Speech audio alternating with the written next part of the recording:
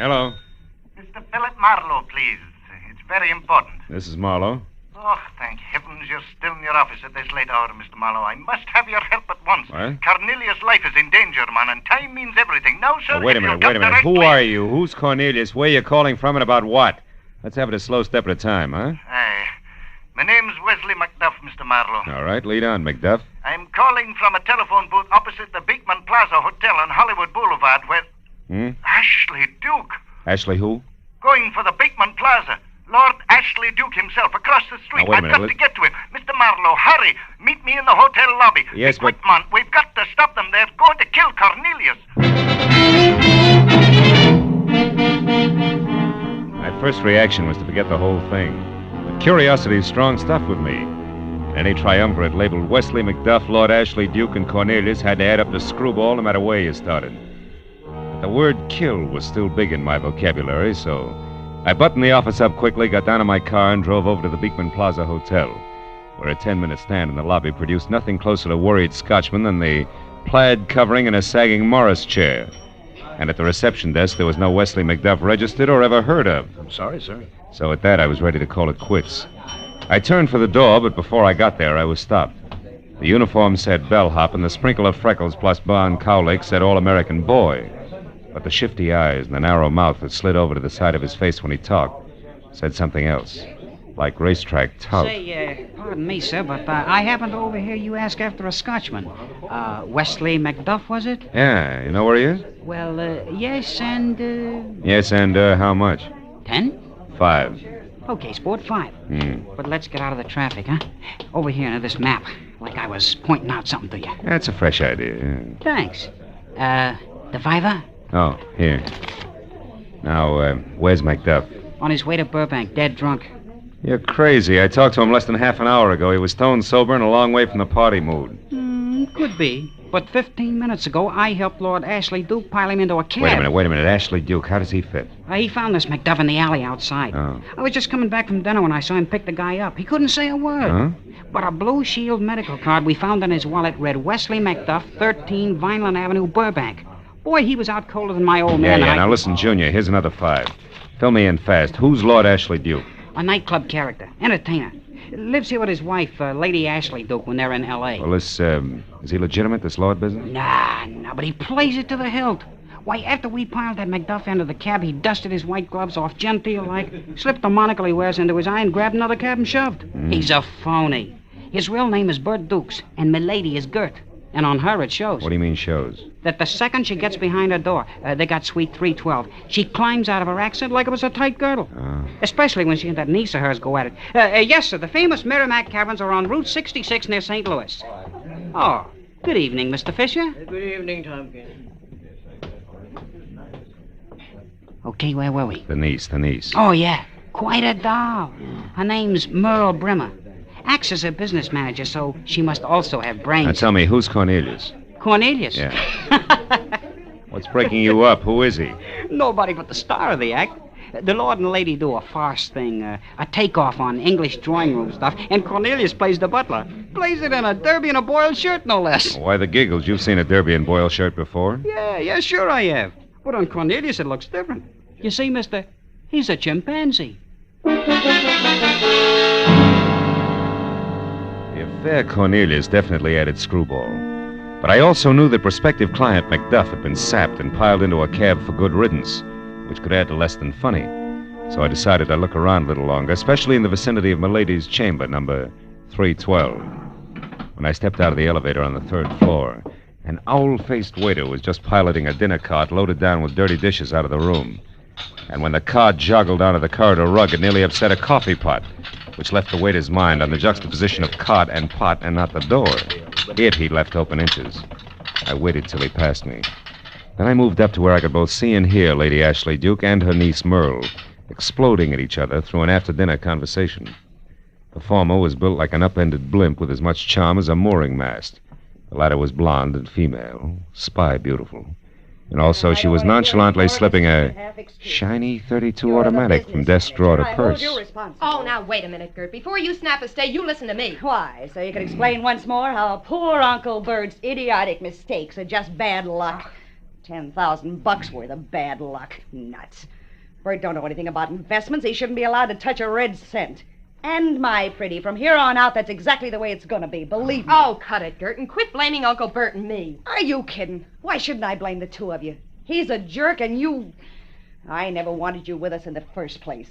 My niece. Ha! Oh, shut up. And remember, dear Aunt, your husband likes me around. I'm good for his morale, he says. He'll never let you fire me. So don't waste your breath. Auntie? Get out of here. Go on, get down to the freight house and keep your eyes open. We don't want to lose Cornelius. Don't worry, darling. Guard duty's an old specialty of mine. Yes, who is it? Name's Marlowe. We'd like to see Lord Ashley Duke. Oh, well, Oh, wow. Yes. He's not in, but what did you want to see him about? Business. Can you help me? Perhaps. You see, I'm his business... She used to be his business manager. She was just leaving, weren't you, Merle, darling? Yes, Merle, darling, was. Mr. Marlowe, Lady Ashley Duke. Goodbye, Auntie. Unhappy, huh? Oh, rather. Now, sir, to save each of us time, let me be blunt. Lord Ashley Duke is no longer interested in making any investments whatsoever, nor will he be interested at a future date. Is that clear, sir? Yes, like well water, Lady Ashley Duke, and if I were looking for an investor, I'd keep it in mind. But you see, I'm a private detective working for Wesley McDuff. A paper?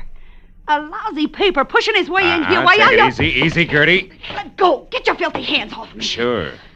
Just as soon as you get back into neutral. I also want to save us time, and I want to save Cornelius, too. Now, do we talk or wrestle? Which? Oh, all right. 7 weeks ago, Lord Ashley Duke and I bought Cornelius from that crazy monkey raiser out in Burbank. We paid Macduff $30,000 for a run-down 17-year-old chimpanzee. Well, then why do you want to kill him? Macduff thinks you're going to. Yeah, Macduff's crazy. Just because we change our minds and instead of staying here in L.A., decide to go on the road. Macduff thinks Cornelius will catch cold and die. So he wants him back. Yeah, but you'll get your money back. Yeah. But what about the 7 weeks of work just to teach him to drop a glass? Not only that, he's a wonderful imitator. I can see your point. Besides, a deal's a deal. And we're taking the risk of Cornelius's death, not the loon who runs that Burbank animal farm. Why, that Scotchman thinks every animal in the joint's related to him. It's an old idea, honey. But look, Lady Ash... What? We've had our talk, people. Now get out. Go on. Go on. Get out before I forget I'm, a lady.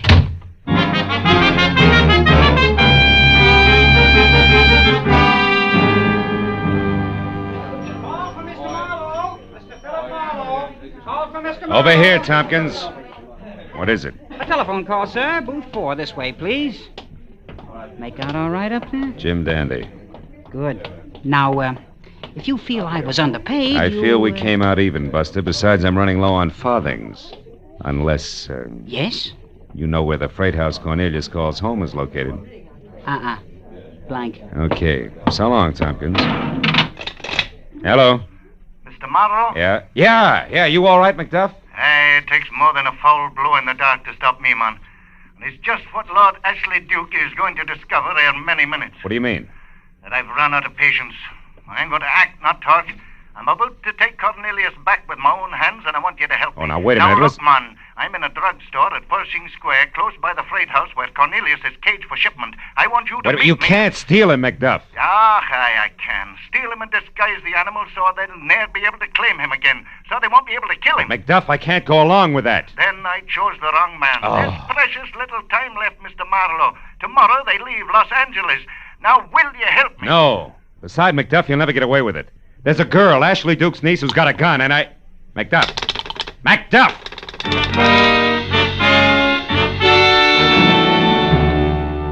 All the way from the phone booth through the lobby into my car outside, I kept telling myself 3 things. 1, I wasn't working for McDuff. 2, McDuff was about to commit a crime. And 3, I couldn't worry about the gun in Merle Brimmer's purse. It was all none of my business. So when I was in behind the wheel of my car, I pointed it toward my apartment on Franklin, lit a cigarette, and forgot about the whole thing. But a block later, I threw the cigarette out, turned, and headed for Pershing Square. Scots with animal farms in Burbank obviously weren't the only crazy people in Los Angeles.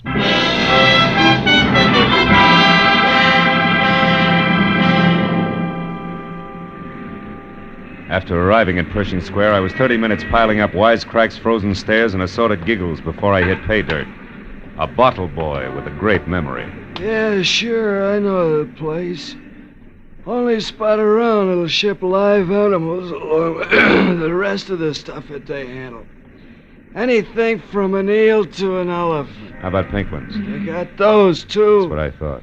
Yeah, I worked there once during the Christmas rush. Made the price of a fifth in one day. Now, look, you'll do it again right now if you can tell me one thing. The address, what is it? It's, Yeah? 44... Come on. 42... Stick with it. Yeah? 4th Street. Attaboy. Here's 5. Crawl back in the bottle. I'll see you.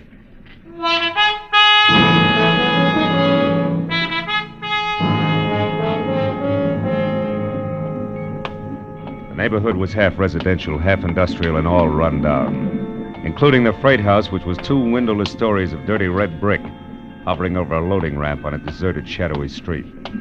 I started slowly toward it when suddenly a side door flew open and an excited old man with flashlight and giant key ring that spelled night watchman leaped out of the building, arms and legs going like twin beaters on a mixmaster. Help me, I can't catch him myself. Hey, Help Pop! me. Hold it, is it the chimp? Yes, and he's raising the roof in there. Yeah? If I shoot him, I'll be fired. He's worth a fortune. Yeah, I know all about it. Come on, I'll give you a hand. Oh, okay, good. Now, let's go. Where is he? Upstairs, hanging in one window at the back.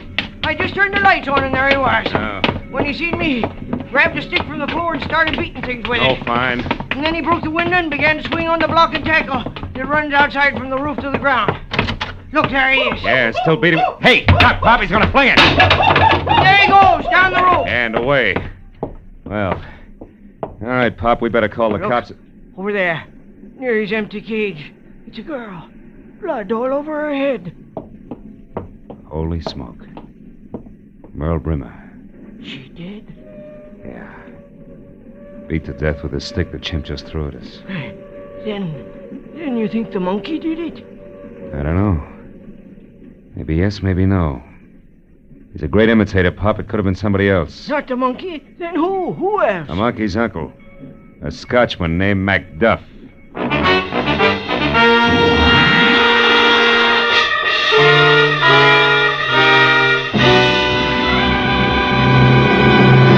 In just a moment, the second act of Philip Marlowe. But first, Groucho Marx will make another of his famed personal appearances on most of the same CBS stations this Wednesday night. Groucho Marx, whose many activities include emceeing You Bet Your Life, one of the craziest quiz shows on the air. You're cordially invited to hear Groucho Marx every Wednesday on CBS. Now, with our star, Gerald Moore, we return to the second act of Philip Marlowe and tonight's story, The Monkey's Uncle.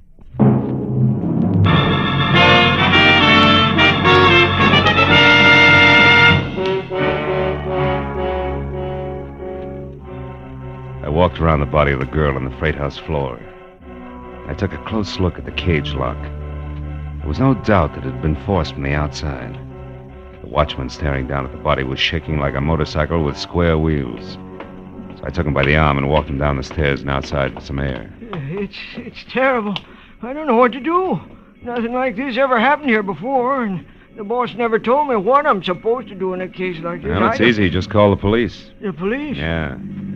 Also the SPCA and Frank Buck. Chances are we'll need them all before the night's over. Okay, mister. Thanks. Hey, who's that getting out of that cab?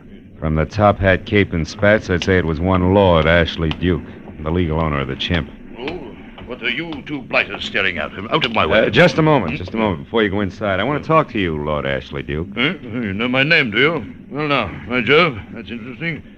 I don't know you, sir. I'll survive. Why'd you come down here tonight? Because I heard that my niece was here, protecting my property. And that's no suitable task for a girl. Not capable to do that sort of thing, you know. It's a man's job, you know. I had a beastly time finding the place, too. You haven't been here before, huh? Oh, yes, a couple of days ago. But that was in broad daylight. Stand aside, One sir. thing more. Why did you slug Wesley McDuff tonight and dump him in a cab? Just who are you, anyway? Private Detective Philip Marlowe's the name. Well, sounds British enough. About as British as you are. Oh, yeah. And you, I presume, are the watchman. Yes, sir. That's me, Your Highness. What about Macduff, Your Highness? There's no choice. The blighter wanted to welch on the transaction we've made. I refused, and he threatened me. So I bopped him. And then made out he was intoxicated, you know. Packed him off in a cab, you know. Yeah. Nevertheless, when a man sells me a monkey, by George, that monkey is mine. I thought that treatment might bring Macduff to his bloody senses. Well, it didn't. It made him tougher. And what's more, the chimpanzee is gone, and... Cornelius is gone. Hey, wait a minute. Come on, Pop. Okay.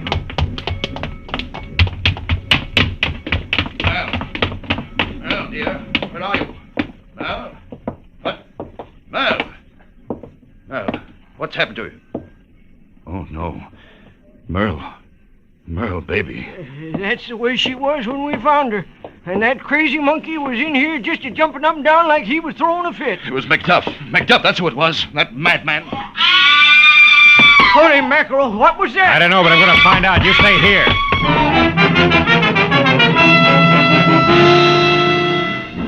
The scream had come from the architectural blunder next door. It was one of those big gingerbread houses left over from the 1800s, and I got there just in time to meet the witch. The scaly front portal was jerked open in front of me, and there she stood. Like a pool cue in high panic, topped by a head of brittle orange hair, half done up tight in curlers, the other half streaming over her face. She clutched frantically at the stained kimono with one hand and me with the other one. Take it easy. Hold it, will you? What's going on? Oh, that face, that awful face. What face? The ugliest thing I ever seen. Oh, protect me. It's upstairs All right, take it easy. Will you calm down and tell me what happened? I was upstairs in my room taking my hair down, see, when I happened to look over at the window, and there was that face, shoved right up against the glass. Oh, I swear I never seen nothing like that since before I took the cure, mister. All right, now listen, and hair all over it, red eyes and a big grinning mouth. What was like one of them giant gorillas they got in the movie. That's Cornelius, all right. Where's the room? Oh, up there at the head of them stairs. Oh. Hey, you ain't going up there and leave me all alone, I hear. Well, then come along. Corny's a trained chimp. He won't hurt you. Oh, no, not me, brother. I'm getting... Where? Right there. He stuck out his tongue and made a face at me. Tell me, is that a passage out there between the houses? Oh, no, it's a kind of an air shaft, only it's closed up at the back. Oh, you mean he can't get through to the alley? Yeah, that's right. There's no way out of there except the street. All right, come on, let's get outside. We got him cornered. Oh, you got him cornered, baby, mister, not me. I don't want nothing more to do with that ugly puss. The air shaft was a scant 18 inches wide, and as dark and cluttered as the inside of a goat pen with odors to match. I worked my way back as far as the bashful light from the street reached. Oh, be careful in there, mister. Then I stopped and listened. But Cornelius was a genius. There wasn't a sound. And I couldn't see my hand in front of my face, to say nothing of a black-haired chimpanzee who was no doubt getting a big kick out of the entire procedure.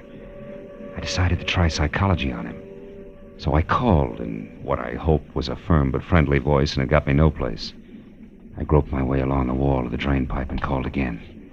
This time shorter on the friendly and longer on the firm, which was a mistake. The drain pipe should have given me a hint, but it didn't. Oh!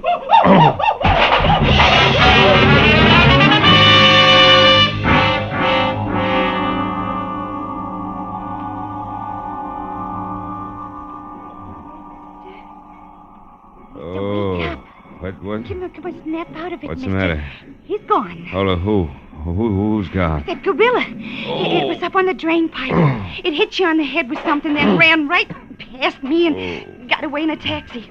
Oh, come on, let's get out Oh, wait a minute, baby. I could have sworn you said the monkey took a taxi. Yeah, he did. I watched the whole thing. Oh, my. As soon as it got out in the street, a man in a checkered tan with a crooked stick in his hand came out from between them buildings over there and called it. They ran up to a taxi. The driver jumped out and they drove away. I seen him. The driver jumped out and they drove away. Yeah. I don't think you took the cure soon enough. Well, I seen something else, too. Huh? A fat bird in a high hat and spats came charging out of the freight house there, saw the cab leaving, got in a green coupe that was parked in front, and took off. Holy smoke, that's my car. It's gone. How do you like that? Yeah. Now maybe you'll believe me, huh? Every screwy word, sweetheart. Now, look, you didn't happen to see... Well, look, that's the cab driver there. Did anybody see what happened? I gotta have a witness. My taxi was hijacked off of me by two crazy guys. One of them looked like an ape, exactly like an ape. Move over, bud. We're on the same raft. My car's gone, too. Tell me what happened, will you? Start at the top. Okay. Tonight I bring this big shot in a high hat down here to the freight house. He hops out, tells me to wait, see? Yeah? So I drive down the block and turn around. I'm parked right over there, trying to grab a quick 40 winks, when up comes this loon. A Scotchman? Yeah, that's him. Yeah. He throws me a fast address and starts getting in, see? I politely tell him the flag is down, but he keeps coming. You see, it's just Yeah, like I know it's just like it. Now, look, did you ever see this Scotchman before? No, never. I figure maybe he's got a snoot full of happy days, nothing more. So I'm reaching over to block him when a pair of hands that feels like a doormat with muscles grabs me around the neck. I twist around and look, and what do I see? Cornelius. Him I don't know, but an ape man is crawling in my window. So help me, I'm rubbing noses with a missing link. Yeah, I know. Then what happened? Mac, I jump out of the taxi, and before I know it, the old geezer gives me a clout with his stick, piles in. The next thing, my taxi's gone just like that. You gotta believe me, somebody's gotta back me up. If I try this on the cops, they'll have me in a padded cell in no time. Well, don't worry about it, fella. Just reach hard for that address the Scotchman gave you. Can you remember it? Oh, sure. Let me see. It was the Rushmore. Rushmore. Yeah. Yeah, that's a down at the Hills motel out on Vernon. Somewhere around Beverly Boulevard. Ed Nathan's... Whoa. Stepped on something here on the sidewalk. Oh, you sure did, Cutie. Smashed it, too. It looks like somebody's watch crystal. Sure, ladies' watch crystal. Oh, a nice one. See? It had this hunk of black ribbon with it. Ladies' watch. Hey, wait a minute. Let me see that. Sure, here. It's velvet, see? Yeah, it sure is. It doesn't fit. Not here. No one's been here but the three of us and the chimp. So long, kids. Hey, wait. Where are you I'm going? going to talk to a liar about a murder. I'll see you later at headquarters, I hope. But what about my taxi? Talk to the night watchman in the freight house. You'll be good for each other.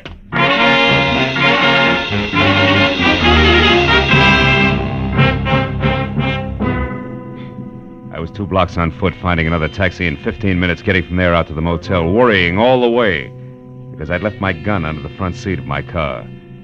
Business was slow at the Rushmore. The only cabin that showed a light was the last in the rear, next to the alley.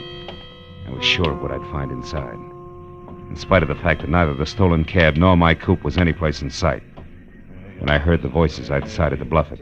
I went up to the front door and pressed my ear against the flimsy panel. Anyway, a bargain's a bargain, McDuff.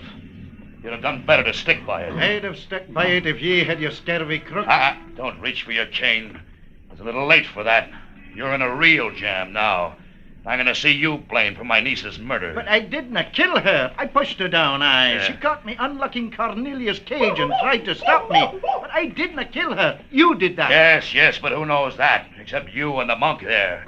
And he can't talk, and you won't believe me. You're daft, man. Why did you do it? Because I had to. Because Merle was bleeding me to death. Every cent I could lay my hands on.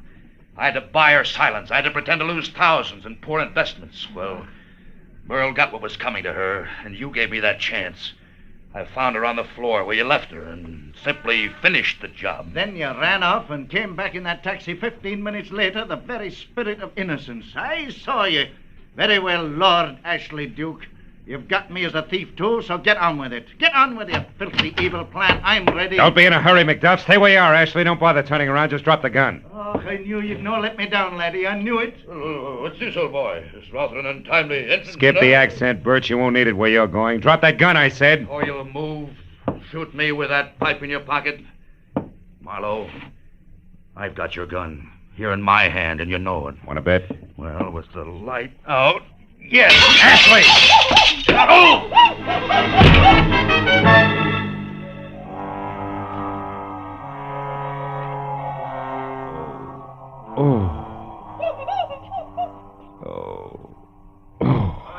It's a very strange thing, lad. He hit you but once, but there are 2 lumps on your skull. Do you ken this condition? Never mind. Skip it. I don't want to talk about it. Go. Where's Ashley? Trussed up there in the corner. He should be coming around soon. You see, Cornelius, as you've no doubt learned, is a great imitator. When he saw Ashley bat you on the head with a gun, he grabbed McCain, leaped up on the dresser there, and batted Ashley on the head. Oh, no. Not with this headache. Hey. Don't tell me I'm indebted to that. Just when I was learning to hate him. Aye, we both are, for our lives. But tell me, what does a black velvet ribbon and a watch crystal mean? He mumbled that over and over while you were out. Oh. Well, that's how I knew Ashley was a liar and a killer. See, the cab driver stepped on a round piece of glass that looked like a watch crystal with a ribbon attached.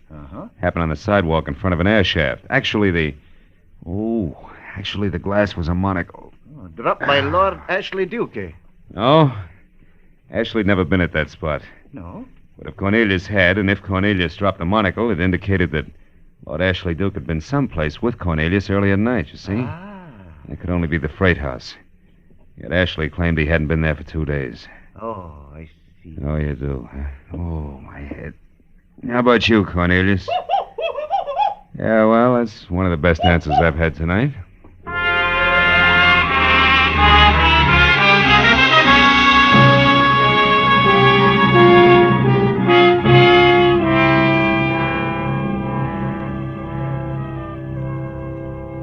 It didn't take long at police headquarters. Maybe an hour altogether. A killer was locked up for trial, and the key witness ate 3 erasers, spilled a quart of ink, and broke a window before the homicide boys finally gave up. I watched the phony Lord Ashley Duke walk down the corridor to his cell. Any connection he had with man was just the category. Then I watched Macduff and company leave, too. A couple of regular guys. The monkey, and the monkey's uncle. A genuine old Scot who loved life, and his shuffling friend whose only limitation was his inability to speak. But he communicated all right. In the only language that means anything. Love of one creature for another.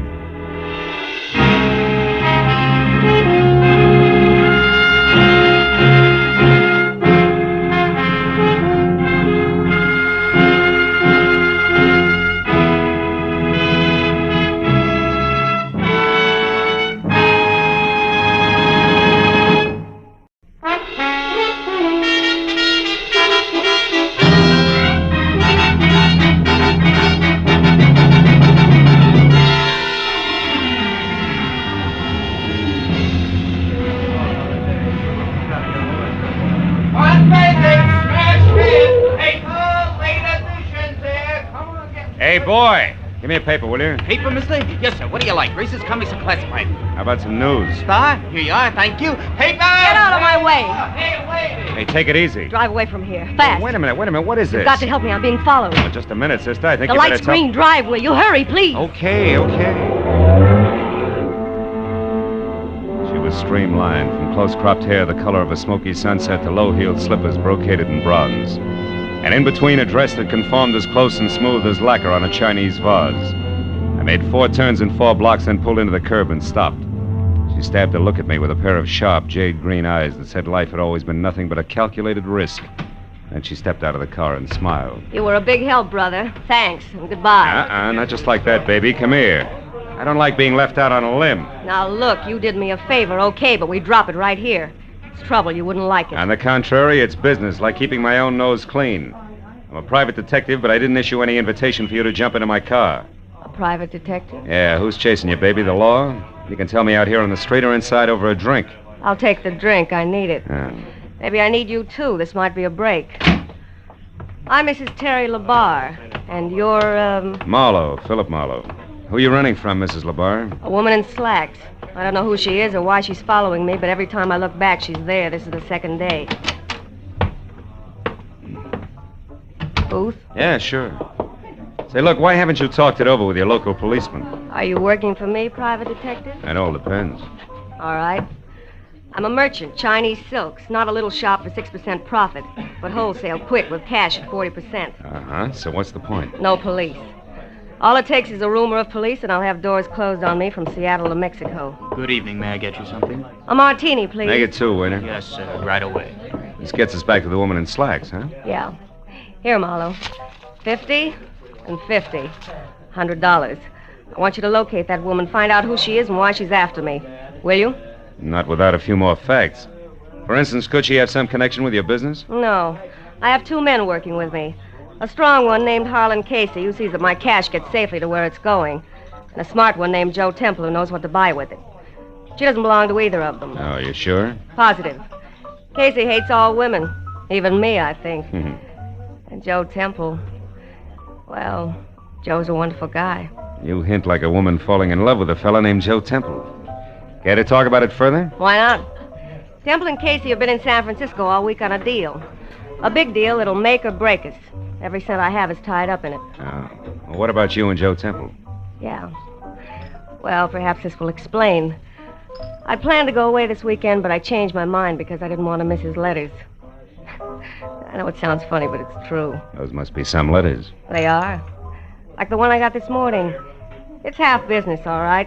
Complete account of how hard he and Casey worked for me yesterday in San Francisco. But the rest of it is to me, personally. I don't want to sound old-fashioned, Mrs. LeBar, but what about... My husband? Yeah. That was a mistake I couldn't live with. One thing I can't stand, Marlowe, is being lied to. It leaves me vindictive. I'm suing for divorce right now. Vince LeBar is a human leech, as cold and spineless and parasitic as the real thing. Okay, but why would your hating your husband put a woman in slacks on your trail? I don't know. All right, Terry, I'll worry about that, too. Any idea where I can start? Just one. I pulled a switch on her yesterday, Marlowe, for about an hour. I trailed her to the corner of Wilshire and La Cienega, then lost her in traffic. There are several dancing schools around there. Is that worth anything? Maybe. What kind of car was she driving? We were both walking. She's tall and brunette, and I've seen toads with nicer eyes. Not enough. Can't guarantee anything. I'll keep my fingers crossed, Marlowe. Here, take the 100. Oh. Do what you can to report to me at my place, 204 Beechwood Circle. Okay? Pardon, sir. Your drinks. 2 martinis? Oh, thanks. Here. Oh, thank you, sir. To your success, private detective. To your health, silk merchant. Drink hearty.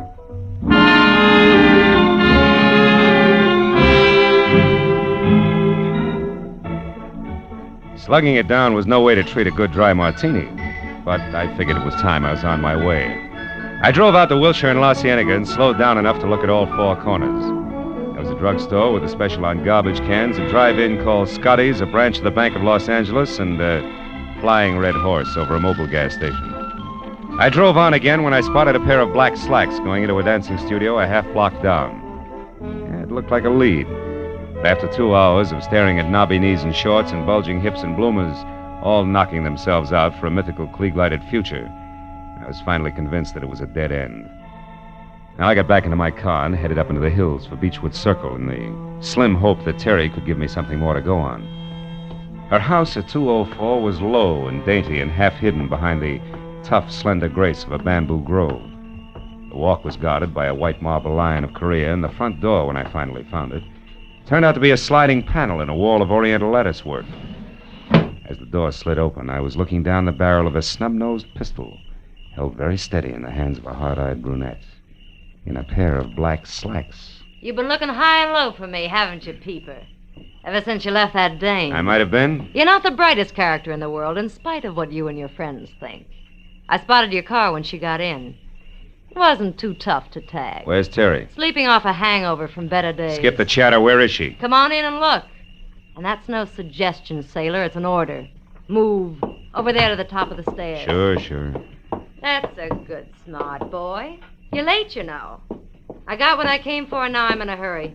Turn around. Look, sister. Shut up! And happy landing!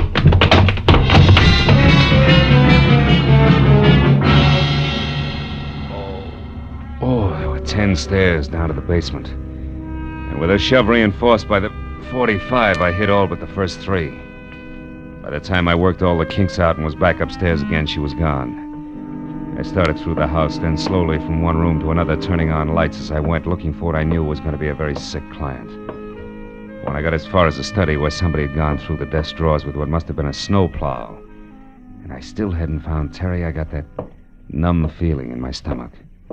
I started out a side door that opened into the patio. But then I heard a whistle from the front walk. I cut back through the house instead and waited near the door. Terry! Hey, Terry, can I come in? It's little Joe, the Frisco kid. What happened to your weekend trip, honey? Who are you? What do you want? Hiya, Temple. How do you know me? Mrs. LeBar hired me today just after she canceled the weekend. She gave me a rundown. She hired you? What do you mean? I'm a private detective named Marlowe. Why would she hire you? Because she was being followed by a brunette in slacks. She didn't like it, and that's all the information you're going to get, so relax. You say Terry isn't here? Isn't home? Not so far, no. Come on back here to the study, Temple. I want you to look at something. Somebody's gone through the desk in an awful hurry. Yeah, I see what you mean. Maybe you know something about what's missing, huh? You and Mrs. LeBar were fairly close, from what I'm told. The letters. The letters are gone. Terry kept my letters in this bottom drawer. Ah. By the way, Temple, where's your sidekick, Harlan Casey? Oh, I don't know. We both left San Francisco yesterday. He hates to fly, so I assume he took a train. He ought to be here in L.A. now. Well, you don't think Casey's mixed up in this, do you? I don't know. It could be. Vince LaBar. That's who it was that got those letters. It was Vince LaBar. They were really love letters. The business part was nothing. And LaBar is the dog-in-the-manger kind of guy who wants everyone to be unhappy if he That is. fits, Temple. With a smart lawyer, your letters to Terry becomes grade A material for a countersuit for divorce. Sure, he could make it stick and also get a fat settlement under community property laws. Now, listen, here's what you've Marlowe. got. Marlowe, it's Terry. Terry! Temple, Terry! wait! Terry. Look at her, Marlowe. Look at her. She's dead.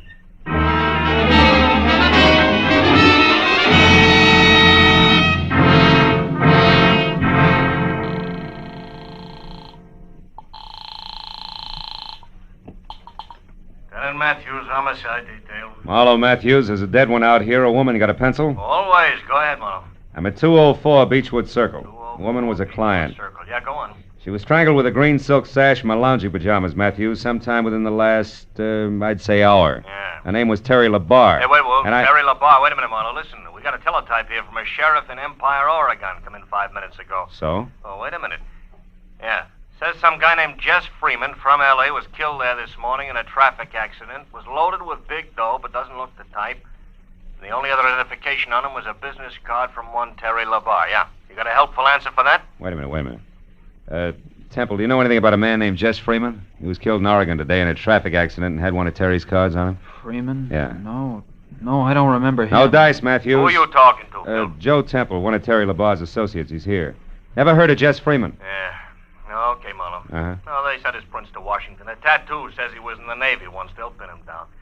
Now, about out there, any idea who killed him? Yeah. Maybe a brunette in slacks. I think I know where to find her. Well, that's dandy. Sit on it till we get there, Marlowe. Be right out. Wait a minute, Lieutenant. What? Look, right now it's only a hunch, but if I move fast and quiet, I might be able to develop it into something worthwhile, okay?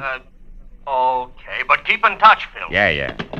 I still can't believe it about Terry Marlowe. Now, look. Why don't you just go home and take it easy? I'll tell Lieutenant Matthews where he can find you, huh? Thanks. 1310 Marlborough Drive. Right. Now, tell me, you know where Vince LaBar lives? Yeah, the Laverne Apartments on Rossmore. Uh-huh. He's got a suite on the top floor, 7A. 7A. And, if it's any help, he drives a new green Nash sedan. But I thought you said that it was that brunette who... I did. And if Vince LaBar can't lead me to the lady in long pants, I'll eat my shirt. What's more, Matthews will see to it personally.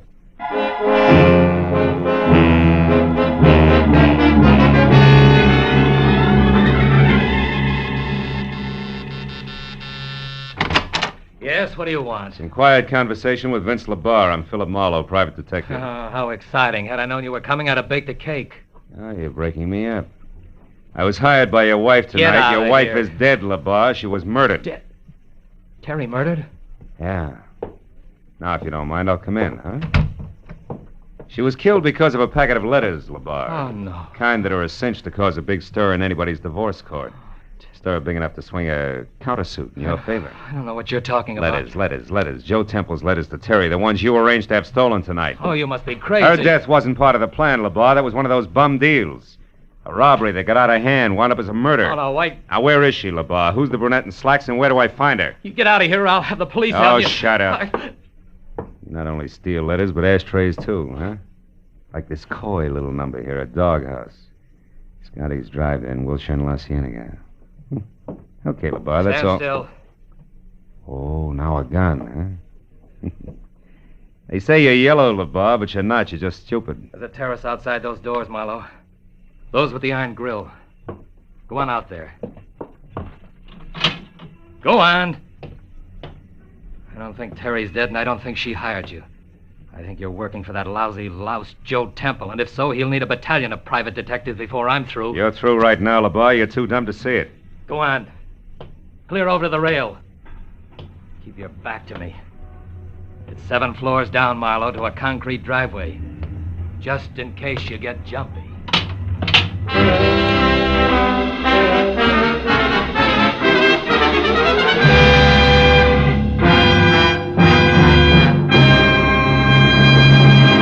In just a moment, the second act of Philip Marlowe. But first, most people like to know what to expect. But on at least one CBS show, a great part of the fun is in what turns up on the spur of the moment. That show is Groucho Marx's Great Quiz, You Bet Your Life, heard every Wednesday night on most of these same CBS stations. Now, with our star, Gerald Moore, we return to the second act of Philip Marlowe and tonight's story, The Vital Statistic.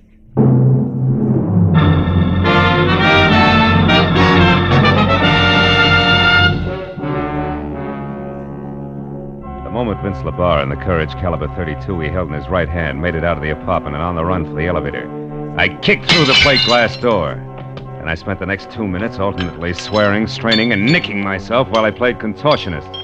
In and out of the fancy snake grill work on my wrought iron cage until finally I reached the inside handle. And I was free out and over to the telephone in a big hurry.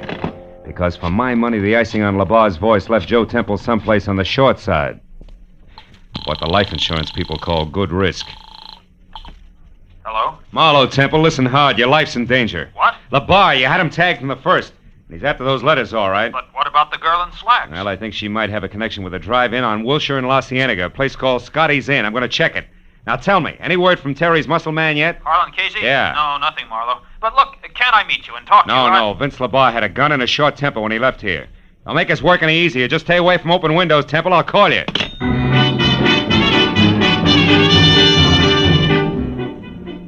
Scotty's Inn was eating on the run in the finest California tradition.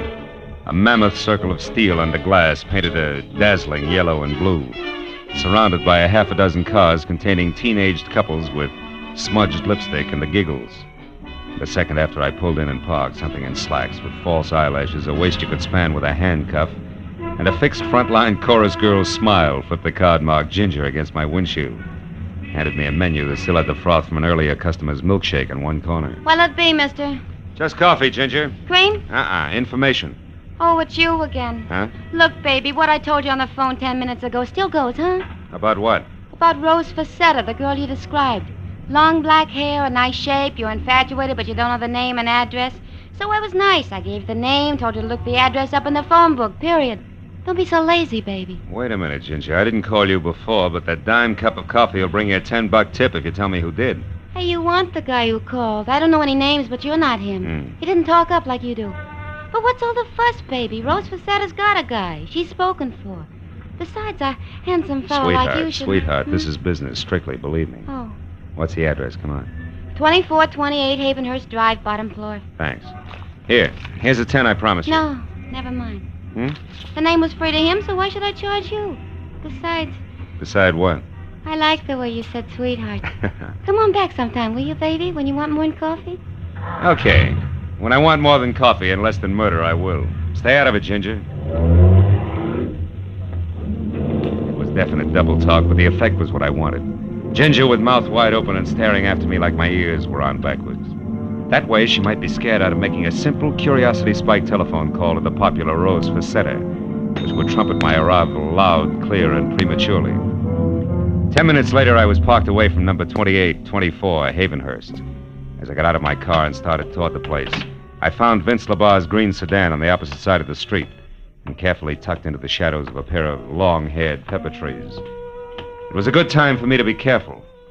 So when I knocked on the front door, which showed yellow light at the threshold and was the starting point for something not too close to music, I did it with the butt end of my .38. Yeah, who is it? Ziggy, friend of Ginger's. She asked me to deliver you a message, Rose. Oh, all right. What's the message, friend? Why, you loud... Don't try it, sunshine. There's no law against shooting ladies who knock you downstairs. Now back off. Come on, move, but not too far. The moment I want you in between me and Vince LaBarre. Who? Look, Angel, it's all real plain. Those suitcases behind you there are packed. His car's outside. He's after the letters. Oh, no. Ha ha! There goes Vince now, Buster. Well, Peeper, your opener stinks. Get inside fast. Sure. Any place in particular, sailor? That chair near the desk. Keep your hands in your lap. Okay. If it'll please you, Mr. Detective, I'll be very glad to. After all, you're my guest, and I should be nice to you. Now we talk like a little lady, huh, Rose? Vince LaBarre picked up the letters from you as scheduled, and you're getting ready to run because you killed Terry, and you'd rather not be around for the question and answer period, right? I didn't kill her. I just knocked her down. No. You didn't kill her. You just slowed down her breathing somewhat with a pajama sash. You're wrong, copper. I Skip only... it. Doesn't add any other way. Go on, answer it. Who is it? Mr. Shirley, what's going on in there, Mr. Setter? Landlord? No, the jerk who lives in the top half of this place, along with a few thousand Mr. French Setter, if you don't poodles. open this door, I'm going to call the police. I distinctly heard a noise, and I... Come on in, Mr. Shirley. Well, what? Well, what's going on in here? Who are you? Never mind that now. Get on the phone and call the police. Huh? Oh, yes, of course. Yes, certainly. Oh. Operator, I want the police. 2824 Havenhurst Look, Drive. hero, Yes. you're a little mixed up about some things. Yeah, and you're just a kid to straighten me out. Those letters you got at Terry's place were written by Joe Temple. Was your boyfriend Vince heading for Temple when he left here? I can't... Try hard, sister. All right. Maybe he was. Now leave me alone. Not quite. Hey, you, Mr. Shirley. Oh, yes? On that desk next to you, there's a gun. Keep it on until the law arrives. Oh. Lady's wanted for murder. Well, yes, but what if she should... Yeah, then shoot, Shirley, fast. Because if you don't, she'll kill you. Tell the cops I'll fill in the blanks later. Oh, now, wait. Why must you leave? Why don't we both watch her? Because a guy named Joe Temple needs my help a lot more than you do.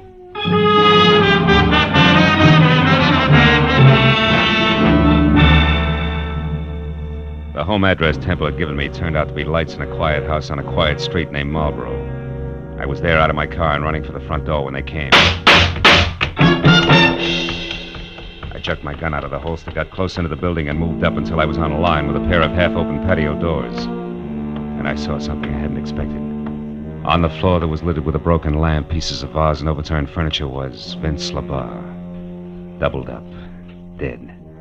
And standing over him, his face the color of soft cement, a .32 dangling in his limp right hand, was Joe Temple. When he saw me, he tried to talk, but the words jammed in his throat. When I stepped into the room, he began to tremble. Marlowe, I shot him. I couldn't help it. He was gonna... Sit down, Temple. Get hold of yourself. You got any brandy around? Over on that table near the phone. No. He was out of his mind, Marlowe. An absolute maniac. He said he was gonna kill me. So you lunged for him, there was a fight, and you came up with the gun, huh? Yeah. And when he started for me again, I pulled the trigger. And then I did it again. And a third time. Yeah, here. Drink this. He brought the letters back, Marlowe. They're inside on the floor where he threw them. He said they didn't mean anything anymore. That he and that girl in the slacks had taken care of Terry. Take it easy, Temple, easy. He seemed to go crazy. He said I was a wife stealer, the cause of his trouble, and that I deserved death. Well, that's when I jumped at him. It was terrible, Marlowe. Yeah.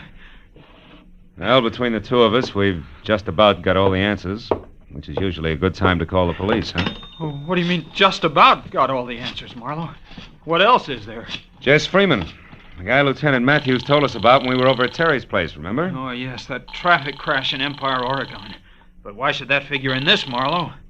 It shouldn't, but I think it does. I'm inside, Detective Lieutenant Matthews speaking. Marlowe Matthews, another dead one on the Terry LaBarre case. Oh, no. Yeah, Vince LaBarre, her husband, he was shot. Who did it, Marlowe, do you know? Yeah, a guy named Joe Temple. It was self-defense. We're coming in, Matthews. I'll take that gun, Temple. You get the letters. Let's go.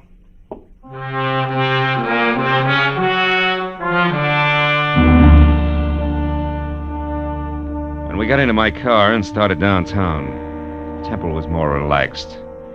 And he talked easily until we passed Vince LaBarre's sparkling green sedan parked a block away. Once again, close into the shadows, and once again, empty.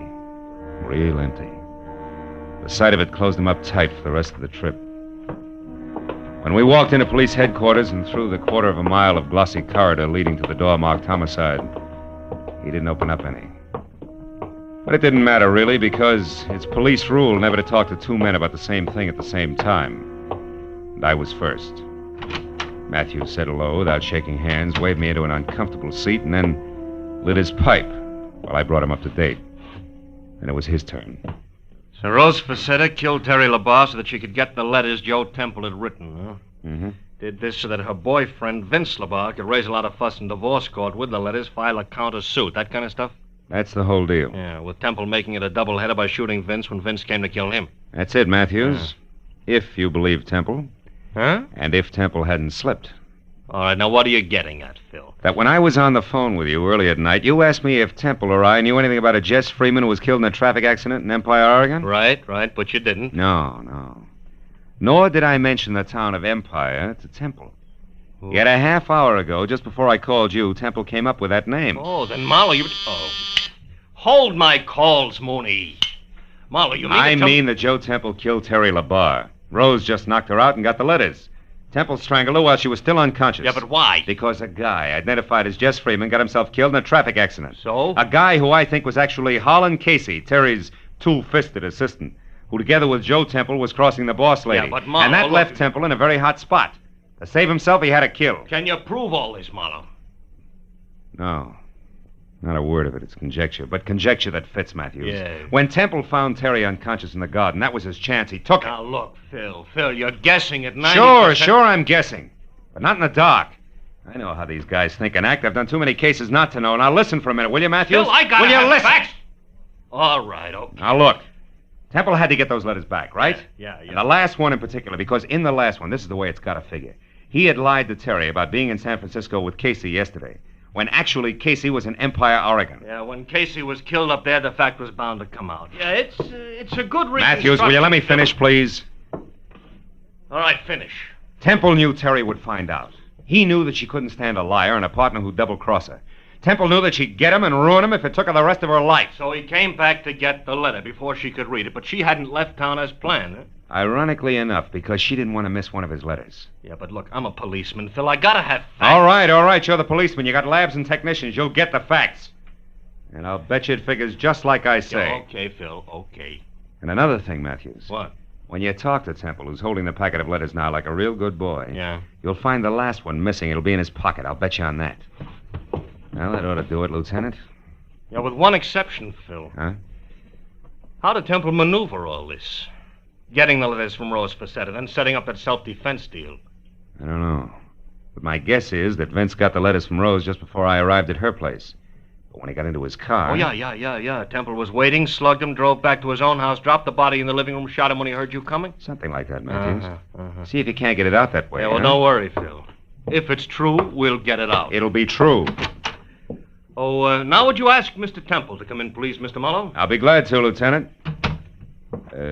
Say, Temple, Lieutenant would like to see you. All right, Marlowe. I think I can speak coherently now. Good. They like to get the facts straight in there. Go ahead. Yes, of course. Good night, Marlowe, and thanks for your help. Oh, good evening, Mr. Temple. Sit down and start talking.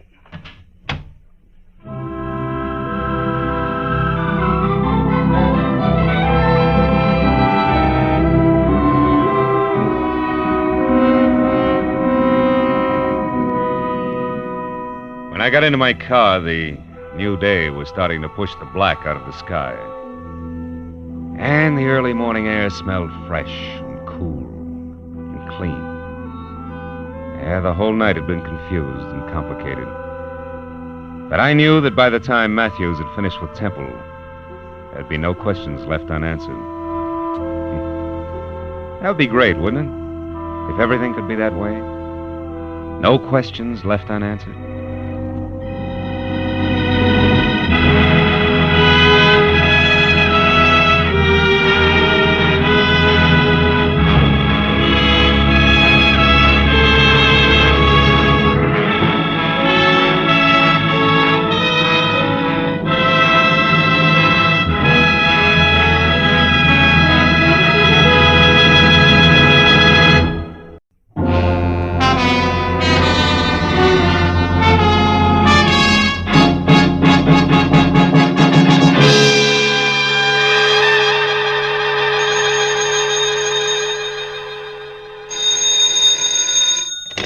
Hello. Mr. Philip Marlowe, please. This is Marlowe. Oh, my name is Harvey Kettering, and I'm to be married in 4 hours at 9 sharp. Well, congratulations. I hope you'll be very happy. But my bride is gone.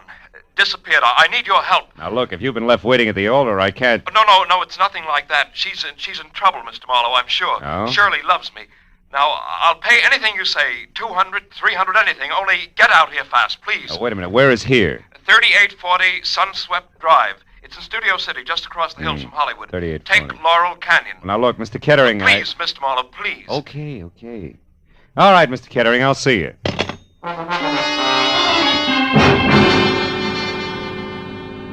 The address he gave me turned out to be a healthy chunk of old Spain. A whitewashed house that spread out for at least 100 yards under a pink-tiled roof. I was admitted by a butler with owl eyes, no shoulders, and a small bay window, and we played follow the leader over cool marble ankle-deep Persian rug and inlaid Philippine mahogany. Finally, I was ushered into the ballroom, which was big enough for a highlight match.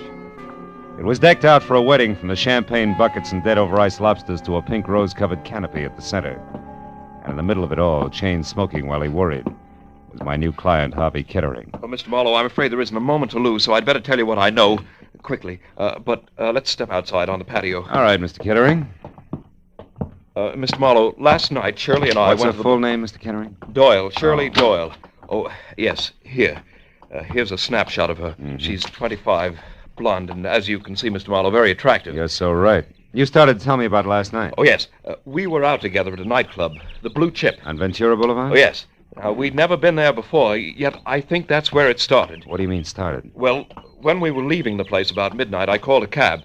I was just giving the driver Shirley's home address, the Moore Park Court Apartments, when suddenly she told me to get in and told the driver to start at once. Do you know why? No, I thought perhaps she'd seen somebody coming from the club. But when I asked her about it, she said it was just her nerves, since tomorrow was her wedding day. I see. Then today she was supposed to call, but she didn't. At 2, I called her. Talk to her? No, she was gone. But I talked to the daymaid. She said when she arrived, she brought in a note that had been left outside Shirley's door. There's one of those leave-a-message pads in a box on her porch rail. Mm-hmm. She said it seemed to upset Shirley terribly. Mr. Marlowe, what are we going to do? Now, look, have you been over there to Shirley's place? No, I haven't. Got a key? Yes, I do. All right, Mr. Kettering, you have the key, so let's go. But, what shall I do about the guests, the Nothing right now. We may be lucky.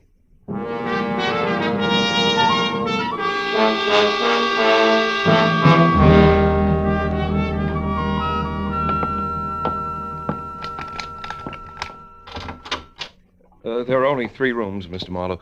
What do you suggest we do? Well, first, let's look for that note. She may have left it here somewhere. Oh, you try the bedroom. I'll start with the wastebasket. Full of papers. All right. Just as you say, Mr. Marlowe. Yeah, sure. Endicott Clinic. 321 North Rossmore. Say, Kettering, what does Shirley do for a living? Oh, she was a receptionist, Mr. Marlowe, at a medical clinic on Rossmore. Well, that figures. Mr. Marlowe. What? Mr. Marlowe, I found it. The note the maid spoke of, it's the same paper written with a soft pencil like the one attached to that box outside. It was on her dresser. Give it here. Let's see it. Dear Shirley Doyle, guess who I ran into last night? Francis Dragato. Suggest you meet me at the corner of Ventura and Whitsett Boulevard at 10:30. Not signed, huh? Is Francis spelled with an E? Yeah, the girl's name.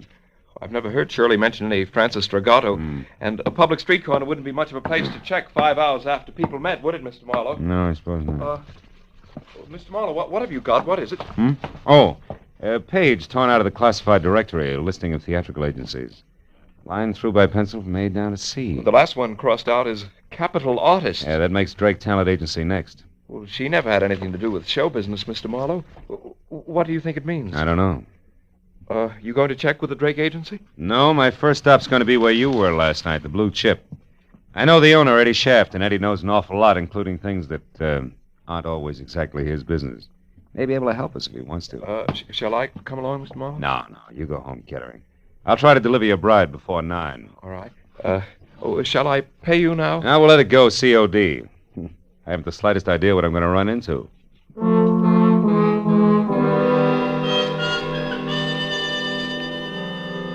The snapshot of Shirley Doyle my client had given me reminded me of the kid you went to school with. You know, she had the kind of well-scrubbed look you knew was quick to smile, but I knew that she could be in a lot of trouble if she was tied in at all with the dapper Eddie Shaft.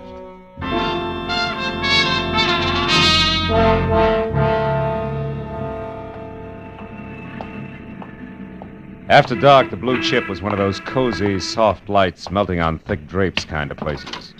It made you forget all about the stiff prices for limp food. But now, at a little better than 5 in the afternoon, under wide-eyed, unblinking work lights, it had all the cushion come hither of a union hall. In one corner, a skinny musician with a golf ball complexion was working over a clarinet, while in the middle of a dance floor with no more diameter than the hole in a candy lifesaver, a girl was standing on a piano stool. She was smoking and looking straight ahead at nothing. Her red shingled hair, promise of a nose, and plunged neckline tagged her as the singer on the posters outside. One Miss Corky, Netherlands. The place is closed, soldier. Glad you told me. Never would have known. Never mind the routine, soldier. Just come to the point. What do you want? Just a few words with the boss. Eddie around? No. No, he's not. How about his bungalow in Coldwater Canyon? You mean it hasn't hit the papers yet? What's the connection between Eddie and the headlines? Soldier, Eddie was stabbed to death sometime this morning. You gotta be kidding. Sometime between 9 and 11, the cops say. Well, so long, soldier. Hey, wait a minute, Corky. You have any idea who did it? No. Except that maybe it was a dame. Any description on her? The law isn't gabby about things, soldier, believe me. If you don't, try Eddie's bungalow yourself and find out.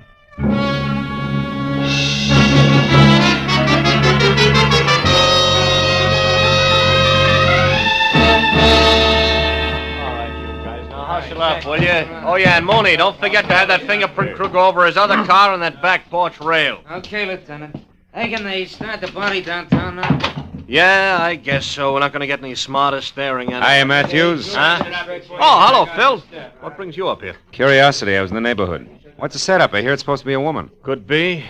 Where do you hear this? Singer over at the Blue Chip, Corky, Netherlands. Oh, her. Yeah, well, she's clear. She Yeah? was home right up until noon, and she can prove it. Mm-hmm. This happened a little before noon, an hour or so. But it was a woman, all right. What makes you so sure? Oh, Phil, fresh lipstick on a glass and a cigarette, a kitchen knife for a murder weapon, etc. No. Also, some long-nosed neighbor saw a girl. Said she was young, maybe blonde. She wasn't sure. Saw her run out of here a little after 11 this morning. Mm-hmm. All this adds up to somebody in particular, huh? Well, it should, Phil. Norma Mayetta. Who? She was... Norma Mayetta is her name. She Oh, was yeah, Eddie's dearest, yeah. you see. It should add, but it doesn't. She left town last night for Chicago in the 1 a.m. plane. We checked it. Of course, Eddie Shaft went with a lot of girls. Excuse me, That's so Lieutenant. right. We just got hold of that night cashier over at the Blue Chip. Yeah, what'd he say, Mooney? Shaft took $50,000 in small bills out of the office safe last night. Oh, what time? About 2 a.m. Had it in a large manila envelope. Yeah. Nothing even close to manila envelopes turned up here, has it? No, Lieutenant, but that gives us another angle to shoot at. All right, Mooney, pass the word to the boys. Okay, Lieutenant. Look, Marlowe, just a passing thought. What? You sure you're just curious? You sure you don't want to play 1 and 1 makes 2 with me? Yeah, I'm sure, Lieutenant. Well, look, I'll see you. I'll give you a call Marlowe, if I... Huh? wait a minute. Yeah? Look, I know all about your professional ethics, relations between client and private detective. We Yeah. won't go into that. We're going to go into something else very briefly, Phil. The law on many points is quite clear, Marlowe. Clear like what, Matthews? Clear like the status of an accessory before or after the fact in a murder case. And like aiding and abetting a criminal. Like a lot of things you know all about, Phil. Keep them in mind, will you? Okay, Matthews. Yeah, I'll see you.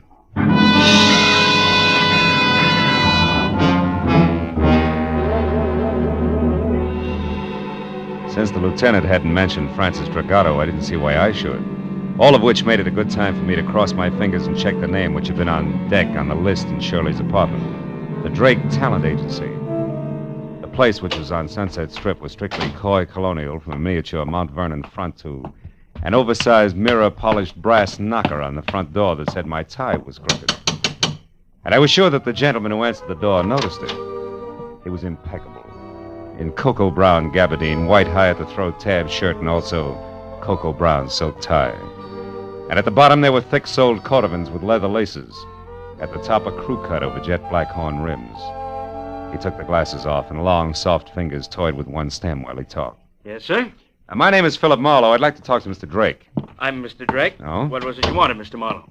Well, I'm not exactly sure. You see, Hey, Drake, this picture here is Corky, Netherlands, right? The third one over, yes. She's a client of ours. But this picture isn't what you came to talk about, is it, Mr. Marlowe? What's her home address? I beg your pardon. Come on, quick. It's important. And confidential. This isn't a Lonely Skip Hearts Club, it. Mr. Marlowe. I was playing a long shot when I knocked on your door, Drake, but now it's paid off, so tell me. Any stranger called for Corky's address today? I don't know, and the secretary's already left. Look here, Mr. Marlowe, what's this all about? Murder, Mr. Drake. Murder? A messy one. Now, do you give me the address, or do I start after it myself? Well, I don't know. Come on, answer up, Drake. The Towers, an apartment hotel on Ivar. Now, one last thing. Don't call her after I leave unless you want to be up to your hand-stitched lapels and cops.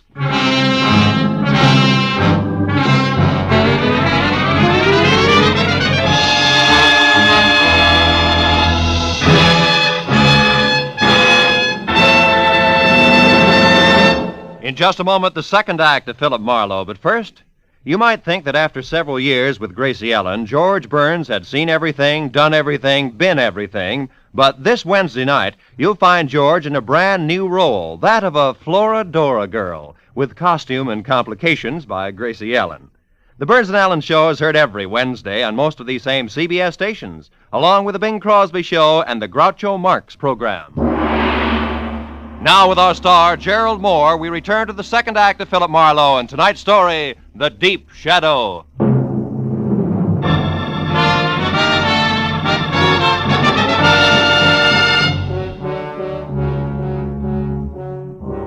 I left the glossy Mr. Drake and his glossy little agency with his mouth hanging open and drove down to Hollywood Boulevard to Ivar and from there up the hill to a 5-story air-conditioned monolith with Venetian blinds called the Towers, which offered about as much sanctuary as the Yankee Stadium. I parked heading downhill and walked in across the buzzing green and silver lobby draped with pale pink curtains and blasé women to the elevator and rode up to the 3rd floor. Corky Netherland's apartment was the 4th down the hall to the right and quiet, but the door was ajar 2 inches. So I rapped hard enough to swing it all the way open. The answer sounded like a cry for help from the bottom of a well. When it came again, I went in, and it took me a few seconds to realize that the noise was coming from a closet. And when I got it open, Corky Netherlands reeled out, looking like she'd been through a threshing machine. She was here. She was after the money. Who was after She what beat money, me Corky? locked up Who? in there. Some dame, I didn't know her, but she... There she is. Shirley! Miss Doyle, wait a minute! It was Shirley Doyle. She'd been hiding inside near the door. She grabbed a handy, oversized ashtray and let it fly at us, then beat it. I made it to the hall just as the elevator door closed, so I took the stairs and raced it down to the lobby. I got out on the street in time to see Shirley with a large manila envelope in one hand pile into a sleek new Hudson and take off. I ran to my car to follow her, but that was as far as I got. I was stopped cold by a nasty little gun in the hands of a southern accent behind a pair of strictly Hollywood dark glasses. Be a good boy, honey, and hold it. Now, look, Right sister, there. who do you think you are? Now, What do you... I'll ask the questions if you don't mind. Why are you in such a fuss over the girl who just made off there? I was trying to get her out of a jam, believe it or not. Well, now, isn't that the darndest coincidence you ever saw? So am I. Only you want to catch her, and I want her to get away. But I guess that's life, isn't it, honey? Yeah, in the raw. You said it. We got big business together, her and me. And it sure don't include you. Just a minute. This ad's like you could be Francis Dragato. Francis who? Dragato. Me? Yeah. Oh, that name's much too fancy for the likes of me, honey. I reckon we can break it up now. So why don't you just give me the keys there in your hand? My keys? Come on, give. Yeah, well... That's a good boy. Now, don't try anything silly. And, don't fret, honey. I'll leave your car 2 or 3 blocks down the street here. Look, maybe you ought to go back upstairs and console little sugar child up there. Maybe take her to a movie or something. You know, to cool her off. Well, that's a nice, fresh thought. I'm loaded with them. Yeah, you're Try loaded. me again sometime. So long. Dames. Someday I'm going to get a case where there's no dames connected. Either directly or indirectly. Parking my car 3 blocks away, that's fine. Just fine. Hey, going up. Flower, please, sir. 3.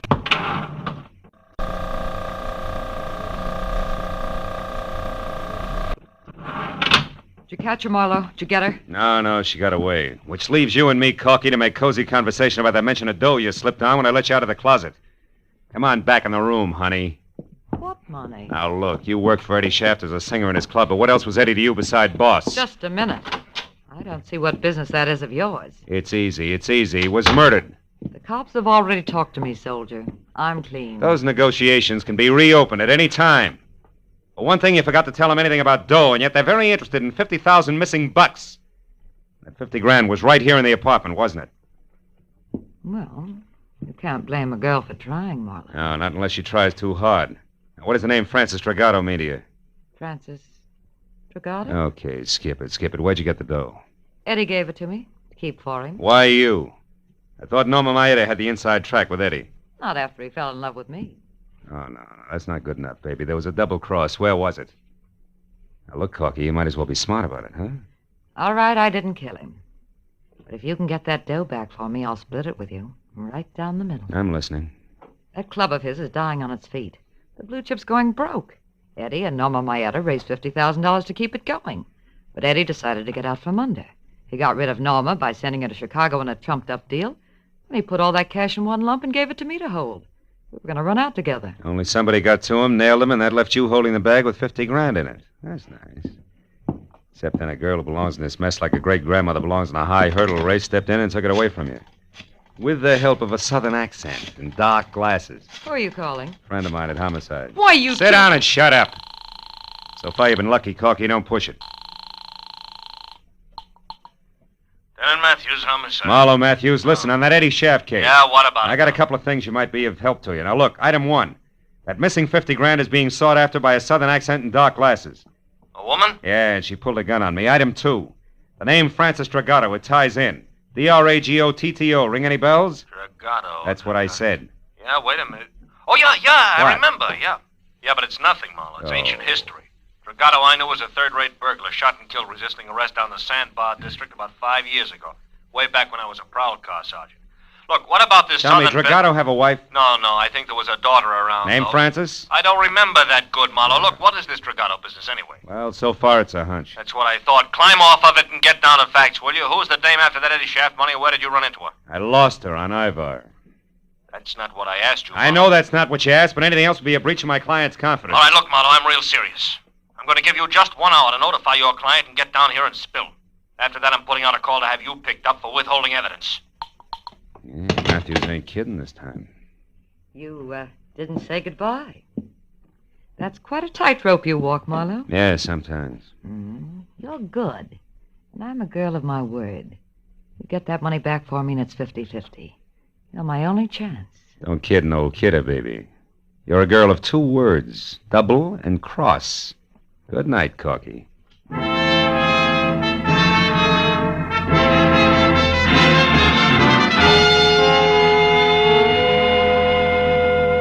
I found my car all right, a half a block from Sunset Boulevard. It took 20 minutes to get from there to the Sandbar district. It was downhill all the way. It was a neighborhood squeezed and cramped in by a solid wall of massive factories, and as festered as the bottom of a bent garbage can. At the corner of River Street and 3rd, I found the house. 3 sagging, rotten stories of tenement that squatted in the eternal shadow of a huge gas tank like a sick, dirty old man. The proud, gleaming giant of City Hall was only 7 blocks away. Might just as well have been 70 miles. I went up to the door and knocked, and finally it inched open, just far enough for a face the color of dishwater to peek out. She hissed at me for a minute through the gap where her front teeth should have been, and then told me she was Ma Hargis, the manager, motioned me inside. The living room looked like something swept out the back door of a down-at-the-heel museum. So, you want to know about the Dragotas, huh? Yeah, they lived here, didn't they? Maybe, maybe not. Cops got the old man about 5 years ago? It's possible. What became of his daughter? Where's Francis Dragato? Why? What are you being so cagey about, Ma? Because a bird that asks questions has got an angle, always. The one who knows the answer's got a price, huh? Always. Okay, how far will a couple of bucks go? From here to the door. $2 won't even buy a buzz on beer these days. All right, we'll make it 5. Here. Oh, that's better. Well, Dirk Dragato and his kid Francis had the 2nd floor here for 15 years. His wife died of TB first year they was here. Oh, she was a smart one, that Francis. Had a hit on her. She always said she was going to get off the sandbar someday and be somebody. Oh, I told her she'd never make it. It's too far, mister. Kids down here get dirty. And it's the kind of dirt you can't wipe off. It gets inside of mine, no. Yeah. Tell me, what happened to her? I don't know. When her old man got it, she left and I never seen her again, not to this day. Probably left town and wound up working the gin mills in some other place. Is that the $5 worth? Huh? Well, you bought sight unseen, sonny. Tell me, you got a picture of her? Yeah. As a matter of fact, I have. Good. She was 17 at the time. It's kind of fuzzy, but you can see Hey, wait a minute, Ma. Are you sure this is Francis Dragato? Say, she lived in this dump for 15 years out, I'm sure, I know. She looks like somebody else. Girl who was supposed to get married tonight.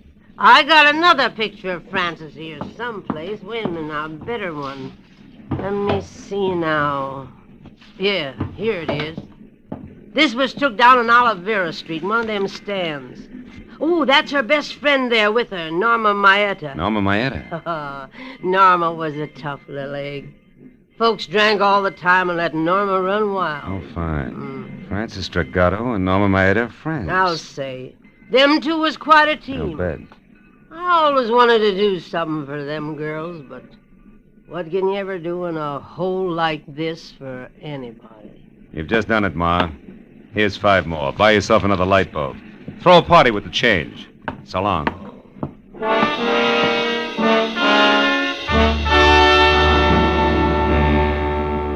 The eyes of one young woman and the chin and mouth of another, side by side, smiling into a camera, had cleared up a lot of questions. But there was one more that needed an answer fast. I called Matthews from the first phone booth I came to, brought him up to date in a hurry, and then asked him to check Norma Maeta's place, and if that was blank, to meet me at the Moore Park Court Apartments, which was the only other likely place I could think of. I crowded traffic lights all the way out, but he and Sergeant Mooney got there almost as soon as I did. And I led them back to Frances Dragato's well-lit cottage, the one she'd taken in her new name, Shirley Doyle.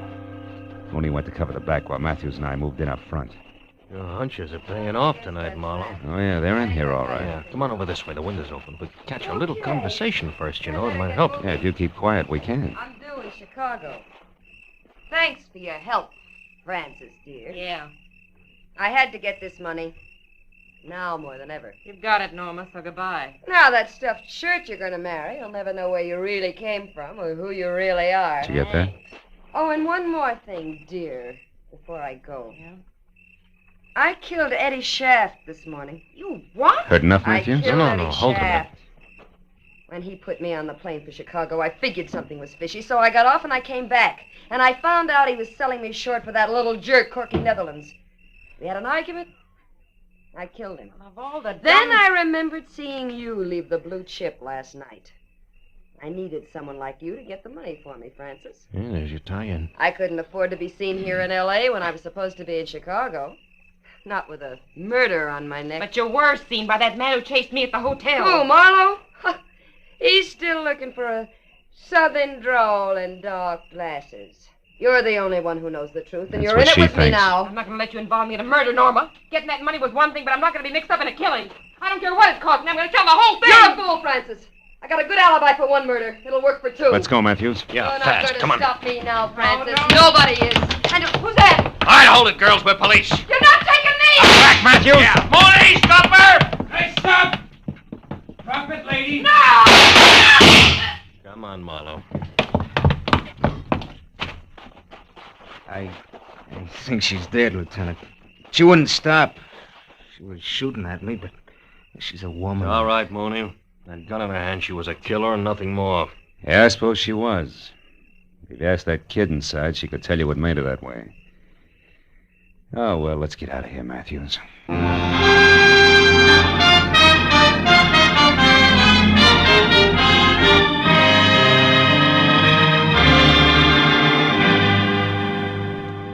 I can't thank you enough, Mr. Marlowe, for bringing Shirley, that is Frances, back to me safely. Oh, believe me, Mr. Kettering, it was a real pleasure. And you, Lieutenant Matthews, for your cooperation on withholding the publicity aspects of this horrible Oh, thing. no, it's okay, Mr. Kettering. Glad to help out. We're going to be married, you know, right away. Shirley told me the story and wanted to postpone the wedding, but I wouldn't hear of it. Good. After all, I'm not marrying her for the past. I'm marrying her for the future. Yeah. Best wishes, Mr. Kettering. Yeah. Maybe tomorrow when Shirley's calmed down. Give her my congratulations, will you?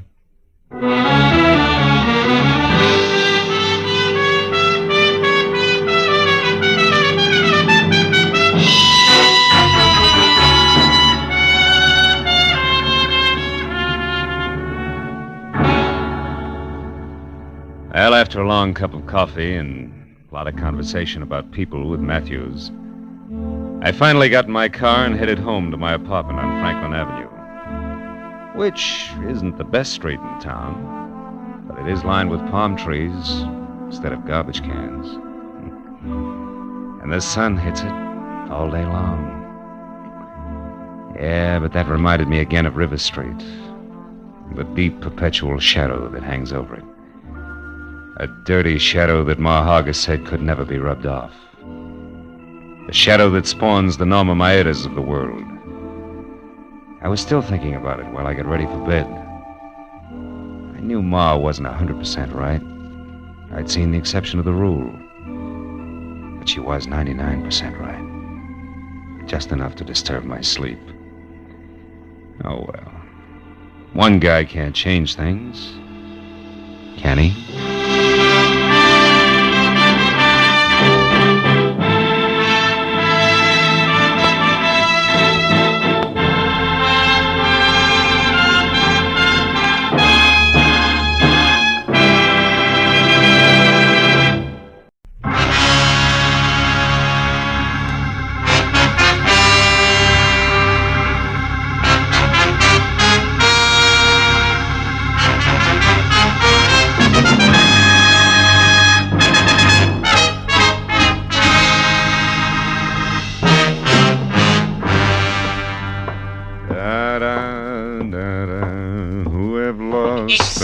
You could tell me where is the office of Philip Marlowe, the detective, maybe? Yeah, sure. Right around the corner here to your left. Oh, thank you very much. My friend, you know this Mr. Marlowe, eh? Well, yes. Yeah, I think you could say I know him. Tell me, he is a reliable man? Well, it depends on what you want to rely on him for. Excuse me, will you? I want to unlock the door. What? You are Philip Marlowe? Yeah, you're so right. Come on in, Mr. Never mind. Now listen to me. I will pay you twice what Henry Pound has offered to you. Also, I will add to that $1,000 for a bonus. Wait a minute. What is this? Henry Pound, 1,000? Please, I have not the time for haggling. We make it $2,000. But you must work for me, not for Henry Pound. You only pretend to work for him. Now, look, Bud, in the first place, I haven't heard from Henry Pound since I worked for him 4 years ago. Huh? Second place, I still don't know who you are or what you want. Huh? Maybe you better sit down over there, start at the beginning, and tell me. You are lying to me! Very well, Mr. Marlowe. The short, dumpy man with wild black hair turned suddenly savage, swung a hard fistful of knuckles at my front teeth, and piled me back up against my office desk. By the time I got out into the hall, he was gone. I was going to follow him, but my phone, screaming for attention inside, stopped me. I decided to be philosophical about it. After all, screwballs find me all the time. Hello, Marlowe speaking. Phil, this is Henry Pound. Remember me? Yes. I just had a reminder. I've been trying to get hold of you for 2 hours. My boy, where have you been? Out to dinner. Now listen, Mr. Pound, me first, Marlowe. This is most important. What? I need your help again, immediately. It no doubt includes a stubby crumb with a head full of wild black hair and a nasty temper that left here on the run 10 seconds ago. Kurt Babesco. Whatever you call him, it's probably it. Babesco, Kurt Babesco. He's the one man I have reason to fear, Marlowe. Yeah? Come out here to my place at once, will you, my boy? Old Henry Pound's future is dangling over a very deep abyss by the merest thread, all because the sword is gone. What sword? What sword are you talking about, Mr. Pound? From the island of Cebu in the Philippines, the Sword of Cebu. What? It means everything to me, and it's gone, vanished. I must have it back. Hurry, Marlowe.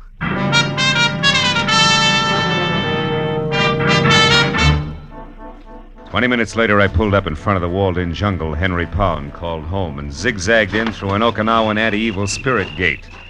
Waded past a grove of dripping elephant ears and ragged banana trees and finally made the front door. The house itself, from turned-up eaves to thatched nipa lanai, must have been gathered piecemeal on Pacific Islands, all the way from Hokkaido to the New Hebrides. It was Henry Pound himself who answered the door. Oh, Marlowe. You know, the only thing wrong with you is I never get to see you except when I'm in trouble. That's the business I'm in. Well, come in. Sure. Hey, it's quite a place you have here, Mr. Pound. The islands, my boy, yes. Since business keeps me away from them, I brought their atmosphere here to me. Even the music, huh? All but the mosquitoes. Oh, shoo-shoo. Now, stay away from underfoot, will you? Go on, scat. Shoo-shoo, huh? That's an albino Siamese, isn't it? Yes, quite unusual. Yeah? But he sheds that abominable white fur of his like any common cat this time of year. Yeah. By the way, did you see my servant Hideki? Was I supposed to? Well, when I couldn't reach you by phone, I sent him down to your office to wait. Well, he must have gotten lost then. Well, no matter. Now, let's get down to cases, my boy. Now, sit down, will you please? And listen closely. All right. My major business, as you remember, is importing pearls from the Orient. Yeah, I remember. And since you worked for me last, I acquired a partner, a fine fellow named Voss in Manila. With his contacts there and mine here in the States, we've been extremely successful. Was he the one who sent you that sword you mentioned? Yes, it arrived 2 days ago, but he sent over half the curios you see in this room. That's why I failed to realize that there was anything special about the Sword of Cebu. Well, what is so special about it, Mr. Pond? Here, read this letter I got from him. Henry, I'm certain now there's going to be trouble. From one Kurt Bibesco in particular. The man you saw tonight? Yeah, I see. However, I've taken every precaution. Rest assured, Henry, that if anything ever happens to me, I shall somehow get the complete list of my contacts here into your hands. Sincerely, Eugene Voss. Well? Eugene Voss was murdered 4 days ago in Manila. Murdered for that list of contacts. You think the sword ties in some way? Well, I'm positive of it. Well, what's it look like? Well, it's 3 feet long, Marlowe. The handle and the sheath are from the same gorgeous piece of white mahogany, and literally covered with intricate and exquisite carvings. Sounds wonderful. Oh, it is. When the sword is in the sheath, the 2 pieces form a complete pattern. I thought of it at once, of course, but when I came in to examine it again, it was gone, stolen.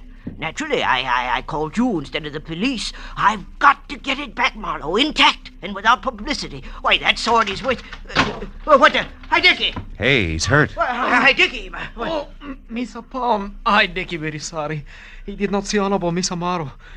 Dickie was attacked outside the minute he left. By a stocky guy with wild black hair? Oh, yes, that him, yes. He find out where Hideki was going, then he hit Hideki. That all Hideki remember until a few minutes ago when he waked up again. Oh, well, do you need a doctor, Hideki? Oh, no, thank you. Just the same, Mr. Palm.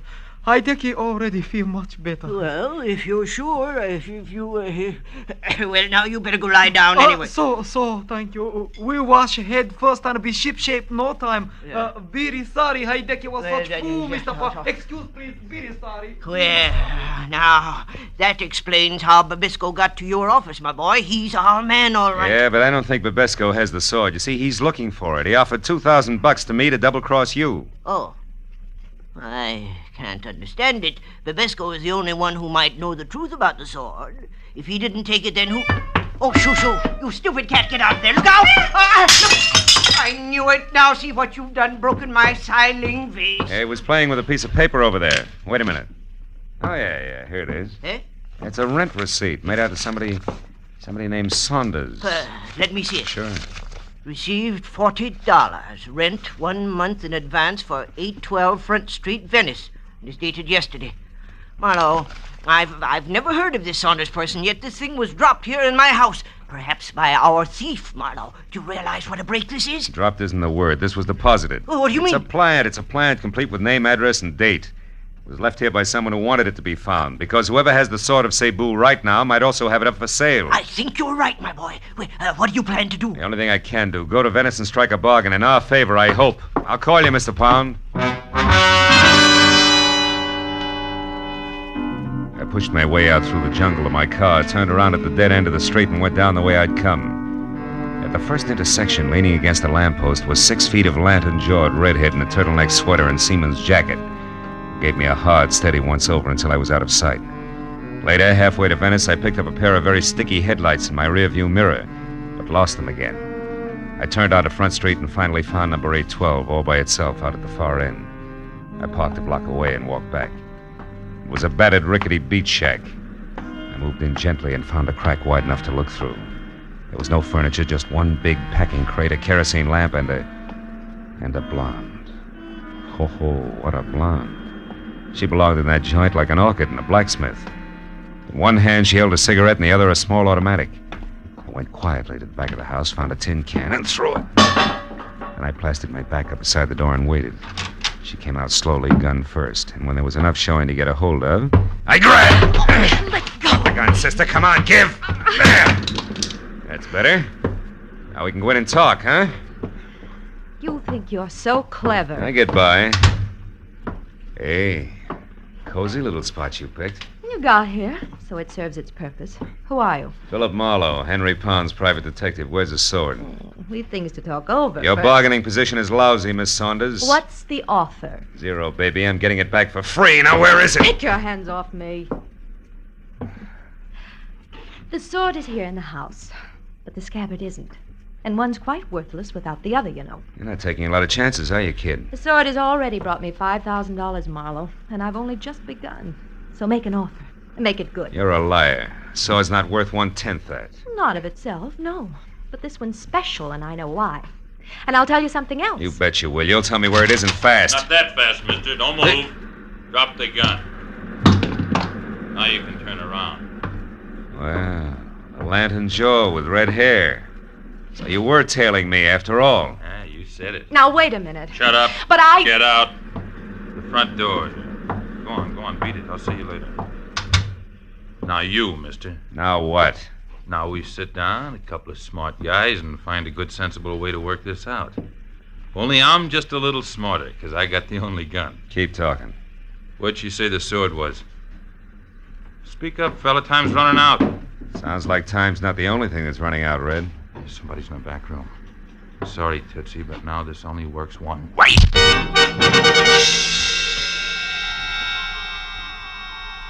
Oh. I couldn't tell how long I'd been out. But I felt like I'd lost at least a weekend in somebody's boiler factory.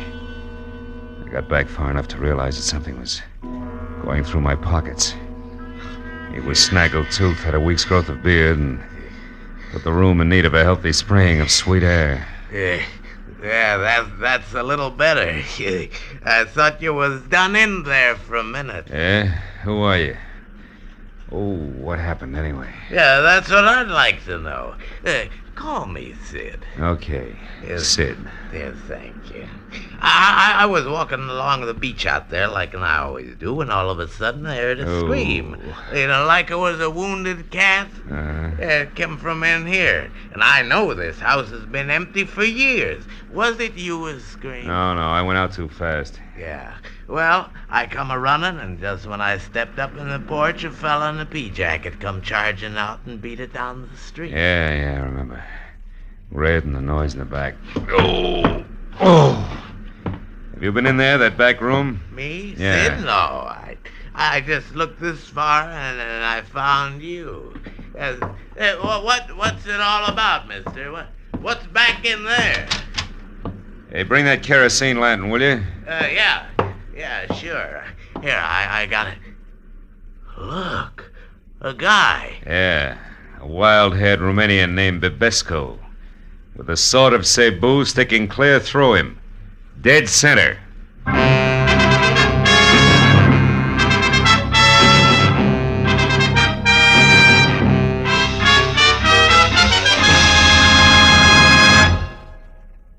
Now, with our star, Gerald Moore, we continue with the second act of Philip Marlowe and tonight's story, The Sword of Cebu.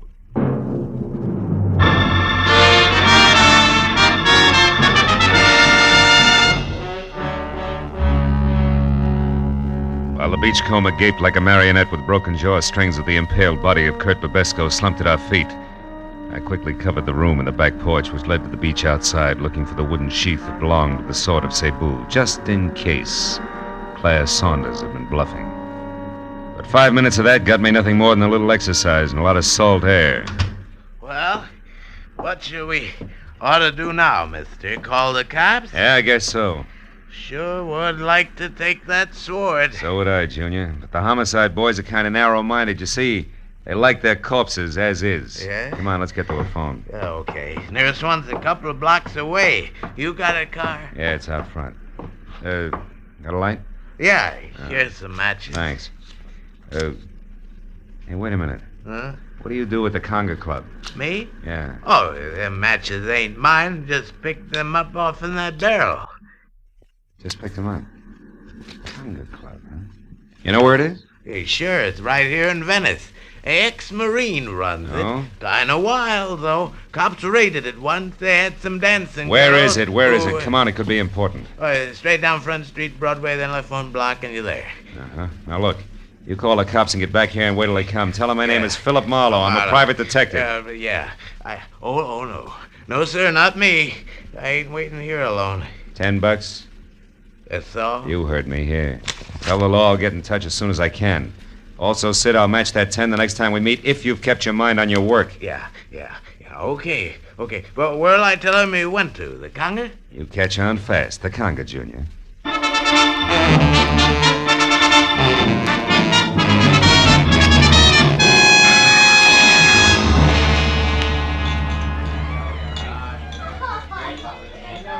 What'll it be, Mac?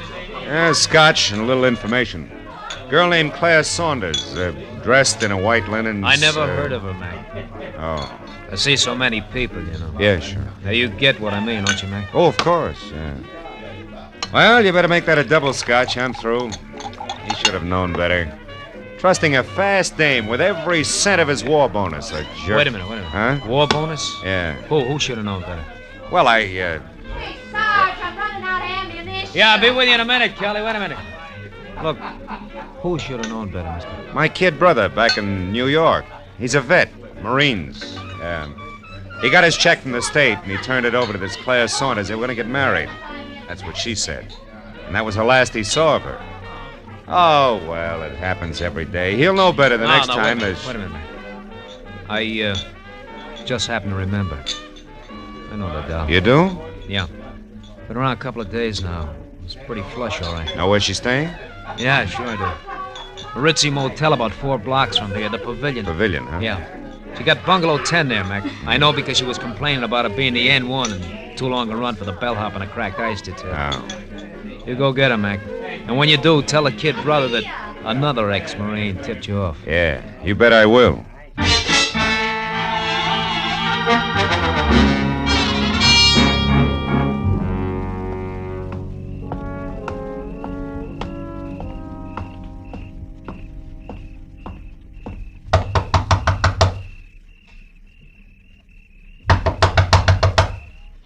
Who's there? Bellhop, ice.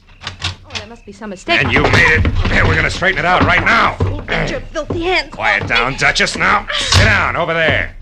Don't as much as bat a false eyelash. While you do what? Take inventory, baby. I know you're alone because I played Peeping Tom before I played Bellhop. Chambermaids do a much-needed job on bedspreads. All right. So it's under the pillow. So you've got the sheath. Now, what are you going to do with it? And without the sword? Are you kidding, Duchess? You don't think I missed that back room at the cottage, do you? You found the sword there? And Kurt Babesco, who's wearing the sword the hard way, through his insides.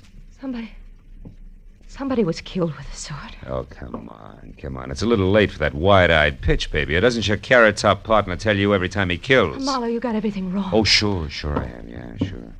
But just for laughs, let's pass it and you along to the cops, huh? Oh, no, please don't. Please. I'll tell you everything, Marlowe. Turner isn't my partner. He hardly knows me. That's better. Now, just who's Turner? The man with the red hair. Uh-huh. Oh, Marlowe, believe me. I can explain everything. Okay, let's try it. Did you steal the sword from my client, Henry Pound, yes or no? Yes. Why? Marlowe, let me start at the beginning. A week ago in Manila, please. All right, let's have it. It was late in the afternoon, and I was shopping for a handbag, just looking in store windows, when suddenly I noticed a man hurrying down the opposite side of the street. A man who turned out to be Eugene Voss, Henry Pound's partner, maybe? That's right. I could tell he was afraid of something, Marlowe. He darted into a curio shop nearby. A minute later, I saw Turner. You know him? Just slightly. We'd met once. Obviously, he was following Voss. But he didn't go into the curio shop. Instead, he hid close by. And then when Voss came out, he shot him, Marlowe. Just like that, huh? He was gone before anyone knew what had happened. I ran over to Voss to see if there was anything I could do to help. But there wasn't. He was dying. Oh, it was frightful. Please, Marlowe, I'd like a drink. They're on the desk. When you're through, go on. What happened next? Well, he told me to take the money in his billfold, $5,000, to take it all for delivering a message. About the sword? Yes. I was to get in touch with Henry Pound here in Los Angeles and tell him that the sword, which Voss had just purchased in the curio shop, was on its way. That he should pay special attention to it. And then he died. Mm-hmm. Well, you decided that $5,000 was an awful lot for playing messenger boy, huh? Yes. So you said nothing to the police, grabbed the first plane for L.A., got the Pound's place here, and swiped the sword, right? I figured if for delivering the message was worth $5,000, the sword itself would be worth a lot more. But you had no idea why. Oh, no. Maybe a code in the pattern of the design and the jewels in the handle. Probably not the sword itself. Yeah, you figured right, little schemer. Here's your drink. Thank you. The rest of The rest of the story I can fit together myself. You knew you had something, but you didn't know what, so you swiped the sword, you left an obvious clue to an empty cottage, that rent receipt, you counted on it to start the ball rolling, and it certainly did. Who would that be? I don't know. Find out. Who is it? Turner, I want to talk to you. Just a minute. You still sure you're not partners, baby? Yes. I told you the truth, Marlowe. All right, answer it. I'll wait here in the closet with the door open wide enough for the barrel of a .38, just in case you've never been to Manila. Go on. All right. Open up, hurry. Close it quick, that peeper may be around. Who? The one I slugged over at the cottage. He wasn't there when I went back, just some bum I scared away. Went back? Yeah, I went back. After you ran, there was some excitement, Sweets. First, I slugged the peeper because I heard some noise in the back I thought was you. Me? I never returned to the cottage. I know it. It was a louse named Babesco. I got him all right. With the very sword he was after. The little number right here in my hand. He was competition. So were you, Sweets, except that I doped your angle a long time ago. What do you mean? Well, Voss told you something before he died in Manila. I stopped after I ran, doll. I even came back. I saw you go for his billfold. Saw him mumble something. When I ran into you again here in L.A., I knew you were swinging in the dark. It was a nice try, Sweets. But you missed. Now give me the sheath. These two belong together. Come on, hand it over. You don't want me to be rough to you, doll. No. Here. Here it is. Oh, that's better. Like I said, they belong together. Huh. That's funny. They should fit. What are you laughing at? The answer, Sweets. A slip of paper with a list of people on it. I think it's crumpled in the bottom of this sheath here, and that's why the sword won't go all the way home. Yeah, here it is. A piece of paper. A valuable piece of paper. Sure, names and numbers of all the players. Had to.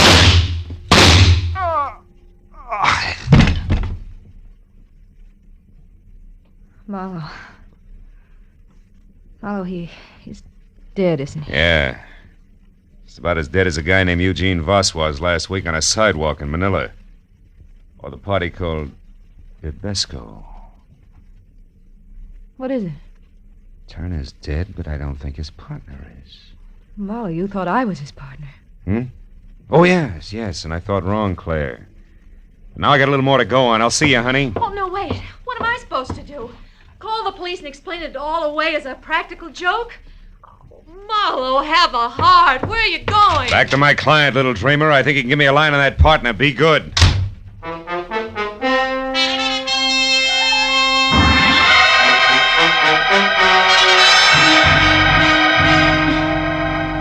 I was an hour plus driving slowly back to the transplanted world on Crestline Drive, and all the way I kept adding and subtracting all the screwball figures I'd run into, hoping that someplace I'd find a mistake. But when I was there through the junior jungle and standing at the front door, I knew that my hunch was right. Marlowe, you've got the sword? Sword and sheath alike, Mr. Pound. They're in my car. Also, I got news. Babesco's dead. I'm not sorry. So is Turner. I don't know any Turner, but why haven't you brought the sword and sheath in with you? Because they don't count, Mr. Pound. There wasn't any code in the pattern on either one. The answer was a slip of paper jammed down in the sheath. Here. Is that what we're after? Let me see. Yes, Marlowe, this is it. Oh, I knew he wouldn't fail me. I knew Voss was loyal. I knew it. Oh, better than that, Mr. Pound. You counted on it. And don't move a finger, Happy. It's a great night for killing. Now go on. Into the study. We're going to use the phone. Well, Marlowe, you're insane. Sure I am. So much so that I let the hairs from an affectionate Siamese cat change my mind. About everything. Keep moving. The cat? What do you mean? I mean the Turner who shot Eugene Voss in Manila, who murdered Babesco out at the beach, who I just killed before he could kill me, had white hairs from a molting white Siamese cat all over his suit. The same kind of white hairs I got on mine when Shoo-Shoo rubbed against me. Now go on, open that door. In other words, Pound, Turner was a friend here, not foe, and from there on in it all figures. Or do you still think I'm insane? Yes, No, Marlowe, you're right. You bet I'm right. Turner was in this with me. A partner, you might say. You see, I knew that Eugene Voss was worried about competitor. Like Babesco, go on. Well, I knew that Voss would see I got his client's list, the pearl dealers. if his life was really in danger. That gave you a brilliant idea. Put his life in danger. So you sent Turner to Manila to kill Voss once the list was on its way. Oh, how neat. But tell me, clean cut, why didn't you let Turner know about the sword at once? Because he was tricked. Voss planted a fake list at his hotel, hoping that Turner would find it and go his merry way, which Turner did. He didn't know it was fake until he arrived here this morning. Which, of course, didn't affect the scheduled murder. Nice and thorough, aren't you? Or have you left out some little detail I should know, like why you bothered having Turner get mixed up in this at all tonight? I would have brought the sword and sheath back for you without him. I know you would, Marlowe. That's why I hired you. But I also knew that there was a good chance that in finding the sword, you would also find that I deal in opium, not pearls. Oh, fine. And Turner was right behind me all the way, ready to kill me if I found that out from say, Babesco, huh? Precisely. Turner was right behind you, Marlowe, even as Heidecky is right behind you now in the dark. You fool. Why do you think I kept talking here, kept confessing? Speak up, Heidecky. Heidecky, talk! He can't, Mr. Pound. What? Heidecky is very unconscious. He's what? I hit him with a vase. A Philippine island vase. No, you're lying! Heidecky! Heidecky! Pound! Hold it! Pound! Oh, my leg!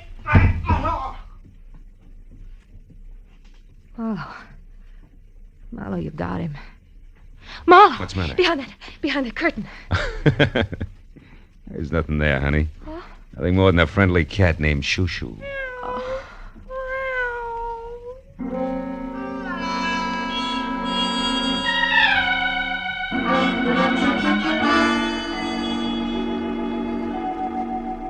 It took a long time.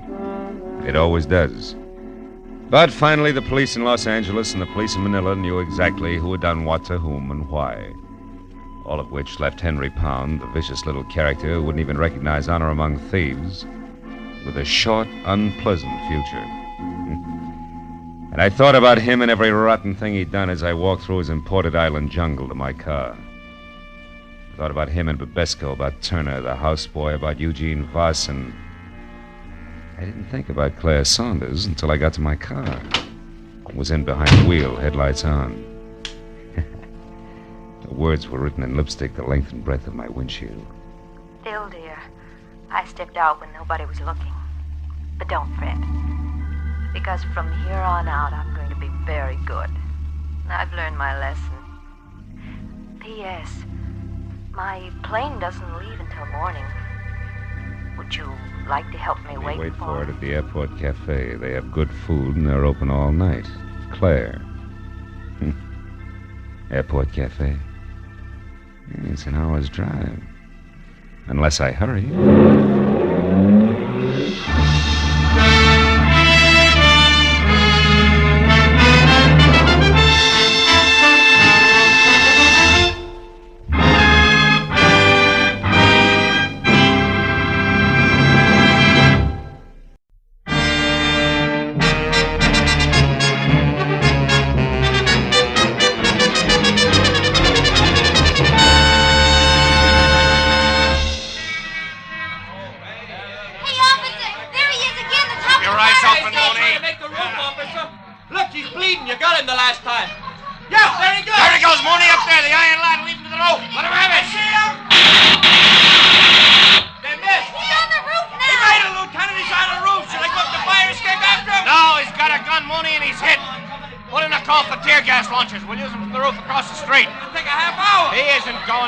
Go ahead, Mooney. Okay, Lieutenant. Hey, here comes Marlowe. About time I want to talk to him. Mooney! On the roof, he's on the edge there. Fire, Mooney! Matthews, hold it. Mooney, don't shoot again. What are you talking about, Marlowe? He's a killer. He's armed and dangerous. Listen to me. What do you want us to do? Scold him and send him home without a supper? Matthews, I'm going up after him. No, you're not, Marlowe. Come here. Let go of me, Matthews. Listen, Marlowe, nobody goes up there. We're going to gas him out. Come on, Mooney. Call for lunchers.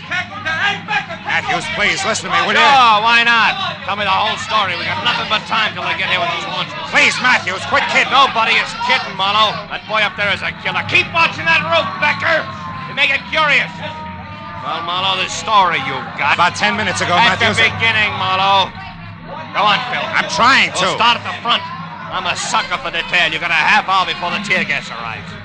Okay, Matthews, I'll start at the front and skip nothing. Right. I'll start where it started 4 hours ago at 5 o'clock this evening, some 15 miles from here on the outskirts of a little town of San Fernando. A telephone call from a woman whose voice had said that she was old and Spanish and very worried had brought me out to the place. A woman named Senora Andrade who told me that her only boy was heading for a lot of trouble and that I had to stop him. The Andrade home stood out like a thoroughbred alongside the milkman's horse in comparison to the other houses squatting on the sun-baked soil. And the Senora herself, at maybe 60 and in a cheap black cotton dress, a lace shawl and homemade slippers, was the tidiest person I'd ever seen.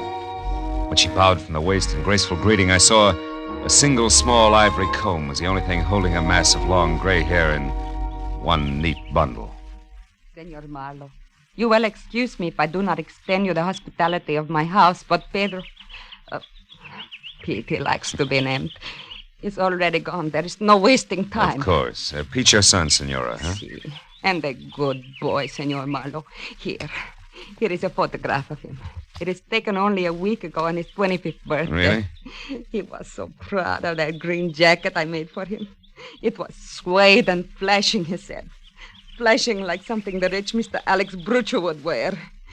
He has it on every day since then, even today. Alex Brucho, who's that, Mrs. Andrade? The senor who owns the warehouse for furs in Los Angeles. Oh? Number 12 Commercial Street. It's where my Pete worked until 2 days ago, when the trouble started. Well, what happened, Senora? It was during his lunchtime. He was eating from a meal I made for him like he always does and talking to a stranger, how you say, senor, a man with no job all the time. A bum, a hobo, a loafer? Loafer, see. He was just telling me how he was telling him to find the railroad yards. That, senor, is where the trouble began. Oh, please, Senor Marlowe, you will have a chair there. Oh, yes, thanks. Now, tell me, Senora, this trouble. Surely giving instructions to a loafer, as you say, didn't start it. Oh, but it did. After the lunch hour, the foreman, Senor Connor, questioned Pedro about this loafer. And when my boy said that the man was only asking for the railroad yards, this Senor Connor said he was a liar, that Pedro was giving out information about the shipments of furs, that he was fired, discharged. Just like that? See, senor, after 2 years of good, hard work. You see, Senor Marlowe, Pedro tells me that Senor Alex Brucho has been having his shipments of furs stolen on the road. Hijacked? Hijacked. And it is this reason why Pedro is fired. You want me to prove to Mr. Alex Brucho that Pete had nothing to do with this hijacking, huh? Get his job back, is that it? No, senor. It is too late. Why too late? Pedro already went down there this morning to do that. Oh. He went and told Senor Connor, the foreman, that he had nothing to do with the hijack. And more. He told him, Senor Marlowe, that he was fired because of Helen Castile. Who's that? The pretty girl who for a short time now works in Senor Brucho's office. Oh. Well, then I don't understand, Senora. This Helen Castile and my boy are falling in love. But Senor Brucho also likes this girl. Oh. What happened when Pete told this to Mr. Brucho? He never did. Before he even got to speak to Senor Brucho, that devil man, Senor Connor, and some other men beat him.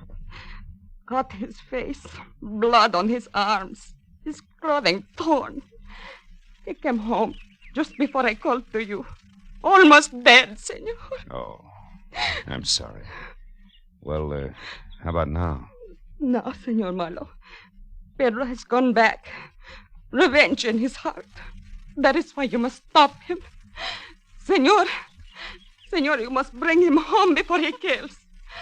Before it is too late. Take it easy. No, take it easy, Pobrecito. Senora. Don't worry. I'm sure I can bring him back. Positive. Oh, gracias, senor. It's all right. It's all right. Here, senor, in this can. I have money. 19, maybe more dollars. Here. You take it. No. Not yet, Mrs. Andrade. I don't think it'll cost that much. We'll see, huh? Goodbye, Senora.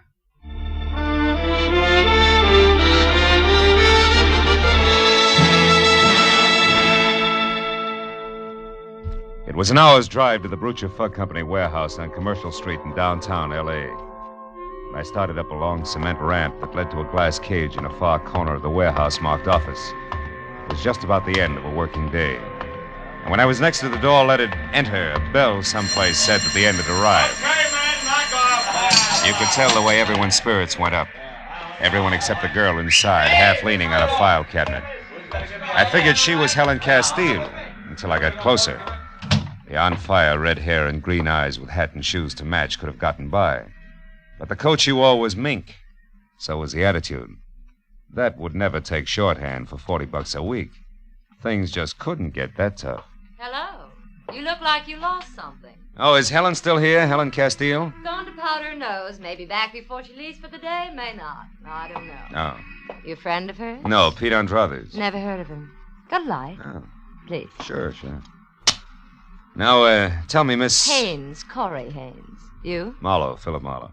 Miss Haynes, is Alex Brucher around? Home packing is going out of town. He does every other week. Important business? No, I just wanted to chat with him a while. Oh, Connor, is Alex's car gassed and ready for me? Yeah, it's ready. It's ready, Miss Haynes. Here are the keys. Thank you. And, Connor, please, stop wishing I were dead, will you? I can feel it, and it gives me the creeps. I'm so sorry, Miss Haynes, but, well, maybe we won't be seeing so much of one another so soon. If you mean Helen Castile, Connor, she's a great secretary, period. Yeah, sure. Now you, Mr. Marlowe. Mr. Marlowe. I'm a friend of Pete Andrades. You just said enough, mister. Almost too much. Oh, wait a minute, Connor. What for? A lot of hot air? Listen, Marlowe, we've been running into all kinds of trouble around here. Hijacking, short shipments, misdirected cargoes, the works. So? So it all adds up to somebody on the inside helping somebody on the outside, and that ain't good. Now take my advice, brother. Get your long nose out of this place and keep it out if you don't want it bent. It's the phone, Connor. If you lift it up, it'll stop that noise. Very funny. Hello. Oh, hello, Mr. Brucher. Yeah. Yeah, okay, I got it. Charming fella, isn't he? You'll be down here in a couple hours and I'm to wait. Check. Check, Mr. Brucher. Goodbye.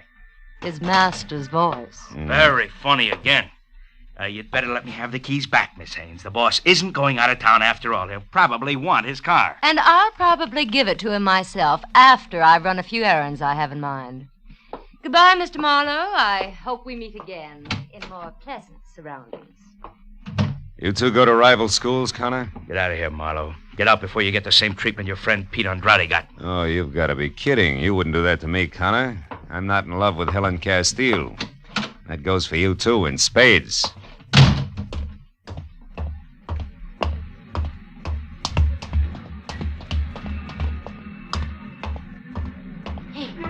Hey, you, Mr. Marlowe. What?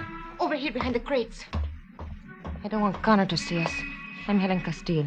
How do you know who I am? There's an intercom phone in the office you just left. Yeah, I see what you mean. I knew Pete was in some trouble. I haven't heard from him in 2 days. Mr. Marlowe, what they've done to him is terrible. How do you know about it? Did Pete come to you? No, his mother hired me. I'm a private detective, which, Helen brings up a sharp point. Are you sure you're not playing both sides, baby? Well, you... All right, save it. That's all I wanted to know. Well, you want... You mean you just said that to see how I'd act? Well, I had to be sure. After all, you're still working for Alex Brucher. Not anymore.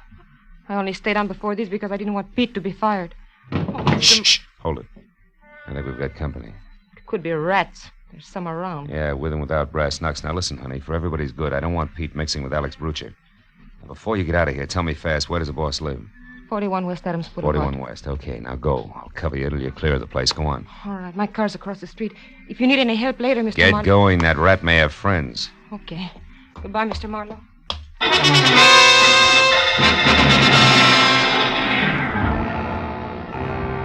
Helen got to the front gate, out into her car, and away without anybody bothering her. And a couple of minutes later, I covered the same smooth course, and I was beginning to believe that the rats were just that, except that when I was in behind the wheel of my coupe and heading for Adams Boulevard, I picked up a pair of headlights in my rear-view mirror, which for the next 40 minutes have zigzagged, stuck like they were painted there. But finally, a traffic jam gave me all the brake I needed. And a sharp right turn, followed by a lot of speed, left me free and once again on my way to West Adams Boulevard.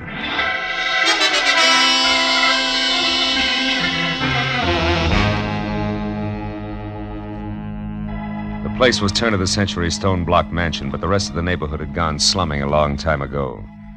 I was about to try the knocker when I noticed a thin slice of pale light that said the front door wasn't closed all the way. I started in, edging toward the sick light that came from a single lamp in what used to be called the library. And then suddenly I saw him. A man in a smoking jacket, lavishly monogrammed A.B., his face beaten raw, his clothing almost shredded, blood clotted thick on the back of his head. He was dead in the corner of the room. Next to the body was a heavy marble lamp base, also bloody. Inches from that, I found something that might as well have been Pete Andrade's calling card. A button made of green suede I had in my pocket just before the company spoke up. Don't go for your gun, Marlowe. That'll leave us even. So the kid finally made it, huh? Maybe. Maybe I did it, Connor. Nuts, you just came in, I know. I was waiting outside. When the jerk I had on your trail lost you, I figured I'd better leave the office, but quick. I figured right. But tell me, Marlowe, just so I score 100%, what's your angle? The Andrade kid's mother. And the private detective who was working for her, she was afraid of this. Oh, no. Stop. The sentiment's killing I me. wish something would. Now, let's call the police. Not so fast. What do you mean? I've already got the rest of my figuring done. About now, the kid should be at his girlfriend Helen's flat. I know where it is, and that's where I'm going.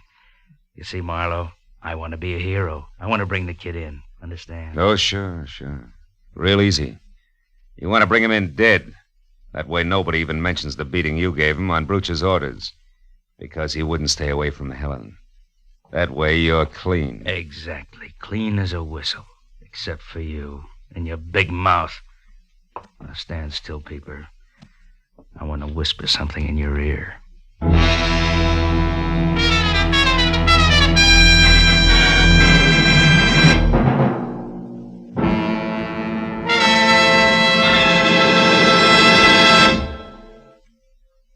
In just a moment, the second act of Philip Marlowe. But first, you're going to think the laughter of April Fool's Day came late when you listen to CBS this Wednesday night, for it's going to be one of the craziest, merriest, maddest nights of entertainment you've ever heard. Bing Crosby will be playing host to Arthur Godfrey and Perry Como.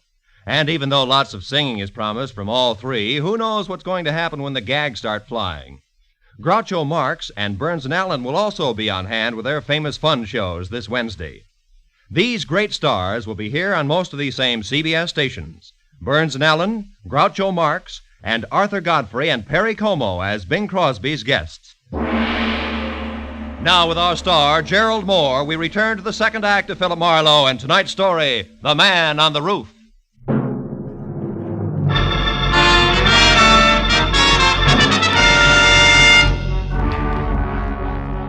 Connor started toward me with a .38 wrapped in his thick fist. I figured I'd better do something about him and do it fast.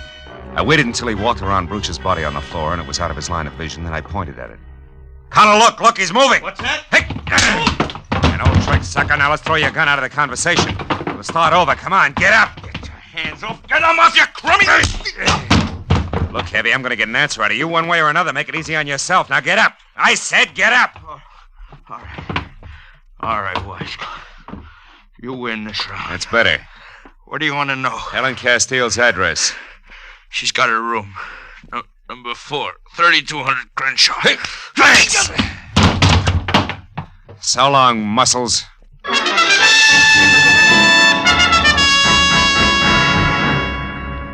I knew there wasn't much more I could do for a desperate hothead named Pete Andrade. He'd already done too much for himself in the wrong direction. I drove down Adams until I'd cooled off enough to call the police. And I stopped at a phone booth and gave Homicide a fast rundown on Alex Brooch's murder. But I hung up before they could ask me Senora Andrade's address in San Fernando or Helen Castile's place on Crenshaw. Because there were two women I wanted to talk to alone before the police moved in. After that, I drove out to Crenshaw and found the number 3200. Room 4 was at the far end of a half-lit hall. And there were voices inside. One was Helen's. The other was Pete Andrade. I reached for my gun. I went out of my head, Helen. I must have hit him 9 or 10 times, hard. What are we going to do? I don't know. I've got to think. It's a little late for thinking, Pete. Who are you? He's a private detective. Yeah, I'm working for your mother. I was, up until I left Brooch's place. He's dead, Pete. Pete! Oh, no. I didn't mean to kill him. But I'm not sorry. I want you to come along with me, Pete. Quietly. Turn yourself in. No! Pete! Helen, get away from me. Stop it. Oh, you little... He's gone! Got it. Don't move, Marlowe. Don't move or I'll shoot. You crazy fools. I knew you wouldn't shoot me, Marlowe. Next time you'll be surprised. There won't be a next time. We're going to get away. It's our only chance now. You haven't got a chance if you run.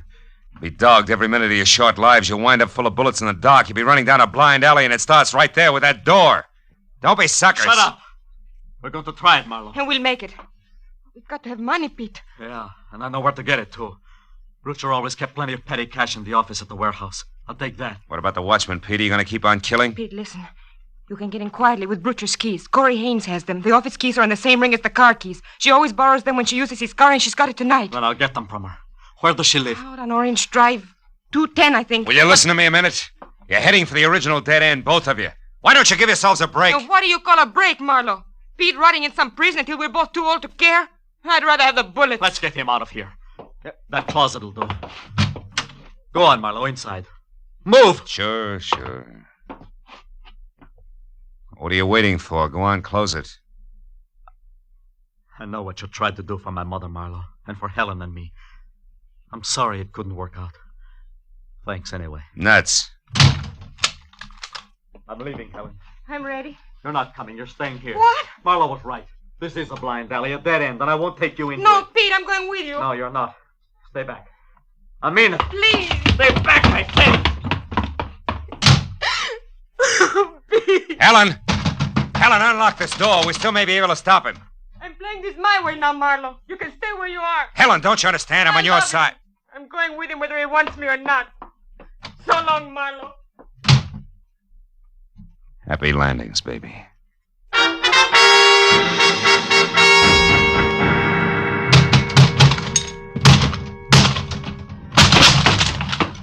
The lock on the closet door gave up before I did, but only because it was older by several years. I got out of the house and kept ahead of the speed limit all the way to Orange Drive and figured for what it was worth that I'd cut Pete's lead down to a scant 10 minutes. I parked in front of a Spud Nut coffee shop on the corner and walked down to 210. By the time I got within knocking distance of Corey Haynes' front door, I could see that the only light in the place was spilling out of the sunken double garage that housed a new gray Nash. But when I moved closer, I knew that 10 minutes was all that Pete Andrade had needed. Corey was sprawled out on the grease-spattered concrete floor and very still. Very still. And standing limply against the wall was Helen Castile, staring down at the redhead with a pair of hopeless eyes that seemed already half dead. As I walked down the ramp, she heard me and looked up. I knew you'd get here. I don't care now. We're both late, is that it? Yeah. I didn't see him. He was already gone when I got here. Found her like that. Then he must have gotten the keys. Yes, from her purse. That's it over there. Uh-huh. Why didn't you follow him? You knew where he was heading. I couldn't. When I saw her there, I just couldn't because I think she's dead, too. No. She isn't dead. You mean she's just out? Yeah. A long way out, but not dead. From the looks of things, she must have put up quite a scrap. Maybe she... Wait a minute. What? There's something screwy here. Oh, Miss Corey! Miss Corey, what's happened? Who are you? Miss Corey's maid. What's happened to her? She's unconscious. Oh, this is terrible. She knew there was going to be trouble. I swear she did. Miss Corey, honey, speak. How do you know that? Because she was worried. She told me 4 or 5 times she was going to stay in all evening, like she was expecting somebody. Sure. It figures all the way. Look here. Are you sure this is her purse? It certainly is. Was she robbed? Not exactly, but... Oh, yeah. This clinches it. Now, look, call an ambulance right away. Get Corey into a hospital and hurry. Oh, yes, sir. Helen, you stay here with her. Don't leave, understand? Right. I'll see you.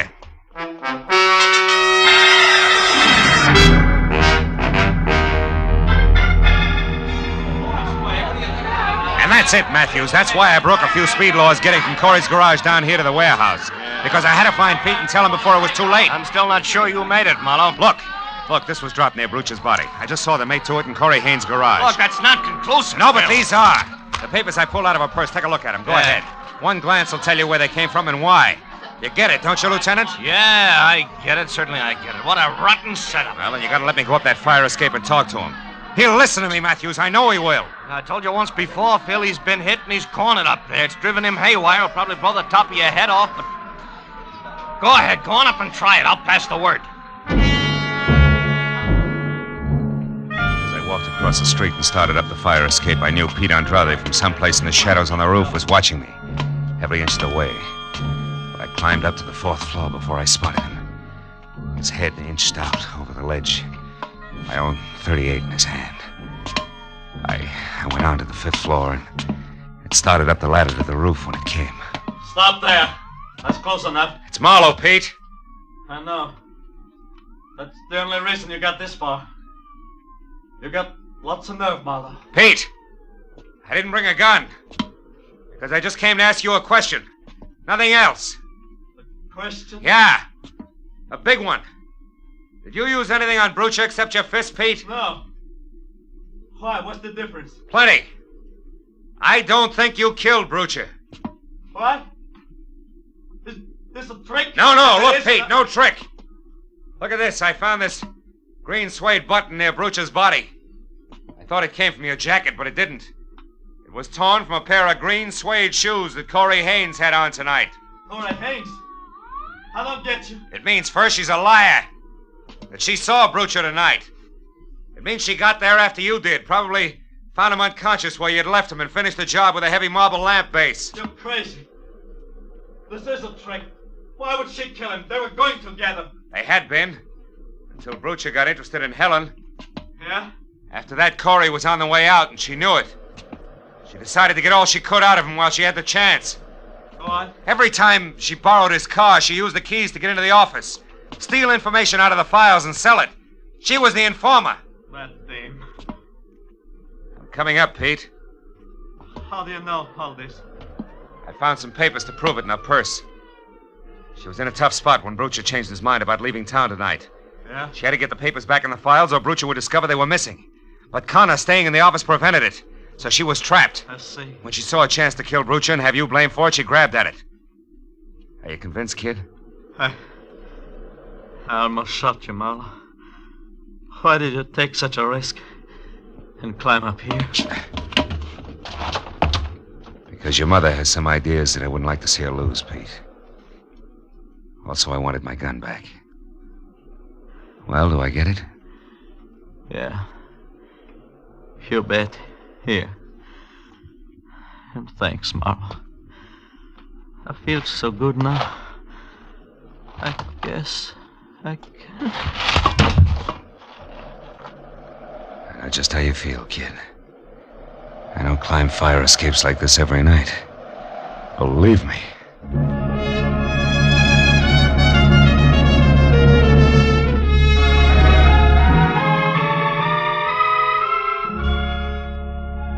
It was a long, long time before all the scattered reports were in.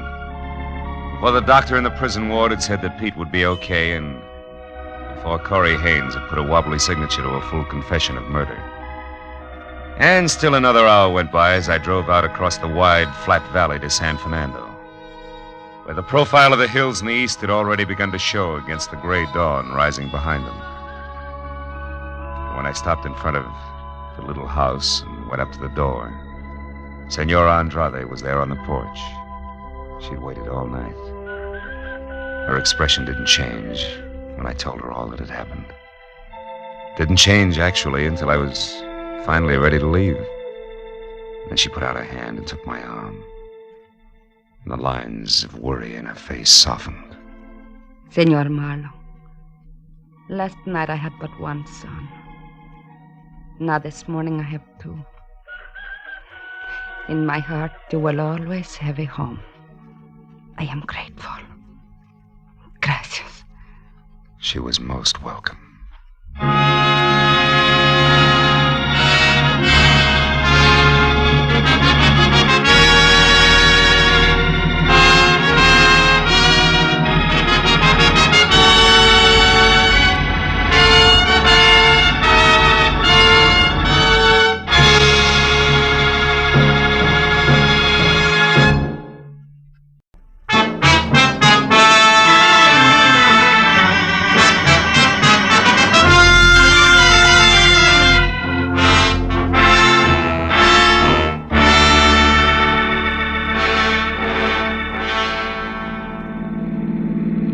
Turn left at the next corner, cabby. Okay. Boy, this Beverly Hills in a sunny afternoon is really something, ain't it? Yeah. Wide streets, classy homes. Boy, these jokers got it made. Some life. Nothing ever gets to them to bother them except the income tax, maybe. Yep.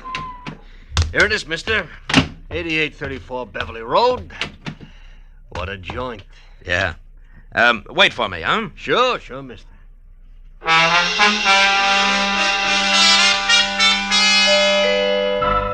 The door was answered by a girl of about 16, a tall, slender girl with dark eyes, too deep for her years. Oh, come in, won't you? I believe Dad's expecting you. She led me across a living room as dignified as the lobby of a bank to a door that she opened. If you'll wait here in the library, I'll tell Dad you've come. The library of Stanley Towner, my new client, was as somber as his living room, except for one thing. Over a fireplace that half filled one wall was a life-size portrait of a woman. A most beautiful woman. Could have been a painting of what the girl who had just left would look like in another 25 years. I was still staring at the picture when Stanley Towner came in. That's a portrait of Margaret, my wife. We lost her 1 week ago today. I'm sorry, Mr. Towner. Well, we'd been expecting it for over a year. The doctors had warned us, but even when you're braced for a blow like that, Yes, I know what you mean. It was her heart, Marlowe. She was coming home from a shopping trip in Westwood last Tuesday evening when it happened. She had her own car and was just pulling into the garage here when the attack seized her. Catherine, my daughter, and I both heard her car hit the garage wall. We ran out and found her. The doctor did everything possible. But Wednesday morning, she was dead. And I'm sorry. It's all right, Mr. Towner. I must tell you all this because the reason I called you here has to do with Margaret's death. I don't understand. I've got to get Margaret's watch back. A what? A watch? Yes, a wristwatch. It's, well, I'll try to explain. I loved my wife very deeply, Marlowe. Now that I've lost her, the most important thing in the world to me is the preservation of her memory. Can you understand that? Well, it's natural that you'd cling to things that remind you of her, Mr. Towner.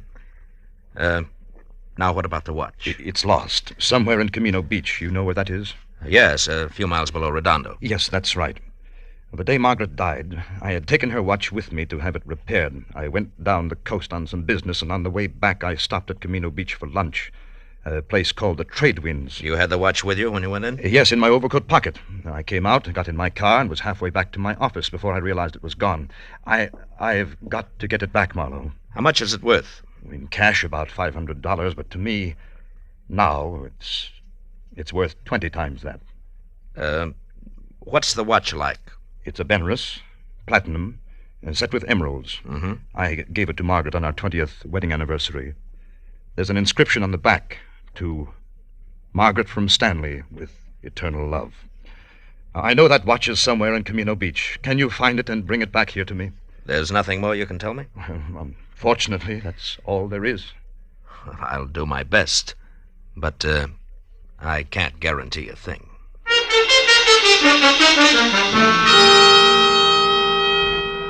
The cabbie waiting outside drove me back to the gas station on Wilshire, where I picked up my own car, fresh off the grease rack, and headed for the ocean and the sunset. It was getting dark by the time I reached Camino Beach, a rickety, salt-caked little town jumbled in between the highway and the surf. Well, my first stop was the Trade Winds Cafe, a waterfront shack on spindly legs standing knee-deep in a smelly backwash. It only took 10 minutes to find that there was nothing there for me. After that, I drew a blank at each of the 3 hock shops in town. Wound up an hour and a half later, no farther than the sidewalk curb, where I watched a traffic cop brand my tire with his parking marker, plant a heavy foot on my bumper to steady his bike, and light a cigarette. Hiya. Is your car? Yeah. What is it? Am I overparked? Nope, not yet. Just borrowing your bumper a minute. Mine? Of course not. Got a lot of scratches already. Say, that's a fancy chalk label you put on the side of that tire there. Z, the mark of Zorro, huh? No, the mark of Ziegler. That's me. Just a little thing I worked out to add a personal touch to my business. You're a stranger around here, aren't you? Yeah, from L.A. Uh-huh. Saw you coming out of the pawn shop there. You don't look like the type. Well, I'm not, as long as my luck holds. Actually, a friend of mine lost a wristwatch here in town. I'm trying to locate it. Pretty good watch, is it? Yeah, good enough. The really tough part is that it has a very big sentimental value. I've tried all 3 of the pawn shops in town, but no dice. You know, if I had a friend who'd lost a good watch, I think I'd check in at Sean's bicycle shop on 3rd Street. Well, thanks a lot, Ziegler. Don't mention it. Oh, incidentally, I wouldn't bother to tell him who sent me down if I was you. So long.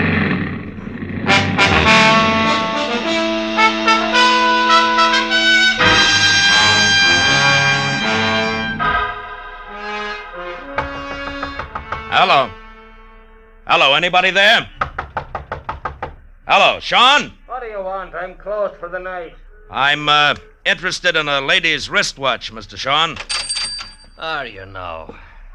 And just how does that bring you to a bicycle shop? Look, we both know your offense, so let's not waste time on that. The Well- watch I'm after is platinum, set with emeralds, and has an inscription on the back. To Margaret from Stanley with eternal love. A bright sentiment, I'm sure. Have you seen the watch? No. Look, Sean, either I beat your tongue as limber as a St. Bernard's ears, or you accept this $20 in exchange for some straight information. Peacefully. Now take your choice and take it fast. $20. What kind of a choice is that? But I don't have the watch buckle. But you have seen it. Oh, yes. 5-6 days ago, a fella brought that watch in here, wanted to know what it was worth. I said $500. He laughed in my face. Who was this guy? You mentioned something about $20. Oh, yes. Here. All right, now give. Oh, that's better.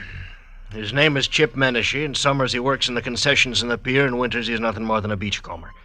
Lives in a little room out on the pier behind the shooting gallery, and that bucko is your $20 worth. It had better be, Shane, or I'll be back for my change.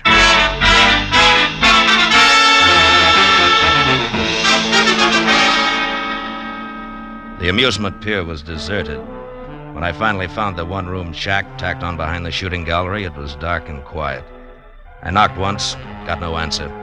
So I pushed a wad of rags out of a broken pane of glass in the door, reached inside, and unsnapped the lock and went in. With the light from the one naked overhead bulb, I started through the room. On a packing crate that passed for a dresser, I found a week-old newspaper clipping that said the body of one Leon Stice of Camino had been found on an isolated beach Wednesday morning, shot in the chest. No apparent reason. Stice was survived by his wife, Nancy, of 320 Front Street. I got real busy wondering why a bum like Chip Menashe saved old newspaper clippings of murder stories when a noise outside turned me toward the open door. What are you doing in my place? You weren't home, so I came in to wait. You a cop or something? No, I'm no cop, Menashe. The name's Marlowe. Huh? Maybe we can do business. Sit down. I don't get you. I, collect old watches. A mutual friend sent me, Menashe. Yeah? I'm interested in ladies' watches, particularly. Maybe something in platinum with emeralds. Okay, Pally, what's the proposition? Nothing until I see the merchandise. Now, how about putting it on display, huh? I can't hear you, Pally. Ah, come on now. Where's the watch? Don't rush me, mister. Don't rush me. It'll get you nowheres. All right. Make me a proposition. 10 grand? 10,000? Uh-huh. You must be out of your mind. Yeah, we'll see who's out of their minds. That's a very valuable watch. Maybe you better get out of here and add it all up again. Yeah, maybe I'd better at that. But, Menashe, don't go away, because I'll be back. I won't go away. I know when I'm sitting on top of the pile.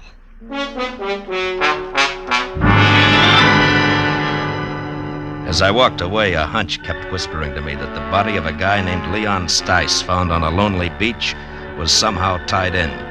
So I decided to pay a call on his widow. I drove down Front Street to number 320. But there was nobody home. As a matter of fact, the only sign of life on the entire block was a red neon Pelican in a blue neon martini glass above the door of a bar across the street. So I walked over and went in. A couple of questions later, I found Nancy Stice sitting alone in the back. The offer to buy a drink was the only introduction I needed. Sure, you can buy me a drink. Hey, Charlie. Okay, Nancy.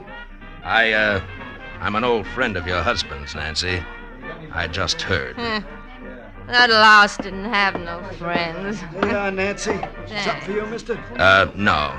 Here, keep Thanks. it. Mud in your eye. Nah. I got nothing against Leon Stice. Except 25 years of living with him in a Camino Beach rat hole on nothing. That's all. Any idea why he was killed? For the role he was carrying. After what you just said, that makes no sense. That's the way it was. And I didn't get one red cent of it. It was all gone when they found him. Did you tell the cops he had money on him? Nah. I hate cops. Yeah, sure. Where did Leon get this dough? Told me he ran into an old acquaintance who was staking him. Some guy named Martin Vogel who used to live here in Camino Beach years ago. Martin Vogel was staking him? To what? Leon said him and Vogel was going in business together. The cash was in advance. Oh, sure, he was going to be such a big shot. What kind of business, Nancy? Just between you and me, the only business that crummy mind of his would work on was blackmail. Take it from me. Now, how about another drink for his grief-stricken widow, huh? I'll leave $1 on the bar on my way out.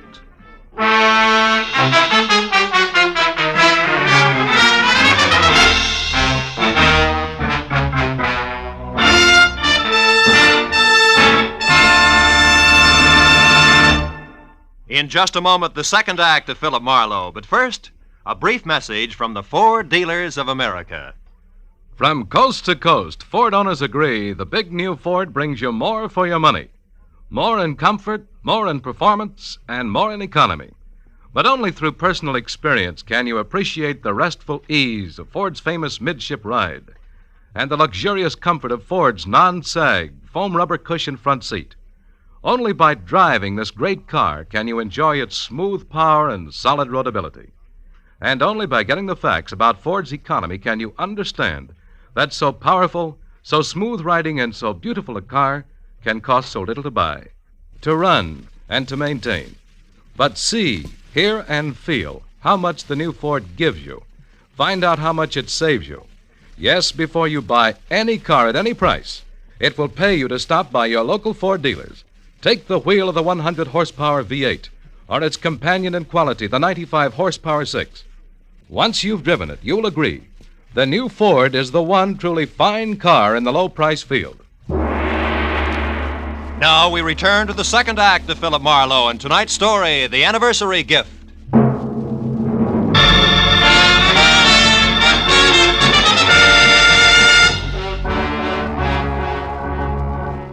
I left the Pelican Club, got into my car, and started for the local law on the chance that I could learn something more about the new question mark I'd picked up named Martin Vogel. 10 minutes later, I parked my car under the cracked globe that oozed sick purple light over a weather-beaten sign, Camino Beach Police. A fat sergeant huddled over what could have been the original teletype machine. When I presented my credentials, he jabbed a fat finger at a dirty glass door marked Captain Elvin Bush, Chief of Detectives. Inside, a small old man, neat in a clean white shirt, groomed silver hair, and a gentle smile, was strapping on a shoulder holster when I put my license on his desk. When I stopped talking, he got up and extended an almost delicate hand. I certainly hope we can help you, Mr. Marlowe. Martin Vogel, you say? Yes, it might have been a long time ago, Captain, maybe even 25 years, if he was mixed up with the police at all. Do your records go back that far? Oh, yes, by the apple crate load. And I mean that literally, Mr. Marlowe. You see, in Camino Beach, police files, fixtures, and furniture are somewhat lacking. City appropriations only go where they show. Public bird baths, statues of the mayor. Oh, here. This bottom crate here. Marked, let's see. 1921 to 1930. Figure he was arrested along in there, this Vogel? Yeah, if he was arrested. Yeah, it's dusty, isn't it? Well, the cards are alphabetical. Yeah. And let's see. Riker, Rooney, Stemple. By the way, Mr. Marlowe, what's your angle? I'm not sure, Captain Svensson. Underlay, Letterman, Van. Vogel. Martin. Got it, eh? Yeah, picture and all. Bring it over here in the light. Yeah. Martin Vogel arrested Camino Beach Hotel, May 28, 1923, on warrant from Chicago, Illinois police. Returned to Chicago, sentenced to 5 years in state penitentiary for embezzlement. Arresting officer, Patrolman Elvin Bush. Picked him up myself, did I? Well, I've locked up a lot of people in the last 35 years. Yeah, I guess you have it. Holy smokes. Huh? What? That can't be. What is it, Mr. Marlowe? You look kind of pale. There was no mistaking it. The time-yellowed picture of Martin Vogel made it plain. Vogel and my client, the distinguished Mr. Stanley Towner, were one and the same. That meant that Towner had lied to me, and more important, had no doubt killed Leon Stice, who was blackmailing him because he knew he was Vogel.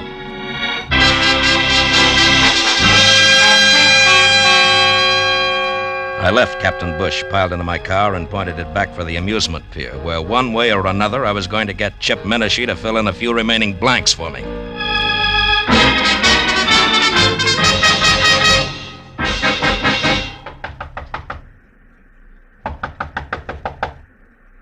Yeah, who is it? Marlowe, Menashe. I want to talk business. Okay, Marlowe. Looks like I doped it right. I thought you'd come back. All right. Now get up. Now listen hard. I want the watch and the story that comes with it. I told you my price. It's still 10 grand. You're bluffing, Menashe. You know the watch means money, but you don't know why. Yeah, Mr. Weisenheim? All right, now come on, talk. Okay, quit. I'll tell you what you want. I took the watch from Leon Stice. I found him dead on the beach. It was clenched in his fist. And the dough you're spending? Was in his wallet. Let me up, will you? All right, come on. Now sit over there. Hands in your lap. School isn't out yet. What more do you want, Marlowe? How do you tie the watch in with Stanley Towner? What makes you think I did? The fact that I was sent here to Camino Beach and the fact that you were ready and waiting for somebody. Well? Okay. I was lucky. When I read about Stice in the papers, I also just happened to read another article, an oddity, you might say, about a woman in Beverly Hills, a rich man's wife who got a heart attack in her car just she pulled into her garage. A woman called Towner, front name Margaret. Wife of a big shot broker, also called Towner, front name Stanley. I went from there. I was shrewd. Yeah, genius. Okay, now give me the watch. Come on, let's have it. All right, get your mitts off. Here. Now you're real happy, Muscles? Happy that you... Hey, Pops. Coming this way. Hey, Menashe, wait a minute! By the time I got to the door, he was halfway across the boardwalk to his car. But Captain Bush and his sergeant were ready and waiting. When Menashe was next to the gun he kept in his glove compartment, the spotlight on the squad car slashed through the dark, found him, and froze him in a position. We've got you, Menashe. You'd better quit. Menashe, do you hear me? Yeah. No, you listen, Copper. Let him have it, Becker. The windshield sprang into little pieces. That got him. Come on, Becker. I waited until Captain and Becker were next to the body and had lifted it off the steering wheel. Then I moved quietly along the side of the buildings as far as the squad car. There, I turned and started back toward them. Hey, what happened? Oh, it's you, Captain. What brings you around here, Mr. Marlowe? A guy in town told me that somebody named Chip Menashe might give me a lead on Martin Vogel. You won't be able to now. That's Menashe. What? We wanted him for a week-old stick-up murder. Stick-up murder? That guy on the beach? The same. Say, Becker, did you find the money on him? Right, some $300, Captain. Good. Well, you better call for the wagon now. Check. Funny thing, Mr. Marlowe. One fingerprint did it. Oh, how's that? That guy on the beach, Leon Stice. We found his empty wallet in the sand next to him. It had an isinglass front over his driver's license with a thumbprint that wasn't his. But was Chip Menashe's, huh? Well, we got on to Menashe because he was spreading a lot of dough around. Today, Becker got down here and lifted one of his prints. That cinched it, huh? Yes, that and the shot he just threw at me. Yeah, strictly a stick-up killer who got caught. Marlowe, about this Martin Vogel, you still want to let it go that the Beverly Hills police are going to get in touch? I think so. Good night, Captain Bush.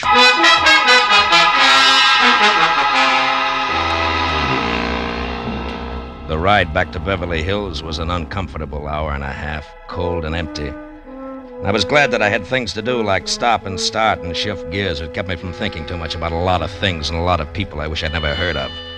People like Stanley Towner, who I had every reason to be against, but who I was starting to pull for.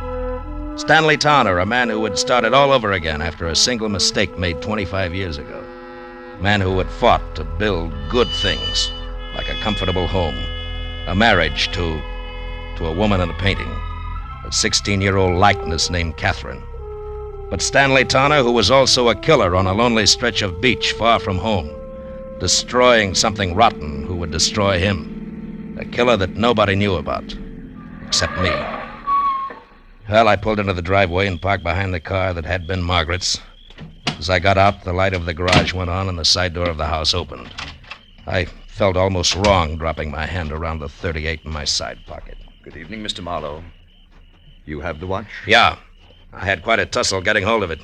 I imagined you would. Menashe's dead, Mr. Tanner. Menashe? Who is Menashe, Mr. Marlowe? The reason you hired me? The man who called you and dangled this bait? Yeah, you were right. It's a beautiful watch, Mr. Vogel. Vogel? You know about it? Yeah, they keep police files a long time. I know about everything.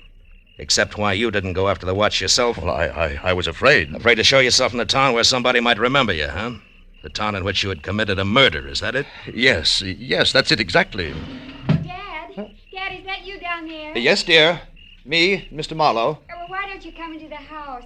It's so late and it's chilly. You'll catch your death of cold out there. Yes, in a while, dear. Now go back to bed. All right. Good night, Dad. Good night, dear. Oh, good night, Mr. Marlowe, and please make him do as I say, will you? Yes, I will, Catherine. Good night. Do you mind if we go along to the police at once, Mr. Marlowe? I'd rather she didn't know right now. Tomorrow is soon enough. And can we take your car? Yeah. The lights go off out here? Yes. The switch is on the garage wall over there. Okay, get in. All right. You know, Mr. Tanner, I'm sorry about Catherine and the way she's going to be hit by this thing. The switch is there on your right. On your right, Mr. Marlowe. Yeah.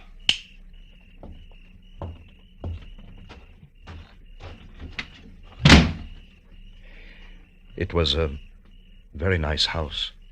Mm-hmm. Mr. Tanner, you certainly loved Margaret a lot, didn't you? Completely, Mr. Marlowe. And her memory, too? Why do you ask? Something that makes me awfully happy. Mr. Tanner, you didn't kill Leon Stice. Marlowe, what are you saying? That you never lost your wife's watch at Camino Beach. You never had it. She lost it herself. Lost it when she struggled with Leon Stice just before she killed him for your sake. For you and Catherine and everything you've worked for. No, Marlowe, no. Yes, Margaret had a bad heart. She knew she didn't have long to live. Also, she knew that Stice was blackmailing you. It figures, Tanner. And what also figures is that you'd rather pay for a murder that you didn't commit than to have Margaret's name soiled. Yes, I would, and I will, because you can't prove any of this. Correction, Mr. Tanner, I can. With your wife's car there in the garage, the car in which she died on what you said was her return from Westwood. Which it was? No, not according to a funny little chalk mark I just saw on one tire, it wasn't. A little white Z that a policeman named Ziegler in Camino Beach makes to check on parking time. And we can go on from there. Your confession won't mean a thing. But, Marlowe, it will. No, I guess it won't. I guess you can't hide the truth very often, can you? No. Only once in a great while. And then, strangely enough, only when it seems like the right thing to do. What do you mean? Why did you stop the motor? There's one thing I haven't told you yet. The way things worked out in Camino Beach, Mr. Tanner. The police there think that Menashe killed Leon Stice, and they're happy that way. They never heard of you or your wife. And I don't see why they should. No. Yes. I mean that nobody really knows the whole story. Nobody except you, Marlowe. Nobody, Mr. Tanner. Good night. Thank you, Mr. Marlowe. Good night.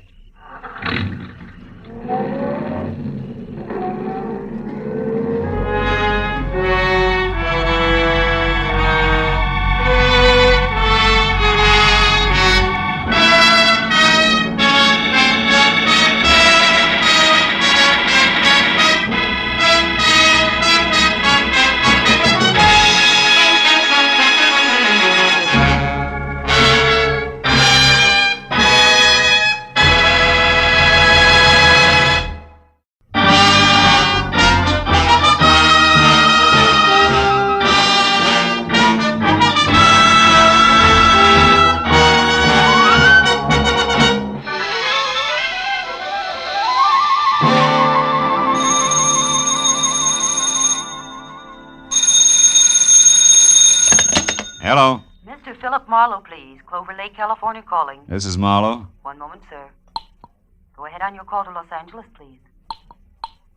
Hello, Marlowe. Babe Durney. Remember me, light heavy contender in 39? Oh, yeah, sure. I remember you. Good. You still have that bar in Southgate? No, I'm back in the game. Ah.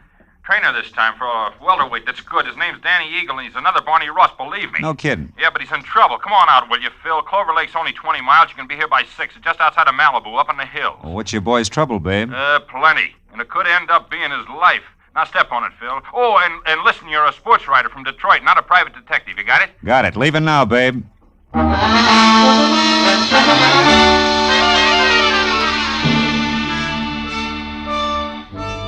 was an hour's drive to Malibu Beach in the film colony where the convertibles outnumbered the hardtops 5-1. And another 30 minutes up into the mountains along a steep spiral of macadam which at every turn made more of the Pacific below and less of Malibu. Until finally I was at the top. To my right there was a dirt road which a freshly painted sign said led to Clover Lake Training Camp, private. Raleigh Lance, owner.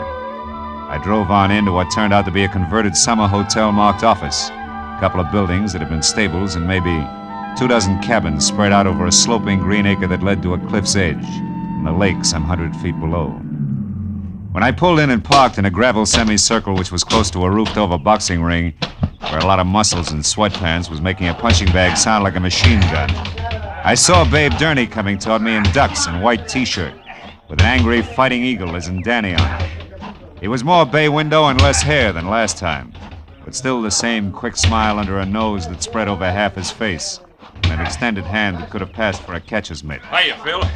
Glad you didn't take any longer. Things are worse. Oh? Danny got canned an hour ago, and he's burning up. Told Lance and his wife where they both could go, and I think he's going to personally see to it that they get there. Now, wait a minute. Who's this Lance? Oh, Raleigh Lance. He runs this place, Marlowe. Yeah. Strictly the big-time, big-shot manager. His seat at the fights has to be A1. His license plate the lowest number he can get.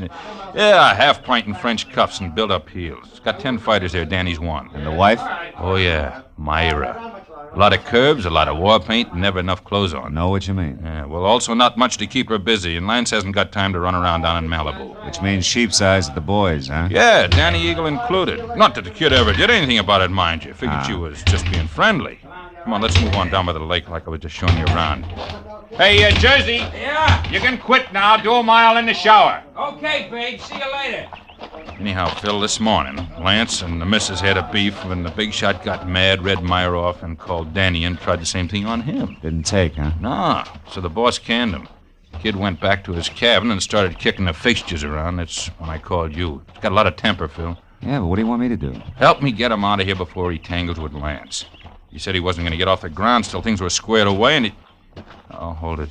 What now? Over there near the edge of the cliff. Friend of Lance's, just weatherwax. Well, that old man? Yeah, hayseed to look at or listen to, but he owns about every piece of land around here. Uh-huh. Rich, retired, and has just learned about prize fighters. Calls them gladiators. Also, he's got a mud fence-faced daughter he's real anxious to pass off. Yeah, also he's coming this way. Oh, hello there, son. Yeah, don't encourage Gab. It's his specialty. Well, babe, my boy. What shape are you in tonight? Oh, well, not quite fighting trim, Mr. Weatherwax. I was just showing Mr. Marlowe here around the grounds. He's a sports writer. Sports writer? Yeah. Well, glad to make your acquaintance, Mr. Marlowe. Thank you. Yes, sir. When I think about what I've missed all these years not following the ring... Mr. Weatherwax, excuse me, but we're in a hurry. I want Mr. Marlowe to see the lake before it's dark. We'll see you at dinner up at the lodge later, huh? Yes, that's it. I look forward to that. Goodbye. Yeah, bye, son. Original windbag. Yeah. But, Marlowe, like I was saying, I gotta have your help. Yeah, but what can I do now? The kid's through, babe. Sure, but look, Phil, I know other managers. I also know the makings of a champ when I see him, and Danny Eagle's got the stuff. And? Okay, I like him. Phil, you gotta get next to Lance. If he thinks you're doing a feature on him, he'll be your best friend in a couple of hours. A little Napoleon. Uh-huh, and when I'm buddy-buddy, I steer him away from ordering his muscle man to play pretzel with Danny while you're trying to get him out of here, is that it? That's right. I already planted that you're coming up here, so all you gotta...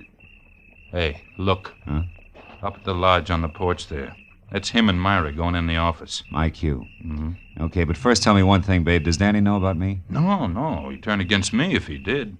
He likes to settle his stuff his own way. That's why you gotta get to Lance. In or out of the ring, it still takes two to make a fight, Phil. Yeah. All right, babe. I'll do my best. Yeah, Philip Marlowe, Detroit Daily News. Wonder if there is such a paper. No, it doesn't sound too bad. Listen, Myra, I don't want any more trouble with you. I'm fed up. Oh, You're fine. fed up. You? Well, that's funny. You drag me up here and expect me to... And try real hard to understand this. I dropped 10 grand, 10,000 berries last night on that punk Steve Rocker. I'm not very happy. So you own a fighter who stinks. What's that got to do with me? I don't know. But if you'd let him alone, he wouldn't have looked so tired in there. Of all the cheap cracks you've ever made, that's about the... The what? Go on, say it. You never flirted. You never played up to him. You were only being friendly. Go on, spit it out, why don't you? Don't think I won't. When we're alone. Oh. Excuse me, I didn't mean to eavesdrop. I was looking for Mr. Lance. Raleigh Lance? That's me. What do you want? My name's Philip Marlowe, Detroit Daily News, Mr. Lance. Oh. Yes. Come in, Mr. Marlowe. Oh. There was a note here on my desk that I should expect you for an interview. Glad to see you. Oh, thank you. I don't believe I've, my wife, Mr. Marlowe, Mrs. Lance. How do you do? Hello. From, Detroit, you said? Yeah. How are things at the Beaver Club? That's quite a spot, I hear. Oh, yeah, quite. I used to go with a reporter there. He told me about some wild parties at their press club. Busy Beaver Nights, they used to call them. Yes, busy Beaver Night. Lots of fun. Mm-hmm. I'll bet. Myra, Mr. Marlowe and I'd like to talk a while, so, So I'll be running along. It was a pleasure, Mr. Marlowe. Thank you. Goodbye, Raleigh. I'll see you later. Yeah. Well, Mr. Marlowe, have a chair. Drink? Yeah, I will, thanks. It's quite a spot you have here, Mr. Lance. Make it Raleigh, fella. All right. Yeah, it's okay. But you're not up here to write about a training camp, are you? Of course, I know background counts, but, well, like this drink, the soda helps, too. But the scotch is the thing, huh? Health? Same. Yeah, you're right about that scotch.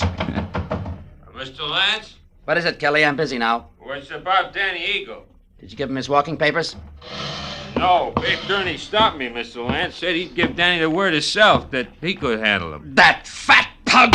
Who does he think he is? Well, he said he just didn't want trouble, Mr. Lance. Besides, he said Danny was taking a walk. Yeah? Well, I'm going to give him the air, too. I've got enough enemies without some lousy trainer who's on my own payroll.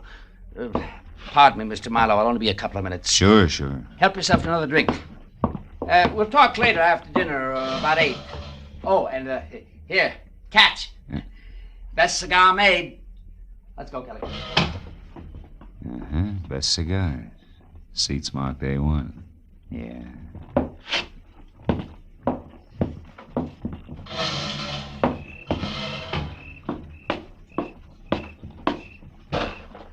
Hey. Huh?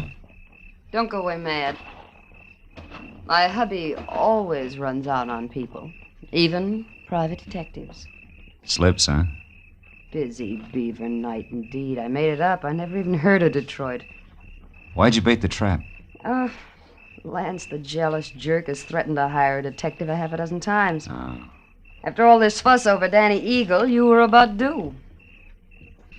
Well, shall we walk? It's a nice night.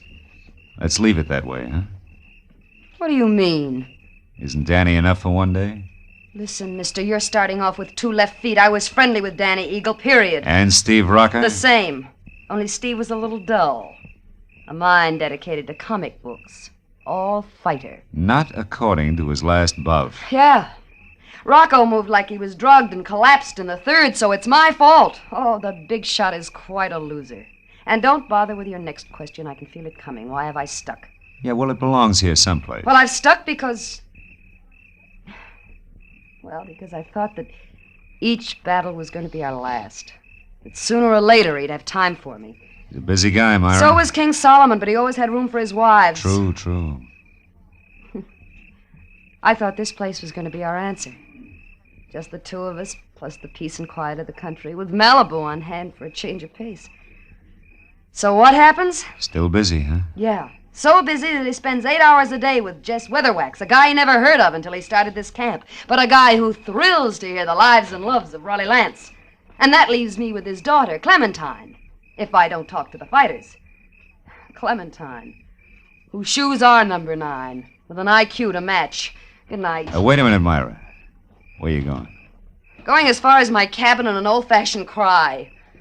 Or maybe just an old-fashioned. I don't know which. Good night.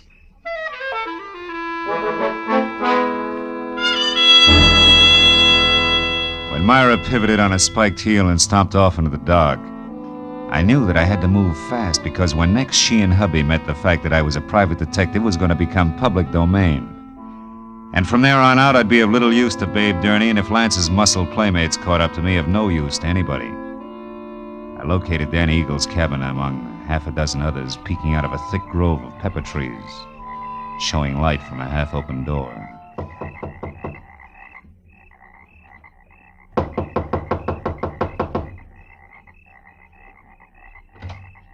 Hey, anybody home?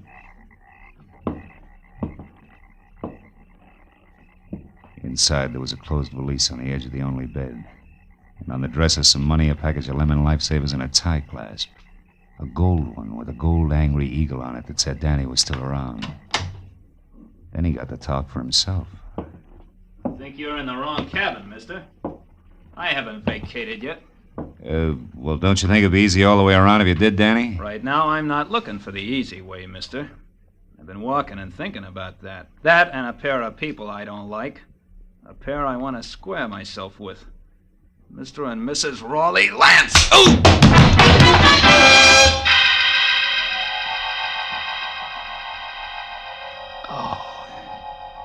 It was purely a case of mistaken identity. But it served as a reminder that it still took two to make a fight. And that the only chance I had left was to get next to Raleigh Lance and keep him away from Danny Eagle. I spent a half hour going from the lodge to Lance's empty cabin to the dining room and every other place where I thought he might be. But finally, I remembered Jess Weatherwax, the one-man fan club whom I located back up at the office. Oh, hello there, son. He was peeling off his coat and getting ready for canasta with something uncombed and built like a length of pipe. Who had to be daughter Clementine. What can I do for you, son? Mr. Weatherwax, have you seen Lance? Why, no, Mr. Marlowe. We just came in. You deal, dearest. Yes, Daddy. Is it important? Very. Daddy. Oh, excuse me, child. Mr. Marlowe, my daughter, Clementine. How do you do? Very fine, thank you. Mr. Marlowe, Daddy told... Hey, Marlowe, is that you in there? Oh, it's Babe Durney. Yeah, excuse me.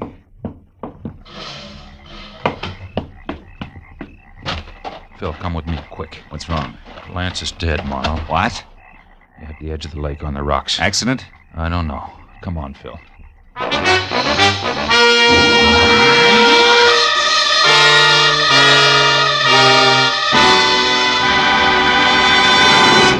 In just a moment, the second act of Philip Marlowe. But first, the confusion created by Gracie Allen has never been more clearly, more hilariously defined than it will be this Wednesday night when a writer for a national magazine comes to interview her. For the writer also meets some of Gracie's friends who present highly conflicting stories which Gracie does not untangle. It's another merry, mad mix-up which could come only from George Burns and Gracie Allen. So be listening this Wednesday on most of these same CBS stations. Now with our star, Gerald Moore, the second act of Philip Marlowe, and tonight's story, The Angry Eagle.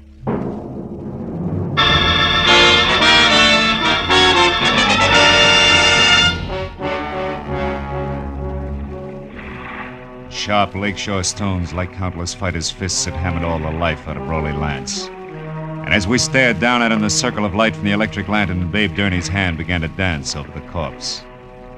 I took the lantern, turned him away from the twisted body at his feet, and sent him back up the path to camp. Find a phone and quietly call the police. After that, I took another quick look at all that was left of the little big shot. I went up the path myself and got as far as the jagged hole in the rail where Lance had gone through. I had just enough time to see a few things before I was met by Myra. Just like she'd been before, except for a handful of nervous fingers that just couldn't leave her neckline alone. I saw Babe. He told me about Raleigh. Is it true? Yeah, it's true, all right. Your husband's dead. Babe just left, so you must have been on your way here when you ran into him. How come? I had a date to meet my husband. For a chat. Why here? He didn't strike me as being the romantic type. He wasn't. Neither was he the type to talk where he could be overheard. Especially when he was cornered. What do you mean? I put Raleigh's back against the wall tonight. I finally got hold of a way to make that inflated ego turn loose, his favorite trinket. Meaning you? Yes. Marlowe, about an hour ago, I found out that Raleigh was crooked. Fixed fights? Yeah. When I left you, I went to our cabin for a drink. But the liquor was all gone. Lance kept spare bottles in the back of his closet, so I went to look. Found what? A briefcase. It wasn't Raleigh's, so I opened it. There was $35,000 in it. And a note congratulating him on his coaching of Steve Rocca. Rocca was drugged in that last fight, Marlowe. Raleigh sold him out, and I can prove it. Oh. That's what you two were going to hash out over here, huh? The price of your silence, which was divorce. And no strings. He told me he wanted to think, then he was going to give me his answer, but now... That's all unnecessary. You're so right. Myra, come here. I want to show you something. See? Here on the ground. What do you... No, I don't see anything. Somebody put up quite an argument right here before Lance went through the railing. Oh, yeah. Yes. And here's something else. What's that, Marlowe? It's a gold tie clasp, baby, with an eagle on it. Danny? Yeah, Danny Eagle. This changes things plenty, huh? Danny? I can't believe Danny would murder Raleigh. Well, you better start believing it and get back to your cabin and stay there with the doors and windows locked. You think he might go for me You next? were half the beef. Now that he's gone this far, chances are good he's got something nice thought up for you, too. Unless I'm making the king-size mistake and you and Danny turn out to be a team. Are you crazy? It could figure both ways, baby. So I'll keep it in mind until I get something more to do with it. Meanwhile, like I said, take care of yourself. I dropped the tie clasp into my pocket and then started looking for its owner, who could be #1 candidate for a noose. I decided to try Danny's cabin first, but when I got there, it was dark, with everything just as I'd left it. Until I'd turned to go. Someone was framed in the doorway. It was the gentleman farmer and novice fight fan, Jess Weatherwax. You're looking for something special, are you, Mr. Marlowe? Yeah, as a matter of fact, I am. I figured you would be, what with being a reporter, because I know there's been some kind of a ruckus here tonight. How did you know there was trouble here? Well, I happened to be passing by a certain phone a few minutes ago, and I heard that trainer, Babe Durney, calling the police. Oh. Okay, as long as you know that much, you may as well know the rest. Somebody shoved the boss of this place out through a railing into 100 feet of thin air. He's dead. Well, Lance murdered? By one of his own men? Oh, no, I don't believe it. He's a good manager. His boys loved him, every one of them. You should be so loved, especially by a guy like Danny. Danny Eagle? None other. And that's only half of it. Your good manager, Mr. Lance, was a fight fixer. One who'd even drug his own stable to be sure it'd lose. He was as crooked as a hyena's back leg. He prearranged boxing fights? That's putting it mildly. His own wife, Myra, pinned that on him just tonight. She didn't go into details. She didn't have to. She had enough proof to make it stick because she was getting a divorce on the strength of it. Oh, I find it mighty hard to believe all this, Mr. Marlowe. And here's something else. I'm not a reporter. I'm a private detective. You're a private detective? Yeah, called in by Babe Durney because he was worried. Now I am. Anyway, here's what I'm getting at. If you're really sincere about liking your violence according to Marquis of Queensberry rules, you can do me a big favor. What can I do? Keep an eye on Myra Lance for me. Yes. I left her in the cottage. Dan Eagle may be only half finished with what he started. I'll do my best. You can count on that, sir. Okay, I'm going up to the office at the lodge now and find out if anyone saw Danny leave the grounds. I'll see you.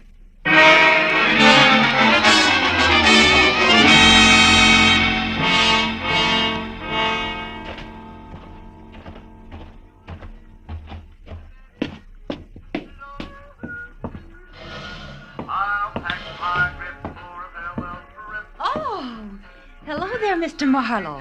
Did you get enough story material from the box fighters? For a couple of novels, Clementine. You alone here? Well, I am now. My daddy and I were playing canasta, but he left a while back. Went off without his coat, too, see? I know. You've been here in the office ever since, huh? Why, yes, why? Well, maybe you can help me. Did you... Gladly! But you've just got to help me first, Mr. Marlowe. Have you got a cigarette paper? A cigarette paper? You know, the makins. I'm Oh. trying to roll me a cigarette, ran out of mine. I found my daddy's tobacco, and then I absolutely emptied his coat pockets here looking for a paper, but there wasn't any. You wouldn't happen to have it. No, I'm afraid not, Clementine. Here, have one of mine. In fact, have two. Oh. Now, my question. Did you happen to see Danny Eagle go out the... Go out? Out the what, Mr. Marlowe? Huh? Oh, never mind. Listen, Clementine, did this thing come out of your daddy's coat pocket, too? That old ticket stub? Yeah.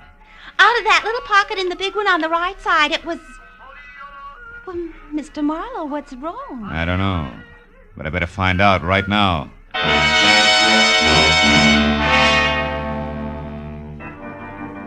As I ran out of the office and past the empty rope ring toward where the cabin stood, I was full of the conviction that Clover Lake training camp was due for a second corpse any minute. Only this time I knew that some fast adjectives I myself had tossed off and not a hot-headed fighter were playing cause and effect.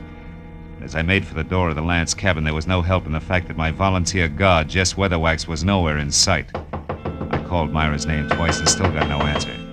So I stepped back to go to work on the door with my shoulder when the lock turned from inside. What is it, Marlowe? What are you doing here? At the moment, Myra, baby, I'm counting lucky stars, the kind that kept you hale and hearty in spite of me and my big mouth. I'm afraid I don't know what you mean. I mean, I almost spilled all, including the clincher, which was where you could be located. All this, mind you, to the guy who no doubt was in it with Lance right up to his Adam's apple.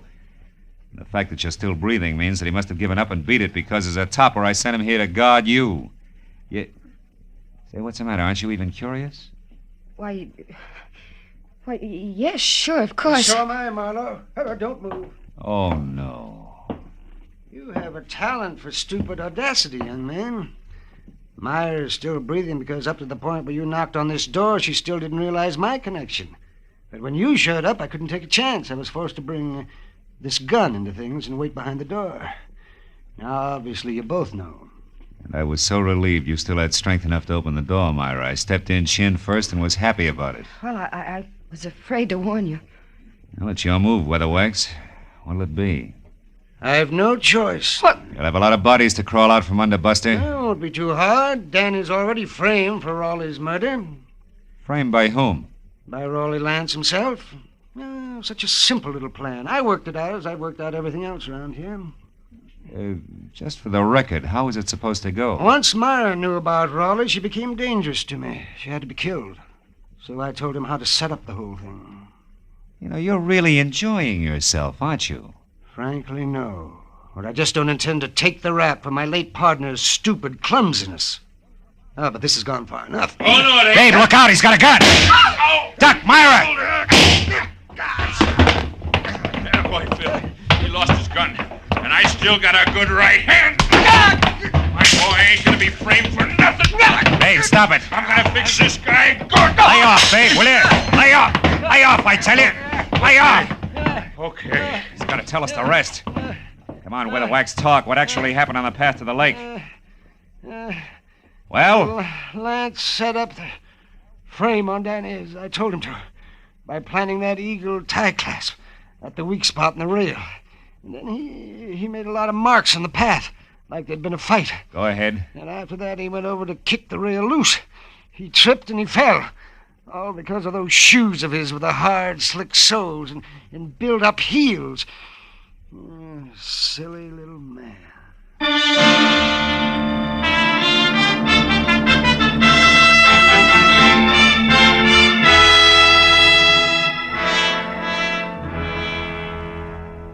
Well, it wasn't long until the boys from the sheriff's office arrived with a good doctor, a lot of open notebooks, and an endless supply of questions. But finally, all the pieces were fitted together. A very surprised Danny Eagle, who had done a lot of thinking, was back from a second long walk. And the whole thing had boiled down to me alone at the bedside of a heavy-jawed trainer, who had a happy look on his ugly puss for the first time that night. My boy's gonna be champ now, Marlowe, thanks to you. Oh, thanks to you, babe. We were almost down for the count when you showed up. Hey, how's the shoulder? That's nothing. Hey, look, tell me something. How'd you back old Weatherwax into that corner? Oh, well, I found a ticket stub from his coat pocket with the number A2 on it. Weatherwax claimed that he'd never seen a fight or met Lance until the camp opened up here. But that stub proved that just a month ago, he sat right beside Lance. Yeah, that's right. Yeah. Lance always had seat A1 at the arena. Check. In short, Weatherwax was a liar who dropped his guard. And in this racket, you do that just once and you're out. Yeah.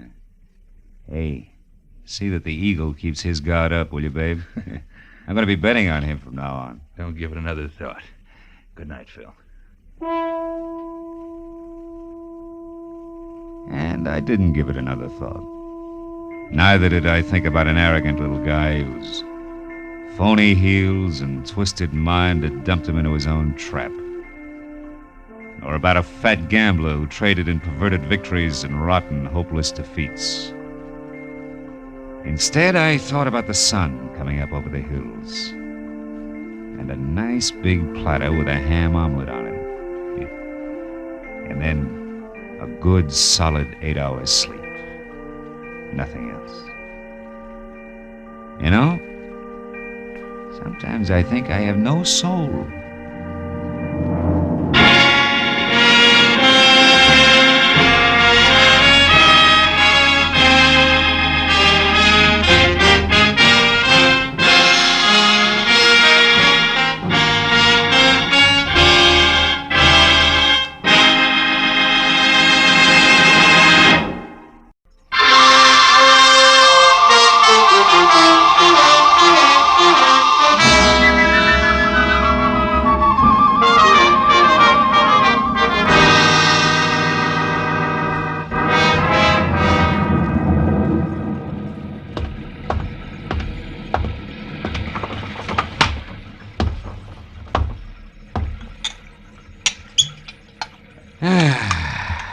Nothing like a drink and a good book on a rainy night. And what a night. Oh, no. All right, don't sprain your finger. I'm most sorry to intrude on you this time at night, but I may have waited too long already. Yeah, well, look, miss, my office hours are 9 to... My poor Andre, I felt something dreadful was going to happen to him, and now I'm sure of it. You must find him for me. The poor man Lady, wait a minute. Hold it, will you? Who is Andre? And for that matter, who are you? I am Vivian Ordway, prima ballerina ballet du monde. Prima ballerina? The impresario of the company, my dear, dear old friend, my teacher, the man who's been like a father to me. That is Andre Ledoux. We must help him at once. Yeah, well, listen, Miss Ordway, why don't you... Mr. Marlowe, I feared for some time that Andre was on the brink of losing his mind. Yeah, I can understand You see, he's a genius, tormented by 1,000 frustrations. He will never dance. He's been crippled, but he is consumed with a passion for dancing and drives himself to express his genius through the clumsy feet of others. Yeah, well, that's very interesting. You've no idea, but I don't see why you came to me tonight, Miss Ordway. What can I do? Help me to find him. Yesterday, something else happened to Andre. I don't know what, but it upset him. Then today at noon, when this awful rain started, he disappeared and... Oh, good heavens. Huh? 8:05. Yeah, what about it? I'll be late for the performance. Here, take this ticket and please come to the theater, Mr. Marlowe. I beg you. I'll pay you anything you ask. Only promise me you'll come. Well, Please. Okay, Miss Ordway. I'll be there as soon as I can.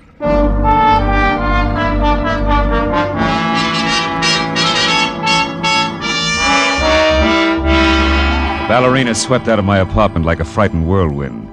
As I got dressed all over again for an evening of ballet, which I needed like acute appendicitis, I saw that the ticket she'd left was number 27J at the Great Arts Theater, showing Ballet of the World, sponsored by one Mrs. Imogene Wyatt. Well, I got to the lobby, half soaked near the end of the second act, when an icy usherette shoved the program at me and hush-hushed me inside. The audience was a small cluster of Artie diehards down front, which left me in 27J feeling like Midway Island. My client, Vivian Ordway, was the whole show. When I saw the finale coming, I slipped down a side aisle and into the wings, just in time to catch a beef at the stage door between a long, wolf-faced intruder and a pudgy It doorman. ain't here, Scully Haskell. But even if she was, you wouldn't get in. She left strict orders. You're finished. Now get out and stay out.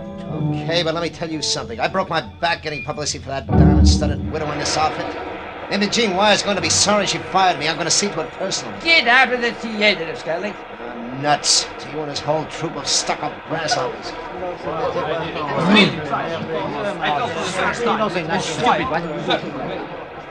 Oh, Mr. Marlowe, Yeah. here.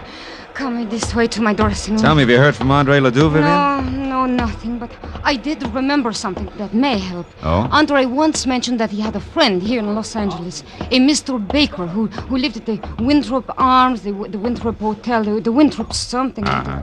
Come in, Mr. Marlowe. Thank you. Andre may be there. I'm grasping at straws, I know, but if his mind is gone and he is lost, I'm so afraid for him. Oh, now take it easy, honey. Take it easy. Vivian, is there news of Andre? Oh, no, George, nothing. Mr. Marlowe here is going to find him for us. He's a private detective. Oh, I see. Wonderful. I am George Melikov. Glad to know you. Vivian, I'll be at the hotel. If I can help, please do call on me. And, oh, my dear, you shone as beautifully tonight as the full moon. Как красивая луна. We mere stars were hardly visible beside you. До свидания, душа. Fast man with a compliment, huh? He's very sweet. Yeah, what hotel did he mean? The Wilshire Gardens. Most of the ballet stay there. Oh. How about you, Miss Ordway? I have a house, a studio on Lookout Mountain, 857. 857. Can I reach you there? No, I'm going to wait here in the theater. If Andre should remember and come back, I'd want to be here. He's a very sick man.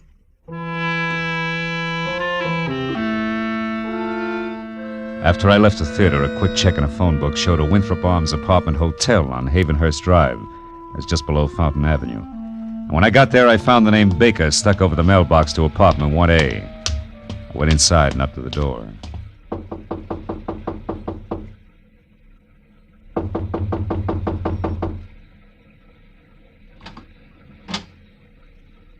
Yes?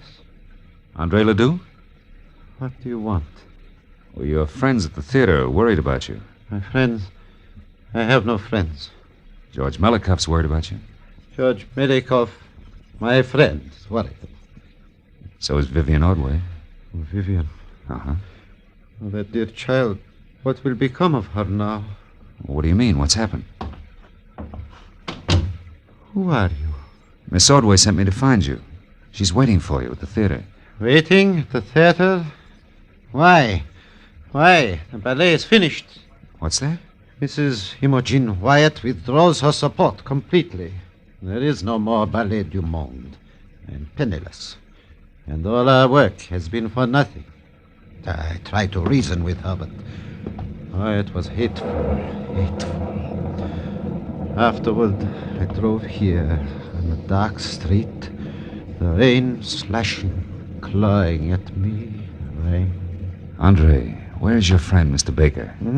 This place is packed in mothballs. He is in Europe. It is all right that I am here. He sent me the keys long ago, said I could use his apartment and his car. I came here to be alone, to think. My head aches. Andre, what time was it when you left Mrs. Wyatt's yesterday? Do you remember? I can't remember. Only that it was dark. Very dark. And it was such a difficult drive. Yeah, tomorrow she will notify her lawyer to alter the papers and order that imbecile. I wish she were dead. You hear me? I wish that Imogen Wyatt were dead. What was that? Stay where you are.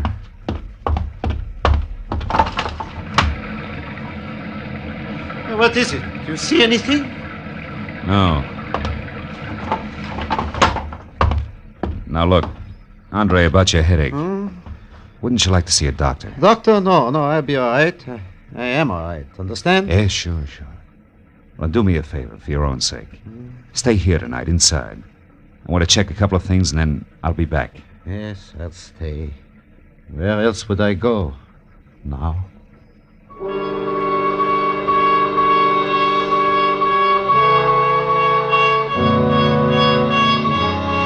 When I left, I was convinced that if the ballet impresario hadn't already slipped his trolley, another slight bump would do it. But two things bothered me. So first I walked around to the window again, but any trace of an eavesdropper had been washed away by the rain. Item number two was the strong imprint the drive home in the rain had made on Andre's troubled mind. I wanted to know why. The garage was under the building on the far side. The door was unlocked and a small light burned in the back. I finally found the car, a sleek, close-to-the-ground Hudson registered to Olin Baker, and found it with the first grim discrepancy. The left headlight and fender were still streaked with rain marks, but the right had been wiped clean. And when I reached in and switched on the lights, that cinched it. The glass in the right headlight had been replaced. It was brand new. Hey there. What are you up to? Just testing my friend's car. I may borrow it. You the attendant? That's right. Was you in here last night tinkering around with this here car? No. Maybe it was Mr. Ledoux. He had it out last night. Oh, no, it wasn't him. That was somebody else. I heard a noise. See, when I come out of my back room there, this guy beat it. He took off like a scared turkey. He had a big black cape on with a high collar flapping in the wind. You better watch it, old-timer. That stuff's getting your eyesight. Looked like a cape to me. Well, I looked around, but I didn't see no harm done, so I went back to my room. What time was all this? Oh, way past midnight. Maybe 1, 2 o'clock. I didn't pay much attention. By the way, mister, careful of the nip. No, thanks. I'd like to use a phone. You got one? Oh, sure. Back in the corner. I'll show you. I'll find it. The call is personal. Do you mind? Me? Should say not. Help yourself, Sonny. I'm too old to even be curious.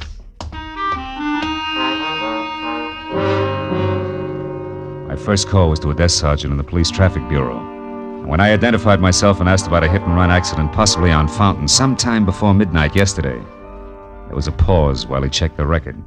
And then... On the button, Mr. Marlowe. We identified him by his Blue Shield medical card. Oh? One Lyle Kretschauer. Apparently stepped out from between parked cars on Fountain Avenue between Orange Drive and Roxbury. Was struck by an unidentified vehicle at about 11:10 last night. Condition serious. Now, what do you know about this, Mr. Marlowe? I'll get in touch with you later, Sergeant. Thanks. Stepped out from between parked cars.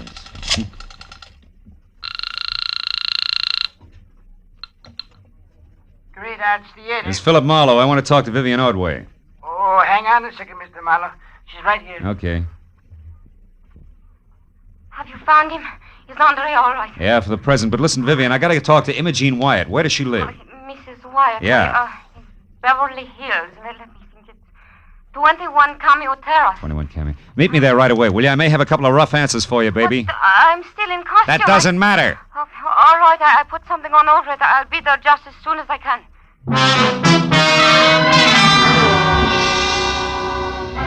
Between slick streets and visibility zero, it was a solid half-hour drive from the Winthrop Arms out to the swank Cameo Terrace. But when I pulled up at number 21, I wondered what the wealthy widow had spent her money on. The house was so small, it must have been shingled with $20 bills to meet the zoning restrictions. I just started up the soggy gravel path toward the door when it came. As I started to run for the house, a green convertible I hadn't noticed before roared to life suddenly and disappeared down a side street. But I didn't have time to worry about it. Inside, I found Mrs. Wyatt on the dining room floor, fighting a losing battle with the distance to the telephone. Accident last night. I was going to ruin it all. Now, Andre let it for me.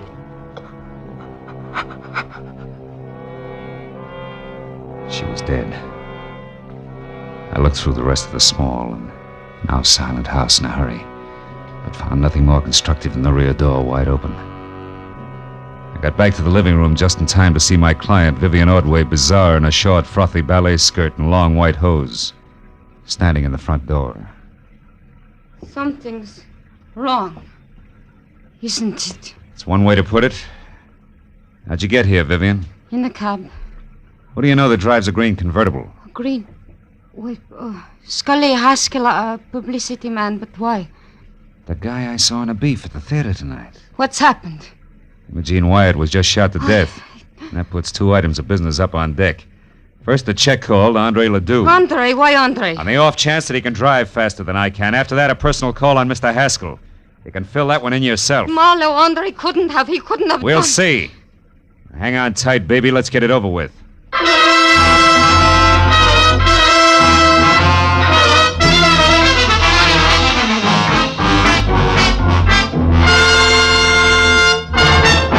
In just a moment, the second act of Philip Marlowe. But first, the great international comedienne Beatrice Lillie will be Bing Crosby's guest on CBS this Wednesday night. The CBS Bing Crosby Show always guarantees enjoyment. So be listening when B. Lillie joins Bing on most of these same CBS stations this Wednesday night. And now with our star, Gerald Moore, the second act of Philip Marlowe, and tonight's story, The High-Collared Cape.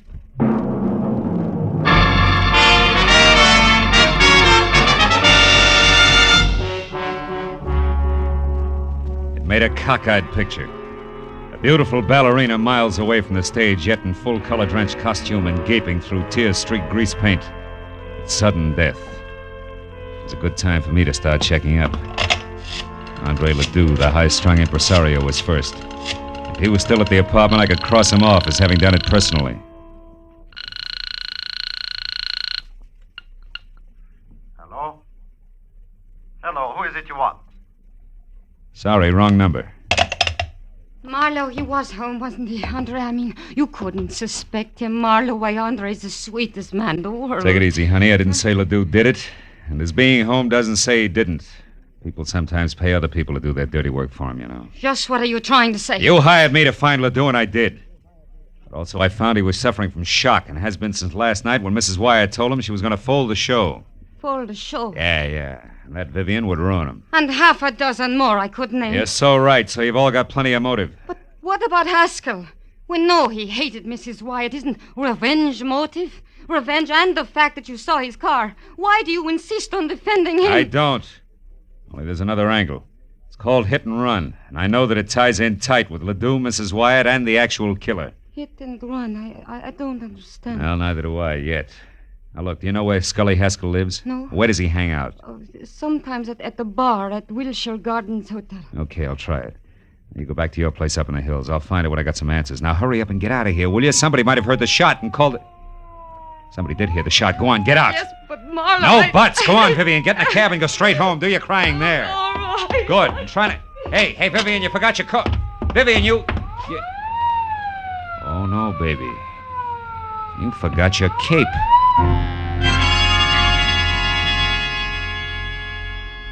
For a long second, I just held it tight and stared. High Elizabethan collar, enough gathered cloth to rig old Ironsides.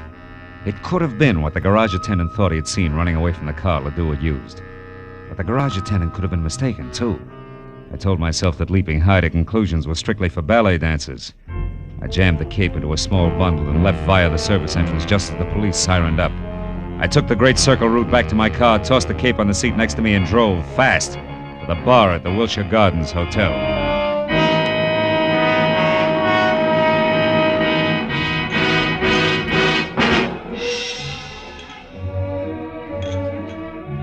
A kind of flattering pink-mirrored place where the hors d'oeuvre had long ago replaced the pretzel. But Haskell wasn't in sight. The only person around who could possibly be of any help to me was the delicate George Milikoff. Mr. Marlowe, have you seen Vivian? I am beside myself with worry. She's all right, Milikoff. She's not. I know. It is Monsieur Ledoux that she still worries about him. Yeah, him and a little bit more, George. Now tell me, you know where I can find Scully Haskell? Why, yes, I do. He was just here for a drink. Where'd he go? You're being very brusque, Mr. Marlowe. Being very what? You're brusque. Yeah, well, now look, George. Without grand jetting out of your satin loafers, get this. There's been a murder, and Vivian's in it up to her pretty fluff skirt. A murder? How is Vivian concerned? Come on, Butch, let's get out of here. Where are we going, Mr. Marlowe? Out to my car where we can talk. The rain stopped, come on. Over here. You said somebody was murdered. Who was that? Mrs. Wyatt. She was shot, and it might have been Haskell. Because she discharged him? Maybe. Or maybe something more complicated, like a hit-and-run accident that belongs to Ledoux, but somebody wants to cover. Does that make any sense to you? Here's a car. No. Should it? No. What's more, it shouldn't to Vivian, either. What are you getting at? There isn't time to explain. Call it thinking out loud. Thinking about this cape, for example, that belongs to Vivian. About the testimony of a whiskeyed garage attendant. All of which makes me hope real hard that Haskell's the boy. More thinking out loud? Yeah, maybe. Now look, where can I find Haskell? The Paradise Court Motel on Vine. He has a bungalow there, number 3. Oh, thanks. Well, if you're really worried about Vivian, George, go on up to a place on Lookout Mountain Road. She's not in good shape. And here, take this cape with you. Ooh. What? Why, you cut yourself. Your finger's bleeding. Yeah. On a sliver of glass, George. Glass that could have come from a broken headlight, huh? From a broken what? What are you talking about, Mr. Marlowe? The benefit of the doubt, George. Keeps getting harder to give it away. Bring this back to Vivian, will you? Tell her she left it at Mrs. Wyatt's, and then I'm positive Haskell's our man. So long, George.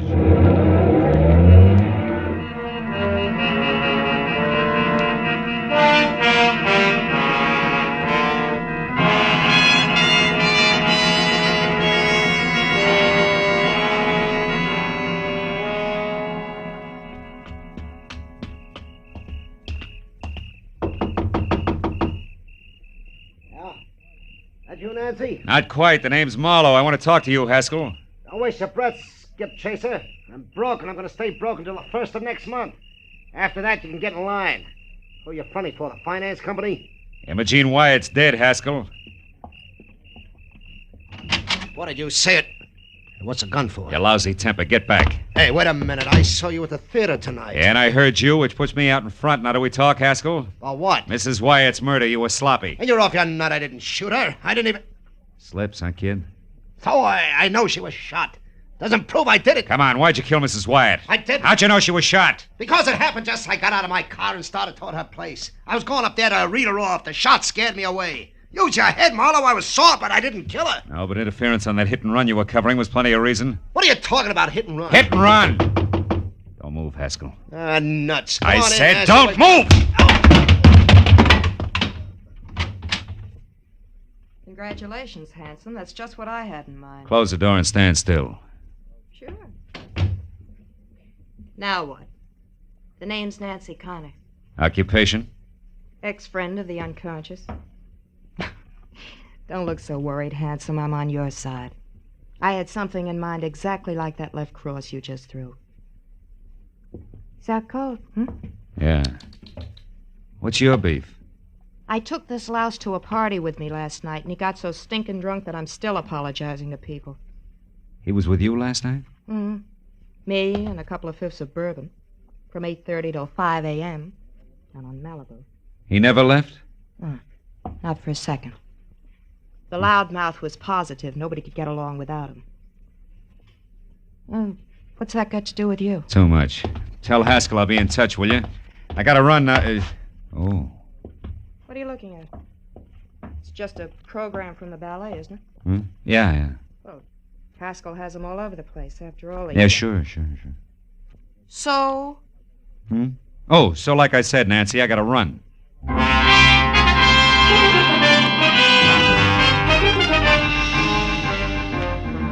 It was 15 stop-and-go minutes from Haskell's place to the Hollywood Hills, and another 5 screeching up the paved snake that was Lookout Mountain Road.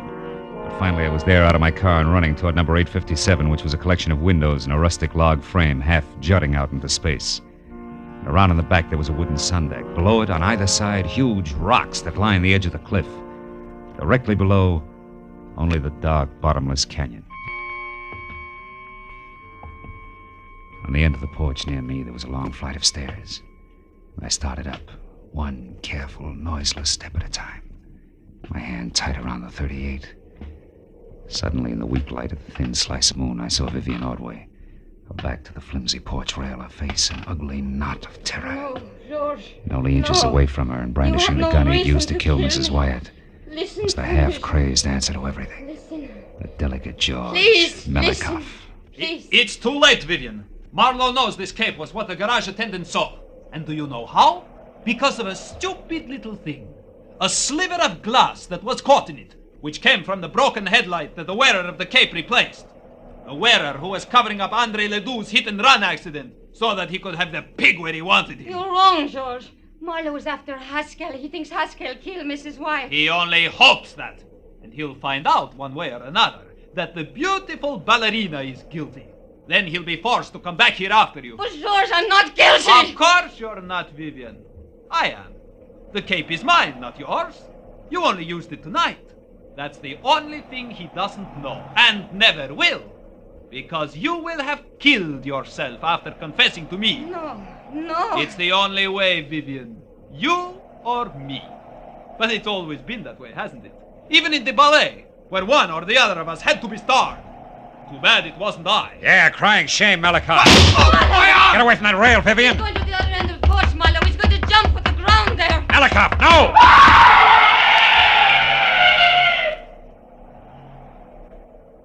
Oh, no. Too great a leap, even for a ballet dancer. Let's get out of here.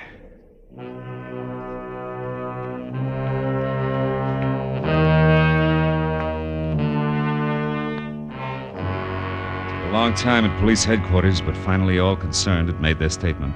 The law was more or less satisfied, and Andre Ledoux, who never knew he'd hit anyone, was cleared of hit and run. That left me and the ballerina driving to a friend's house. where she was going to spend the night. Phil, I know you must have had enough of questions and answers, but... But? Yes. The reason George killed Mrs. Wyatt. Well, you see, Vivian, it started last night when George went to see Andre Ledoux because he was so bitter about his part in the show being cut down. And that was when he saw Andre returning from Mrs. Wyatt, shaken up and half dazed. And with a broken headlight and other signs of having hit someone, huh? Yeah. And from there, George thought fast, covered it all up, found out exactly what had happened from this morning's paper, probably, and waited. When you hired me tonight, he must have followed me to Ledoux's and overheard Andre tell me that Mrs. Wyatt was going to pull out. Oh, so he went to her, tried to stop her, and couldn't. Yeah. Anything else? Oh, yes. One thing. Oh, that's the house there, Phil, the white one. Oh, okay. What made you hurry back to my place from Haskell's motel when time meant so much? A hunch, honey. As I was leaving Scully Haskell's, I saw a stack of ballet programs on a table in his living room. The cover on it was very interesting. It features you and a picture of George, majestic in his high-collared cape. So that was it. Yeah, that was it. Good night, Phil. Oh, will you call me tomorrow sometime, please? I'll call you. Tomorrow, Vivian. Good. It's a nice night, Phil. And so good to be alive. Well, good night.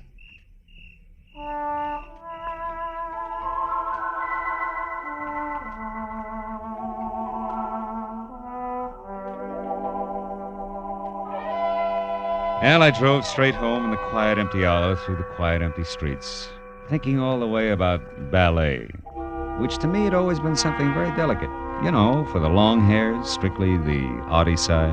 And I thought about the people I'd met who were connected with it. The ballerina with a lot of courage when courage counted. The high-strung Andre Ledoux, Haskell the muscle man, and George, as vicious as anything I'd ever met on Skid Row. And I was still thinking about them when I got out of my car. But then for the first time, I noticed a little white envelope on the seat next to me. It had my name on it. And inside was a ticket for tomorrow's matinee. Same seat I had before. Yeah, well, I figured I'd go. You know, those leaps they do, they're pretty good. What do you call them?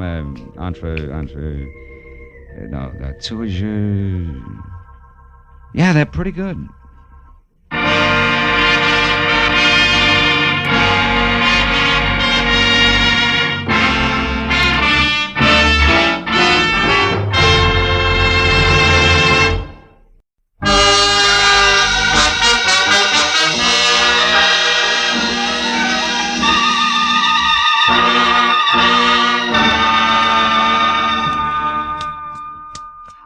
You know, Mr. Marlowe, when you came in today, I said to myself, it's a funny thing. You've been getting your haircuts here now for 6-7 years. But I never found out how you vote, Republican or Democrat. Well, I like to think that's my business. And another thing. Never did you tell me if you're for the Marshall Plan or against the Marshall Plan. Well, the Marshall Plan... And for the California's governor next fall?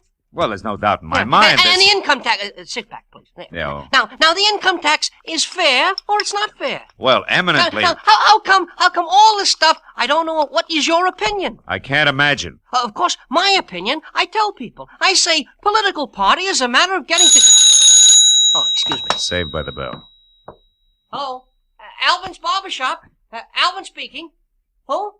Mr. Marlowe?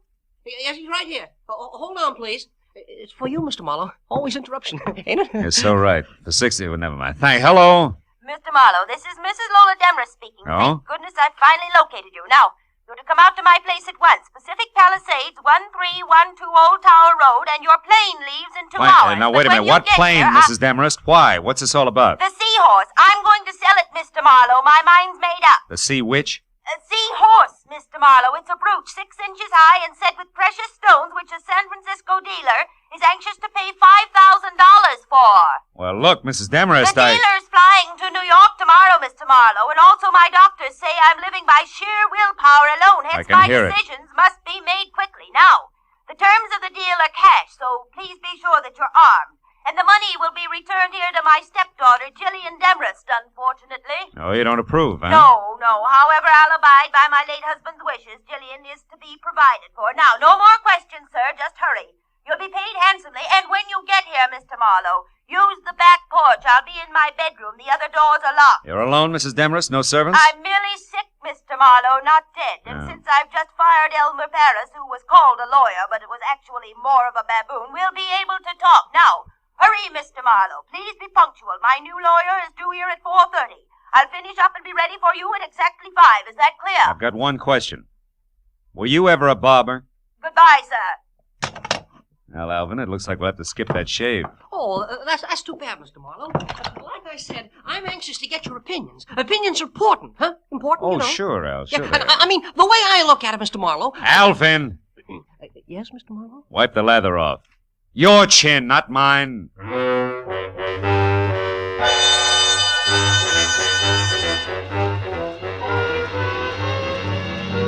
Pacific Palisades and my new client's home at 1312 Old Town Road was 40 minutes from L.A. The house was Victorian-style, solid, made of wood, 2 stories high, and squatted close to the edge of a sun-baked cliff, 200 feet above the ocean.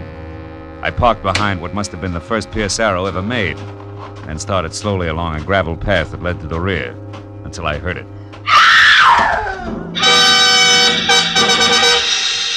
Inside, I found an old woman whom I figured to be my client, leaning against the half-open kitchen door, sobbing and clenching at the gingham apron she wore like it would keep her from screaming again. Mrs. Demarest, get hold of yourself. What happened? I'm not Mrs. Demarest. Oh, the poor darling. Her heart. She's dead. She's dead. In there, the bedroom. Oh. But who are you? My name's Philip Marlowe. Mrs. Demarest hired me an hour ago. She was a handsome woman. A beautiful woman and a good woman. You're the detective, aren't you, about the brooch? Yeah. How'd this happen, Mrs. Lockfield. Oh. Miss Bertie Lockfield. Miss Lockfield, were you with her? No, I came over a bit ago. I'm Lola's best friend, you know, her only friend. I came over in my car to cook her some dinner, like I do all the time. I live right by the little cottage at the foot of Old Tower Road, the one with the tall The hedges. dinner, Miss Lockfield, you were saying? Oh, yes. Well, Mr. Marlowe, can we go back to the living room? Oh, sure. Now, Miss Lockfield, you came over to cook dinner, then what? Well, I looked in on her first, like I do all the time. And since she was asleep, I went to the kitchen and set things going. And then? Oh, here, you better sit down, huh? Thank you. Then I went back to my place, fussed around for 10, maybe 20 minutes. Then I came here again and found what we just saw. That pillow clenched in one hand like she'd wanted to All hold right, take it easy, Miss Lockfield. Try to hold on, huh? Now, tell me, you didn't happen to see anything of the new lawyer around, did you? New lawyer? Why, Lola didn't mention a new lawyer. He was due here today? Yeah, a half hour ago. Might help if we knew his name. Why, Mr. Marlowe? Mr. Marlowe? Surely you don't think there was, well, foul play? I don't know, Miss Lockfield. But for one thing, the position of the pillow seems kind of cockeyed to me. Yes, but who on earth would want to... Oh, no, not Jillian. It couldn't be. Mrs. Demarest was quite clear about Jillian. Jillian hated Lola, Mr. Marlowe, but Jillian isn't a killer. Yeah, well, maybe nobody's been killed. But tell me, Miss Lockfield, did this stepdaughter, this Jillian, know that she was getting the money from the brooch? Oh, no, I doubt it very much. Although she did know that Lola had it, of course, and what? And that Lola's money was dwindling, Mr. Marlowe, and that she was selling her possessions one by one. Uh-huh. And therefore, Jillian might think that the Seahorse brooch was hers by right of inheritance, huh? Yes. Yeah. Tell me, Miss Lockfield, do you know where Mrs. Demarest kept the brooch? Oh, yes, in the bedroom. I'll show you exactly where. Come. All right. It's behind the portrait of Mr. Demarest, and... Oh, the poor, Oh, poor come on. darling. Take it easy, honey, huh? Did you say behind a portrait? That one? Yes. There's a panel in the wall that slides. Uh-huh. Move the picture to your right, Mr. Marlowe. Then pull out on the panel edging. You'd better use the chair. Yeah. To the right. And out on the panel edging, huh? That's it. See it? This velvet case? No, those are earrings. The brooch is much bigger. It's in a silk bag, Mr. Marlowe. Mr. Marlowe, don't you see it? No, and I don't think I will. Miss Lockfield, the velvet case is all there is. The Seahorse is gone. I called the law and reported both the theft of the brooch and the death of Mrs. Demarest while Bertie Lockfield prompted over my shoulder. After that, I started through the place looking for anything that could possibly give me a lead on the wandering Seahorse. 15 minutes later, all I could show for my effort was a telephone number, Surfside 10229. It meant nothing to me except that it was written on a sheet of brown roll-your-own cigarette paper. When I dialed the number and got no answer, I dropped the paper into my pocket. I told Miss Lockfield to wait for the police and headed for town in the first public phone booth. I started through the local classified directory looking for a lawyer named Elmer Paris. When I didn't find him, I figured he could be somebody's junior partner.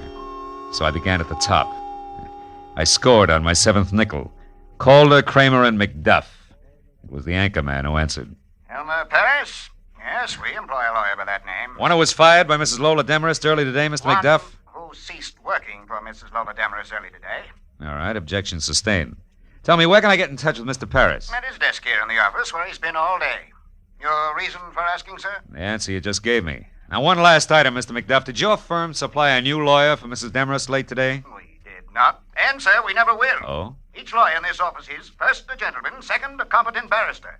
The belligerent Mrs. Demarest has use for neither. Good day, sir.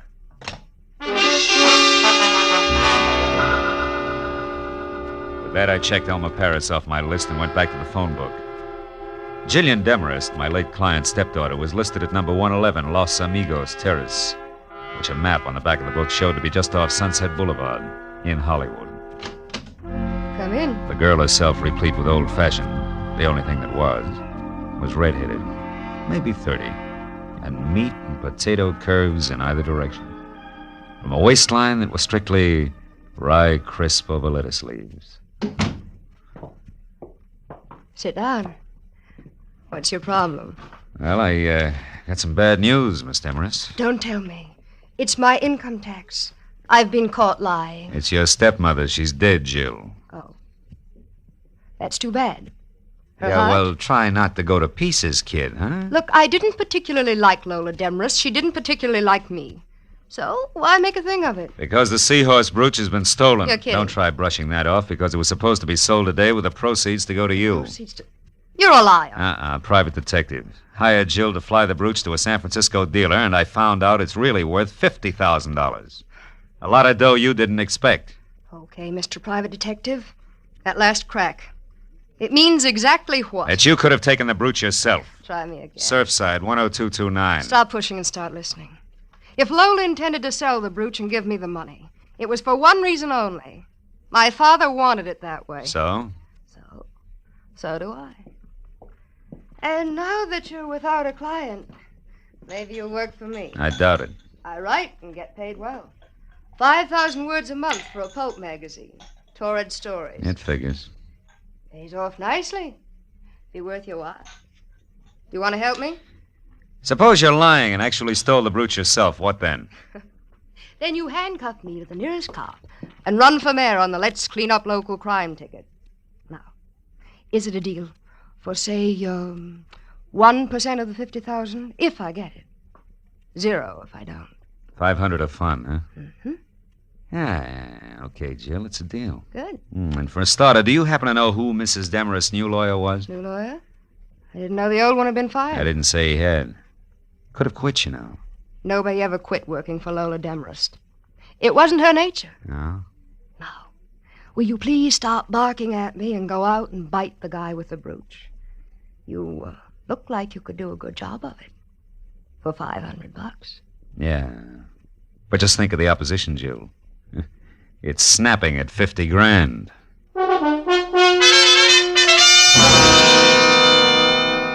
I drove back to the foot of Old Tower Road in the smothered and ivy cottage labeled Miss Bertie Lockfield. I started for the front door, but only got halfway. That'll do nicely. Right where you are. Oh, fine. You're a friend of Bertie Lockfield's or a relative, which... A nephew, why? Because, nephew, Aunt Bertie's not home, and I want someone responsible to leave a message with. So you go looking for him with a gun, huh? Now listen, baby, Shut up and try to remember this.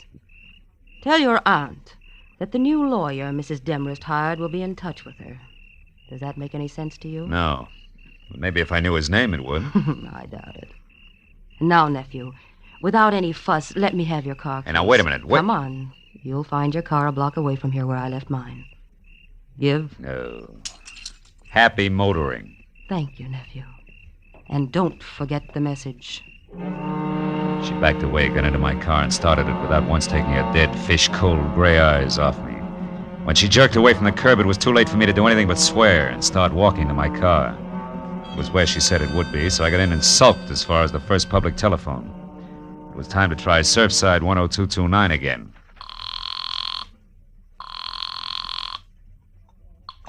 Hello. Hello, I'd like to talk to... To who? Wait a minute, is that you, Lieutenant Matthews? Yeah. Marlowe? Yeah, that's right. Oh, that Demarest case, huh? Well, Phil, the coroner thinks it was murder, all right. Suffocated her with a pillow, but they won't be sure till the autopsy report is in. Yeah, wait a minute, Matthews. Hey, wait a minute, will you? You're at Surfside 10229, right? Yeah. You got this number from Homicide, didn't you? No, I didn't. I got it from a brown cigarette paper I found at Mrs. Demarest's. Huh? Now, look, tell me, Matthews, what have you got and where are you? 51 South Monroe Place. 51 It's South. a dead one, Phil. A guy who sported a beard. The name was Paul Crater. Oh, occupation lawyer, right? No, Phil, wrong. The occupation was able-bodied seaman.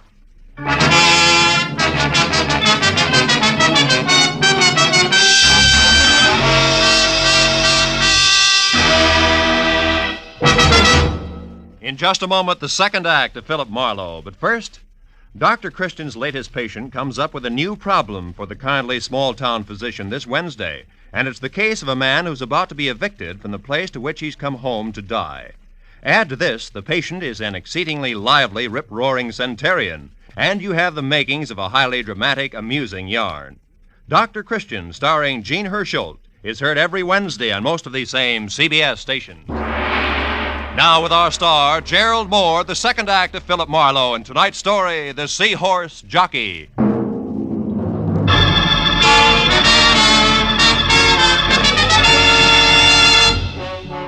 I was 30 minutes getting out to the address Matthews had given me. The neighborhood around Surfside looked like it had been pushed together from scraps that had washed in from the sea. And number 51 Monroe Place was no improvement. It was a corroded little frame house surrounded by a picket fence, with most of its front teeth missing.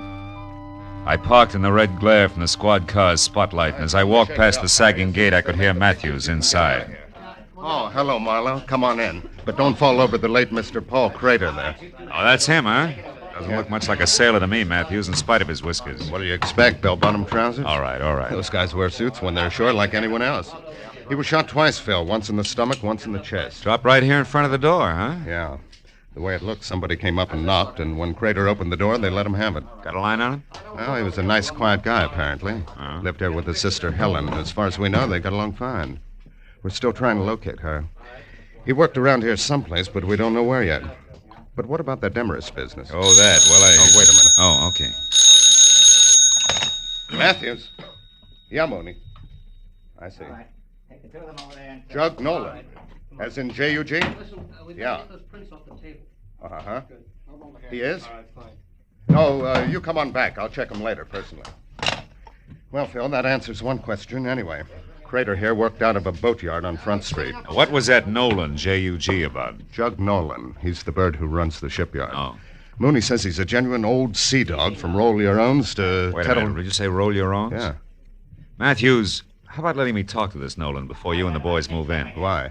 I'd like to check the color of his cigarette papers, and I'll let you know. Well, okay, Marlowe. Only keep your chin in. Maybe Nolan doesn't know anything about what happened to Crater here. Unless he pulled the trigger, huh? I drove through the thick smell of seaweed and dead fish that was Front Street for 10 blocks before I found a battered sign that read Nolan's, dangled over the door to a shanty of an office behind which a tangle of crooked masts stuck up like jackstraws out of a jam of crusty hulks. I pulled into the curb across the street from the place and started to get out when the office door opened, and a man who looked something left over from Moby Dick stepped out, headed across in my direction. As he passed in front of my car, I got a good look at the butt of the homemade cigarette, drooping over a jaw as heavy as the end of an anchor. It was rolled with brown paper. Odds on, it had to be Jug Nolan. When he swung on down the street and finally went into a bar, I followed.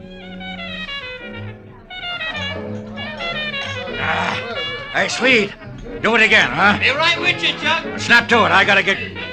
Well, what do you make of it, mate? Something biting you? Not exactly, Jug. I was just wondering how well you're acquainted with Lola Demarest. Demarest? Yeah. Well enough to know she's got vinegar in her veins instead of blood. Why? Is the old crackpot something to you? No, not now. She was my client earlier tonight. I'm a private detective. Name's Marlowe. Now, keep it. You were up to see her today. I'd like to know why. Go ask her. That's a little tough now. She's dead. Yeah? Well, better late than never, mate. Miss her, do you? I can stand the strain. What was your business with her? Boats. Sure it wasn't seahorses? Don't talk bilge to me, mate. I said boats. 2 rusty, rotten scows covered with barnacles enough to sink 'em in another week. But to hear that old gal talk, you think each one was the Queen Mary. Hey, Swede! Yeah? Pour me that drink. Okay, Jug. Here, what's yours, mister? Scotch, Johnny Walker. Take them both out of this. No, you don't. I'll buy my own. And I'm tired of your questions, mate, so haul out. Here, Swede. Suit yourself. Maybe you can bear up on one more question, Nolan. For you, maybe it's easy. Who killed Paul Crater? What was that? Somebody put 2 bullets in Paul Crater in front door of his house. I just came from there. Paul, dead. If you're lying to me, mate, I'll tear you in two. Get your hands off, Jug. Why would I lie? The cops know who did it. Not yet, but they will. I'll find out about this and in a hurry. Slow down, Nolan. There's no rush. Crater's gonna be dead a long time. I want to ask you... Get out of my way! Now, look, Nolan, I said I wanted to... Never mind. Okay, Commodore, help yourself. Nolan's ponderous right fist was cocked when I changed my mind, but that wasn't what did it. Over his shoulder, I'd spotted a familiar face. Detective Lieutenant Matthews leaning at the end of the bar and studying his thumbnail intently. As Jug stamped past him and out the door, Matthews jerked the intriguing thumb at a thin, sandy man working a pinball machine, who suddenly lost all interest in the game and left abruptly. And Matthews sidled down the bar toward me. Sorry to step on your heels there, Phil, but we found out that Nolan has 2 judgments against him for assault. Got a very dangerous temper, it seems. Well, you saved me a split lip. Did you hear all of it? Enough to convince me that Jug Nolan didn't do it, but we'll tag him just to play safe. Oh. Chances are he's heading for Crater's house now, which should just give me a good chance to go to his place and look around. Uh-huh. I'll see you, Marlowe. Yeah, so long, Matthew.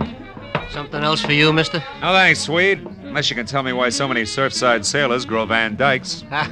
I wondered myself. Maybe it's to hide those dirty collars. I don't know. Hey, thanks, Swede. Couldn't stand the city gas. Hey, here's one with a beaver now, mister. Why don't you ask him? Oh, it's not that important. Come on, let's go, Swede. Set me up some rye whiskey. Okay, all right. Say, Dusek, this fella here wants to know why you sailors grow those chin whiskers. Yeah? Skipper, I'll tell you. A sailor's got to have something to do while he's away with spare time at sea that don't take up too much space. Yeah, well, I guess it beats bike racing. I'll see you, Dusek. Hey, wait, I want to tell you. I went to town today looking for nothing but a change of scene in a chubby blondish Edward, see? And what happens? Yeah, well, that's fine. Some gal takes a look at my beard and thinks I'm a college professor doing research. I couldn't thaw her out with a blowtorch. Yes, the well, next one runs for her life because she takes me for a judge. And after that, I'm just getting around Hey, to wait a asking minute. me- Hold it, Dusek. Huh? You say judge? What's up, Skipper? You losing your rudder? Just the opposite. You've given me an idea that'll work. Yeah, and what? 2 murders, a beautiful sneer, and a missing seahorse. Ah. It's wild, but it's beginning to make some sense. So long, sailor.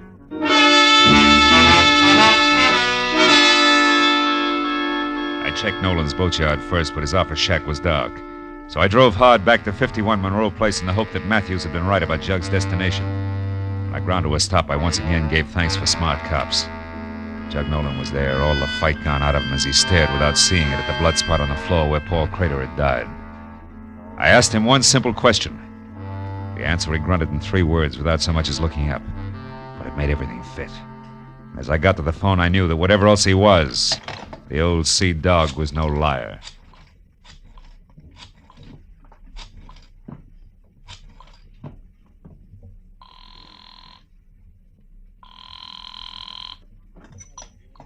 Hello? It's Marlowe, Jill.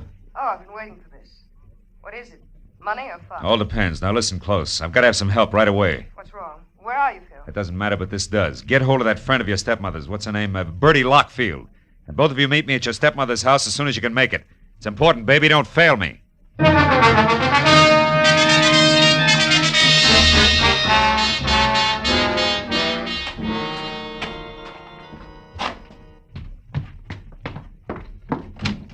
Marlowe, what took you so long? Well, yes, I understand you wanted our help in a big hurry. We rushed madly over I'm here. sorry it took longer to get here than I figured. What do you want us to do, Phil? Catch a thief and a killer? You see, I'm positive now that whoever got away with that jeweled seahorse also held that pillar over Mrs. Demarest's face until she died, then went on to kill Paul Crater in Surfside. 2 murders? Killers have that advantage, baby. For 1 murder or a dozen, the price is the same. Well, I don't understand, Marlowe. Does the second murder have something to do with my stepmother's death? They follow like links in a chain, Jill. Lola Demarest called me at 4. She was expecting a new lorry at 4:30. When I got here at 5, she was dead and the jeweled seahorse was gone. However, the circumstances indicated that somebody who knew her had done the work. Then you don't think the new lawyer was the one No, who... but I do think the new lawyer came in, just as I did later, through the open back door. Stood right over there and overheard the entire business. Can you prove all this, Marlowe? Not yet. But if you found that new lawyer, you could. Right. That new lawyer's going to turn up soon, and when she does, we'll have something She? more. Yeah, she, Bertie. Lola Demarest's new lawyer is a woman. A woman? The distinguished man in suit and Van Dyke that you shot and killed in Surfside was the lady lawyer's brother, a seaman. You mean Bertie here? Yeah, Jill. The new lawyer who witnessed the whole thing decided to move in on it, right, Bertie? But it was blackmail. I got a note in my mailbox from a lawyer named Crater accusing me and demanding money. And since you were already in so deep, you figured another murder wouldn't matter. You got the lawyer's Surfside address some way and went there. And that's where you stumbled, Bertie, over a suit of clothes and a beard. Bertie. Well, you were Lola's best friend. You'll never understand, you fool.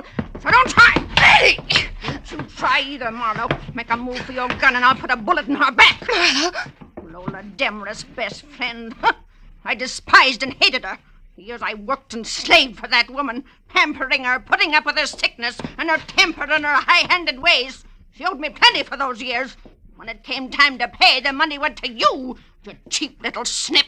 You'd done nothing for her. You were getting everything. Stand still, Marlowe. I came prepared, remember? So did I, Mrs. Lockfield. Helen Crater. Better drop it, Bertie. You're in the middle. Listen, we can still do business like you said in the note. Not now, sister. You forget 3 things. First, you tried to kill me. Second, you did kill my brother. Helen, you don't know what you're doing. And third, the female of the species is always deadlier than the male.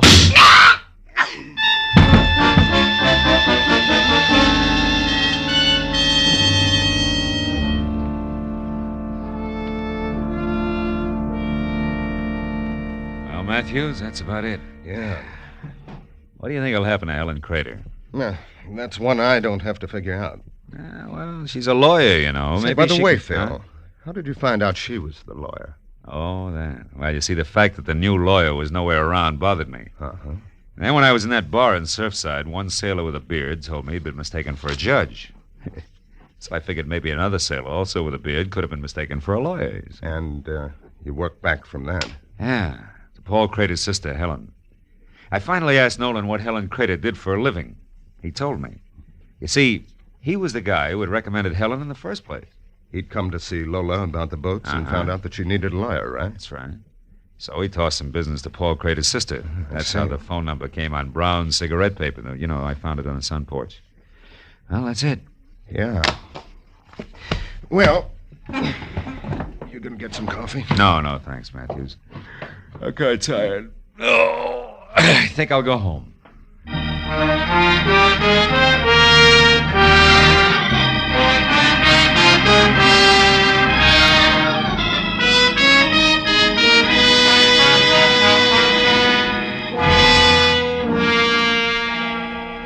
It was almost 3 in the morning.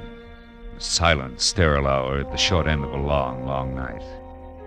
Everything that happened had been because of a jeweled seahorse, an ugly little replica of an ugly little fish. But then, as I thought about it, I realized that the trouble wasn't because of the seahorse. It was because of the people. Bertie Lockfield, Helen Crater, Lola Demarest. That's always the trouble. People. Yeah. To coin a cliche, it takes all kinds of people to louse up the world.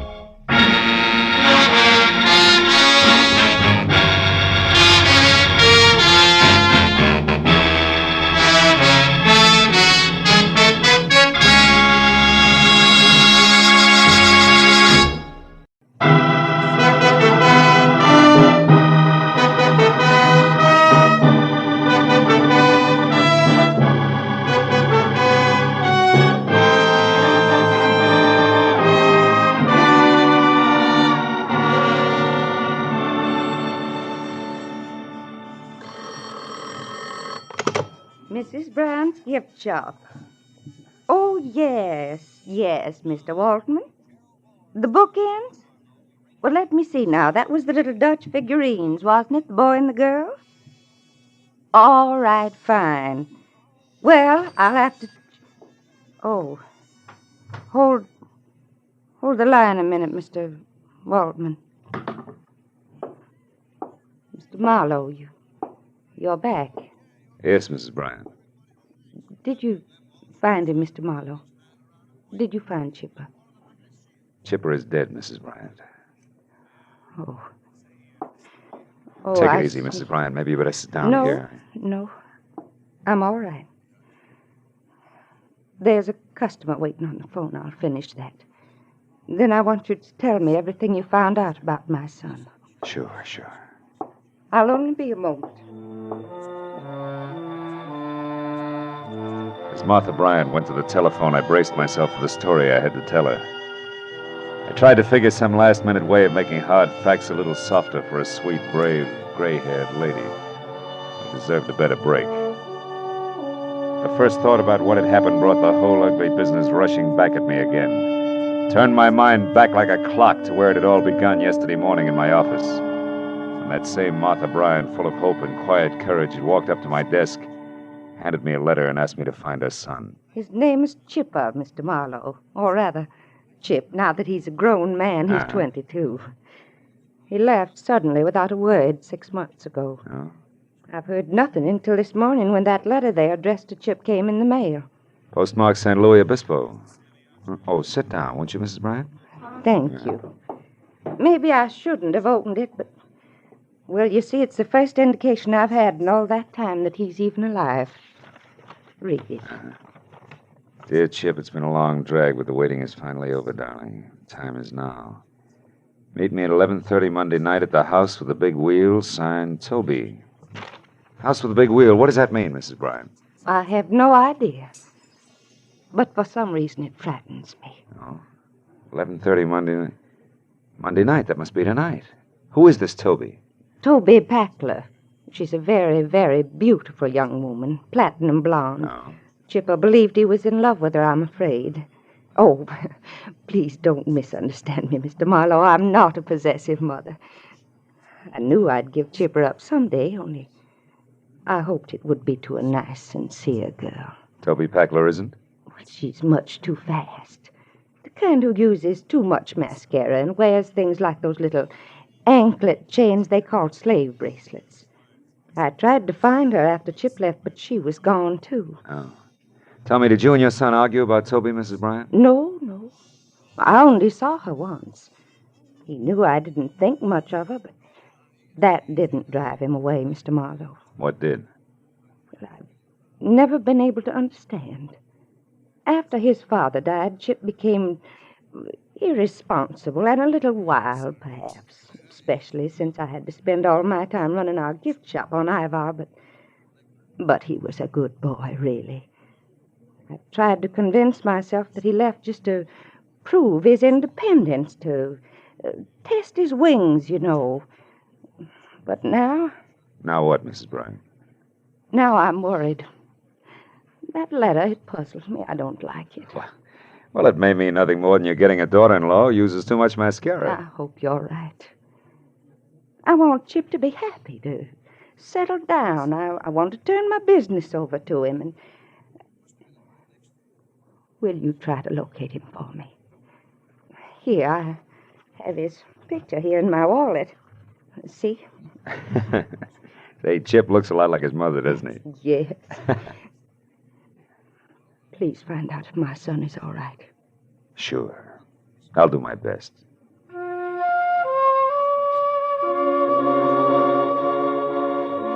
my office window, I watched her leave the building. Saw her stop politely and answer a question for an oily sidewalk passerby in a black pinstripe suit. Then moved quietly on down the street toward her shop on Ivar. A neat, gentle, very lonely woman. I hoped I'd find a happy story for her in San Luis Obispo. She had one coming.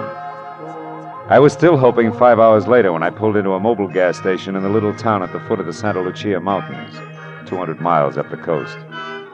I filled up, asked a few questions, and found out there were only 4 good hotels, 5 not so good, and 2 or 3 dozen motor courts, and that ran the gamut. So even with nothing but the name Toby to go on, the job wasn't completely impossible.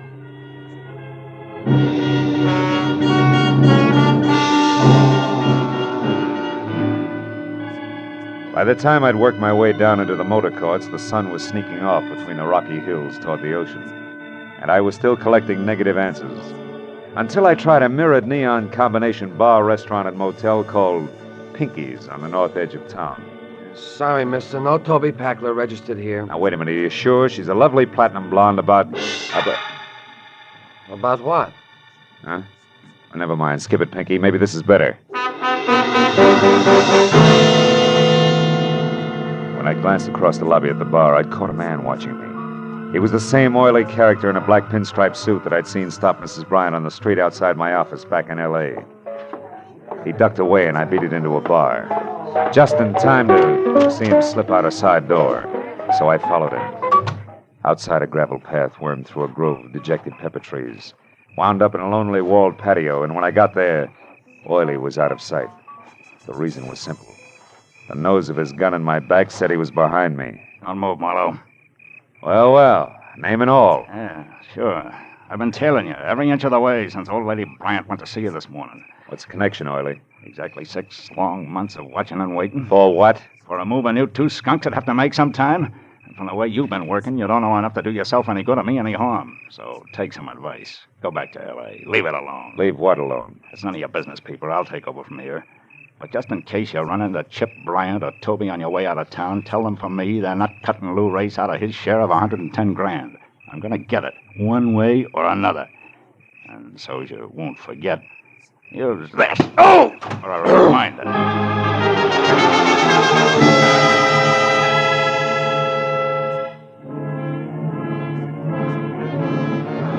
When the brick floor of the patio finally stopped pushing, I was alone.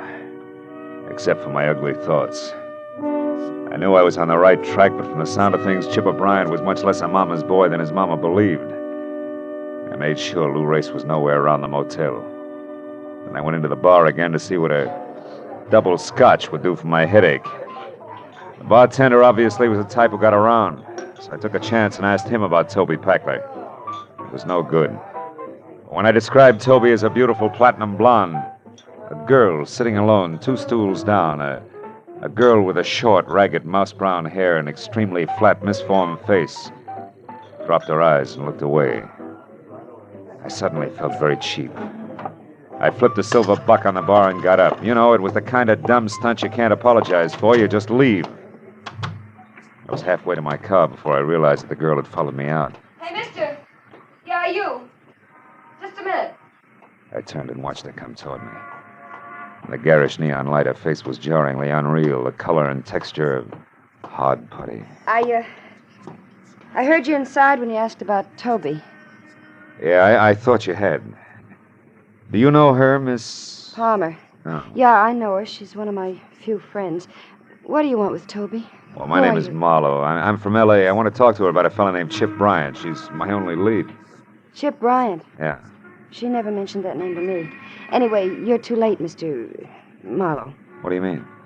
Toby left town this morning. Left town? Oh, no. She was going up north to Seattle, I think, on some kind of personal business. Now, listen, did she ever say anything to you about a house with a big wheel, where it was, what it means? House with a big wheel? Yeah. No, I'm afraid not. I'm sorry, Mr. Marlowe. I guess I'm not much help.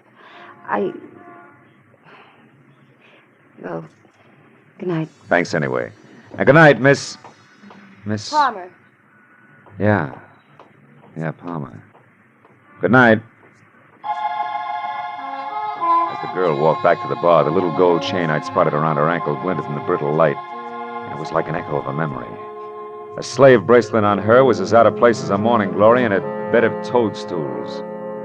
But that gave me a crazy hunch, a hunch that somehow in the last 6 months, a gorgeous blonde named Toby Packler had become a drab brown head with a flat, stiff face.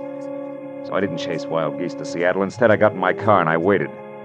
An hour went by and it was almost dark before she finally came out again, stepped down into a sleek new convertible and drove north out of town. I followed as she turned off a neglected side road. and for 8 miles twisted through jagged rocky hills toward the mountains. Then suddenly, from the crest of a small rise, I saw what she'd been heading for. An old stone house squatting in a grove of eucalyptus trees. The girl I figured to be Toby Packler had slowed almost to a stop. I watched her creep along until she was out of sight. I got out of my car and I went down for a closer look. Round, brown shingled cupolas reared proudly out of choking overgrowth, and on a huge rusty iron gate in front was the name Escobar. But in the trees behind the house I saw more. Turning slowly in the stream, there was a giant water wheel. A big wheel. I drove fast back to town and stopped at the only place I could figure for a quick answer. The office of the San Luis Obispo Daily Eagle. Night editor was strictly old school, from green eye shade to sleeve garters, but still very much on the ball. So, you want to see the issues of exactly 6 months ago, you say? Yeah. That'd be November, about the 8th, 9th, and 10th. Here you are, son. Help yourself. Thanks a lot. If I'm right, this ought to cinch it. Careful there, don't rip those copies. Say, by the way, what story are you looking for? Oh, small something on a party named Toby Packler. It's not here. Wait a minute, maybe it'll be in... Yeah, sure, this is it on page 3. A woman identified as Toby Packler of Los Angeles suffered severe injuries to head and face today when the car she was driving skidded into a bridge abutment 2 miles north of here. So that's how come the face. Miss Packler's condition was announced as critical by Clark Emergency Hospital attendants. Huh? Is that all you wanted? That's enough. If that answers your question, young man, I'll put these copies away. Gotta be careful with Wait a minute, that headline. Huh? What was that? Let's see that. Santa Barbara jewelry store robbed. Daring thieves escaped with gems valued at 110,000. 110 grand. Yeah, I remember that. 2 men and a woman. Got away clean, too. Never caught a one of them. Hey, you don't mean there's a connection between these stories, do you? I don't know. Ask me again after I've checked in at the old Escobar place. Adam Escobar's place? Out in the hills? Oh, you're joking, son. What in the world could that crackpot possibly have to do with a jewel robbery and a car wreck 6 months ago? It beats me, but there's some tie, and you can count on it. I think you're crazy. But if you're going out there, maybe you should be. Now, what's that supposed to mean? You'll have something in common with Adam. He's lived in his own private dream world for so long, he's forgotten what the real world's all about. Goodbye, son. I'll see you later. I hope.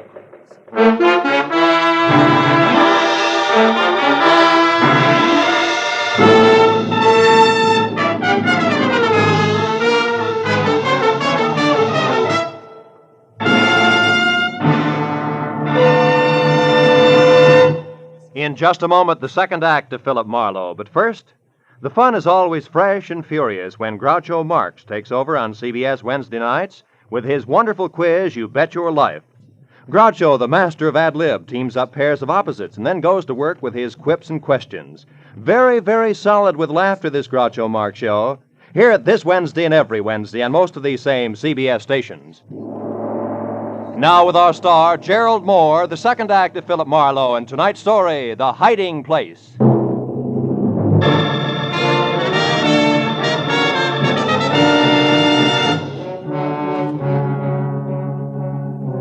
From the road, I had thought of Adam Escobar's place as just another 100-year-old country home. You know, the kind, big, aloof, wrinkled, like an aging nobleman who had retired long ago with his memories. Now that I was there and at the rusted iron gate that resented my intrusion out loud, I changed my mind. I saw now it had to be a degenerate nobleman. Also, the nobleman had to be flat broke. I saw it everywhere. The name Escobar on the gate in copper lettering had turned a sickly, spotted green. The scuffed, faded family crest inlaid in tile in the cement walk was cracked and crumpled. The exquisite stained glass door was cracked all the way down the middle. Only the engraved card in the slot under the knocker that said Adam Escobar, Esquire, was neat and new. The landed gentry's last-ditch stand. I was about to knock when... You need not bother knocking, sir. I saw you coming up the walk. I am Adam Escobar. He was a small, slight man of maybe 60 plus with a large head held high in spite of the frayed cuffs, patent leather slippers that were cracked and peeling. I introduced myself, then followed him into a musty living room. There, Wiley apologized for no longer having any servants and poured us each some brandy from a cut glass decanter. I told him all about my search for Chip Bryant, complete with Toby and Lou Race. Frankly, Mr. Marlowe, I am puzzled. Your drink, sir. Oh. Confused. What does all this have to do with me? Well, maybe nothing, Mr. Escobar, but the only guess around is that the jewels were hidden here on your property. The house with the big water wheel the night of the robbery 6 months ago. But why? For what reason, sir? The police? Probably. Trio wouldn't want to be picked up with the stuff on him. Salud. Under yours, sir. Thank you.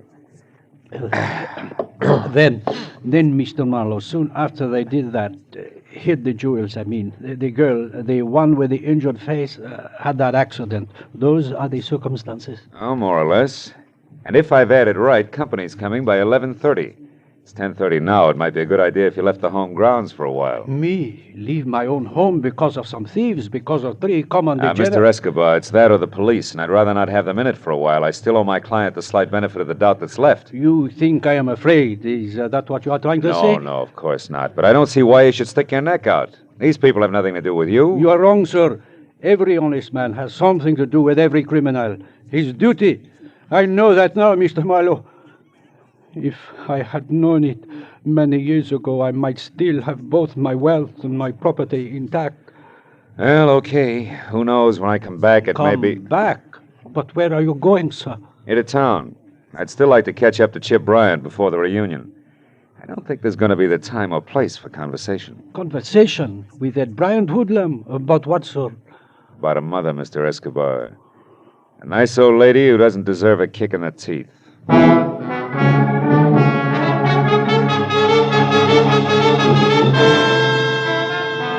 Back in San Luis Obispo, I returned to the missing person door-to-door canvass for the 3rd time that night. Only now I confined myself to the wrong side of the tracks exclusively, and the deeper the dive, the better. I didn't figure that Chip Bryant would show anywhere else. And after a half a dozen quick stops, number 7 proved lucky. It was a cramped, greasy bar with a sawdust and cigarette butt floor and a single customer. I hadn't found Chip, but I was close to the dapper Mr. Lou Race. The barkeep, a ball of fat, wearing a sweatshirt the size of a tent, had his back to me when I entered. So did Race. So when I tapped the tricky man on his padded shoulder and he turned, he was surprised to see me swing! That slicker was an old debt. This! Just in case the cat got your tongue. Now get up! Get ready to answer a few simple questions. Hey, what do you think you're doing? You're busting my table. I'll pay you for it, and unless you want to be up to your rolling chins in trouble with the law, Junior, don't try to help the clientele. The cops? Oh, okay. Why didn't you say so? I don't know nothing about this guy. And I don't know enough. Now, come on, Race, you talk or eat sawdust. Which? No. I'll tell you. What do you want? One, you, Chip Bryant, and Toby Packler stuck up that Santa Barbara jewelry store 6 months ago, right? Yeah, we did it. But they crossed me up. It was when the cops were coming and we split. Split or you played hooray for Lou Race and ran without worrying about the others? What's the difference? The reason Toby and Chip Bryant won't tell you where they hid the jewels, that's a difference? Nuts. You're standing on one ear, peeper. Toby had a different reason for crossing me. Like what? Like her falling in love with that louse Bryant. The kid she baited into coming along with us. By flapping her baby blues, the kid who was supposed to drive the car, period. That's how she crossed me. Anything else? Yeah, the topper. Where's Bryant now? One of 2 places. Either with Toby Packler or without. Oh! Packler. Good night, sweetheart. By the time I made it to the door, the second company, Sam Spade, was across the street behind a parked car and streaking for an alley in the middle of the block. And just as I thought I was going to lose him, he came abreast of a dark doorway, and I saw it. An arm raised quickly, the glint of a knife blade, the arm dropped sharply. Whoever had done it slid away in the dark as suddenly as he appeared. When I was next to Race, there was only the caller's card, a black ivory-handled knife, driven to the hilt in between the dapper man's shoulders. He was going out fast. Hey, holy cow, how did it happen, Mr. Shut up, Race. Race, do you know who got you? The knife. Yeah? Has it got a dark black eye? Black ivory handle, yeah. Why? What does it mean? Who's it belong to, Race?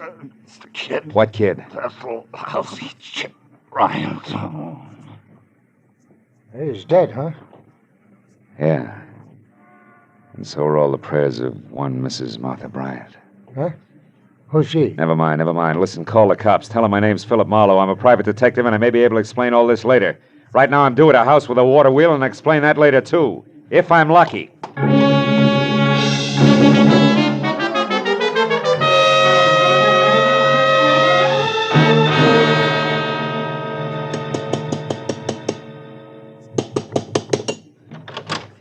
Mr. Marlowe, I'm glad you're here, sir.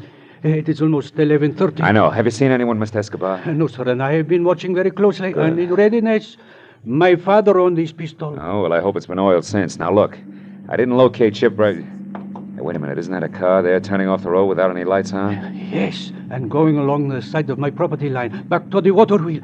It is a woman, Mr. Marlowe. Yeah, no doubt named Tony Packler. Now, look, you stay here, Mr. Escobar, and keep that blunderbuss ready. Don't forget Chip Bryant's due out here, too, and he's a killer. Keep your eyes open. We'll stand a better chance meeting him one at a time. I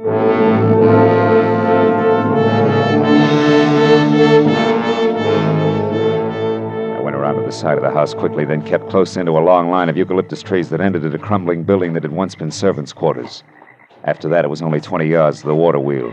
20 open yards to the huge, ancient circle of hand-hewn wood that complained against the side of a dreary, squat stone mill that had long ago died of old age. There in the faint half-light of a hazy moon, I saw Toby Packler, kneeling at the corner of the building and with both hands working furiously to loosen a stone the size and shape of a football. There was a gun on the ground next to it. I moved closer, my hand tight on the .38 in my pocket. Then I waited till she had the stone out. And that baby Ann's a 6-month-old secret. Were you not... That wasn't bad aim, just a warning, Toby. How do you know my name? I read your mail. Now get back over to your homespun safety deposit box there and take the jewels out. Go on. All right. Why shouldn't I, soldier? You won't go anyplace with them. Chip will see to that. They're gone. Get back. They're not here, I tell you. Do you understand? They're gone. Gone. All the hopes I Hold had. Now tell me, is this where you hit him? Of course. Nobody else knew? Race or Chip Bryant? Grace didn't even know about this place. But Chip... What? And don't dare move, Mr. Marlowe. Now, drop your gun. Do it! Miss Packler. Mr. Adam Escobar, Esquire. Keep quiet. So Chip Bryant had the jewels all the time, did he? I never thought of that. What do you know about jewels? Oh, quite a bit. You see, Miss Packler, that night 6 months ago when you stood over there on the other side of the water wheel and told Bryant that you had hidden the jewels and would tell him where later on, I was listening. You knew they were here. I'll tell anything to anybody. It was, of course, quite by chance that I overheard you. But after you had that accident with your car, I searched as diligently as though I were a partner. Searched Miss Packler for money that could mean so much to me. But I found nothing. Then where are they? You idiot, tell me. Where are they, do you know? Now that I see this hiding place, yes. It was where Chip Bryant stood. Therefore the jewels are no doubt buried. What do you mean? I think, Toby, that he killed Chip Bryant almost 6 months ago and that he buried him here on these grounds without knowing that Chip had already found the jewels. What? Chip? Dead? Quite dead. I killed him 2 days after your accident. I found him searching for the jewels. No. No, you're lying. Chip was supposed to go back to Los Angeles and wait until I was well. Wait for my letter. He didn't, Toby. He came out here, found the jewels, and was killed by our host. No wonder I couldn't find them these months that I've searched day in and day out. Scratched and dug and cold and in rain by sun and by dark. No wonder I buried them with him. Yeah, but you didn't bury his knife, did you? That you kept and used on Lou Race tonight. Exactly. Why, you... back, Miss Packler. Why? So you can shoot me, then him? Or so that if I'm very lucky, I can run away to live some more? Toby, don't. Live with a smashed, ugly face? Packler, What have I got to lose? You've been warned. My pretty face is Don't gone. take another step. The man I love is Don't. gone. I And soon said the jewels too. Ah! Escobar. Turn around. Point that gun at me. Letcha, Mr. Marlowe. Now it's self-defense. Toby. Toby's bad. Yeah. Real bad, soldier. I had so much once. Pretty face. A guy named Chip. Jewels. I had everything. I was a big wheel. Wasn't I, soldier?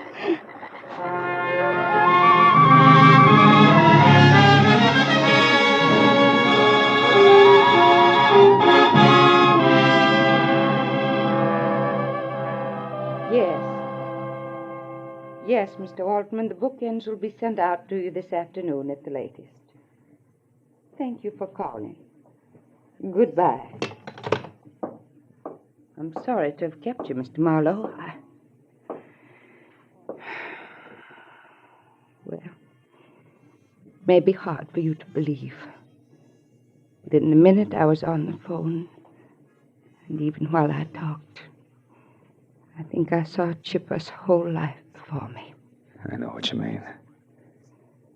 Well, Mrs. Bryant, I found out that your son, Chip... Yes. You found out what? Mr. Marlowe, what are you staring at? Oh, that showcase there. Oh.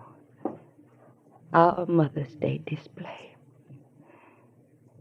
It's attractive, isn't it? Yeah. Yeah, very. Mrs. Bryant, Chip was killed in a storm at sea a week after you saw him. It was off San Francisco. His body was never recovered. I was told that he was on his way to a new job in Canada at the time. And incidentally, that letter from San Luis Obispo, that was all a mistake. That girl never saw Chip again.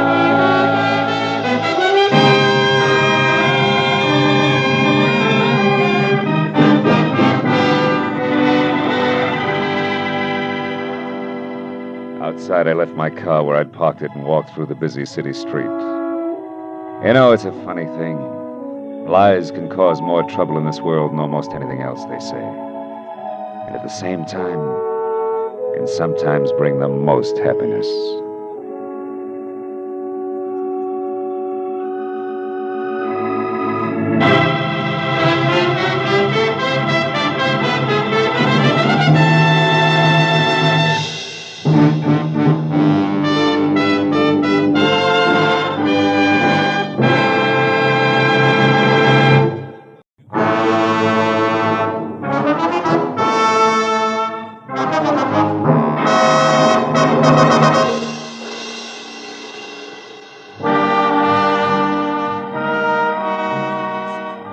Message that was delivered by a repulsively wide-awake boy missing a 2 front-row center arrived at 6 in the a.m. and had come in 2 parts. The first, scrawled in black ink on a wrinkled piece of paper, said, "Marlowe, get hold of a taxicab. Pose as the driver yourself, and at exactly 8 o'clock this morning, come past 8840 North Ogden Drive."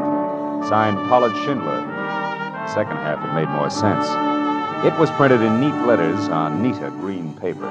And under an engraving of Benjamin Franklin read 100 silver dollars, payable to the bearer on demand. So at exactly 8 o'clock, I was behind the wheel of a hired cab, leather jacket, peak cap, toothpick, and all, and within Hay taxi distance of number 8840.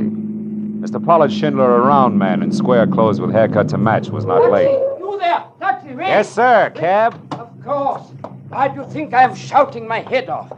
I want to go to the international airport. You understand? The international airport at Inglewood. Okay, Inglewood. International Airport it is. Marlowe, the meter. Quick, put the flag down. Every minute I'm being watched. Huh? Oh, yeah. Watched by whom, Mr. Schindler? I don't know. Now listen carefully, Marlowe. Later, you ought to go to the Halemoana Hotel and wait for a young lady named Lenny Collier. Uh-huh. Then, at the hour she designates, you go to her house, number 44 Diamond Head Circle, and pick up the cloak. Now, wait a minute. Holly Moana, Les Diamond. What is it? The hotel isn't by any chance in Hawaii, is it? Didn't I mention this in my note? No, you didn't. Or did you mention picking up a cloak? That just proves I haven't been myself ever since yesterday. Yesterday, I received this anonymous letter that's postmarked Honolulu. All it says is, Kamehameha's cloak of golden feathers will bring no less than death. Oh, great. Marlowe, have you ever been to the islands? Yeah, twice. Once on business and once pleasure. But then surely you've heard people speak of King Kamehameha. Yeah, I think I do. He was back around the 1780s, right? Yeah. Big organizer, conquered Oahu by driving the defenders over the cliff that divides the island in two in the... The Pali. Oh, yeah, Pali. Now, Marlowe, the feathered cloak that Kamehameha wore was about 100 square feet, and every inch of it a golden yellow feather. Uh-huh. And valued at more than $500,000. Hey, how come? The feathers. Oh, the feathers, yeah. They are from the now extinct black mama bird, Marlowe. there was only one yellow feather on each bird. Well, I could explain why they're now extinct. But don't tell me that all this is a game of Collier to Marlowe to Schindler with a cloak that belongs to the museum. Oh, no, Marlowe, it isn't with the cloak you speak of. But Lonnie Collier has another one. Less valuable, of course. It's 1/4 the size. Oh? But it also belonged to the king. And it also is made of the priceless feathers. And is this her property to have and to hold legal-like? Yes. Lonnie is wealthy. About 25. Went to fashionable schools here in California. And as a result, cares more about fun and pretty clothes than she does priceless heirlooms. I can't understand that.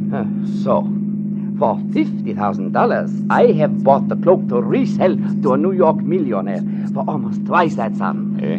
He loves the island, Lord.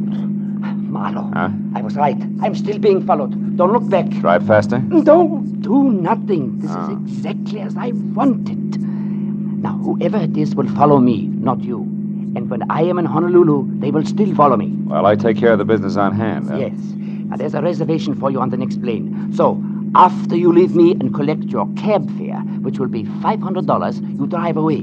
Then later, Marlowe, get back here, aboard your plane and underway. And tonight, when I've got the cloak? Take it back to your hotel room at the Hale Moana and sit on it hard.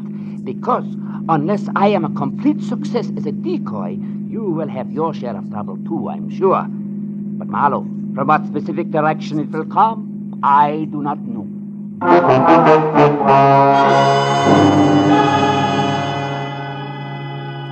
I got the $500 to cover expenses for my Honolulu trip and was told to keep the change. Back in my apartment, I packed, got another cab, said International Airport, Inglewood, and settled back to think about the crossroads of the Pacific. There I was wrong. Because in the next minute and those that followed, everything was done the hard way. First, we ran out of gas, then got tied up in a traffic jam, and after that got stopped for speeding. All of which added up to me at the airport just in time to watch my plane take off without me.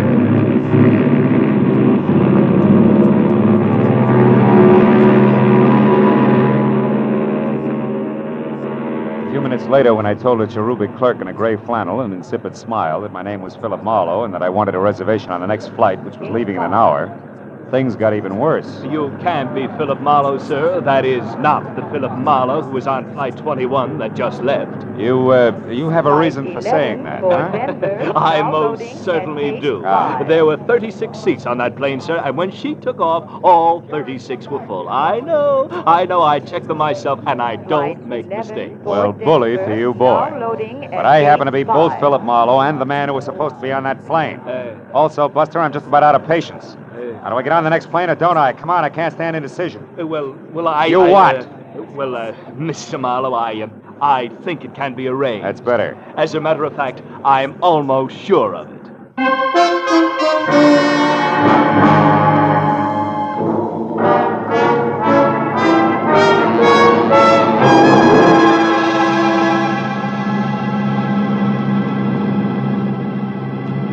An hour later, the last of California had slipped over the horizon, and there was only clear sky ahead.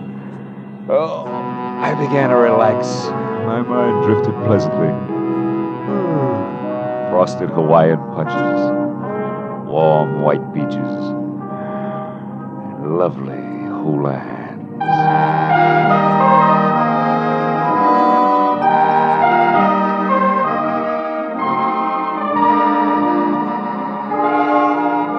My eyes again, Diamond Head was in front of us, and majestic in the red glow of the evening sun that gave all of the lush Moana Valley I could see a texture of thick velvet. We landed like the airport was made of marshmallows, and a half hour later I was in the lobby of the Hale Moana Hotel. It was cushioned rattan and Philippine mahogany over cool tile, and everywhere laughing, sunburned people wearing anything from Catalina swimsuits to prefabricated hula skirts. So smiling both inside and out, I worked briskly to the reservation desk and told a good-looking Hawaiian in white flannel that I was Philip Marlowe. But at his reply, I stopped smiling both inside and out. But, sir, your reservation was taken 2 hours ago. There must be some mistake. Some mistake? You are Philip Marlowe of Los Angeles, sir. Yes, so right. And look, I've been through this before today because of what I thought was an error due to what, sir? Nothing. Yeah, I'll talk to you later. There was a large circle of mirror on the wall behind the clerk. And even as we had talked, I caught the reflection of a beautiful tan girl in cocoa brown suit, white pearls, and no stockings, but with the mention of my name and then a take that made her long blonde hair whip straight out. When she saw me watching her, she pivoted sharply on a spiked heel and hurried toward the lanai under the banyan tree, where there was Hawaiian music and a lot of different-looking people drinking at glass-topped tables under a three-quarter moon. I stayed near the reservation desk long enough to light a cigarette. Then I followed her.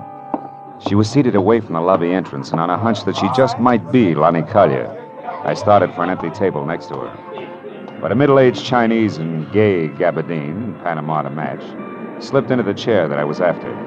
So I forgot about being subtle and addressing her as Mrs. Kalya, introduced myself as an old and dear friend of Pollard Schindler's. One Leland Dunn? Well, this is a pleasant surprise, Mr. Dunn.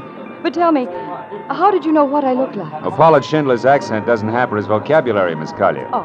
He used the right adjectives, believe me. I'd love to. But I can't, Mr. Dunn, because Pollard Schindler never saw me in his life. All our business was done by telephone. Okay, my mistake. I'm Philip Marlowe, Lanny, and I want to know when we rendezvous at 44 Diamond Head Circle for the Cloak of Kamehameha. The cloak... Look, you're no more Philip Marlowe than you are Leland Dunn. And if you need a reason, it's because I just left Philip Marlowe upstairs. Now, look, baby, there's only one Marlowe. That's me. I can prove it. I'll bet you can. Forged papers and all. I've already been warned to watch for imposters, so quit wasting both your time and mine and get out of my way. I've got things to do. Now, wait a minute, Lonnie. What Listen. for? Proof that you're actually Kamehameha himself? No thanks, mister. Goodbye.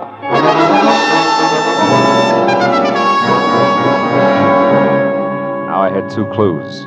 One, an obvious party who'd assumed the name of Philip Marlowe, and the other, Lani Kalya. Less obvious, but more intriguing. So figuring the road company Marlowe would keep, I followed Lani, who by this time was getting into a long yellow convertible.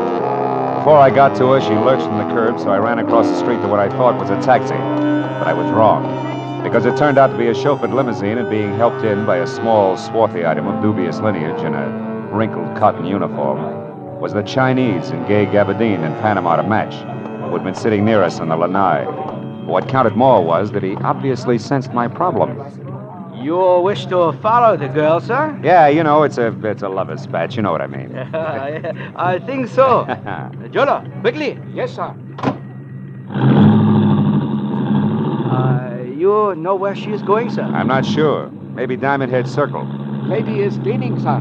Oh, well, then let's make it Diamond Head Circle. Is there a faster way there, a shortcut? Oh, yes, there is. Jolo, begay. Yo.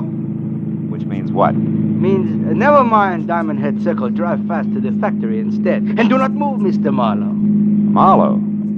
Oh, heavy artillery. Okay, Fu Manchu, what's with the factory? You out of the way until the Cloak of Kamehameha is mine. Which won't work, believe it or not, clever one. There's another Philip Marlowe who at the moment is a lot closer to that collection of fancy feathers than either of us. You lie. A stupid bid for freedom. A bid that will not get you any... Yola! That truck! Look out! As we hit, I slapped at his gun, then jerked the handle of the door and jumped. When I got to my feet, I was on the sidewalk and bruised, but better off than the China boy who was draped over the back of the front seat. A crowd that included a towering Hawaiian policeman who promptly told mine host to shut up gathered in a hurry, so I ran for a cab, gave the driver $10, the address I wanted, and took off.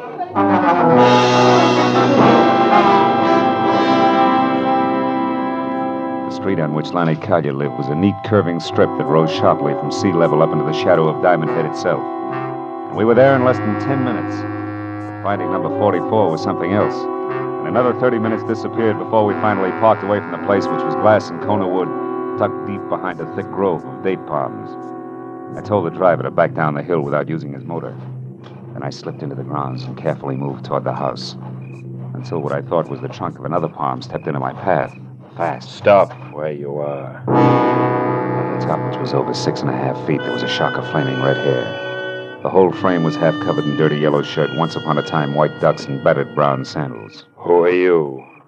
Someone with an appointment to see Miss Kalya. Why? You belong to this place? Yes, and this place belongs to me as well. All of it, Miss Collier included. She's mine to protect, you understand that? Malahini. Malawitch? Malahini, greenhorn tourist, a kind that I hate. A kind that's ravaging all that's beautiful, stealing the islands from those they belong to. Take it easy, Red. I'm not here to stick your pretty island in my pocket when you're not looking. All I want is words with Lani Kalya. You're like the rest of them, trying with cunning and deceit to turn her head away from these shores and toward the mainland where you come from. I won't stand for it. Why don't we break this round table up and get to the house? I'm in a hurry. All right. But I'm sure that Lonnie will be on my side. So sure, in fact, that we really shouldn't disturb the flower. Should we? Should we, Malahini?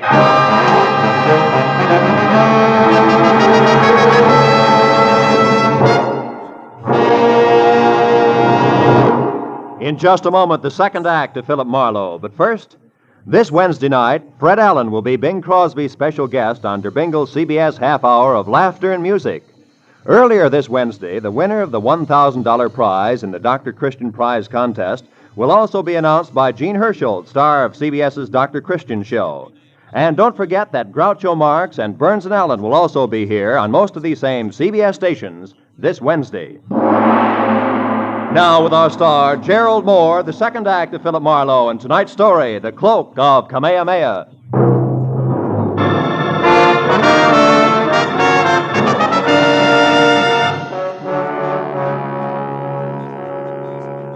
A red-headed lunatic with a slow, soft voice and fast, hard fist took me by surprise. I wound up flat on my back before I realized he'd so much as moved.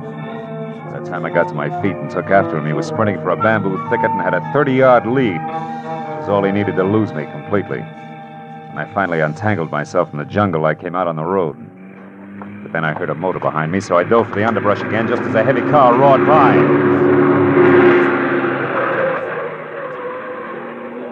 I had seen it before. In fact, I'd been in it. It was the limousine that belonged to the Chinese. The back seat was empty, but the half-caste chauffeur Jolo was crouched behind the wheel like his life depended on it. And as I walked back toward the house, I saw that a door was standing open and spilling a shaft of yellow light across the dark grounds. I started up the walk when it came. A second later, Lonnie Collier burst into the path of light and ran for the open door. I went after her, caught her by one arm, and spun her around. No, let me go. What happened? Why'd you scream, Lonnie? Back there in the pond, I heard a noise, and when I came outside, I found him there. Found who? Come on, show me. All right. I talked to him just a few minutes ago, and Yeah? I gave him the cloak. Now it's gone, and he's dead. He's dead with a knife in his back. There. Look there in the water. Oh, brother. Who is it, Lonnie? Do you know him? Yes. Yes, that's Philip Marlowe. The skin on my neck crawled as Lonnie tagged the thing in the lily pond with my name. He was face down in the shallow water, and 3 inches of crooked steel and the ugly curved handle of a kriss stuck straight up between his shoulder blades. Somebody had made a very grim mistake, but it took 5 minutes of argument and a thorough checking of all the credentials I carried to convince the badly frightened Lonnie. I dragged the body out of the water and up onto the grass, and I went through his pockets. What did you find? A card from the Hawaiian Island Art Products Company Limited, number 12, Harbor Street. Mean anything? No. No, I've never heard it. What's that on the back? Flight number and departure time of the plane I was supposed to take out of Los Angeles. Whoever he is, he's been one jump ahead of me all the way, right up to your lily pond here. Tell me, was anyone with him when you gave him the cloak? A half-caste in a chauffeur's uniform, for instance? No, he was alone. Oh. I gave him the cloak just as Schindler had instructed me to. Now, listen, Lonnie, there was a down-at-the-heel redhead here just before you came out. He claimed to be a friend of yours. Yes, that must have been Lawrence Cochran, the poet. You're making him rugged these days, huh? Lawrence wrote one great poem years ago about two lovers who leaped to death over the valley to keep from being separated, and their souls turned into birds. It's still very popular here in the islands. Yeah? What happened? Lawrence got the habit of drowning himself in gin. And now the natives call him Papuli. Papuli? The crazy one. Yeah, well, that's closer. He's always hanging around. My mother wanted me to marry him at one time, and now that she's dead, he thinks he should look after me. Okay, Lonnie, let him keep thinking so. What do you mean? I mean, you can use a good watchdog right now. So when Cochran comes back, make him park on your doorstep. You stay inside and be careful. With guys named Philip Marlowe getting knives in their backs, I've got a few things to do myself, but fast. I'd like to borrow that souped-up convertible of yours. Where are you going? Number 12 Harbor Street in the Hawaiian Island Art Products Company Limited.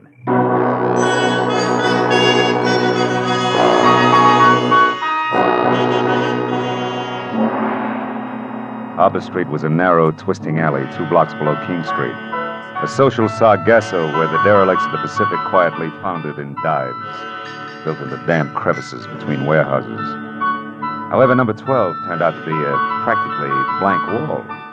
There was one small window high up. A door with a heavy iron grill over the glass on which Hawaiian Island Art Products Limited, I.K. Lee, President, was painted in small black letters.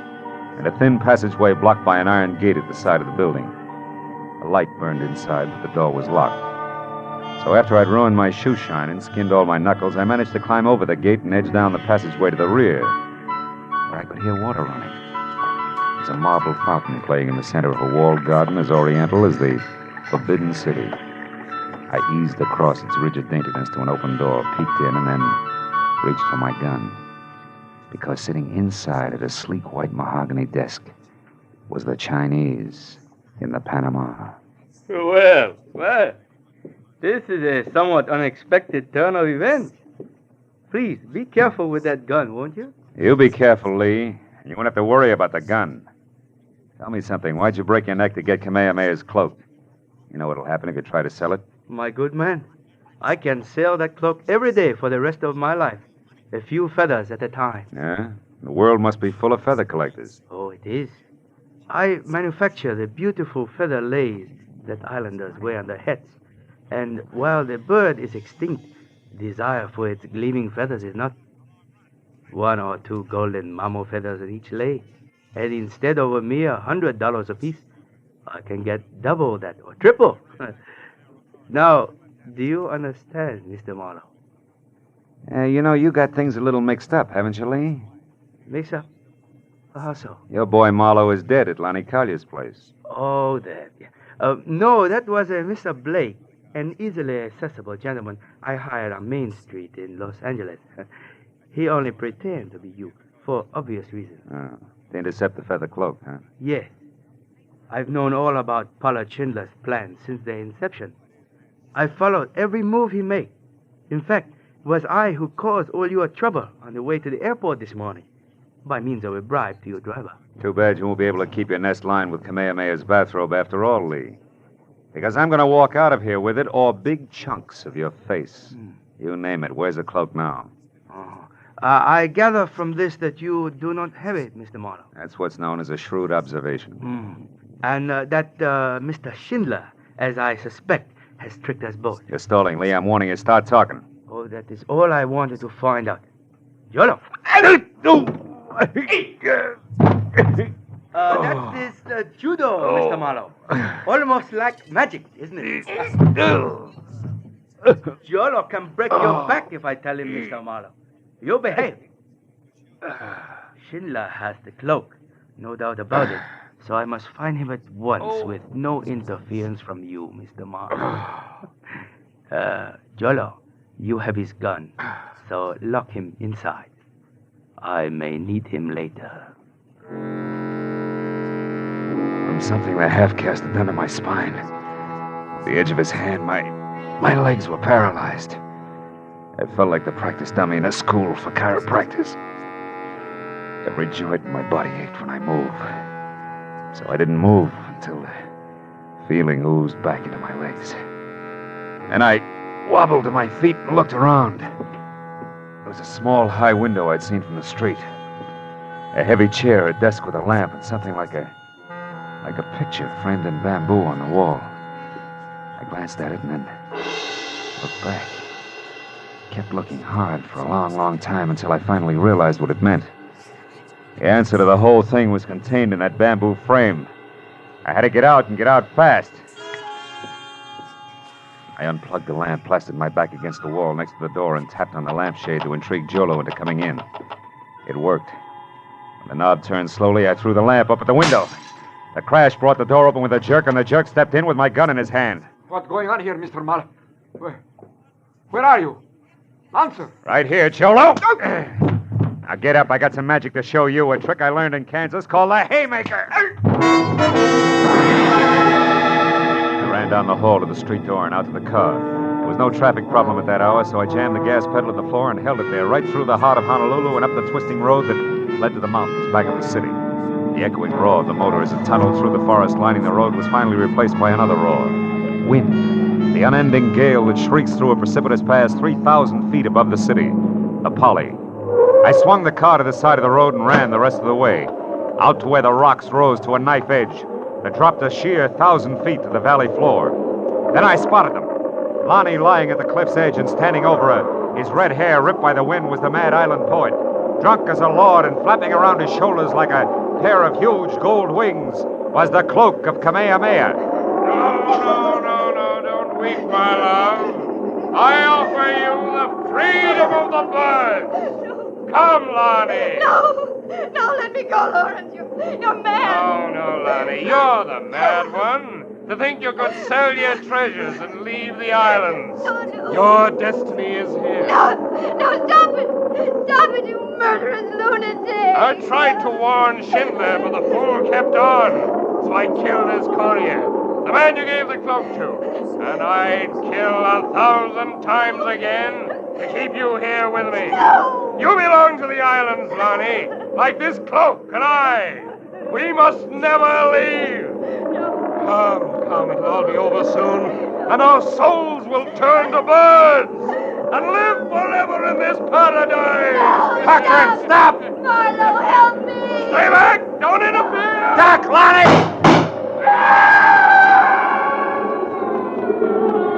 Marlowe! I know. Are you all right, Lonnie? Yes, I'm all right.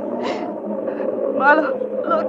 The cloak. Yes. Cochran must have lost it as he fell. And the wind brought it back to me. Oh, it's strange, Marlowe, but I don't want to touch it ever again. I know what you mean. I'll carry it. Come on, Lonnie, let's get out of here.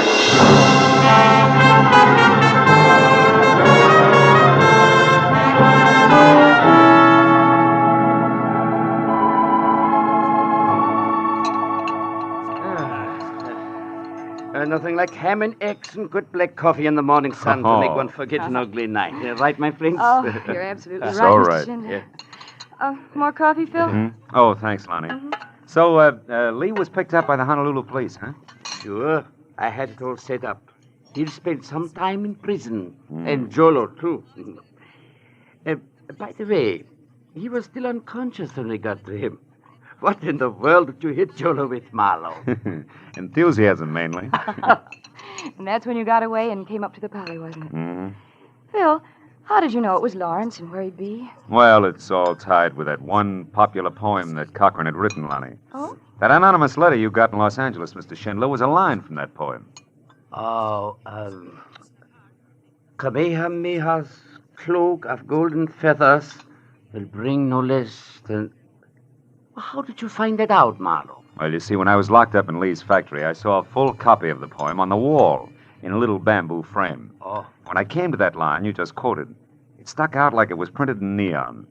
See, for me, that pegged Cochran as the killer. Going on that hunch, I tried to look at things from his angle. He was a murderer, sure to be caught, desperately in love, insanely possessive of everything he thought belonged here in the islands. And he was an unbalanced lush as well. Rest of it figured, that's all. Oh, I see. And when he was cornered, he went back to the one important thing that he'd ever done. Exactly, Lonnie. He was lost. So he identified himself with the hero of his poem and took that as the only way out. It's amazing. Yeah, truly an amazing thing. Oh, yeah, it's a terrible thing, too, Mr. Schindler. Well, we all got what we went after, didn't we? Each of us. Even Lawrence Cochran.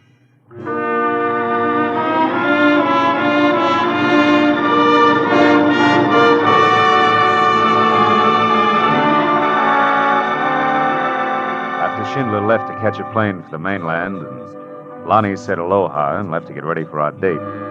I sat on the lanai of the hotel and watched the sweep of the Pacific from Diamond Head to the hills across the harbor, from the white sand of Waikiki to the green shallows of the reef, to the purple depths beyond. And as a warm wind whispered through the palms, from somewhere I heard the soft strum of the ukulele. And it suddenly occurred to me, what does aloha really mean?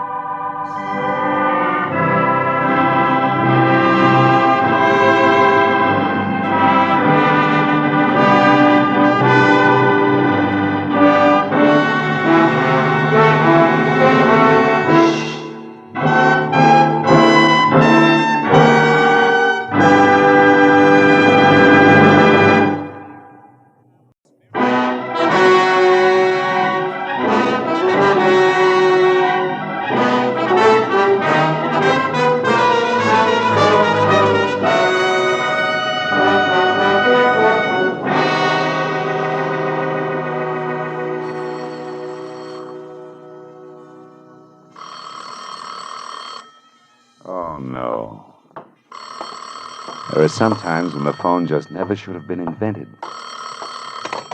Hello, Marlowe speaking. This is Orrin Metcalf. You remember me, don't you, Marlowe? Oh, sure, barrister. What can I do for you? Meet me here at the Blue Chip Bar at once, Marlowe. Huh? Look, I can hardly hear you. Speak up, will you, Orrin? The Blue Chip Bar. Yeah? It's a miserable cafe on Melrose near La Brea. Melrose near La Brea? Yes, I'm in a booth, the last one on your right as you enter. But be careful, Phil. We can't afford to be seen. And please hurry. I'll pay you handsomely. To do what, Orrin? To impersonate a dead man.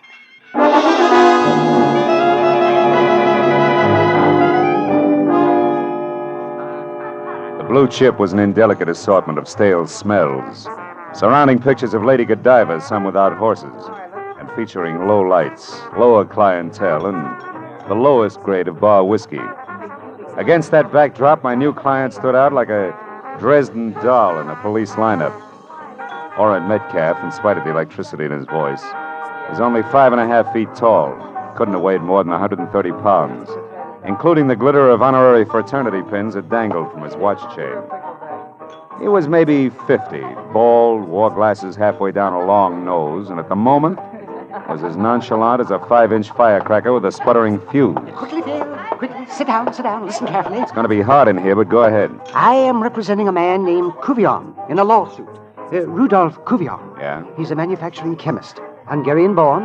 At present, Phil, in a sanitarium. The nervous system will take just so much, you know. Yeah, I know. And look, this Rudolph Cuvion is suing or being sued? Which? He's suing. And nobody less than his former employer, the eminent Justin Shepard. Justin Shepard. Well, he turns out cosmetics, doesn't he? Makeup, lipstick, that kind of stuff? Yes, stuff, Marlowe, which includes a new and revolutionary nail polish that's worth a fortune. Which was invented by your client and stolen from him by Justin Shepard, huh? Exactly. We're suing for $250,000 in damages, Marlowe. But we'll settle out of court for $150,000 in cash. Hello. Not a cent less. Now, the trial, Phil, has, Oh, wait. What? What's the matter? What'll it be, Judge? Oh. Some brandy, please. Cognac. Cognac? You're kidding, Pop. Like I said, what'll it be? All right, Junior. 2 beers. Skip the chatter. We got to catch a train. Okay. Be antisocial. Yeah. Right, couple, sir. Isn't that awful? You were talking about the trial, Orrin? Oh, yes. Now, the whole point, Phil, is that every witness we had at the outset has so far either been bought off or frightened away by Shepard and his crew. With one exception. You're racing the hole, huh? Yes, a man named Max Redmond. He worked with Rudolph Cuvion years ago in Chicago, when Cuvion first perfected the lacquer base, which makes the nail polish formula so valuable. Redmond's testimony could have swung everything our way. And Justin Shepard found this out. Wait a minute. What do you mean could have, Orrin? Huh? 2 beers as ordered. 30 cents, gents. Hey, we're even. Thanks. Now, Marlowe, the dead man I spoke of, and Max Redmond are one and the same. Shepard murderer? Worse. He drove Max Redmond to suicide, Marlowe. The man shot himself an hour ago. I don't follow that. Well, Redmond was staying here in L.A. with his wife. I'll tell you the address in a moment. It's nearby. And although neither Shepard nor his cronies ever got to see Redmond, they knew where he was and where he came from. With that, they went to work. Blackmail? Oh, yes. Years ago, Redmond got in a jam. I have no idea what it was, something that he was conscience-stricken about, and Shepard uncovered it, then got through to Redmond on the phone. He struck home. His blackmail price was Redmond's silence, huh? Right you are. Shepard told him to get out of town, but when I talked to Redmond an hour ago, he was positive that Shepard would demand more in the future. Redmond was nearly hysterical, said he wished he'd never heard of me or Rudolph Cuvion. And then he hung up. Well, when I got to his apartment, I found him dead, shot by his own hand, his pistol at his side. Oh, it was awful. Yeah. Tell me, Orrin, what about Redmond's wife? Well, her name is Louise. She's out of town right now. He was afraid for her and made her go away. At any rate, Phil, you see what I'm getting at, don't you? The reason I want you to work for me? Yeah, I think so. Shepard and his buddies don't know Redmond's killed himself, and if I give the impression by posing as Redmond that he's still alive and not leaving town, Shepard will figure that his blackmail angle didn't work, huh? He'll get together with you and settle before tomorrow morning when Redmond would have taken the witness stand. Precisely, Phil. $150,000 settlement as against a court award of $250,000 means a saving of $100,000 to Shepard. He'll pay it, as long as he thinks Redmond's still alive and willing to testify. Well, now, Will you do it, Marlowe? Poses Redmond, huh? There's $1,000 in it for him. I don't know. $1,000, Phil. And Rudolph Cuvillon, helpless in the sanitarium. And Max Redmond. It's an awful lot to turn down, isn't it, Aaron, huh? Thank you, Phil. Thank you. Now then, here's the deal. Oh, wait a minute. How about... No questions. Every minute counts. Now, I've got Redmond's top coat right here. Now, you put it on when you leave. And here are the keys to his apartment. It's the Garden Court Apartments on South Ogden. South Ogden? That's right. Now, you sneak inside. And a minute later, very obviously, go out again. Get into his car. It's a new green Nash. Drive up into the Hollywood Hills along Lookout Road. Why there? Well, Redmond drove up there a lot. Now, later, return to the apartment. You'll probably be followed as Redmond always was. And the man will be big and muscular. And in a black coupe. Now, once they know that Redmond... well, that's you, of course. Yeah, sure. Doesn't intend to leave town. There may be an attempt on your life. So watch your step. Getting killed as Redmond destroys the illusion we're out to create. That's not all it destroys. Eh? It may destroy me.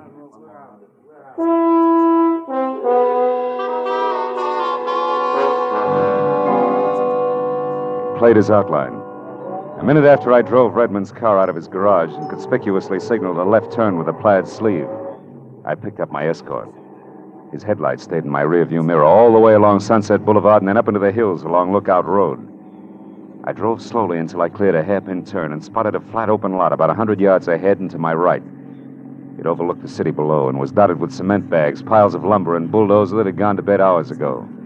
I swerved off the road sharply, cut my lights, and parked close to the edge of the cliff. Then I piled out of the car and quickly set up the oldest trick in the book. I took off the plaid coat, tossed it over a shoulder-high board jutting out of a lumber pile, topped it with my hat, and ran for cover behind the bulldozer. I got there just as the black coupe pulled in, cut its lights, and ground to a stop. Then I saw something big and beefy get out and start toward the coat, an ugly, snub-nosed gun in hand. I reached for my .38 and slowly moved through the ankle-deep weeds until I was only a few feet behind him. When he fired at the coat, I was only inches away. What the... Does that make it my turn? Don't try it. You're not Redmond. Not a lot of people.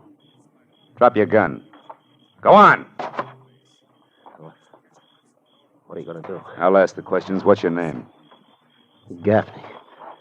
Earl Gaffney. Working for Justin Shepard? No. I was just... You're just a liar! That's nothing compared to what's in store for you. No, quit. I work for Shepard, all right. And you were tagging me, thinking I was Redmond, to see if I was going out of town. Yeah. I had orders to knock you... knock Redmond off if he didn't go straight for the airport. That's all, honest. I don't know anymore. Get up. Walk over to that tool bin there. Open it and get in. Go on. Keep moving and keep your hands open. All right. I want to have a little chat with Justin Shepard. His home address, what is it? He ain't got one. He stays at hotels. Right now, it's the Beekman Plaza in Beverly Hills. Now, quit, will you? That's all I know. Sure. You see, Earl, I believe you. You've got such an honest face. For a killer. Sweet dreams, Buster.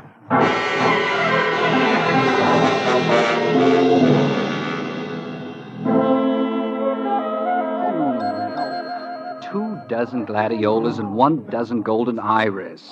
Yes. And deliver them here to the desk of the Beekman Plaza Hotel. No, it's not in Santa Monica. It's in Beverly Hills. It has been for years. Goodbye. Stupid people. Yeah, they're just everywhere, aren't they? Indeed. Oh, may I help you, sir? Yes, I was looking for Mr. Justin Shepard. Is he in? Oh, yes, sir. You could almost reach out and touch him. No, really? Yes, that's he over there, reading the paper in the Louis XIV chair. The Louis XIV? Mm-hmm. You see him? The short, round man to one side of that woman wearing that stunning taffeta. That what? Stunning taffeta. You see, it's applicated with those bright red roses. Oh, yeah, couldn't miss him. Turn right at the stunning taffeta. Goodbye. You're quite welcome, sir. Welcome indeed. Goodbye.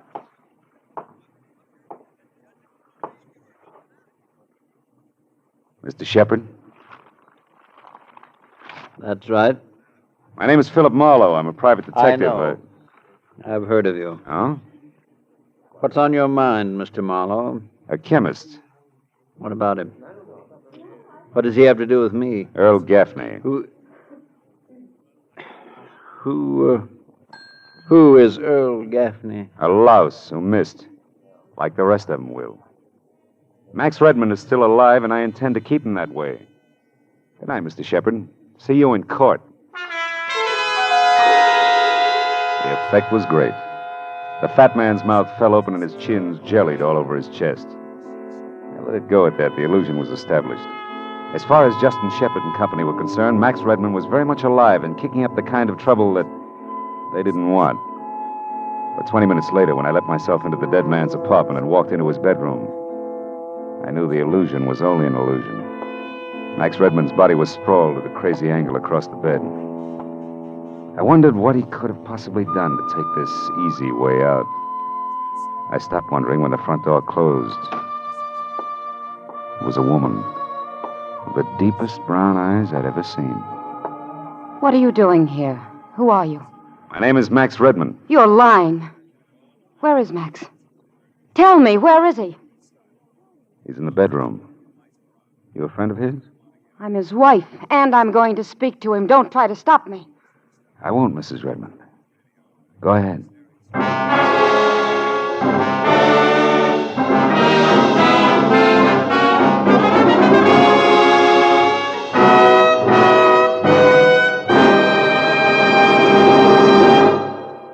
In just a moment, the second act of Philip Marlowe. But first, Bing Crosby climaxes his season on CBS this Wednesday night with a terrific lineup of top talent. Arthur Godfrey, Bob Hope, Perry Como, and the four Crosby sons, who've attracted nationwide attention as his guests earlier this year.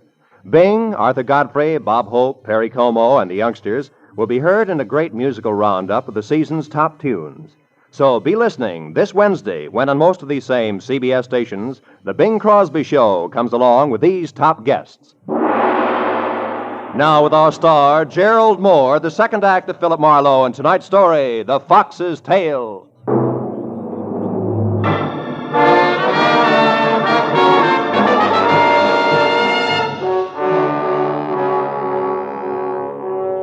Louise Redmond's dark, troubled eyes stared at the bedroom door for an instant. Then she darted past me and inside. When she saw him, she froze, her eyes on the gun at the dead man's side. One hand trembled toward her mouth. Hang out of yourself, baby. Oh, Max. Max, why did you do it? Why? Your husband had proof that a fat buzzard named Justin Shepard swindled a fortune from Rudolph Kuvian, an old friend of his. Max was going to offer that proof tomorrow morning in court. He wouldn't kill himself because of that. Well, there must have been something in his past that he couldn't live with any longer. What? Do you know what it was, Louise? I don't believe any of this. You were in here posing as Max. You're responsible for his death, but you won't get away Louise, with it. give me that gun. Go. Little fool, let go. I said let go. It's better.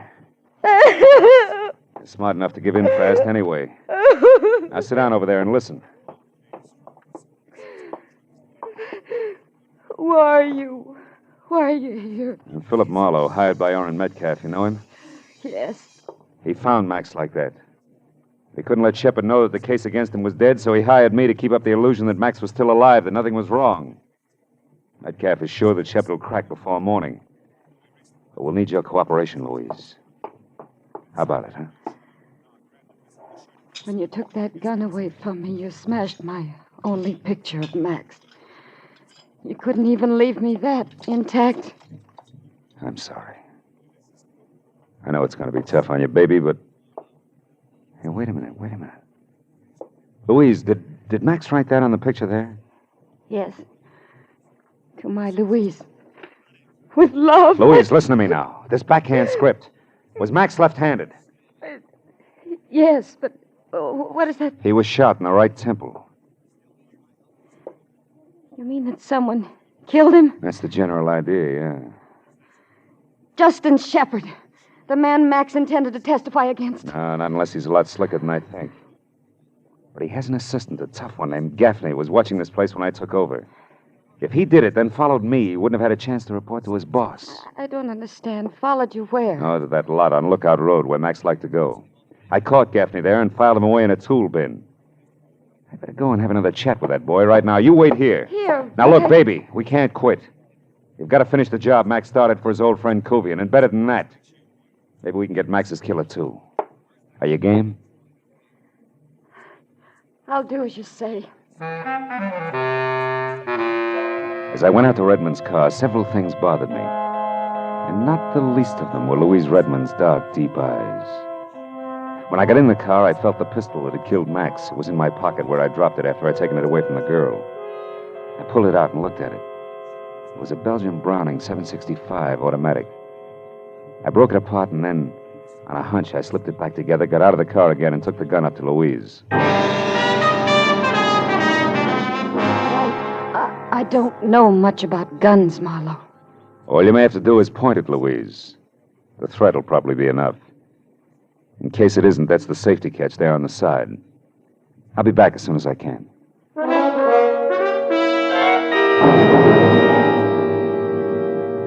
When I pulled out onto the vacant hilltop lot, I scented the tool bin in the headlights. I was out of the car and wading through the foot-high foxtail grass before I noticed that the stick I'd shoved through the hasp was now on the ground. I ran the rest of the way and jerked the lid open. Gaffney was gone. I started to close the lid, but stopped at something in the bottom of the bin. I'd have liked a coiled rattlesnake better. It was a glistening, sticky puddle, and it was blood. The scream had come from a hollow beside the lot. I ran toward it. Saw two kids in a parked car, scared stiff and staring into a tangle of brush in front of them. Mister, there's a man down there. He's hurt. Bad. Where? Show me. In that brush. We both saw him. He stood up just a second ago and he started toward us. There was blood all over him. And then he fell down again. Okay, get your girl out of here. Get back to your car. Okay, mister. Oh, hey, holy cats. You're Philip Marlowe, the detective. Yeah. I've seen your picture lots of times. All right, be a good fan and stay out of the way. The guy's dangerous. Go on. Yeah, okay. Come on, buddy.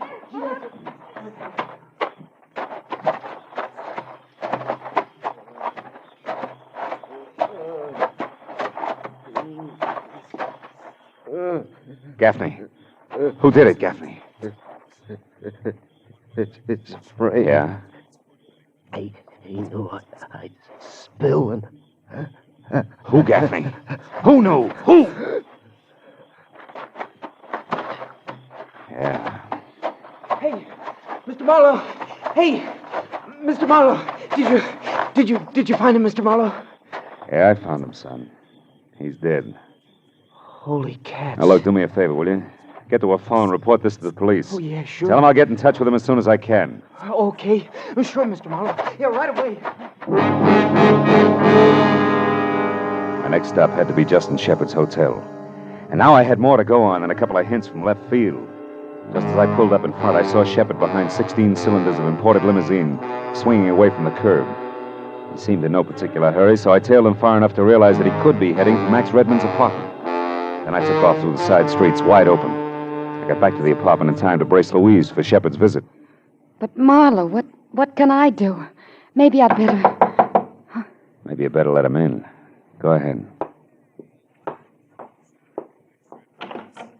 Yes? Stand aside, young woman. I'm coming in. Please do, Shepard. What? You again. Nice of you to drop in. What have you got in the bag, lunch? Don't be facetious. And don't worry, it's all here. I know when I'm beaten. I suppose it would be quite pointless to ask where Redmond himself is. Completely pointless at this late date. Very well. Then I assume I'm to leave this with you. That's right. It had better be right, my boy. Believe me. Good night. Just a minute. How come you're running your own errands? You took care of that yourself earlier tonight. You're a competent man. You should be working for me. Working for you has its drawbacks, Shepard. But you muffed it. Gaffney didn't die right away. Gaffney's dead? Marlowe, be careful. Yeah, he lived long enough to tell me he was framed, Shepard. By you. When you can prove that, I'll be at my hotel. But I advise you not to push your luck. Marlowe, you let him walk out. Yeah, the guy was right, baby. So far, we've got no proof of any of it. Except this bag and whatever is... Money. Why, it's filled with bundles of bills. Big ones. At least $100,000. Holy smoke. Excuse me, will you? Who are you calling? Somebody will be very interested in this. You just wait and see. Metcalf speaking. Oren, this is Marlowe. I'm at the Redmond place, and get this. Justin Shepard walked in here, dumped $100,000 on the table, and left again. Not a half minute ago. At Redmond's? Yeah. Why, it's a bribe. We've got him, Phil. We've got him. Don't touch it.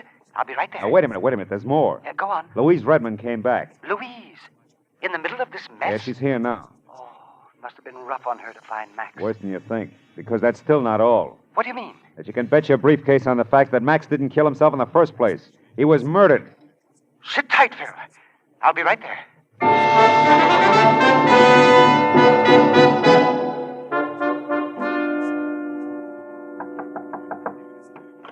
Come on in, Oren. The money, Marlowe. Where is it? In the bag there on the table. Yes. Excellent. Iron-bound evidence. Best in the world. We'll have this impounded right away, and...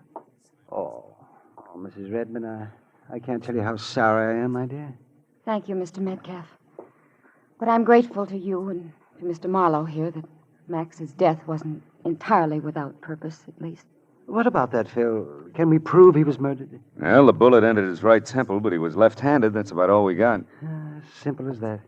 And yet it went by me completely. I doubt we can stick anybody for it. Why not? Well, because his killer may be already... Already what, Phil? Oh, already dead. Another killing? Well, what are you talking about, man? One Earl Gaffney, Shepard's gentle assistant. What? I locked him in a tool bin, but somebody found him there and shot him to keep him quiet. Justin Shepard himself. Surely. Now, look. If we can't get him for Max, we'll nail him for Gaffney. Don't count on it. Listen, we've got that fat lizard right where we want him. Now, first of all, it won't fit, Oren. Why not? If Shepard sent Gaffney to get Max, then killed Gaffney, why did he bring all this dough here? To bribe a dead man? Well, yes, you're making sense, Phil. I knew you'd see it. Go on. Okay, try this for size. Max Redmond never intended to testify in court. He wasn't after a legal settlement because then the money would go past him to Rudolph Kuvian. This bribe here is all Max was after.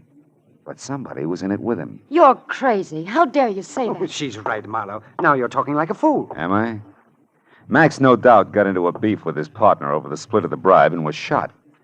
That's a guess, Soren, but this isn't. Gaffney got it because Max's killer couldn't figure how much Gaffney had heard and seen in here. He couldn't take a chance, you see. But whoever killed Gaffney had to wade through the same weeds I did in that vacant lot to get to him. And most of the weeds up there are foxtail grass. You know the kind that comes off on your clothes, that sticks in your socks like little darts. That's right, Oren. Take a look. Your argyles are loaded with the stuff. I don't have to look. You're a bright boy, Phil. Thanks. It went just as you outlined it. Up to this point. I'm sorry you got so much of it right because you can't think of everything. You might be surprised. Don't reach for your gun, Oren. I'll drop you. It was a filthy scheme. Come on, hand it over. Your gun. Why, sure.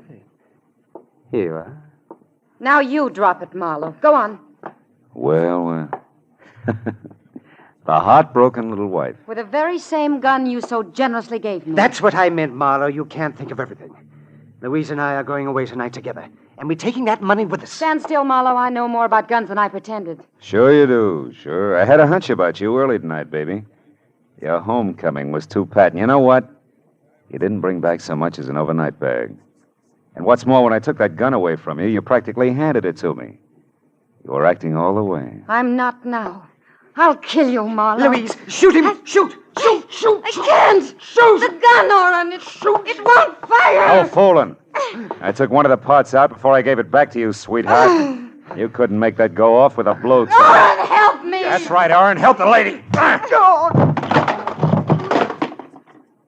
Oren. Believe me, sister, you'd get the same thing right now, but for one good reason. I'm going to need you intact in that court tomorrow morning.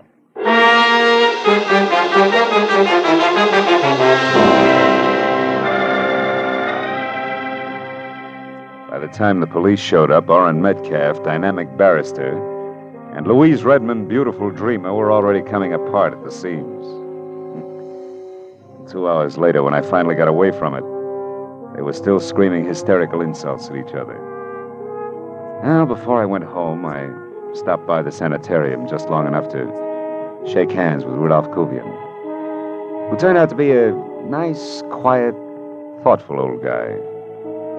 And I assured him of a fair shake that was long overdue. I guess it made him happy. It was hard to tell, because the look on his face said that maybe the real price in things other than money had been much too high. Well, that's the way it is with some characters. They're human.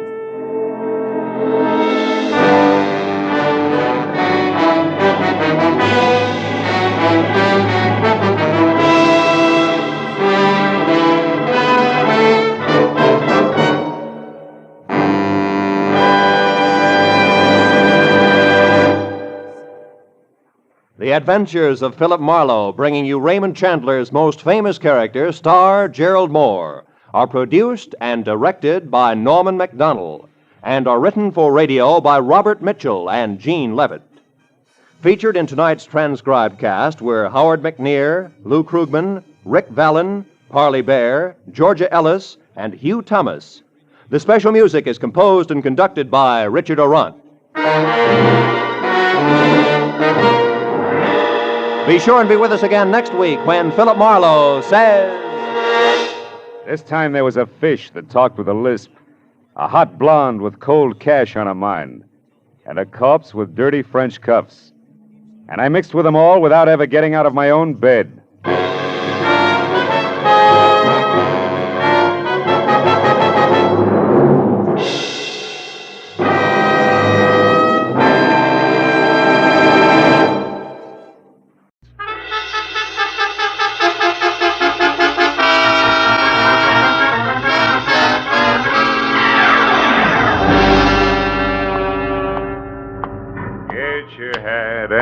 Hit the street. Piper, get your paper. Hi, Mr. Marlowe. Hi, Tommy. Paper tonight? Okay, kid. Here you are. Thanks. Take it easy now. Sure. Hey, Mr. Marlowe, your change. Just a minute. Mr. Marlowe, watch it. The car. Look out. Hey, go. Hey, driver, red light. Holy cats, call an ambulance. Somebody hang on, Mr. Marlowe. Don't try to move. You're going to be okay. Just take it easy.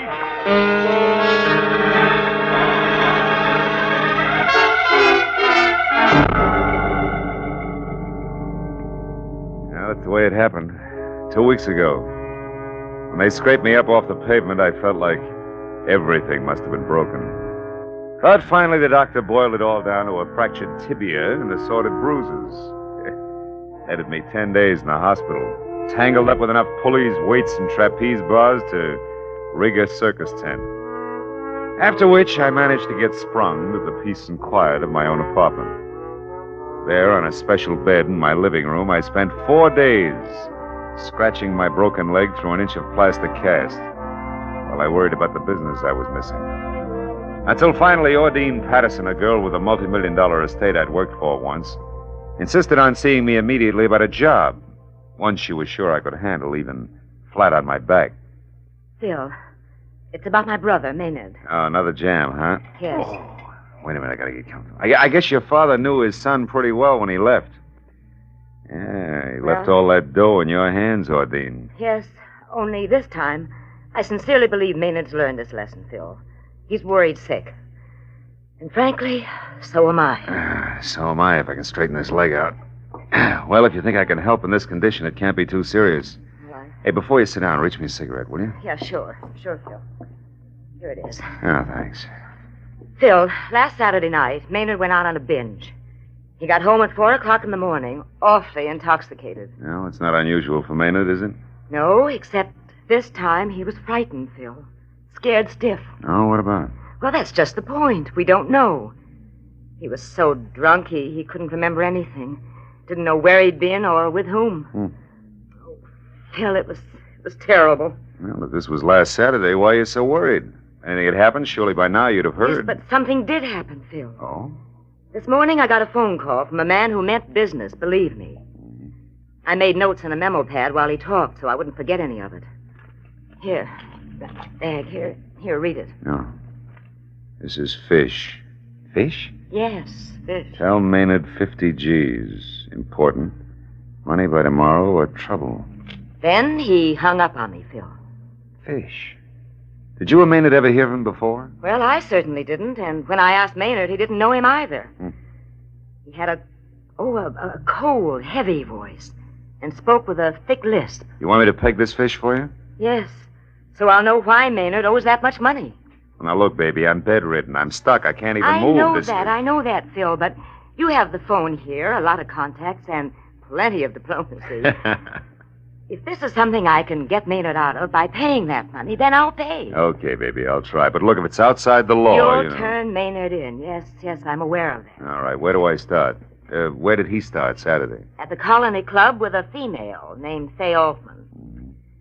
Well, whatever happened must have begun there. That's why I thought of you, Phil. You know the Colony Club. Well, I know their Scotch is Johnny Walker. Sid Rayfield's the owner, that's all. Well, that may be enough. Will you want to talk to Maynard? Yeah. Send him over in about an hour, will you? Yes, he'll be here. And that Altman girl's number is Sunset, 0144. 0144. Yes. Okay, Ordine, I'll get him. At least my dial finger isn't... just a minute. Hello? That's Fish, Marlowe. What? Fish. I know my pigeon's with you now. I followed her. Don't clip her wings, pal. Back out now while you still can. I'm warning you. Phil, who was that? You look upset. Yeah, well, my my horse just ran fourth. Look, you better run along now, Ordine. Well, okay, Phil. And stay out of dark corners, huh?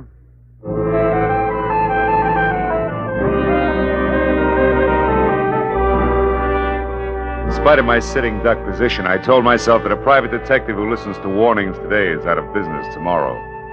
So I put in a call for Sid Rayfield at the Colony Club. Sid was out, so I left a message for him to get in touch with me.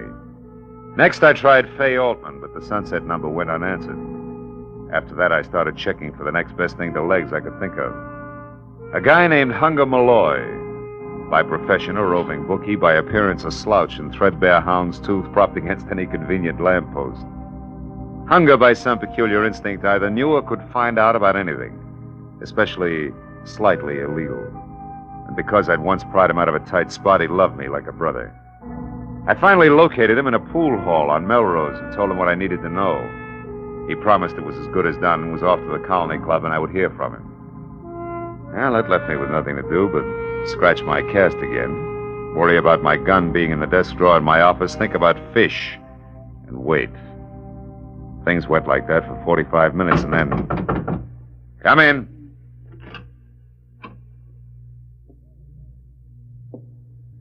Who is it? Who's there? Why, it's me. Hunger. Oh. What's the matter, Philip? You're jumpy. Yeah, I'm real glad to see you, fella. Likewise. How you feeling under the weather, huh? Yeah. How's it been? No, it's bothering me a little. Look, I brought you some flowers. Oh, Hunger, you shouldn't have. I know. I tried to get long stems, but them plants in the park ain't doing so good this year. Hey, listen, are you sure you gave me the right dope on the phone, Philip? Sure, I'm sure. Why? What'd you find out? Oh, that's just it. Nothing. I went to the Colony Club and got talking around, but not one thing worth noticing went on there Saturday night. Well, maybe it started there and moved out, huh? I tried that. Some of the customers went out to the valley after to shoot a little dice. Another bunch moved down to that big joint on Adams for some poker. That's all. Gambling, huh? Could be a gambling setup. Were they big games? No, just the usual. Nothing extra at all. Oh. And especially, I couldn't pin down a thing on any 50 G's changing hands. Are you positive, Hunger? Well, you don't ask too many questions in that league, Philip, but I'm pretty sure nobody got rich or I'd have heard, you know? I got a hint, at least. Yeah, well, look, what about this guy named Fish? Blank. Some new faces in town, but no high rollers answering to Fish. And a background on Fay Altman? Yeah, some. Pick and shovel clean, in a nice way. Uh-huh. Been digging nuggets here and there for a year or so. The latest is the gill-edged punk you want to know about, Maynard Patterson. Uh-huh. Say, can I have one of these? Yeah, go ahead. Feed your face. Incidentally, they was among those present at the colony Saturday night, if that means something to you. And that's about it, Philip. Okay, Hunger. Thanks a million. I'm sorry I couldn't be more help, but I think you're getting a bum pitch. Oh, well, You know, in you- fact, visitors. Hey, I got to back way out of here. It won't look so good. Sure. Bedroom, Hunky. You can go out the window and down the fire escape. Hey, wait a minute. Is that a new shirt? No, I come into a bit of clink, so I had it washed. I hope you're feeling better, Philip. I'll see Yeah, you. thanks. Oh, come in. Ordine, my sister said you wanted to see me, Mr. Marlowe. Sorry about your leg. I'm sorry about it, too. I can't get comfortable. Hey, I hear you really tied one on the other night, huh, kid? Yeah, but I'm through, Mr. Marlowe. I swear it. Yeah, sure. Sit down. Oh, thanks. What about the gambling? Lose your head over that, too? Yeah, I guess I do. As far as my allowance goes, anyway. Now, look, I want you to tell me all you remember about Saturday night. Well, I went to the Colony Club with Fay. That's my girl, Fay Altman. By the way, how do you rate stuff like Fay on your allowance? Huh? Just a Skip minute. Skip it. Go ahead.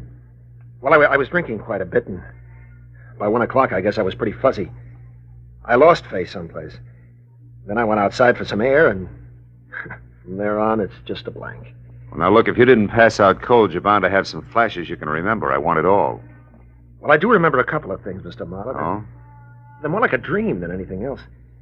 I seem to remember a big, old-fashioned house. It was dark and gloomy with high ceilings and old, ornate brass chandeliers. I don't know how I got there or what I was doing. Were you alone? Well, I don't think so. I've got a man's face in my mind, a flabby guy in a silk shirt. He had big hands, freckles on the backs of him, with kind of a reddish hair on him. I remember him against something green. Did he lisp? I can't seem to remember. And just thinking about him gives me the willies, but I don't know why. I can't figure out why. I talked to Fay. She waited for me until the colony closed, and then she went home. She was pretty mad about it. You sure that's all you can remember? Yep. Yeah, that's everything. How does it make any sense at all? Not much. Sounds like you could have been mixed up at a poker game at a green top table in an old dump on Adams. Lost your shirt to a fat guy named Fish. You think that's all there is to it, huh? Well, not quite all. There's the little matter of $50,000 you owe him. 50,000? Look, Mr. Marlowe, if you and Ordine get me out of this mess, I swear I'll straighten up. I'll never get into trouble again, honest. Sonny boy, what you do later is your sister's headache, strictly. I got trouble enough lining things up so you can get off the hook. Now go on home and stay there till I call you. Okay. Mr. Marlowe, I know you don't like me, but... Well, thanks anyhow. $50,000. Oh. Yeah, sunset 01 44. I have to put Cass on so tight.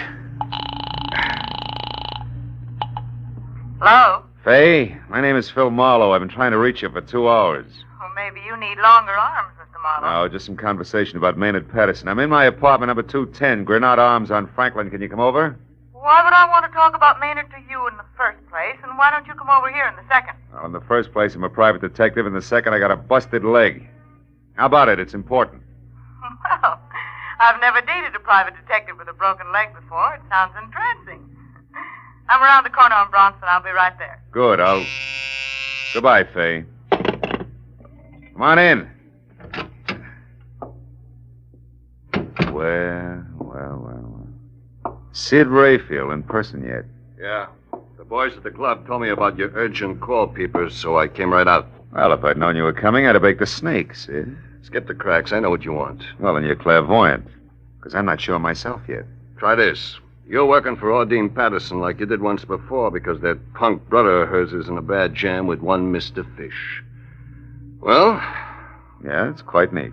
You happen to know the guy? Yeah, Marlowe, I happen to know the guy. That's why I'm here. To tip you because you're a friend of mine, more or less. So I say leave it alone, Marlowe. Get out of it. Stay out. It's none of your business. You know, you talk like a man with a personal angle. What? Why, I ought to split your lip for that. I come here to do your turn Take and it easy. Mind your bedside manners, Sid. I'm an invalid. You'll be worse than that if you don't back out of this. I'm telling you, this guy Fish is too hot to handle, Marlowe, and you better... Who's that? How should I know? For a sick room, this joint's becoming more like Hollywood and Vine by the minute. I took a long chance coming here. I got to get out without being seen. Well, try the bedroom window and fire escape. Everybody else does. Don't let him in till I'm gone. You hear? It ain't healthy. Sid! Sid, what is it? Oh, I'm hit. Sid! Lousy silencer. Oh. Oh, this stinking leg. Nice going, Mr. Fish. I suppose that makes me... Mr. Marlowe, it's Mitzi from the restaurant. Are you all right, Mr. Marlowe? Yeah, Mitzi, I'm okay, I'm fine. Well, I thought you was talking to somebody. No, I was reading. I didn't hear the buzzer. Oh, yeah. I know what you mean. Sometimes I get real carried away myself. That's fine. Look, I fixed up your dinner. Everything just like you ordered. Here, I'll drag the No, table Mitzi, over. I don't think I'll eat right now. Just put the tray down and beat it, huh? Like a good girl? Yeah, but what about the dishes? Oh, get them in the morning. Will you get out of here? Will you go on? Well, gee whiz, okay. Good night, Mr. Marlowe. Okay, Fish, the girl's gone. Oh, come on in. Did you hear me? I said come on in. I guess I'm as ready as I'll ever be.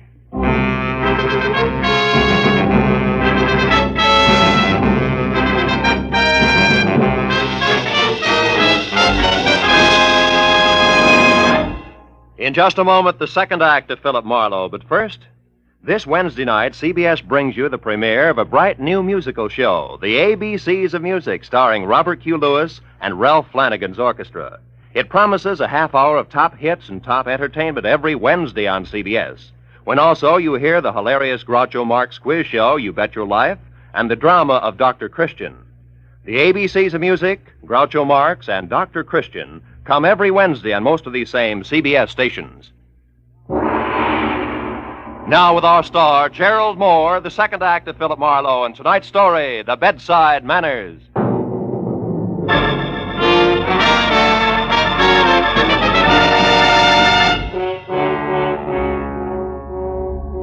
A man is never ready to die, really.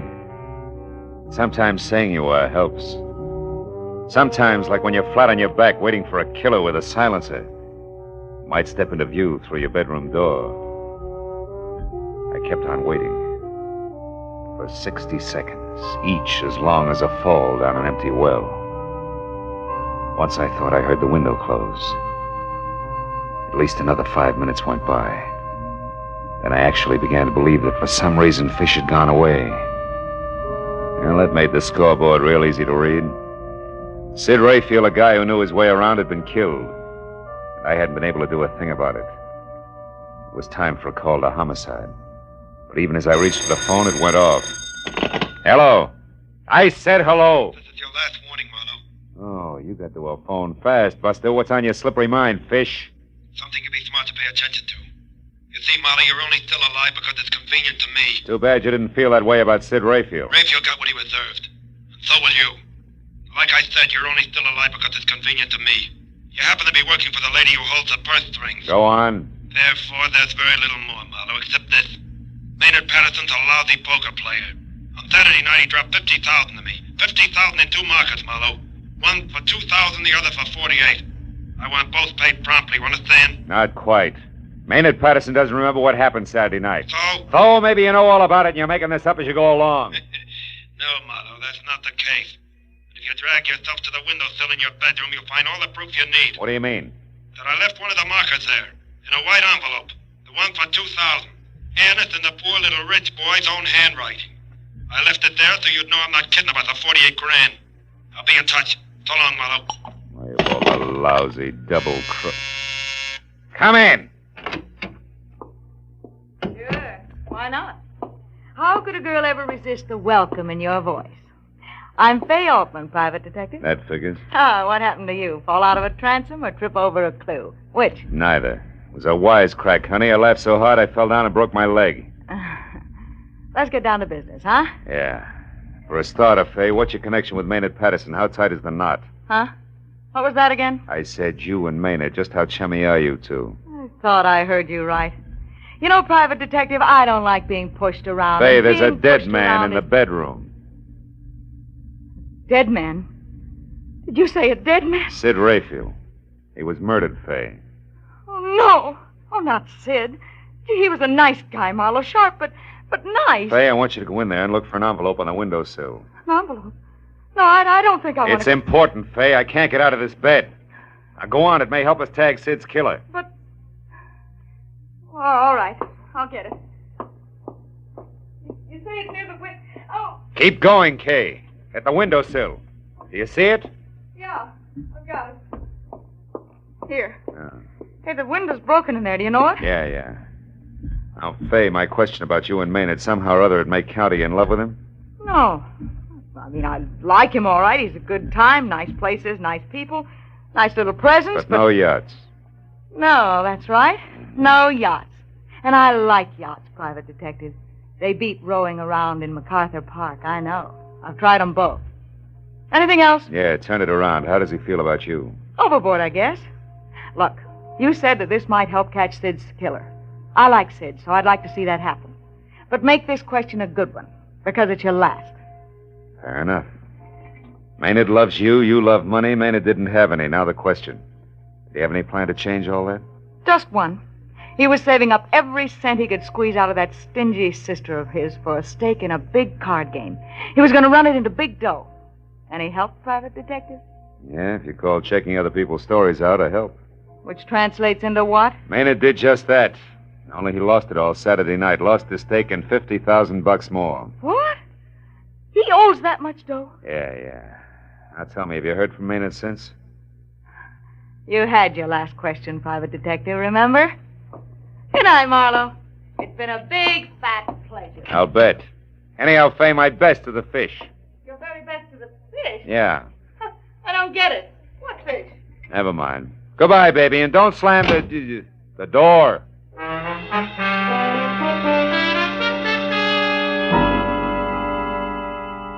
The lady was gone. It was time to call the police. But I was dying hard, and even as I dialed the number, I turned the envelope that had been left on the windowsill over in one hand. The envelope was the cheap kind you find in any dime store with nothing written on it. And the note itself, which read, "I owe the bearer $2,000 payable within 24 hours," was signed Maynard Patterson and dated Saturday. It was on a square piece of memo paper, and it made me think about a little item which for quite a while had been sitting last row, last seat in the back of my mind. Hello? Trying real hard to be star pupil. Now, Marlowe, the fishing may be great. Oh, this leg. Come on, baby, be home. Hello? This is Marlowe, Ordine. Oh, Phil, what have you found out? I'm not sure, but among other things, they may have caught a killer. Now, listen. Do you still have that note? You know the one you brought over here, the memo you made after Fish called? Have you got it? Why, yes, it's in my handbag. But Never mind the question. Just get it, will you? All right, I'll only be a moment. I'll hang on. Better just hang up, Marlowe. I wasn't expecting you just yet, Maynard. Now, nor this gun, I'm sure. Hang up, Marlowe.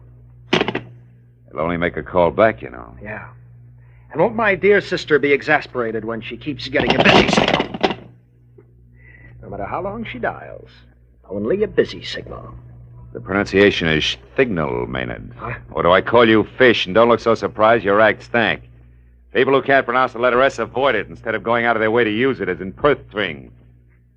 My mistake, Marlowe. Yeah, among a lot of others. You never should have been careless about the kind of paper you wrote the IOU on. Your sister, who you're trying to swindle, came in here earlier with the same jottings on a piece of paper that's got the same top edge. Irregular. Because no doubt... I know. Because it was ripped off the same telephone pad. And I wouldn't have used that paper since IOUs are customarily written during or immediately after a card game. And I couldn't have been at home at the time of the game. All right, stop it, Marlowe. There's no need for any more hypotheses. No, you can fill in all the blanks, can't you? Step by step, a rotten, tailor-made scheme to get your sister to save you by paying $50,000 to a gambler named Fish who doesn't exist. I said stop it. Slimy setup that began with a fake one-night stand of bottle and bond amnesia. Moved on to an also fake telephone call to Ordine from a heavy named Fish.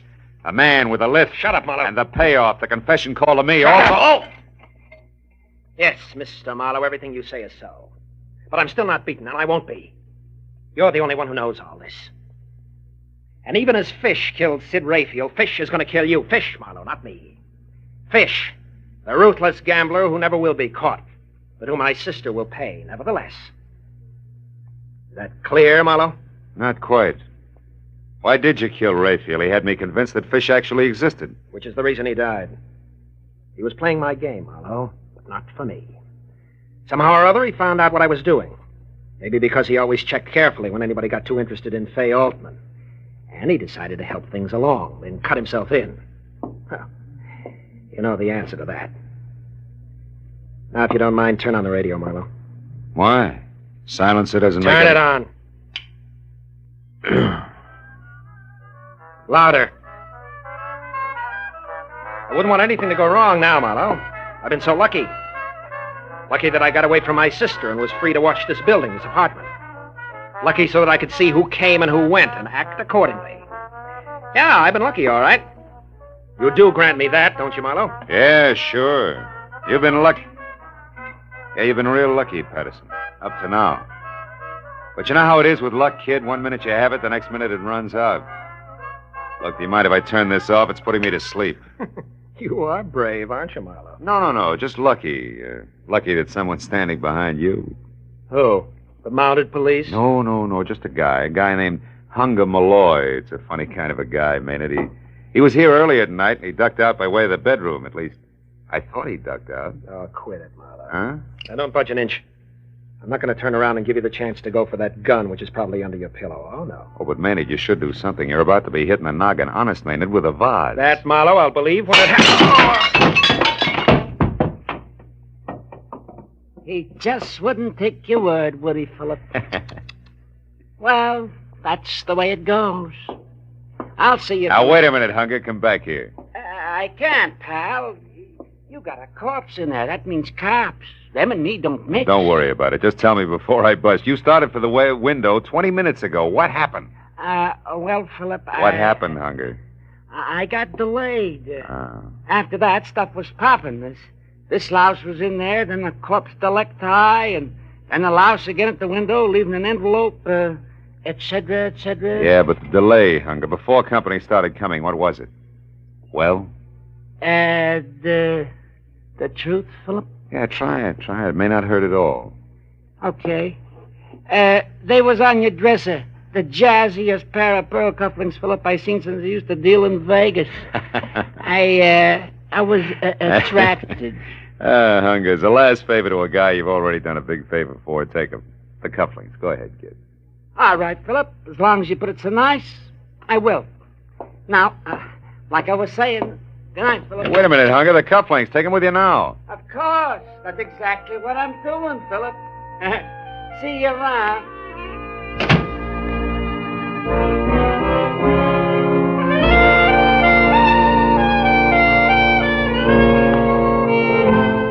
Funny little guy. Funny name. Hunger Malloy. You know, it's a strange thing. But a broken leg makes the old wheels go round. Well, that figures. Makes you think about brakes. And that brings me back to Hunger Malloy again. The only break he ever got was in his skull. Somebody once said we make our own brakes. I don't know about that. I didn't break my leg. Or maybe I did. Did I really look where I was going? And Maynard Patterson. Look at all the breaks he had. Loads of dough. Still, he didn't know where he was going either. And Sid Rayfield. I wonder if when the slug hit him, he thought, what a lousy break.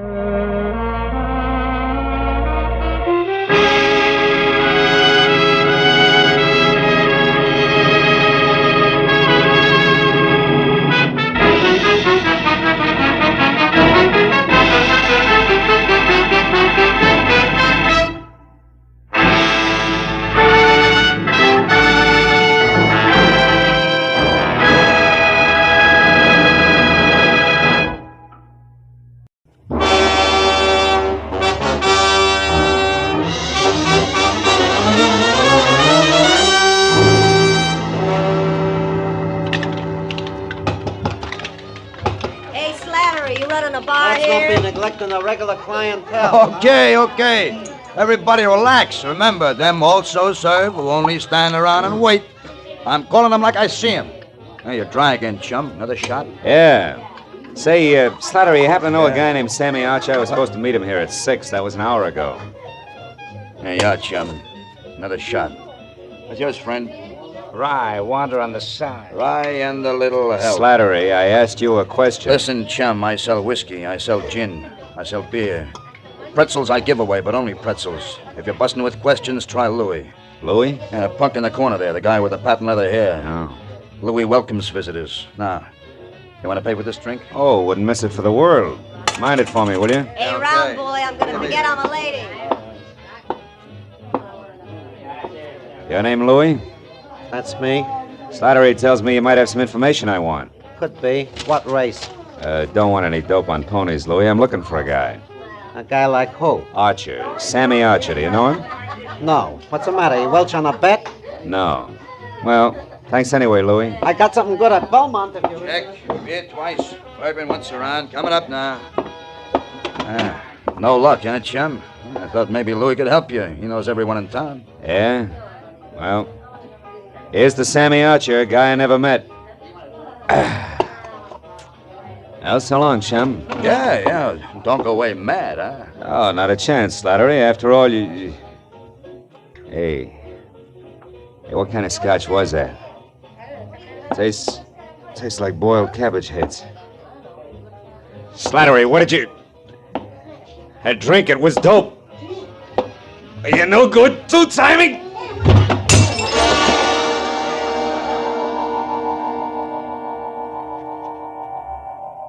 For a long time, 100 years maybe, I felt good.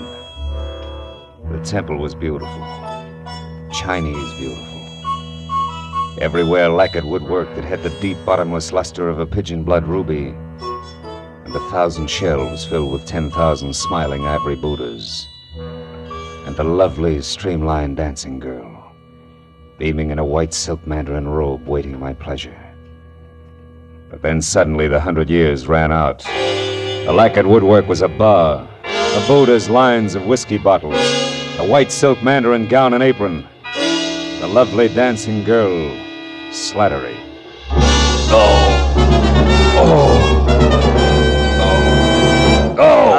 Easy now. Yeah. Chum, come on, try this. It'll bring you around. Yeah, thanks, Oh, it's you. How dumb do you think I am, Slattery? Hey, easy. No, wait. You got it wrong, chum. I didn't slip you that Mickey. Come on now. Lay back. You're gonna be okay. How long have I been out? Oh, about an hour. Oh. You're in the storeroom behind the bar. Now just take it slow, Mr. Marlowe. How do you know my name? Well, I checked your wallet when you folded, chum, and saw you with a big shot private dick from Hollywood. Yeah? That gave you my vote. Really? Oh, yeah. I heard all about you, Mr. Marlowe. The time you nailed that lousy Paul Miles who was hitting all the bars for some old-time protection. Yeah, but you should have said who you was. Oh. Hey, Slattery, got any idea who got to my drink? No. It must have been the bird next to you. Rye and water on the side, man. You know him? Here, come on, help me up. Yeah, sure. Steady, easy now. There we are. No. Never seen him before. He shoved off when you went to see Louis. What do he look like, Slattery, think? Oh, well, he smoked a cigar. Yeah? He had kind of a red face and was wearing a camel hair overcoat. Oh, yeah. He was nervous. He kept playing with a book of matches. He tore them out one at a time, and then he bent them up. Eh? Bent him up, huh? Yeah. You don't know his name, where he hangs out? No, zero, chum, except that Louis heard him ask someone about how to get to Palm Springs, but, Mr. Marlowe, I do know about Sammy Archer. You do? Yeah, I didn't want to talk up before Mr. Marlowe because I didn't know you. Slattery, where can I find Archer? Well, you ain't putting him on the spot for someone, eh? No, nothing like that. He called my office today, said he had some kind of a business deal with a guy he didn't trust. Wanted me to meet him here at the bar, get the details, and play bodyguard. Now, come on, tell me, Slattery, who is Archer? Where can I find him? He's a second-story man, Mr. Marlowe. He's a... You mean that... Yeah, he knocks off fancy places. Beverly Hills most of the time. He's strictly a prowler. Oh, fine. Well, you could probably tag him over at 31 West Grand. He's got a basement apartment there. But, look, you ain't gonna be careless about the dope I gave out, are you? Now? Don't worry. I'm not gonna work for him, Slattery. I still handpick my clients. Well, then, why are you going there? For a lead, Slattery. A lead on a nervous guy in a camel hair coat. You see, I also handpick my enemies.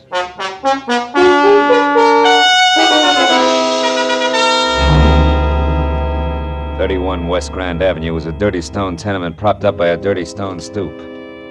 A cracked pavement led to the basement apartment, which showed a fuzzy slice of yellow light, where the door was cracked open inches. So when I knocked, I was ready for almost anything. Just as long as it was on the see me side. But I didn't expect it to come from overhead. You're wasting your time, big boy. When Sammy leaves his door open, you shouldn't bother knocking. You mean he's out? No, I mean he's in. And he's got the blind staggers. I know. I heard him falling over the furniture. But go ahead, see for yourself, if you'll pardon appearances. The big slob.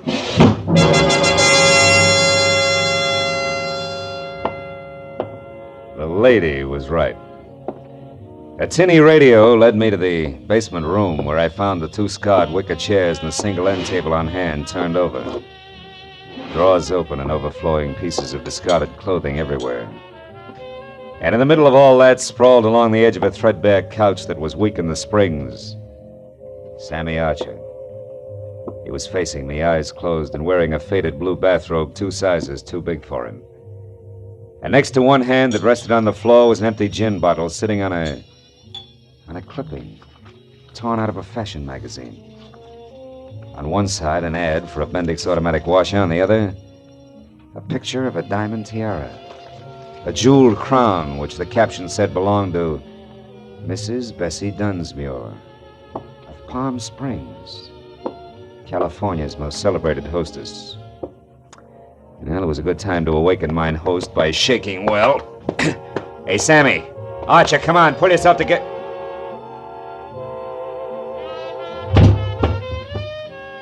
I should have known better. You can't wake a dead man by shaking him. Especially when he's got a knife buried in the middle of his back.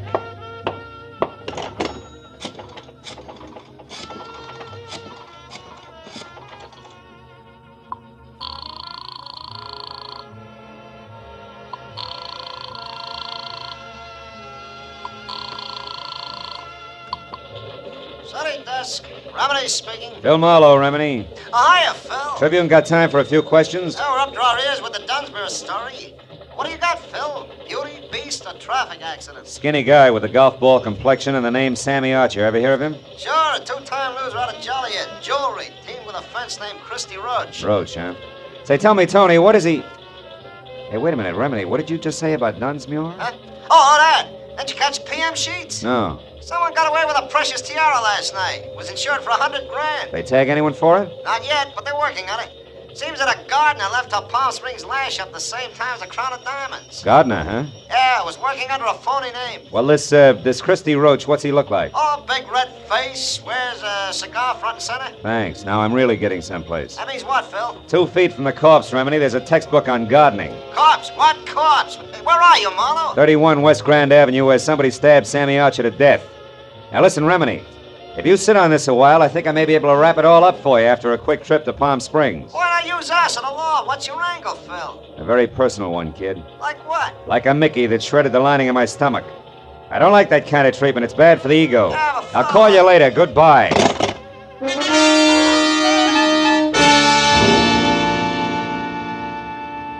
The trip to Palm Springs was 2.5 hours of hard driving through sterile wasteland.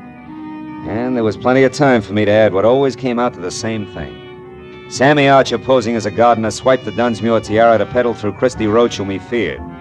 But Roach had double-crossed him, in a permanent sort of way, taking care of me and then headed for Palm Springs. Yeah, but there I got stopped each time. Why Palm Springs? Unless, of course, Archer's apartment turned inside out meant that the tiara was still hidden someplace in the desert hamlet. Yeah, that really would make it a cinch to find.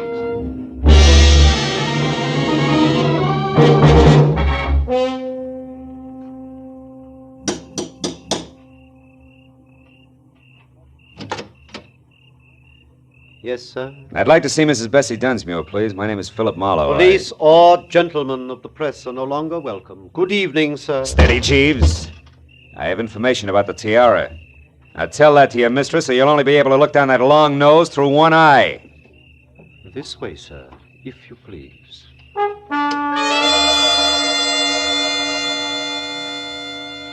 The interior of the Dunsmuir shanty was strictly colossal. From a foyer the size and shape of the Union Station to a plush, leather-lined den that was about as cozy as a parking lot. And Mrs. Bessie Dunsmuir herself fitted perfectly. Because as the renowned party giver glided into the room, I saw enough jewelry on her arms, ears, and neck to match Tiffany, carat for carat. She listened intently while I brought her up to date. After that, she ushered me into an uncomfortable chair, rang for Long Nose, and then asked a sensible question. Mr. Marlowe, this Sammy Archer, what did he look like? Well, he was thin, Mrs. Dunsmuir, and sandy haired. Does that fit your ex-gardener? Precisely. Now perhaps we're actually going to make some progress. The police here haven't, and... come in, Martin. Oh, a liqueur, Mr. Marlowe? Oh, no, thanks. Thank you, Martin. Mrs. Dunsmuir, Yes. Did you ever notice a red-faced man who smoked cigars hanging around, talking to Archer, perhaps? No, I never did. Did you, Martin? No, madam, I don't believe I did. Excuse me, madam. Sir. Good evening, Dunsmuir residence. Who's calling, please? One moment, sir. Mr. Endicott, madam. Endicott? I don't seem to know any Endicott. Hello? I'm sorry, Mr. Endicott, but I don't seem to recollect... what? You... Well... Yes. Yes, of course. I'll see you tonight here. Goodbye. What's wrong, Mrs. Dunsmuir? Oh, just some more trouble over the estate. Ever since my husband passed on 3 years ago, we've had a mountain of trouble with his investments. I see. Well, about the tiara, Mr. Mrs. Marlowe, do what you can about locating it. You'll be rewarded handsomely by the insurance company if you're successful, I'm sure. They stand to lose $100,000. Yeah, but Now, can't you tell me anything about Archer? I'm afraid not. I don't believe I ever said more than 2 words to him. Now, excuse me, Mr. Marlowe, and thank you for your interest. Martin, Madam. Please show the gentleman out.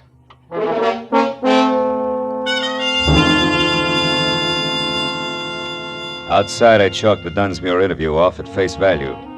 Proof positive that Sammy Archer and the sticky-fingered ex-gardener were one and the same. Then I headed for town on the first public phone, which was at a mobile gas station. There I swapped a $10 bill for a pocket full of quarters and started calling people back in L.A. who might know more about Christy Roach and the kind of connections he could have in Palm Springs.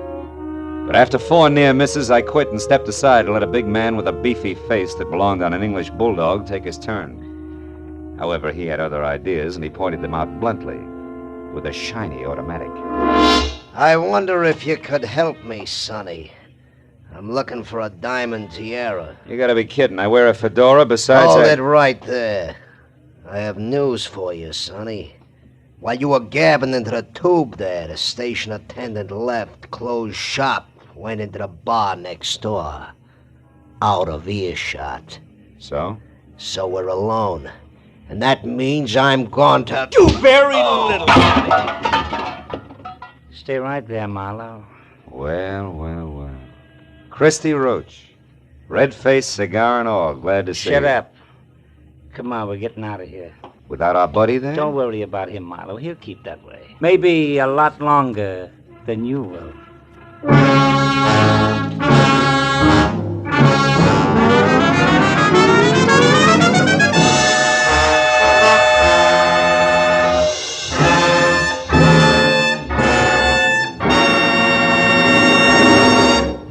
In just a moment, the second act of Philip Marlowe. But first, every Wednesday night, CBS, the network of the stars, brings you Groucho Marx in his dizzy quiz, You Bet Your Life. Be sure to hear You Bet Your Life starring Groucho Marx this Wednesday night on most of these same CBS stations, as well as Dr. Christian and that bright new musical show, The ABCs of Music. Now with our star, Gerald Moore, the second act of Philip Marlowe, and tonight's story, The Uneasy Head.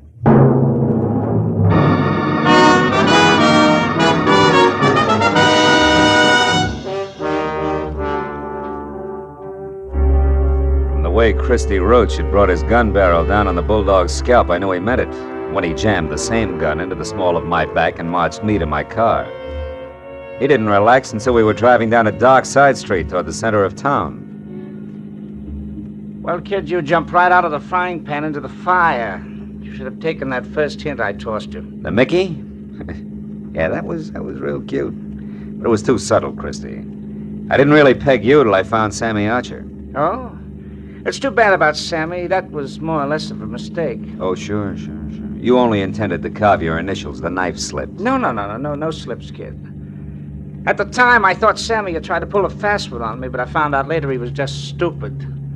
He had a great thing, and he was just too dumb to see it. As for you, turn east the first chance you get, and don't run any stop signs, you understand? Where we going? Oh, no place in particular, just so it's nice and quiet.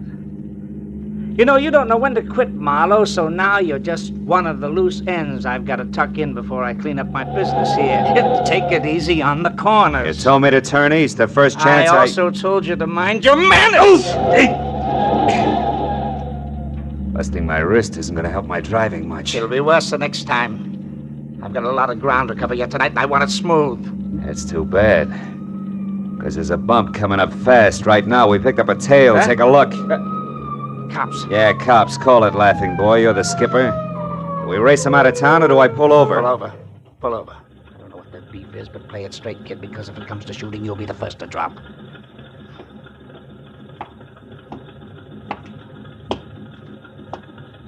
Hey, can't you read, buddy? You're on a one-way street. You're telling me. Yeah, only you're going the wrong way. Yeah, I know. Well, you see, my friend... I warned you. What about him? Well, he's in a hurry, officer. I was taking him as far as the corner there.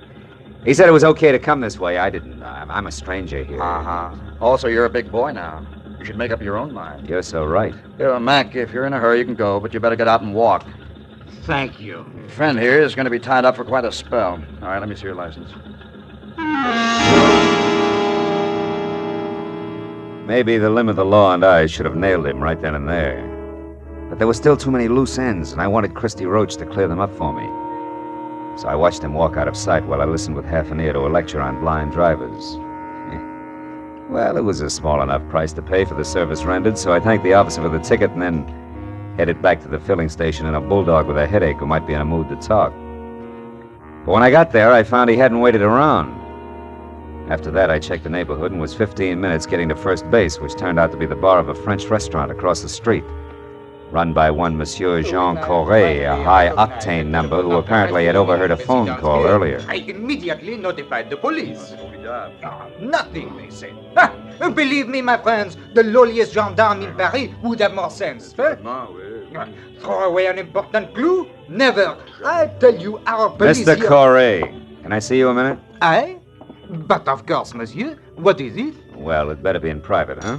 It's about the Dunsmuir case. Ah, nom de nom. Step this way, monsieur. All right. You naturally are a detective. Naturally, yeah. Now, look, I understand you overheard a phone call. Oh, yes. About an hour ago. A suspicious man called the Dunsmuir place from here. What did he look like? Ah, I am desolated, monsieur.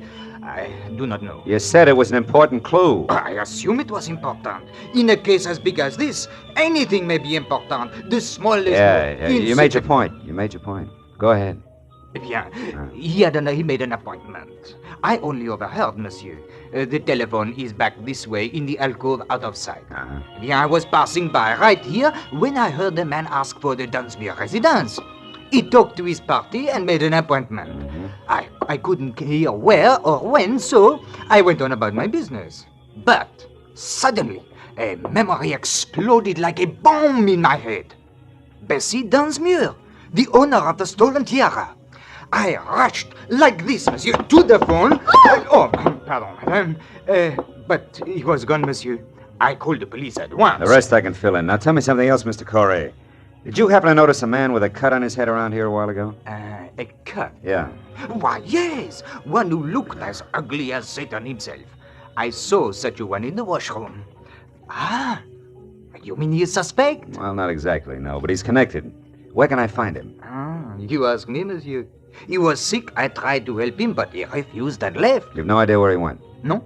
But wherever it was, I'll wager he was too wobbly to get there, monsieur. All right, in that case, I better make a quick call and The telephone's set. Yeah. Permettez-moi, monsieur. Bessie Dunsmuir hasn't had a new husband for 2 whole Madame. years, my dear. I can't imagine how she keeps up that elaborate front of hers. Why, do you know You! What? Madame, hang up the telephone at once. I insist. Vitement. I beg your pardon. In the name of the police, monsieur is a detective. I demand you clear the line. I've paid my nickel and Never mind, skip it.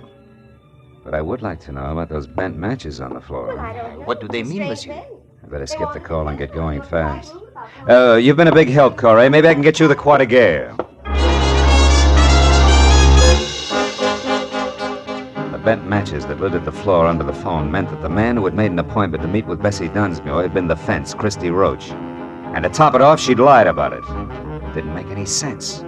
But I added it to the rest of the question marks and made a beeline for Bessie's mansion. I parked a block away from the place, walked back, and let myself in through an iron gate at the side. And wound up in front of a car, half hidden in a clump of hibiscus bushes. A man was leaning in the open door with a match in his hand, reading the registration on the steering post. It was the bulldog I'd seen first at the gas station.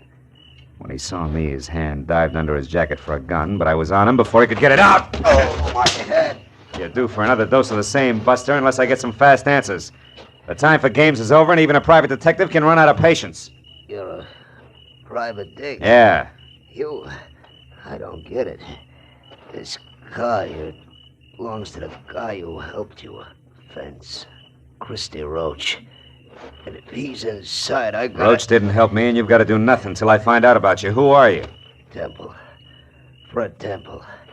Hamlin Insurance Company. Oh, no. We're covering the missing tiara. Only something's haywire. An insurance investigator? Yeah, but I'm not gonna make it, fella. My head, you better get in there and stop. When he passed out, he sagged against me like a sack of whitewash. I stretched him out on the grass, and after one look, knew there was nothing more I could do. I went over to the house and quietly tried locked doors all the way around until I came to an open one in the butler's quarters. A bed lamp was on, so I braced myself for another meeting with Martin. When he came to the door, he was in his nightshirt. As soon as enough of his chin was showing, I swung! It was a distinct pleasure. I stepped over him and went through his rooms and on up the long hall of the main part of the house. I finally located Bessie in the leather-lined den. She was alone, but judging from the rate she was burning up the jittery cigarette in her hand, she expected trouble at any moment. Marlowe, how did you get in here? Why are you here? Just checking up on a lie, Bessie? Lie? I don't know what you're talking about. A late day tonight. Incidentally, he's due any second now. His car is outside. On my grounds? Yeah. Surprised? What's so important about that? Now, look, you better tell me all about it, Bessie. No. Get out of here. Get out. Later. Right now, this setup is so full of holes, even the truth is leaking out. First, Roach the fence, figuring Sammy Archer, the guy who swiped your tiara, was pulling a fast one. And he changed his mind and got a new angle. Second, you brushed me off because actually you're afraid of finding the tiara. And third, the insurance company that's covering your loss is suspicious. Yeah, it's screwy, but it can only add one way. Like the tiara that was stolen from here yesterday is worthless. Are you insane? It was famous, fabulous, worth a king's ransom. Yeah, the original, maybe. Not the cheap duplicate. I may be fuzzy on the details, but the big picture's easy. You dismantled the original and sold it probably quite a while ago. But not before you made a duplicate to keep up appearances so gossips wouldn't know you were going broke. Also, you kept up the insurance on it for the same reason. And the duplicate was stolen. People knew you'd been robbed, so you were forced to claim the insurance, but you knew that if the fake was recovered legally, you'd be prosecuted by the insurance company and disgraced. Sure, Christy Roach knows that, too. He's coming here for blackmail, isn't he? Why else? Come on, Bessie, you might as well... You might as well... Might as well what? What are you looking at? A cigar butt there on the floor. Oh. It's burned a hole in your rug. What happened to make Roach drop a cigar, Bessie? Where is he? I don't know what you're... Stay away from that desk! I mean it, Bessie. Next time it's for keeps. Now stay back. Where is he? In the closet there. I didn't know what else to do. You are right about the blackmail. About everything. I had to kill him. He'd have wrecked my life.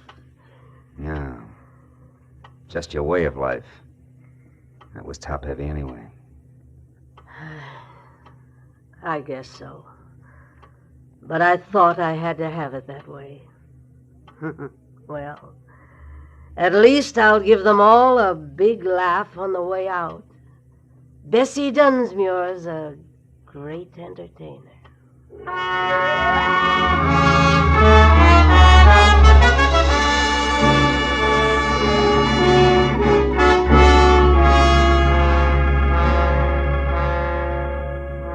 Bessie Dunsmuir, the world's greatest hostess, invited the police and reporters out herself.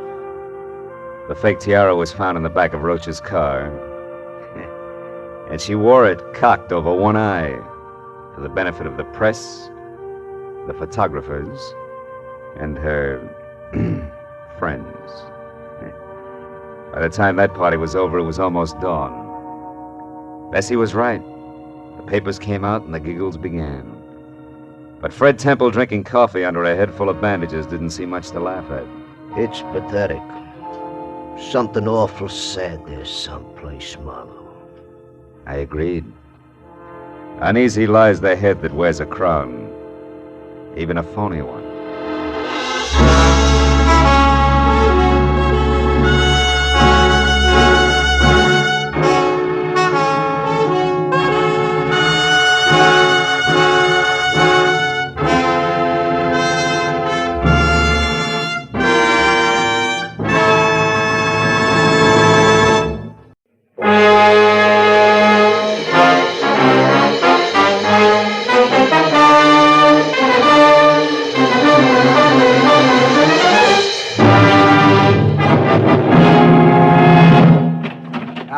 All right, wise guy. I told you once you couldn't come up here to this room, Marlowe. That's right, landlord, but I found all I needed. Well, you won't be able to use it after I teach you some manners, Snooper. Oh!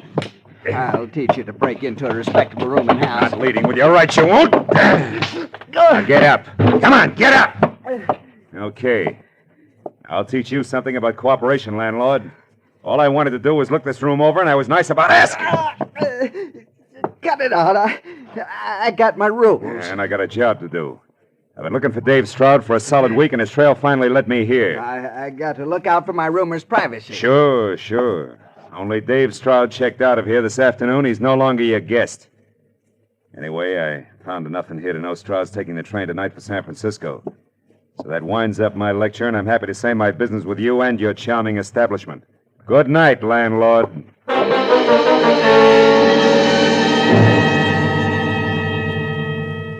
When I stepped out of the cheap, musty rooming house into the warm night, I felt for the first time in a week that I wasn't wasting my time. That by tomorrow I'd know why a quiet young guy named Dave Stroud had suddenly dropped everything that gave life some sense. Everything from a lovely girl to a fine job and vanished. Completely. I stopped in a phone booth, called my client, and told her to meet me in an hour at the Leopard Spot, the bar in her hotel. Then I made a reservation on the 10 o'clock train for San Francisco, went home and threw a toothbrush and shirt into a bag, and when I walked into the Leopard Spot, I was right on time. I found my client, Ellen Wyatt, in a booth near the back. The soft rose lights touching her face made me wonder all over again what kind of pressure it could possibly have been to drive Dave Stroud away from a girl like this. I tried to wait in my apartment upstairs, Phil, but I just couldn't. Is it good news? I hope so, Ellen. That broken-down rooming house over in East L.A. paid off all right. Dave was staying there? Yeah, he had been, under the name of Donald Stranigan. But why would he take a place like that? He must have plenty of money with him. Oh, well, the city's cluttered with those joints. They're as common as tin cans. He figured you can't look into all of them. We were just lucky. Then he knows what he's doing. There's nothing wrong with him, like amnesia. No, it's something else, Ellen. Good evening, Miss Wyatt. Martini? Yes, please. For you, sir? Martini sounds fine. Yes, sir. Right. Marlowe, maybe that hunch I had about gambling, maybe it was right after all. Couldn't some kind of terrible jam with gamblers do this to Dave?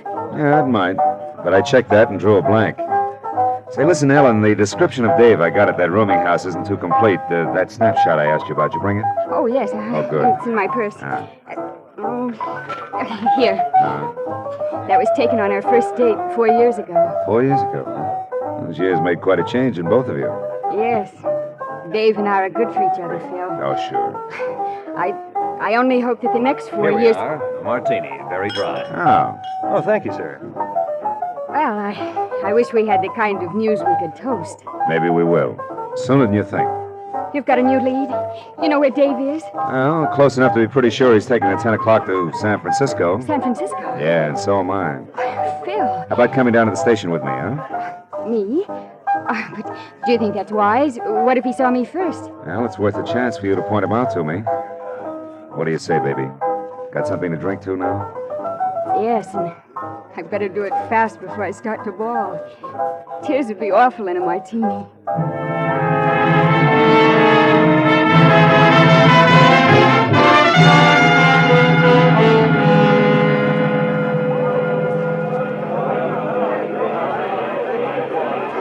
No luck, Phil. I still haven't seen him. Wait a minute. How about that one, Ellen? Over there at the cigar counter. Oh, the fellow in the T-shirt? Yeah. Dave couldn't look that sloppy, and besides, he's taller. Well, that's it, Phil. Yeah. Well, I guess we missed him. I better get aboard, huh? This kind of scares me. You don't think Dave just pretended to be leaving, that he tricked you? No. Those leads weren't planted. They weren't that good. Don't worry, baby. Dave will be on this train when it pulls out. I'll bet my last buck on it. Find him for me, Phil. Sure. You just keep that chin up. I will. Okay. And call me the very first chance you get. Call for train 61. Pardon me, lady. I'm sorry. Hey, you with that brown bag. Me? Yeah, just a short minute, my friend. Unless you happen to favor dirty shirt size 17. You're in for a big disappointment. What are you talking about? Well, I think you made a small mistake there. Isn't that my bag? I'm afraid not, mister. CP is in Philip, M is in Marlowe. Well, how do you like that? I saw you pick it up back there at the information booth. That's where I left mine. I could have sworn it belonged to me. I'm sure sorry. It's all right. Happens to everybody sooner or later. Yeah, well, now that's mighty big of you, friend. Say, you're going to be on old 61 for Frisco, too, aren't you? Afraid so, yeah. Well, let's call this an introduction. Arback's my handle. Manny Arback, on the road for Pfeiffer Plumbing Fixtures. Yes, sir. I'll see you on board, friend. Not much doubt about that. No, we might get up a little game. Fun, huh? Oh, fine. Yeah, well, I better shake a leg and get my bag. I'll find you all right. I never forget a face. Maybe I ought to cut my head off.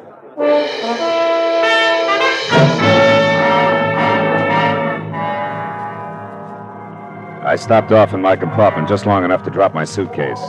Then as we pulled out, I moved through the train to the dining car and picked a seat where I could keep an eye on the rest of the tables for Dave Stroud, who, even if I didn't recognize his face, I knew from his fiancée would handle the knife and fork European style.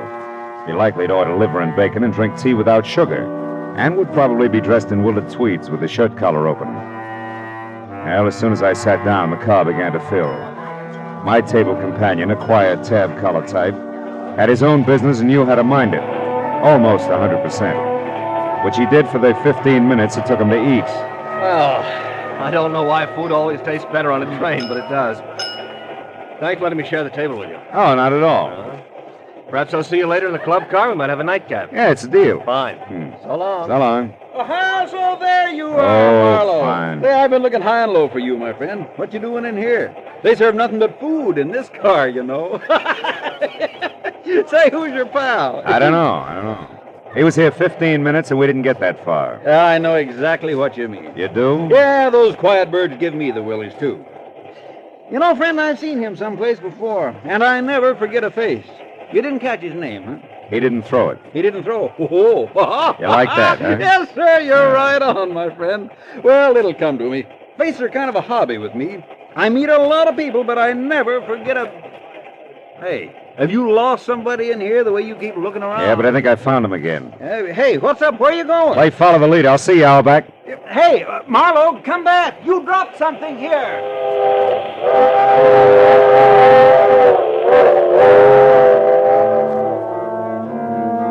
In spite of the fog kicked up by the traveling typhoon who never forgot a face, I'd managed to catch a glimpse at the door of a bunch of tweeds and an open collar on a bill that exactly fit the 4-year-old snapshot in my wallet. I bucked a huddle of undecided dodgers blocking the aisle, but managed to keep him in sight all the way back to car 16 without being seen. There I watched him unlock compartment L and go inside. I was convinced it was Dave Stroud, but at this point I had to be sure.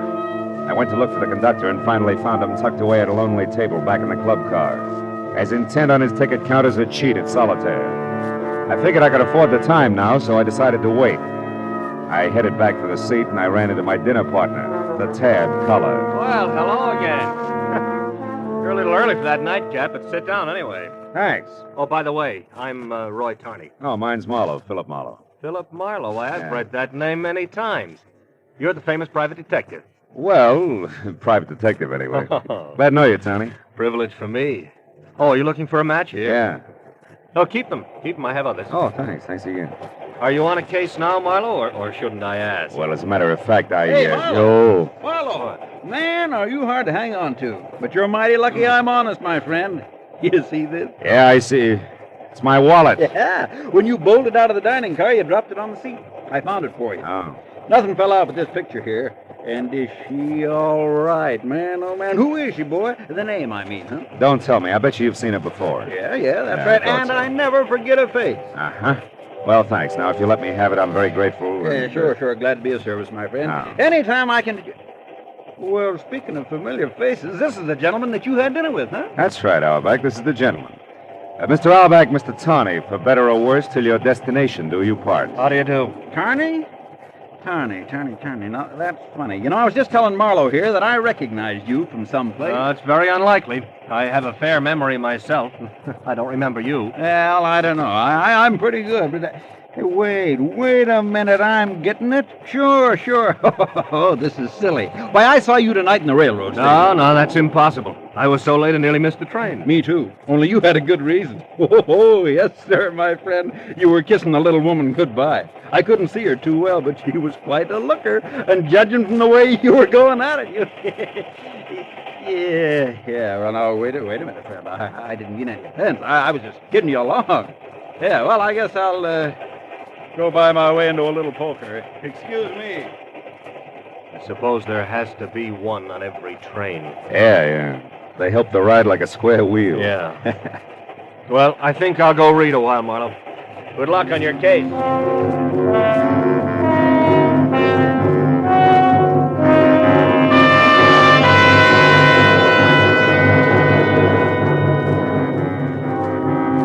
The conductor climbed out of his pile of tickets to stretch. I went over, introduced myself, and asked the $64 question. Car 16, compartment L, huh? Well, let's see. Oh, here it is, Mr. Marlowe. That room's occupied by one Daniel Stacy. Daniel Stacy? Sure. Same initials as Dave Stroud. But we're not carrying any Dave Stroud tonight. Don't bet on that, conductor.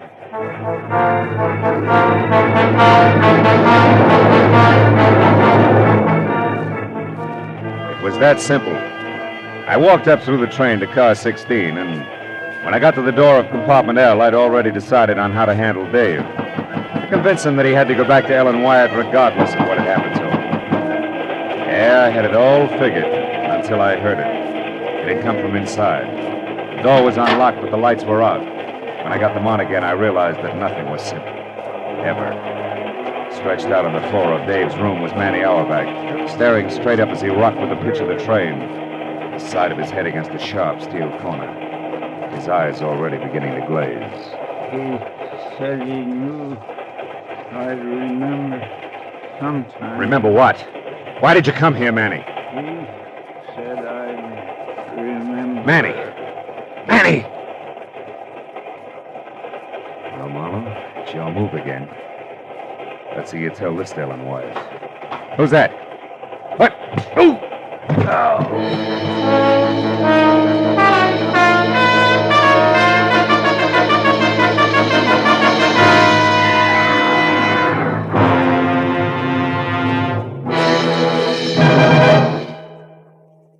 To make every day more enjoyable, treat yourself often to refreshing, delicious Wrigley's Spearmint Chewing Gum. The lively, full-bodied, real mint flavor cools your mouth, moistens your throat, freshens your taste. And the chewing itself gives you a little lift, helps you keep going at your best. So for real chewing enjoyment that's refreshing and long-lasting, always keep Wrigley's Spearmint Chewing Gum handy.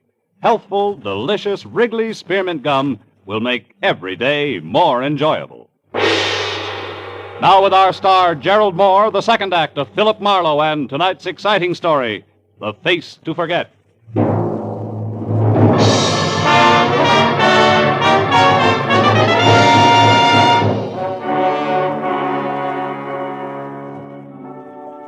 Either it had been the flat of the pistol crashing against the side of my head, or my head crashing against the stone-hard floor of the compartment, that had turned light into dark and left me with a welt behind one ear the size and shape of a cue ball. I couldn't tell which. When I had both my eyes open, I knew that it didn't matter.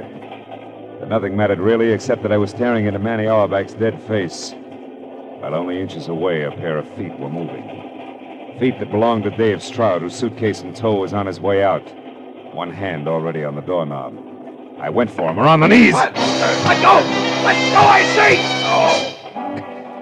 By the time I was off the floor and after him. He was well out in front. But wrestling with a heavy steel door at the end of the empty passageway slowed him down. When we reached the platform between the cars, he was almost mine. But then suddenly a hand shot out of the dark, grabbed a fistful of shirt front, and spun me hard against the opposite door. No!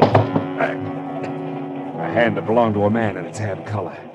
Mr. Roy Tawney, plus a shiny .22 automatic. And minus his club car velvet voice. Get up, Marlowe. We've got a little talk coming. At this stage, it'll be a pleasure. Believe me. We'll see. What do you want with Dave Stroud? I'm a census taker who's real... Cut it. Time is running short, Marlowe. When you get off at this stop coming up, you stay off. Yeah? What's your angle? Dave. He still needs my help, and he's still gonna have it. No matter who he kills? Kills?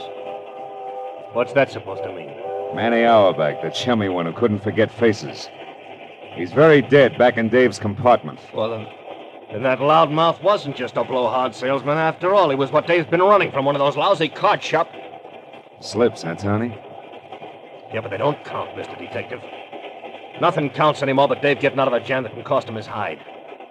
Just for the record, that game back in L.A. 3 months ago that cost Dave every cent he had plus 10 grand he didn't was about as level as the rest of that knee-pants town ever gets. Which makes you what? Two things, smart Alec. First, a guy from Detroit, a real town, who doesn't like a lousy fix. And second, I like a fix even less when the sucker on tap is my own brother. Now, Peeper, get back away from that door. The station's on that side. I wouldn't want you to run for it and get shot before you got to say a few words. Back over here, Marlowe. Take it easy with that gun, huh? They go off, you know. All right, the pitch. Let's have it now. What's Dave to you? Ellen Wyatt mean anything? Not very much. But Dave is sorry about that. So when you get back to your client, you tell it... Hold it. Just like you are and stay cheerful. This stop, Carter. Carter, gentlemen. Conductor, this train wait here a while? I mean, is there any time to get off and stretch? No, sir. Just stop long enough to pick up a little mail, leave a little mail, once in a while take on a passenger. Hardly ever, though. Carter folks aren't much on traveling. Oh, by the way, aren't you the gentleman who was looking for Mr. Stacy? Yeah, I found him, thanks. Oh, don't mention it. Glad to be of service. Say, don't get too close to the edge there, gentlemen. Carter, California. We were talking about Ellen Wyatt, Tony.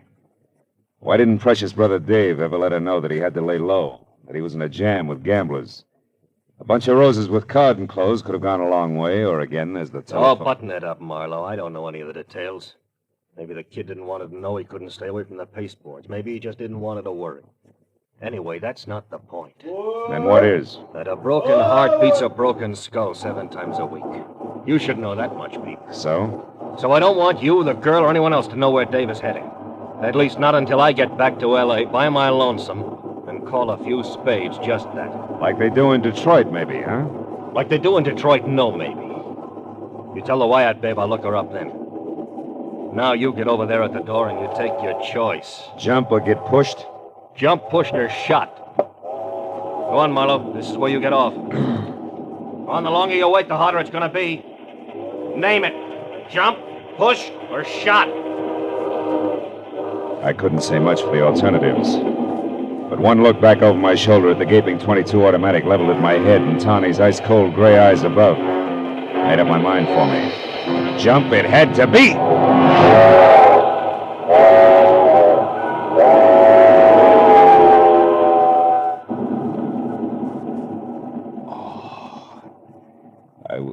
I would always remember one thing about Carter, California. The right-of-way was more sand than stone.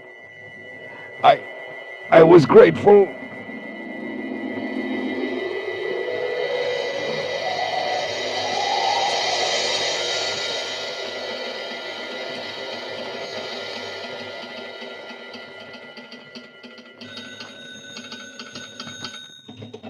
Carter Station, Willis Hensett speaking. The Limited left 10 minutes ago. No package for you, Miss Lillispan. I'm sure I'm sure. Huh? Me snapping at you. Now listen, Miss Lily. Brass of some people.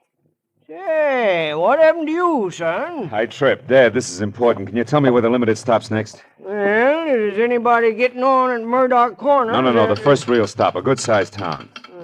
Let's let's see. Smoke cigars, son? No. Look, Dad, this counts. Now, come on, tell me, will you? Yeah, sure. Well, now, there's Fulton. That's a half-hour wait. Oh. You got a match, please, son? Oh, yeah, here. Here's a whole bookkeeping. Now, tell me, how far is Fulton? Oh, 40, maybe 50 miles. Upgrade 50 on the miles. road. How can I back get to- there in a hurry? I got to catch that train. Well, if you got a car, you can... Where can I rent a car or get a cab? It is our... Not a chance, sonny. Oh, excuse me, Jake's calling from Bakersfield. He's expecting a grandchild. Hooray for Jake. Now, listen to me, Dad. There's a dead man on the Limited and his killer as well, and I was tossed off a train. Now, let's take the business. What? Well, in that case, let's call ahead and get the police. No, I don't want that. Well, why not, son? Because, for one thing, the killer may have been justified. Self-defense and the sight of the law will toss him into a lot of panic. It'll only end up in more gunplay. And for another, I have a very personal axe to grind. Getting tossed off the train, huh? Yeah, among other things. Now, will you tell me that coupe out there, is it yours? Yeah, but I can't For let 50 you take bucks? my car. You're a cash? Cash. Here. Also, here's my credentials. I'm a private detective out of L.A. I'll get your car back to you as soon as possible. I'll pay you another 50 when I do. Now, give me the keys, will you? Quick. Yeah, sure. Okay. Here. It's the one in the middle. Thanks, Dad. And don't worry. I'll drive real What's the matter, son? Well, you're staring like you don't feel so good. What is it? Your head, maybe? Yeah, my head, maybe. I ought to have it examined. Sometimes it's real slow coming up with the truth. The truth? What do you mean, son? I mean, I got a big fat hunch, a hunch that may be able to stop a second murder. If I make it to Fulton in time. So long, Dad. Thanks a lot. You've been a great help. My apologies and congratulations to Jake.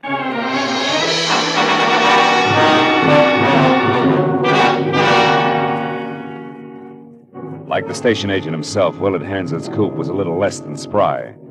But with the accelerator jammed hard to the floor and only a straight, empty highway ahead, I managed to keep it at a straining 70 most of the way. And 50 minutes later, when I tore into Fulton and followed the street markers to the station, a long, low, welcome sound in the night told me I was on time. The train was just getting underway again. I slammed to a stop at the end of the depot, piled out of the coupe and started to run for the last car. But I changed my mind. The train could chug on its merry way without me. After all, it was going without Dave Stroud and his big brother. The two men were walking down the deserted platform toward me. I slid back into the shadows of a pile of crates and waited, my hand tight on a .38 in my pocket, suddenly positive that my hunch was now a sure thing. Roy Tawney was not Dave's brother, but he was the one who had murdered Manny Auerbach in car 16, compartment L. And he was ready to try murder again. All right, Stroud, that's far enough. Hold it there. Tawney, you're out of your mind. You've got no reason to kill me. I'll never say anything. Ellen knows that. That's why I ran. I could never turn Ellen over to the police. I love her. Oh, yeah, sure, you're nuts about it. You got lots of reasons to be, haven't you? Reasons like Ellen crossing you up for me and a tall stack of dough.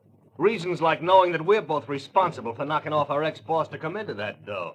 Sure, kid, you got lots of reasons to love her. But, Tawney, I tell you I do. I ran away, didn't I? Oh, but of course, Mr. Stroud, of course you ran so that you could wait for a smart time and a smart place to try blackmail. No, that's not it. I ran because I love Ellen. Because whatever she's done has been your fault. Oh, no, kid, you got it all wrong. The lady was the pilot all the way. Even to hiring a lousy peeper named Marlowe to tag you so that I'd know where to get my hands on you. The man on the floor in my compartment? The dead man? That was a loudmouth salesman with a memory for faces. He would have spoiled everything if he'd remembered that he saw me with Ellen in the railroad station and passed it on to Marlowe. I had to shut him up and then give the peeper a big cock and bull story about you being my brother and in hot water with gamblers. And Marlowe was the other one, the one who grabbed for me. That's right, Stroud. That was Marlowe. Too bad he didn't grab better, isn't it? Yeah, perfect shame, Tawney. Oh, you dirty liar! He's gun! Makes two of us. Rotten pig! Is he dead, Marlowe? Yeah, Dave. Even in Detroit, he'd be called dead.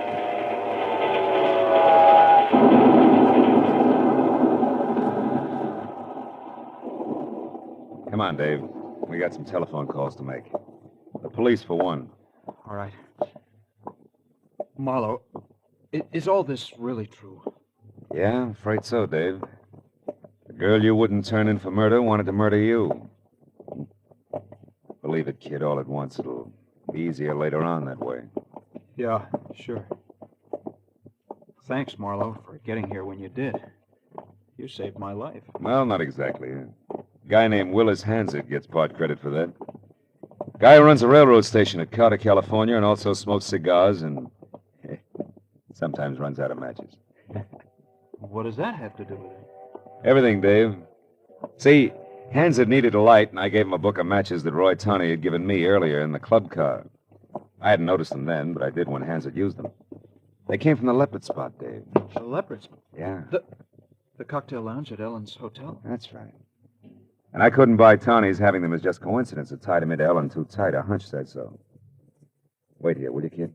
I'll only be a couple of minutes. I've got a long-distance call to make before we get in touch with the police. To Ellen? What are you going to tell her, Marlowe? Anything, Dave. Anything that'll keep her right where she is, ready and waiting for what's going to turn out to be the, L.A. police. I won't be long, kid.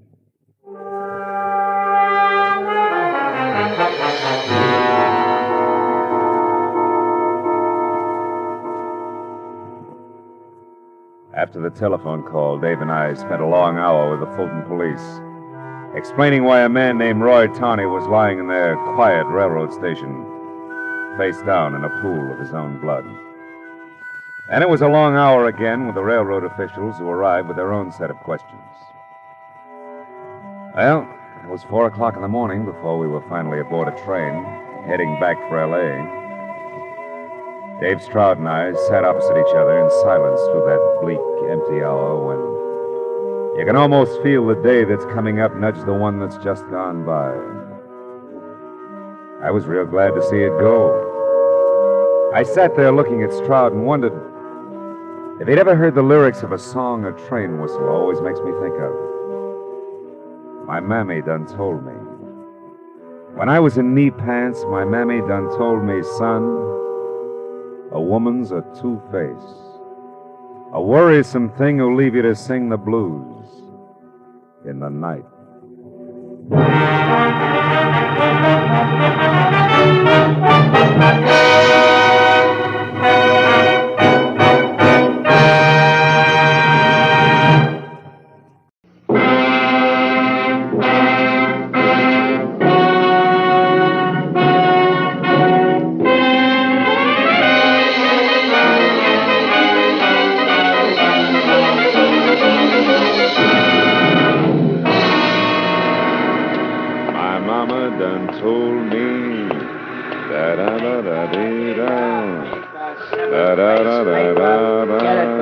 History.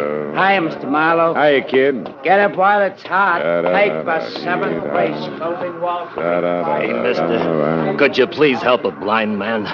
Could you let me have $1 for my first square meal in a week? You mean your first shot in an hour, don't you, Jake? Huh?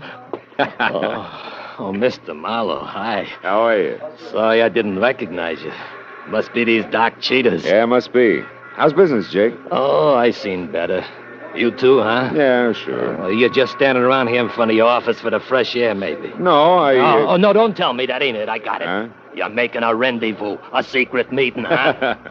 No, Jake, I'm just waiting for someone. Holy catfish! Look at that jerk out in the middle of traffic. The guy with the suitcase. Getting out of that cab right in the middle of the street.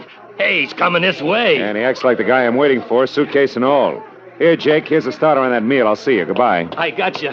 So long, Mr. Marlowe. Thanks a million. Sir, tell me quickly.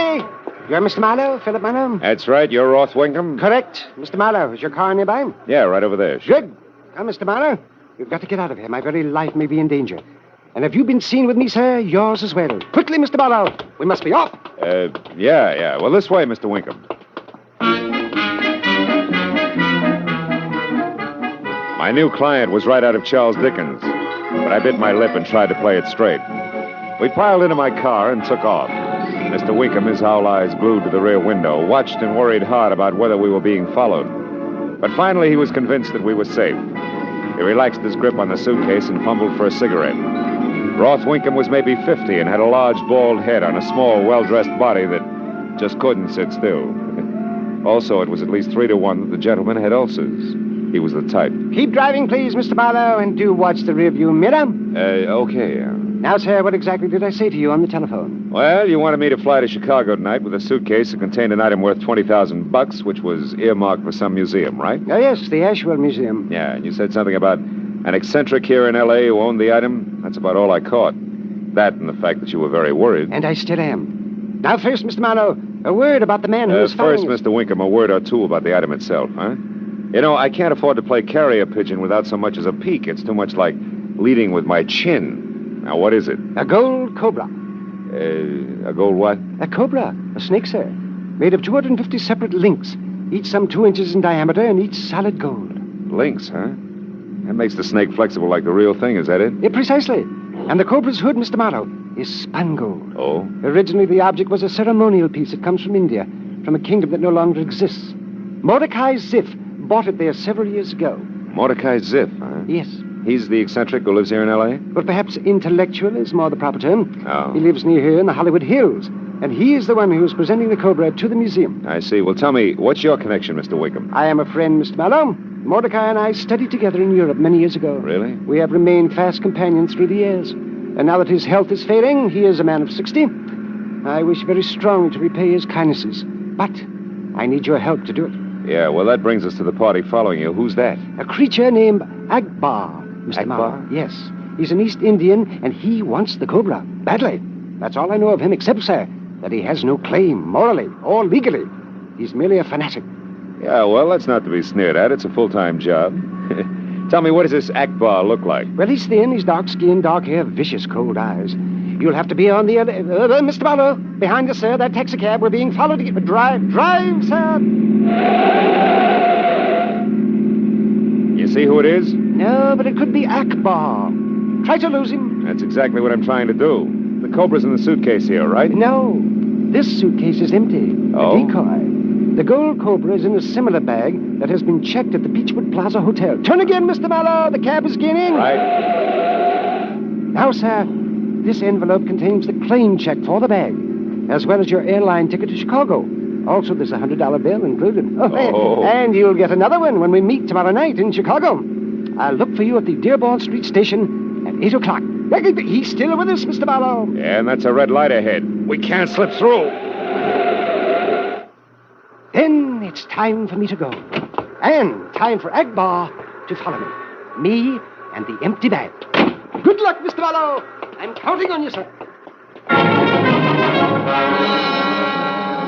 By the time the light had changed, the spry Roth Winkham had already made it to the sidewalk, the empty suitcase conspicuously in hand. And when my rear view mirror showed the cab had given up the chase, I figured the quantity known as Akbar had taken the bait and followed Winkham. All of which made my next stop the check room at the Beechwood Plaza Hotel.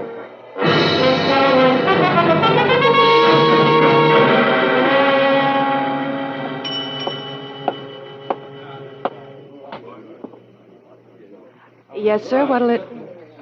Well, hello. Can I be of some assistance, maybe? I wouldn't be surprised. But at the moment, I just want my suitcase. Here, honey, it's a black bag. A black bag? Yeah. Let's see. Oh, here we are. Number 4511. Number 4511. Comes out even. Must be yours, all right. Yeah, it must be. Thanks, baby. Here. Small token of my Oh.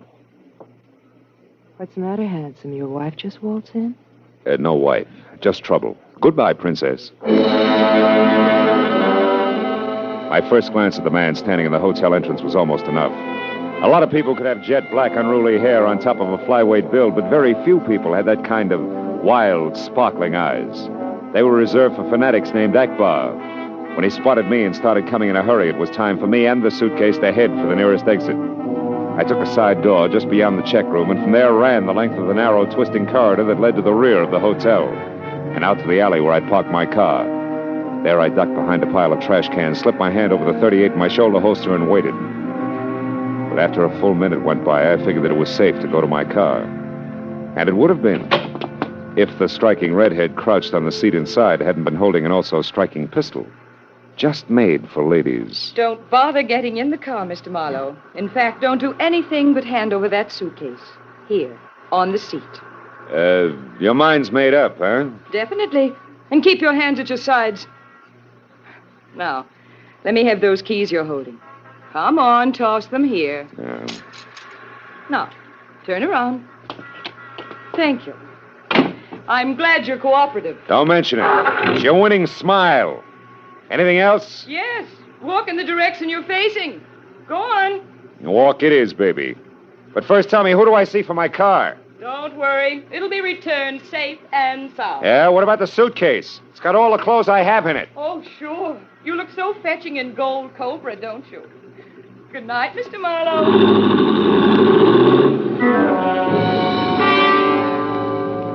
The shock of fire red hair gunned my car the length of the alley and then swerved on two wheels into the busy street beyond and was gone. I followed to the end of the alley and started walking toward the hotel. And I saw something else. It was Akbar running toward a hack stand. He had also seen my car disappear, and that obviously meant that he wanted the first cab in line to take him someplace in a hurry. But the driver was waiting for a fare, which forced him to the only other cab in line, and almost gave me time to get to him. Almost. But not quite. That left only an outside chance that Akbar had tossed an address to the driver before he knew that the cab was taken. Yeah, but it was an outside chance that paid off. Yeah, sure he gave me an address, pal. Even though I had the flag down. I got an old doll inside. Yeah, listen, friend, this counts. What was that address? Come on, the right answer's worth 10 to you. A saw? The same. Here.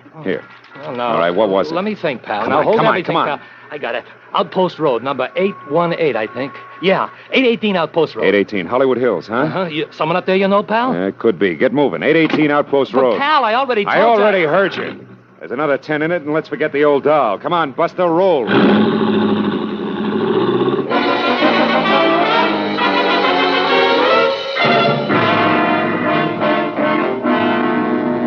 Well, pal, a corner mansion there is 800 outposts, so this next job must be it. Whew. Looks like the Taj Mahal joint. Yeah, that plus enough grounds to build a ballpark, grandstand included. I'll get out here, take the driveway on foot. Okay, pal, whatever you say. Hey, you want me to wait? Yeah, you better. No, I think I see my own car up there. Here's the 10, thanks. Okay, pal. So long. Hey, give my love to the Roger, huh? Brother, what a backdrop for a harem. 50 beautiful girls, 50. Kindly stand just where you are. This rifle is loaded and the safety not on. It was hard to believe. At the top, a genuine African pith helmet, and under that, a pudgy, cherubic, smiling face with red roses for cheeks and dimples, an inch deep. And the rest fit, too. A round little body dressed in a khaki shirt, riding breeches, and polished leather boots. Happy of the 7 dwarfs and jungle get-up. But there the individualism ended, because like everybody else I'd met tonight, his interest was in the Cobra, exclusively. Now, Mr. Whoever you are, where is that snake? Have you tried the grass? I understand snakes love it. This is not the time to jest. There's nothing funny about that cobra. Not unless $20,000 happen to tickle your funny bone. For the last time, where is the cobra? The truth. Okay, the truth. Frankly, my friend, I haven't the slightest idea. Honest, I haven't. Happy folded up on one punch like it was built on hinges. I headed for the Taj Mahal on a run. But when I was past my car and had gone the slippery length of a tiled porch that led to a pair of half-open etched glass doors, I slowed to a walk at the sight of a single light that came from a beaded lamp in a room inside. Then I came to a full stop. The room was about the size of a basketball court with plush decor that was strictly Far East. An elderly man wearing a bright yellow satin robe and also bright yellow satin turban was stretched out. Glassy eyes staring at the ceiling. The front of his robe an ugly blood stain. Beside him was the lady with the red hair, and next to her the suitcase that wouldn't stay put. It was a good time for me and my 38 to announce ourselves. Well, this certainly outclasses the alley, doesn't it, Red? What? And now it's your turn to keep your hands at your sides. Well, what do you want here, Marlowe? Did you kill him? No. Oh, no, I didn't. Believe me, I didn't. I hated Mordecai as if, but I wouldn't do this. Oh, of course not. How could I even think of it? You only stick up people in alleys, steal cars, walk off with gold lucky pieces worth 20 grand or better, huh? Marlowe, I didn't do this. My gun hasn't even been fired. Here, look. Don't try it, Red. I'll look when I'm ready. First, I want to make sure the Gold Cobra is still intact. Of course it is. I never let it out of my hand. We'll see. Stay right where you are, baby. Don't move. I can unlock this with one hand and cover you with the other. Okay. Now we'll know if the Cobra's... Look out! Marlowe, it's real, a cobra. Steady, Red. Don't move. No. Oh, baby, you shouldn't have killed the lights. That makes the next move the Cobra's. And my gun's worthless.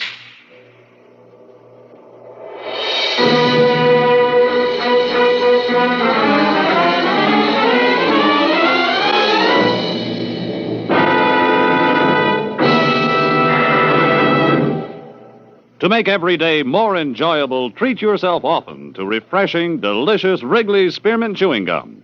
The lively, full-bodied real mint flavor cools your mouth, moistens your throat, freshens your taste. And the chewing itself gives you a little lift, helps you keep going at your best. So for real chewing enjoyment that's refreshing and long-lasting, always keep Wrigley's Spearmint Chewing Gum handy. Healthful, delicious Wrigley's Spearmint Gum will make every day more enjoyable. Now with our star, Gerald Moore, the second act of Philip Marlowe and tonight's exciting story, The Gold Cobra.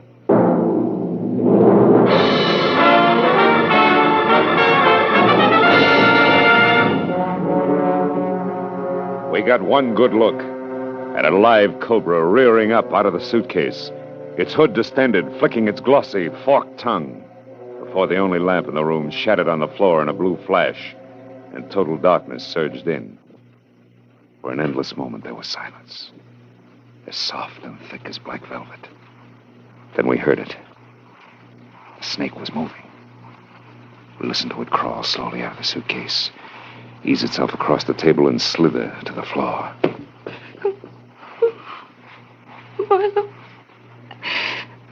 Marlowe, it's coming toward us. Stand still, baby. Freeze. Don't move a muscle. I can't do it, Marlowe. It's our only chance. Do you hear me? No matter what happens, don't move. Marlowe, I'm getting dizzy. I'm afraid I'm going to pass. No, baby. Hang on. I tell you. Now, Red, listen to me. Talk. Start talking. Don't stop. But talk softly. Who are you, Red? Tell me. What's your real name? Tell me. Abigail Seaburn. All right, who killed Ziff, Abby? Who was it? Come on, answer me. Keep talking. I don't know, Marlowe. I told you the truth. Why did you come here to Ziff's place? He swindled my Aunt Marcella out of all her money before she died. Yeah, go ahead. Money that was supposed to come to me. Swindled her how? He was a mentalist. Yeah. A fake mind reader and fortune teller. He told her lies that made her keep giving him money until there was nothing left. Atta girl. Keep it up, baby. Keep it up. Why did you take that suitcase away from me at the hotel? Answer me, Abby. Think. Come on. I spied on Ziff. I found out about the Gold Cobra. Yeah, go ahead. I knew if I once cut my hands on it, I could force Ziff to return the money he tricked my aunt out. Keep talking. Oh, Marlowe, I can't. I can't stand it. That awful Quiet. Listen. There's someone in here. Yeah. Who's there? Who is it? No! He made it out the door. The Cobra struck at him, Marlowe. Sounded like it was clear across the room from us. Now, look, Abby. Abby, stay where you are. Don't move. I'm going to see if I can find a light switch on the wall behind us. Stand real still, Abby. You hear anything? No. Oh, hurry, Marlowe, please. Believe me, baby, I am. There's got to be a switch here someplace. There's got to be a switch. Yeah, here it is. Thank heaven, light again. Where's that Cobra? I don't see it, Marlowe. We'd better spot it. That thing's loaded with sudden death. It's not here, I tell you. It's gone, Marlowe. It's gone. Yeah, I guess you're right, for the time being. But in case it comes back, you better keep that gun handy. Where are you going? After the guy who beat it through that door. Right now, it pays to be ahead of the game. But not too far ahead, Abby. Do you understand? Oh, yes. At this point, mister, I'll do anything you say. All right, then wait here for me. And keep your eyes open wide. This Cobra's not the only killer loose in this joint. The door opened into a long passageway that offered as much chance to duck for cover as the inside of a loaded cannon barrel. And it was so narrow that if the Cobra had found its way out there, It would be within kissing distance when we passed. The hair on my neck remained at rigid attention while I edged along the hall toward a dim light at the end that came from a heavily draped green waiting room. In the center, facing halfway from me, was Akbar, the tousle-haired East Indian. His face was even grayer than before, and his hand trembled as he mopped his glistening forehead with a silk handkerchief. When I stepped in, he saw me from the corner of his eye. His face went stony. Only his right hand moved. It dived under his jacket for a weapon, but I brought my gun down hard on the point of his shoulder. His arm went limp, and a knife as wicked as the back end of a scorpion bounced across the floor. Dog, you'll pay for this interference. Not on the installment plan, Buster. We're going to settle up right now. How come the live cobra in the suitcase you're so anxious about? A fiendish trick. And in the dark, it almost caught you, didn't it? True, but fortune smiled and the cobra missed. Yeah, but fortune's a fickle lady, Buster. Come on, talk it up. Just what are you trying to promote? The return of this sacred gold cobra to its rightful place. The temple of my ancestors in India. The blasphemy perpetrated by Mordecai Zif will end only in the restoration of the gold cobra. And I am prepared to do whatever I must do to accomplish this. Even to paying money for it. Or killing? Or killing. Death is transitory and therefore inconsequential. Well, the Homicide Bureau has other ideas, Elephant Boy. So maybe we better just... I hate to leave you alone, Akbar, but you're better off in the long run.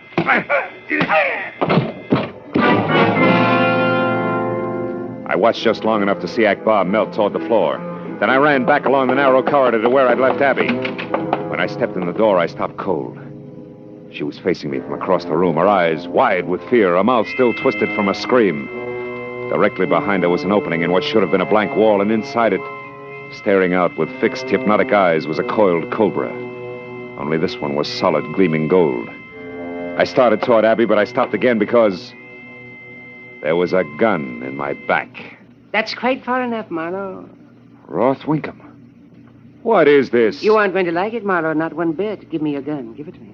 Get it yourself. I wanted to warn you, Marlowe, but he said he'd shoot me. He took my gun, too. Come on, Winkham, why the switch? Believe me, Marlowe, when I hired you tonight, I expected a much less bizarre ending to all this. I intended you to be peacefully on your way to Chicago by now, with the Gold Cobra safely in tow. Still just a favor for a friend, huh? Not exactly. That part was a small lie. Mordecai Zif was my partner. Your partner? Yes, my dear. When we felt it was time to move east again, I decided to break away from Mordecai and keep the Gold Cobra for myself, alone. But I needed help. Because a fanatic named Akbar turned up who had his eye on the Cobra, too? Get over into that empty car, both of you. Go on, get over there. Move.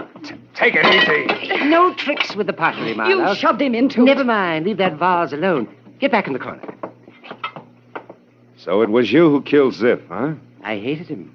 For every one of a million indignities I've suffered at his hands. As soon as I was sure you'd picked up the Gold Cobra, I came back here, and I killed him. I just finished it when I got here. Yes, young lady. I didn't know about you, but I managed to get out of here before you blundered in with that empty suitcase. Empty suitcase? That's what you think. That's what I mean. There on the table, empty, as it has been from the outset. Just as empty as the decoy I used. Obviously, Mordecai suspected my intentions to steal the Gold Cobra after all. It was a bit more than that, Winkham, honest. Oh, what a cozy pair of chums you and Zif must have been. You really don't know what he put in that bag, do you? What are you talking about? Zif had a surprise all set for you, Winkham. It was Marlowe, look! The snake, it's coming out of that vase. Holy smoke, Winkham, there's a live cobra behind you. I don't blame you. Listen to me, will you? Marlowe. Oh, that's such an old stunt. Stay back. Marlowe, it's Winkham, coming. kill it, I tell you, it's right behind Stop you. it, you're only wasting time. No.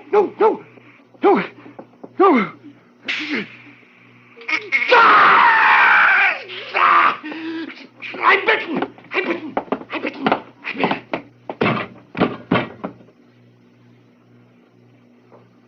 Oh, no. He's out, and it's no help, baby. That thing's still between us and his gun. Get behind me, back in the corner. Oh, Marlowe, we're trapped. We can't get past it. Get back, will you? Maybe I can throw my coat over it long enough. Hey, anybody here? What's the matter? Oh, it's the jerk in the pith helmet. Hey, you! Over here!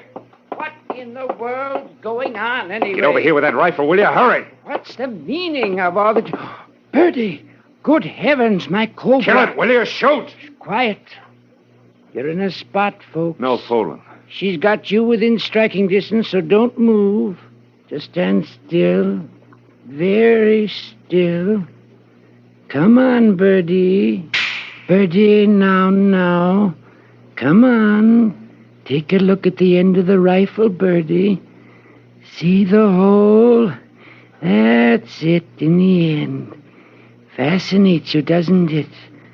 Steady, folks, don't move. Keep looking at the little hole in the rifle, Birdie. That's right. Now back up. That's the way. Into the sack, Birdie. Little more. Now put your head in like a good girl. Ha! That does it. Now we've got you safe and sound in the sack. Oh. Whoever you are, brother, you're a genius. Crumpler's the name, Otis Crumpler. Snakes are my business. Most amazing thing I've ever seen. Yes. The most amazing thing. Abby. Abby! Why, she's fainted. Well, what's wrong? Was she bitten? No. But I know what she means. Look, if you don't mind, Crumpler, I think I'll sit down myself. Right here.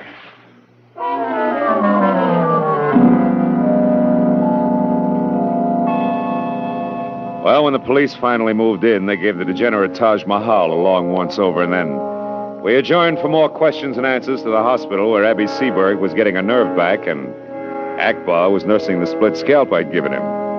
And while Otis Crumpler and I waited for the word downstairs in the coffee shop, Roth Winkham, my client, was busy dying of cobra venom, in spite of Crumpler's best efforts. Well, that's the way it is with cobras, Mr. Marlowe. Sometimes there's just nothing you can do. Sugar? No, thanks. No. He had it coming, Otis. Oh, both of them did. Mordecai Ziff was a slimy sort, too. He'd been snooping around my snake farm for several days. Oh? And then tonight, when Birdie turned up missing from her cage, I just knew that he was behind it some way. But I couldn't figure why anybody wanted to steal a cobra. You know what I mean? Yeah, vaguely. Phil, guess what? What? Oh, Abigail Seberg is well enough for coffee. Sit down. Oh, it's better than that. The police think there's a good chance that Akbar will be able to buy the Gold Cobra and I will get the money. How do you like that? I like it fine. Where are we going to spend it? Oh, well, I know a certain kind of snake bite remedy I'd like to try right now. I think we deserve it, mister. It comes in bottles, and they call it scotch. Oh, no, not whiskey. Oh, not for snake bite. Oh, no. No, that's the very worst thing you could do. You see, it stimulates the heart and makes the blood go faster. And that, Mr. Crumpler, is exactly the idea. Come on, Phil.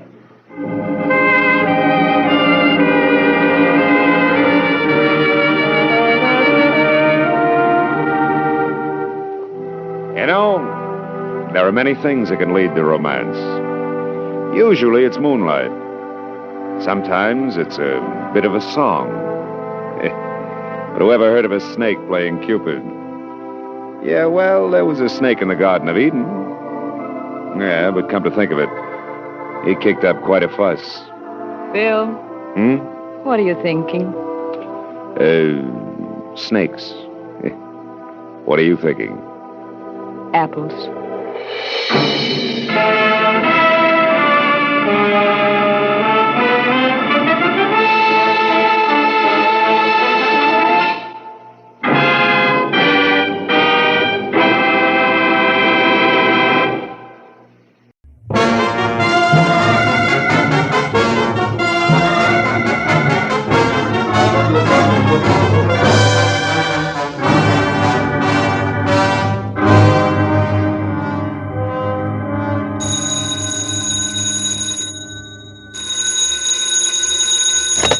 Hello, Marlowe speaking. Phil, thank heaven you're home tonight.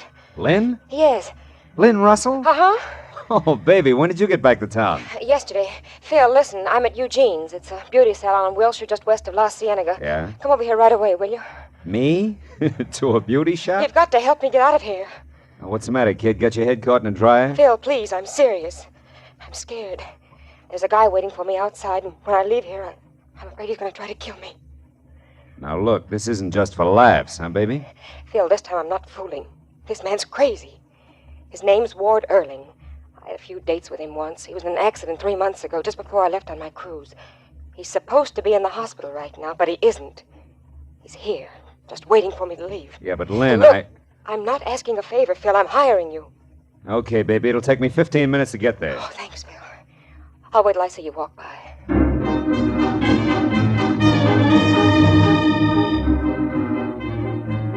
I drove out to Wilshire Boulevard and kept telling myself that I could trust Lynn Russell.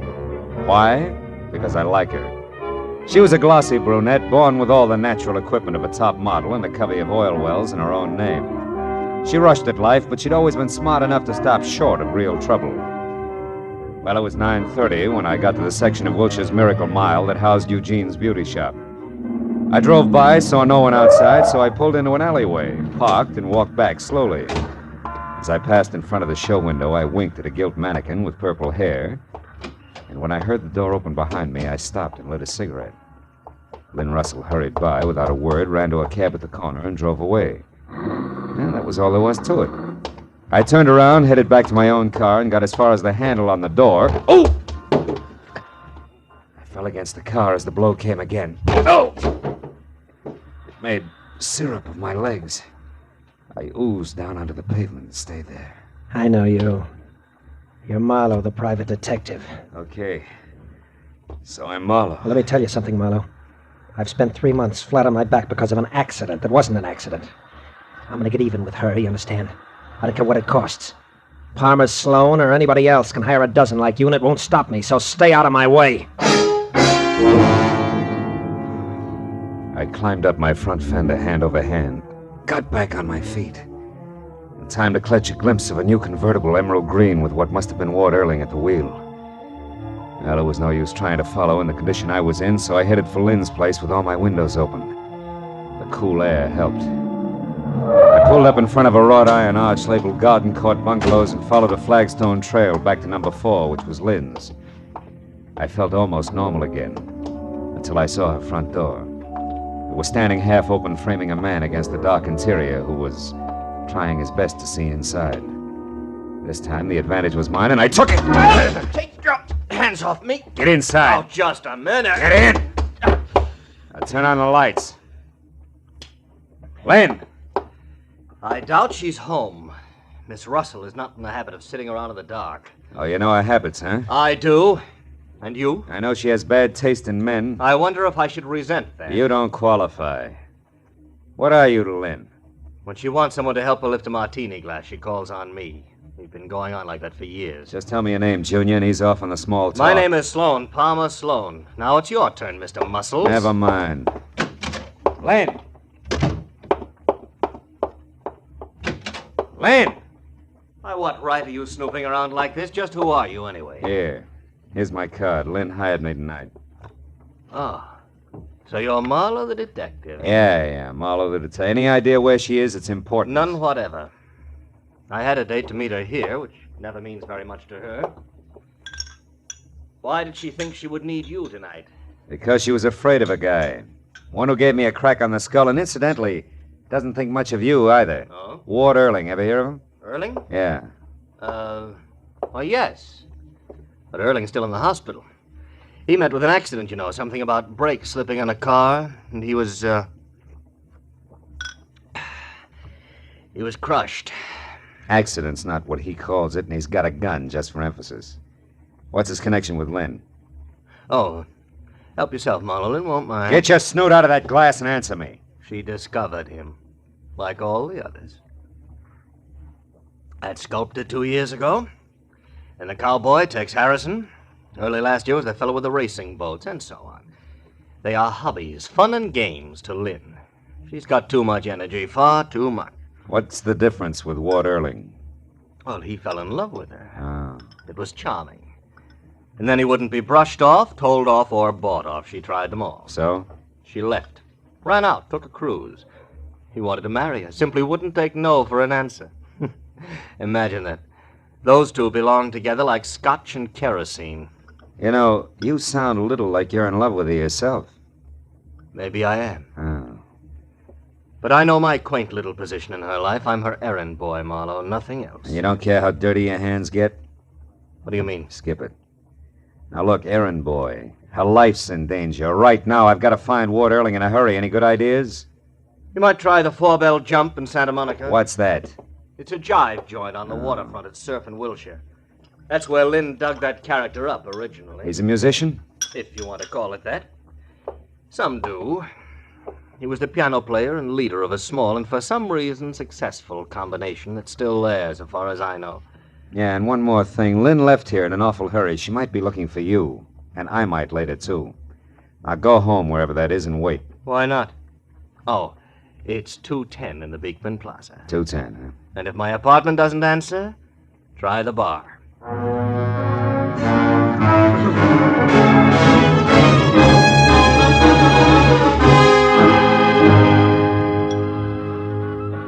When I pulled onto the parking lot at the 4-bell jump, the first thing I saw was the nose of the emerald green car Earling had been driving peeking out from the side of a building.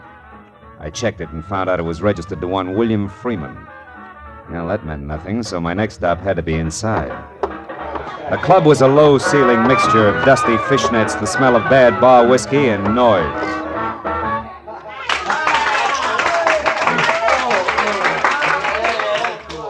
The band had just finished a set, climbed off the stand, and drifted out to join the customers. I saw the name Howdy Bub Freeman stenciled on the bass drum.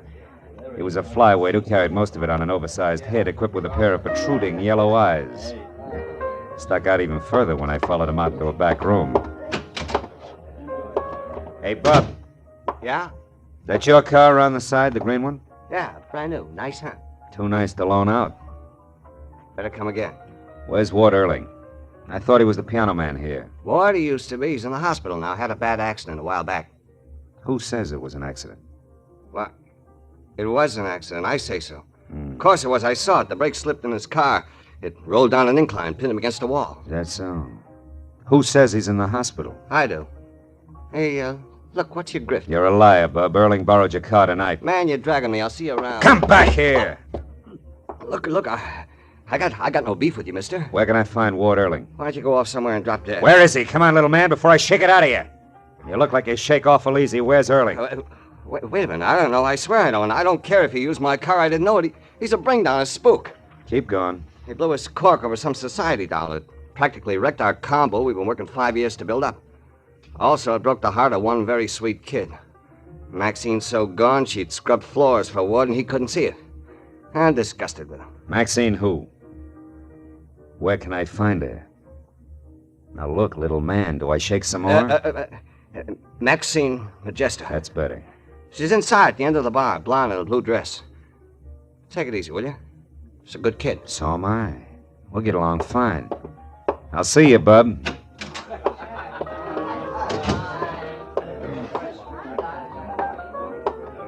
What'll it be for you, mister? Scotch.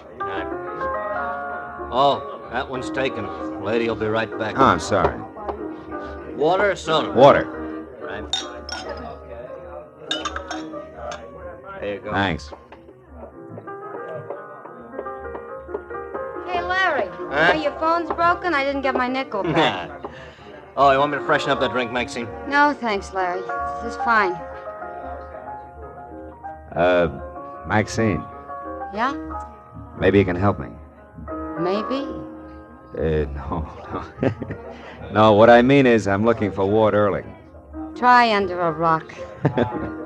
You know, you sound a little bitter. I'm as bitter as a slot machine these days. What's it to you? Well, I'm an acquaintance of Lynn Russell's. Name's Marlowe. You know her, Maxine? I've seen her at the jam sessions we used to go to. She used to show Ward off to her little groups like a prize pup. Sure you got it pegged right? You know, she tried hard to shake that. Listen, she's the gut rocks type who'd sink a yacht just to watch the bubbles. And that's only... Only what, Maxie? Never mind, skip it. Good night, Mr. Hey, Marlowe. wait a minute. Don't I get to buy you a drink? Some other Tuesday. Good night. I watched her as far as the door. Decided to go after her, and then I caught the bartender giving me a very cold eye. Didn't thaw any as I downed my drink and saw him high-sign the bouncer. Looked like my welcome was wearing thin, so I went outside, sat down in my car, and tried to figure out who was covering up what.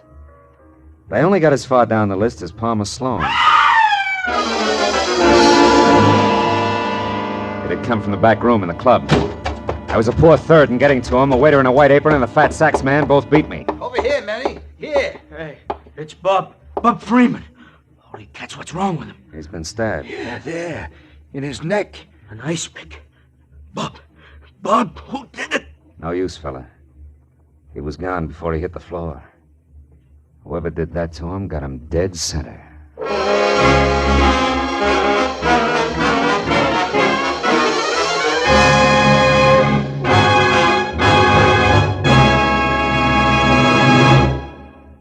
To make every day more enjoyable, treat yourself often to refreshing, delicious Wrigley's Spearmint Chewing Gum. The lively, full-bodied, real mint flavor cools your mouth, moistens your throat, freshens your taste. And the chewing itself gives you a little lift, helps you keep going at your best. So for real chewing enjoyment that's refreshing and long-lasting, always keep Wrigley's Spearmint Chewing Gum handy. Healthful, delicious Wrigley's Spearmint Gum will make every day more enjoyable. Now with our star Gerald Moore, the second act of Philip Marlowe and tonight's exciting story, The Pelican's Roost.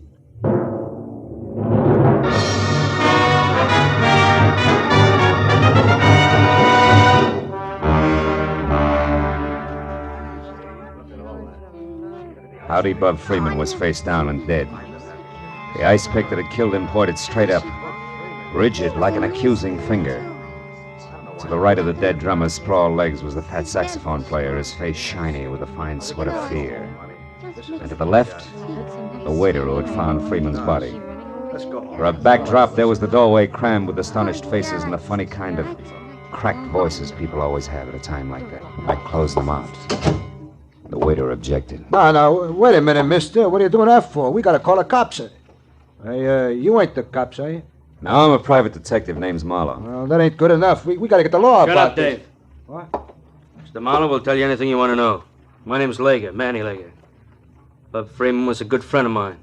Even if he's the reason Ward Erling went to the hospital? What'd you say? That from my corner, Freeman dead only adds one way. He put Ward Erling in splints to keep him from wrecking the band by running off with Lynn Russell on a 90-day cruise. Oh, yeah, sure. And to get even, Erling put an ice pick in his neck. Tossed it right from his hospital window. You don't keep up with the news, do you, Lager? Erling left the hospital this afternoon, probably by way of the fire escape. Ward is out? Out. And so that the accident was the kind that's planned well in advance. I know because we've already had a chat. Then you mean that Erling did this to get square? He killed Freeman? It could be. But there's another angle. Yeah, an angle named Palmer Sloan. That society louse who didn't want his girlfriend mixed up with anything as degrading as a musician. That's it, ain't it? Maybe. Erling was after Palmer Sloan or Lynn Russell. He never mentioned Freeman. Yeah, but where's the tie? Howdy Bub didn't fall on that ice pick. How does it figure? Playing his sheet music was Bub and Palmer Sloan working together. Palmer knew that Erling was on the loose. He was afraid Bub would spill, so he quieted him with that. Right, Marlowe? No, I think you're wrong, both of you. Look here. I found this on the floor near the window. This wouldn't belong to a man, Mr. Marlowe, not even the Palmer Sloan. Let me see that. A mascara case. Yeah. Could be the very personal property of Lynn Russell. Yeah, her and a couple of million other dolls. You can't hang her on that. Every gal carries mascara. Hold it, will you, Lager? There's a trade name on this case. Eugene, Wilshire Boulevard, Beverly Hills. So what's that prove? May prove you wrong, Lager. I'll see you, boys.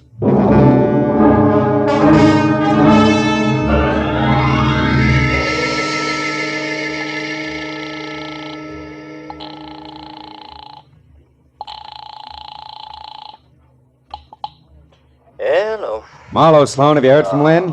No, Marlowe, I haven't, and I probably won't, so please, let's not call here Save every it for the hour. country club, Palmer, and get a good grip on this. The drummer at the four-bell jump's been murdered. Looks like our not-so-sweet friend did it. Lynn? Oh, you're out of your mind. Yeah, I'm out of my mind. Now tell me, if she did this, have you any idea where she would head? Well, no, Marlowe, no, I don't. The boat is tied up. Her car is in the garage for repairs. Okay, suppose she didn't take a car or a boat. Would it be by... Hey, wait a minute, Sloan, what was that about a boat? Is it a yacht, maybe? Not exactly, Marlowe. It's a cabin cruiser. Anchored off the Santa Monica Pier at the moment. Santa Monica, Sloan, that fits. What's the name of it? Crest of the wave. Why? What makes you think she'd go out there? Well, among other things, a crack a lady made earlier tonight. A lady named Maxine Majesto who loves Ward Earling and hates Lynn Russell. Bye-bye, Palmer.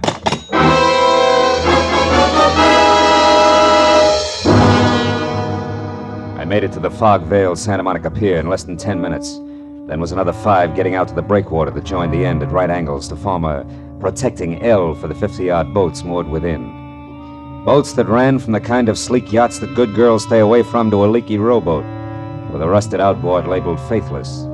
And all were moored in a series of slips connected up front by a narrow, wet catwalk that did not have a guardrail. Except for a quiet old man with his pipe and pass, the end of the pier was deserted. No light showed on any of the boats. When I'd gone along the catwalk as far as the crest of the wave, a neat chrome-finished 50-footer, I had a clammy, uncomfortable feeling that said I was too late. But that disappeared in the next minute when I spotted Maxine Majesto standing alone on deck. Her blonde hair damp and flat to her drawn, glistening face. A face that didn't brighten at the sight of me. Marlowe, what do you want here? Lynn Russell. Have you seen her, Maxie? Lynn? No, I haven't. But you are waiting for her. No, why would I... You mean you always come out here nights? It's good for a girl's hair, is that it, baby? Marlowe, stay out of this, please. So you can get to her alone? No, Marlowe, so I can get to her alone. What? Don't budge an Fine. inch. I mean that, Marlowe. This thing goes off real easy. Now, where is she, Maxine? I don't know. Oh, Ward, I knew you'd come here after her. That's Never why... mind that. I want Lynn Russell, Maxine. Why? Why, darling? Oh, Ward, aren't you through with her yet? Didn't you do enough to you? She and that Palmer... Stop it. Just tell me where she is. Keep those hands up, Marlowe. I had an itch. I'll ask permission next time. Ward, listen to me. What difference does it make where Lynn is? She doesn't love you. She never did. You were a 5-minute intermission. But us, we're different. We were in love, Ward. We had everything. I'm only after one thing, Maxine. Now, where is she? Ward, please forget her. Come here. Get my arm. You're hurting I'm me. gonna break it unless you tell me what I want to know. The guy who runs the hamburger joint the other side of the pier saw her here, Maxine. And for the last time, where is she? All right, stop it. She's at the Pelican's Roost. Nice going, Adonis. You got your answer, didn't you? Yeah. Just like I'm gonna get Lynn Russell. Hooray. State'll be overjoyed. What's that supposed to mean, detective? Something like Lynn Russell just killed Howdy Bub Freeman? You're a liar. Really? It doesn't matter. If it's true, I'll just be a little harder on the fine lady. How hard can you get, kid? Hard enough. Ooh!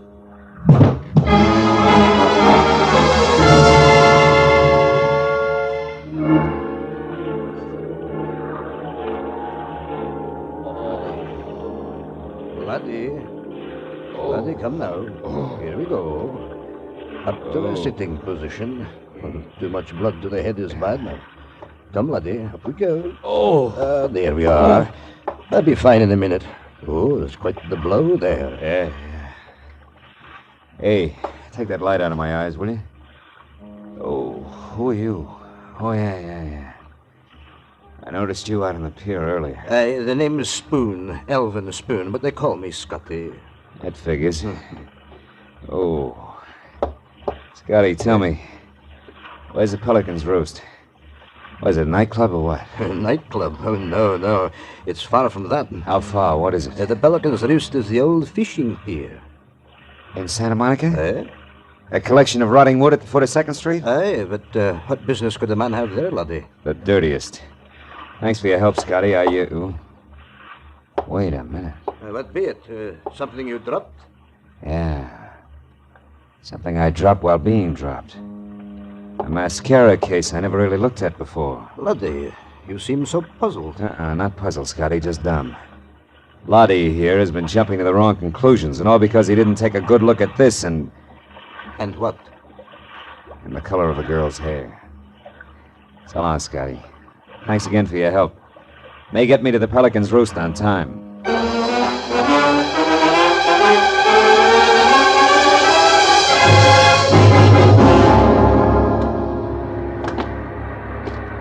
The nickname for the cockeyed assortment of barnacled pilings that complained with every surge of the sea and complained again with the undertow that always followed was no misnomer. At least 1,000 sleeping pelicans called it home. Now as I moved out along the splintered, lopsided boards that here and there gave way, I tried to be careful. Not to wake too many of the birds and stir them to flight, because that would give me away. But the heavy, clinging fog and the waves crashing over the jagged, jutting rocks below were on my side. I made it out to within 20 yards of the end of the pier without being seen. There I slipped my .38 out of my shoulder holster and went forward, a slow foot at a time, until I saw Lynn Russell. Alive and alone, huddled near a slick, oily piling, a face in her hands, a body trembling with her tears.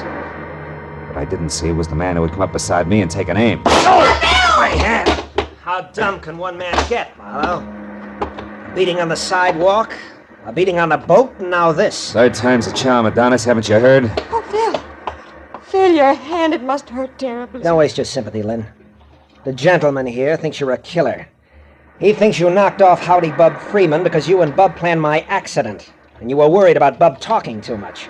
Phil, how could you believe that? Oh, it was real easy, Lynn. You had the motive, and that plus a box of mascara that came from your beauty shop just about sold me. I don't understand. What about the mascara? Well, it was found near Freeman's body. But it wasn't until a few minutes ago that I found something else. The mascara is brown, and that fits a blonde, not a brunette. What are you trying to say, Marlowe? My guess is that Maxine Majesta's that blonde. She happens to use the same brand as you, Lynn. It's a good guess, Marlowe. Maxine. Swell guess. I did kill Bub. We both planned your accident, Ward. Bud because he didn't want you to ruin everything you two worked so hard for, and I because I'd rather have you in the hospital than with her. Stay back, Maxine. He has a gun. So do I, but I'm still a hit. You see, Marlowe, I got here before you did. I've been watching them. He had all the chance in the world to shoot, but he didn't, and he won't. And that's why you only got shot in the hand. He's not a killer. He only had the killer's temper. And he's just learned that revenge is hollow unless you are a killer. Don't, Maxine. Shut up, both of you! You killed Bub. Yes, I did. He was afraid you'd find out everything. He thought his only chance was to tell you what we did and put the blame heavy on me. You scum. You put me in the hospital, nearly killed me just to keep me for yourself. Yeah, it's called love. Stupid, wasn't I, Ward? Selfish. And I lost. But if I can't have you, nobody...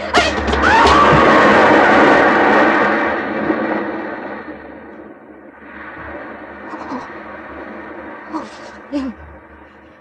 She hit those rocks. We've got to get her. Not a chance. Wouldn't do any good if we did. Give me that gun, Erling. Marlowe, Never mind this speech. Go on back to the hospital. Get out of here. Yes. All right, Marlowe.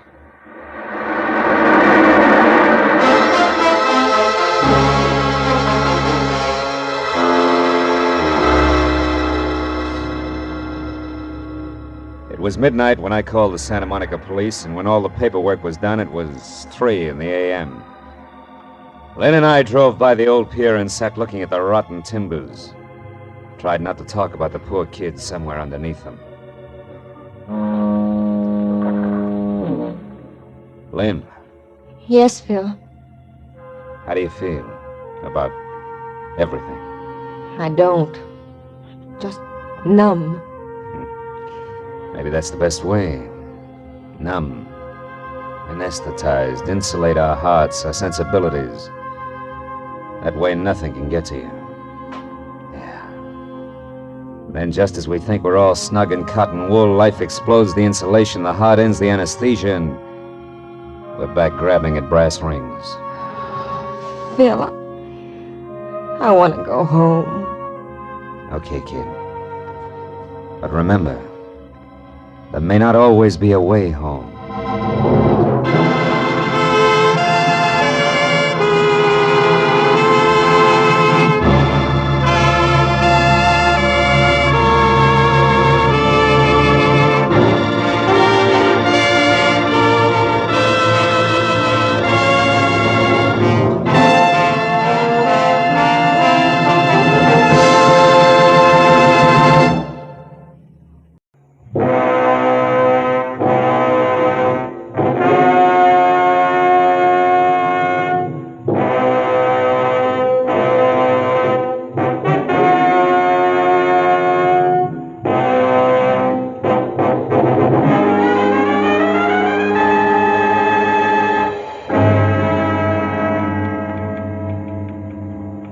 Yes, sir, colon. I wouldn't touch your proposition with someone else's 10-foot pole. Period. Furthermore, hello? Would you connect me with Mr. Marlowe, please? Philip Marlowe, the private investigator. This is Philip Marlowe. Oh, I'm so glad I caught you. Mr. Marlowe, you've been very highly recommended to me by a very dear friend, and I want to employ your services for a case. All right, who are you? I'm Catherine Newbold. Uh-huh. It's about my daughter, Irene, or more exactly, about her fiancé. I want you to find him for me. He's 26, dark-complexioned, about 5 feet 10, and Oh, just a minute, Mrs. Newbold. It's a little early for descriptions. What's the nature of his disappearance? Mr. Marlowe, Yeah. I'm afraid I just can't explain over the phone. I'm at the boys' place now. Would you come over here? It's 4220.5 bronze. 42.20.5, huh? You see, Bennett is lost, and Irene's gone to help him, and she may get lost, too. Well, how do you mean that, Mrs. Newbold? Lost where? Back somewhere in the 16th century.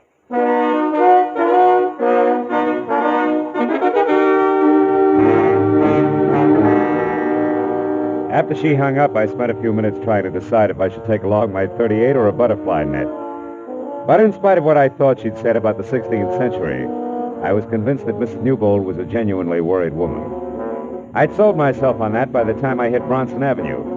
When I finally found number 4220.5, I began to unsell myself fast. Said 4220.5 was a sagging second floor of a weed-ridden tile and stucco heap on the alley, in back of a dead delicatessen. The windows were heavily shuttered behind rusty iron grills, and the heavy door was set at the top of a narrow flight of unreliable wooden stairs. Mr. Marlowe, I'm Mrs. Newbold. Hello. The looks of this place on the outside, holy smoke. It's rather bizarre, isn't it? Yeah, to say the very least.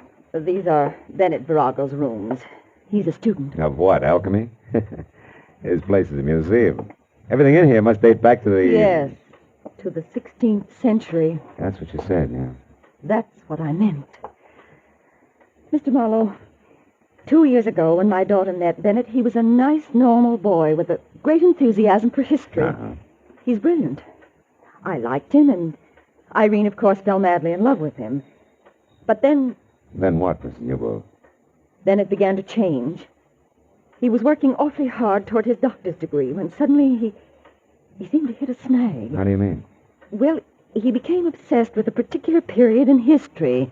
Spanish history. Well, that's not so unusual. That's how guys become specialists. Oh, but it's more than that. His interest was much more than scholarly. It became a morbid fascination. Oh? Look at these relics, Mr. Marlowe. Yeah. At first, Bennett only studied them. But in the last year, he began to live with these things exclusively. More and more until he left a month ago. And now, well, I just don't know. You know, my guess is the boy needs a psychiatrist, not a private detective. Where's he now? Well, I'm not sure, but this morning a note came from Irene. It was mailed in Santa Barbara 2 days ago, the day she left. She might be with him. Yeah, but you said you had an idea where they might be. I do. See this book? Yeah. It's a castle. Constructed in the year 1540 by Peter the Cruel of Lerma near the present city of Valdemoro. Seized in 1562 after a violent struggle by the Count of Castile. Dominique Virago. Yes. And look here. I found this old newspaper clipping in that book there. Uh-huh. It's about that very castle. It says it was torn down in 1887 by an eccentric millionaire bachelor and rebuilt stone for stone on an isolated part of the California coast known as Point Estero. Uh-huh. The man who spent his entire fortune on this single project was Philip Virago. For Pete's sake. And that's where they are. They must be. Well, considering what we started with, that makes sense. I looked it up, Mr. Marlowe. Point Estero is just above Morro Bay, about 200 miles north of here. Will you go up there and find out what's wrong? I'm awfully worried.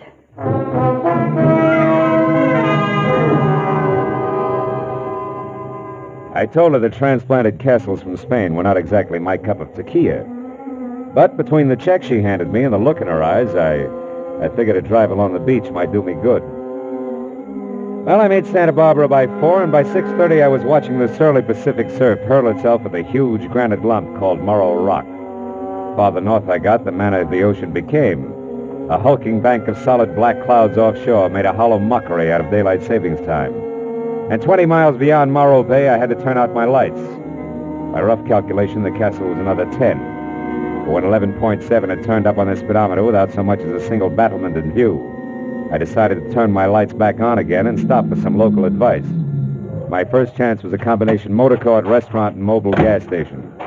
Labeled Summit Light, California, L. Chester Poindexter Prop.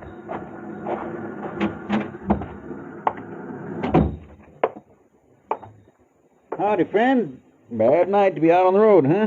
What'll you have? Yeah, a cup of coffee. Okay. Driving on up north? No, as a matter of fact, I'm looking for that old Spanish castle that's along this coast somewhere. Yeah?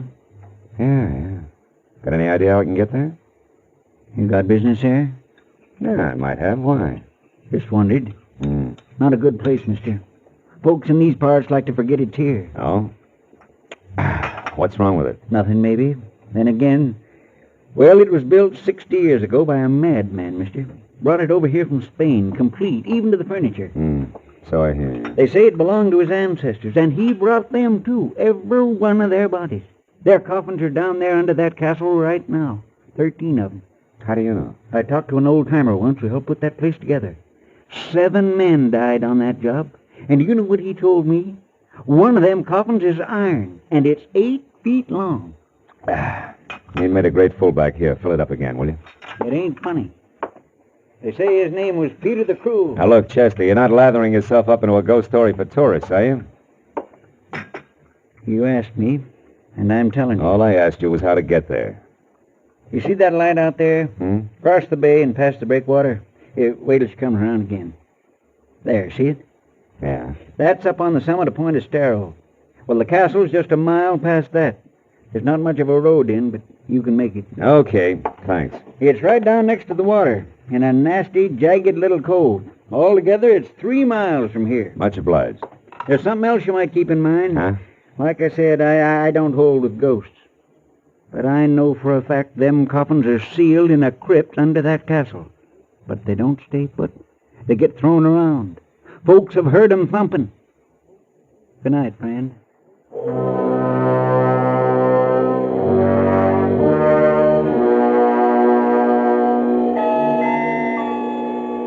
The highway dropped down close to the quiet bay, which was sheltered by the breakwater.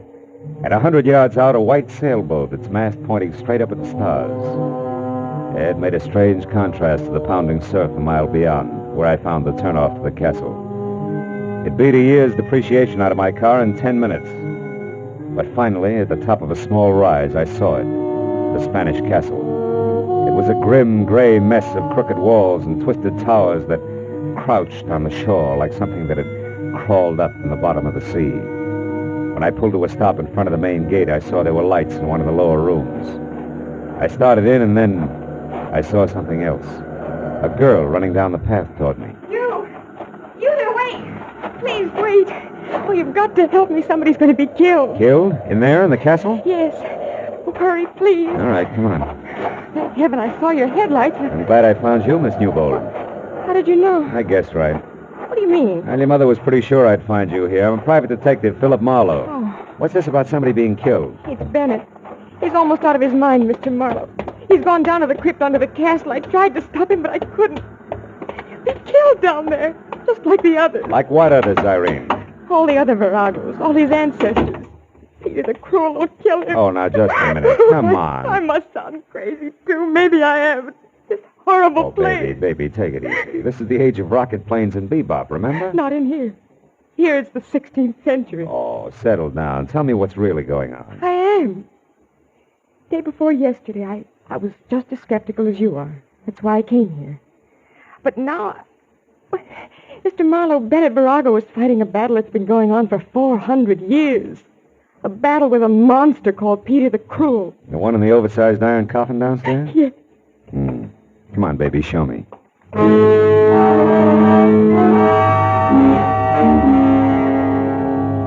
What I could see in the light of the 4 candles in the holder I picked up I didn't like. She led me first down a long flight of stairs, then through a maze of ponderous arched pillars that made the catacombs seem cozy by comparison. Finally, we stopped in front of a heavy door with an iron ring in it. I hauled it open and almost fell in. We were at the top of a deep circular room, carved from solid bedrock. Stairs that must have been designed by a reckless mountain goat followed the curving wall down to the bottom. There, in the light of a torch stuck in a bracket, a man was working frantically over a big trap door set in the center of the floor. It was Bennett Virago. I told Irene to go back upstairs and wait, and then I started down.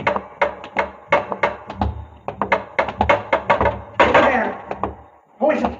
Philip Marlowe. I'm a friend of Irene. She told me I'd find you down here. Get out of here. I refuse to be responsible. I'll be responsible for me, fella. I'm used to it. Hey, you sure you can't use some help? You look pretty tired. I'm exhausted. But I'm not going to stop until I've settled this business once and for all, and I won't tolerate any interference. Do you understand? No. Interference in what? I'm going to spend the night in the crypt under this door. I've got to know the truth. Listen, if you're really Irene's friend, please take her away into town at Poindexter's place. She's not safe here. Nobody is. Every document I found verifies it. Verifies what? Mr. Marlowe, I'll show you. On one condition.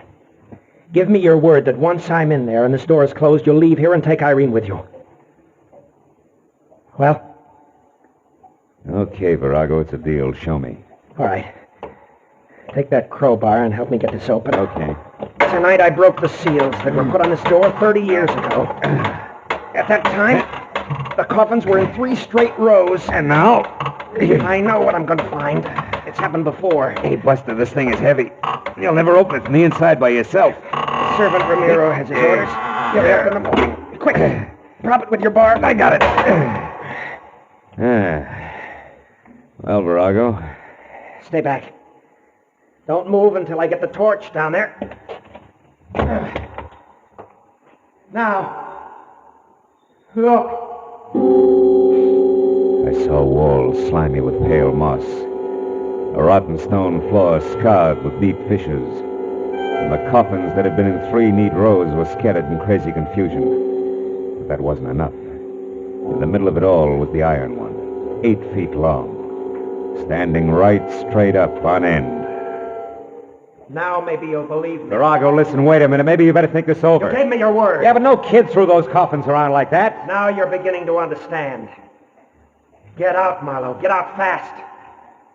Heaven only knows what might happen here tonight.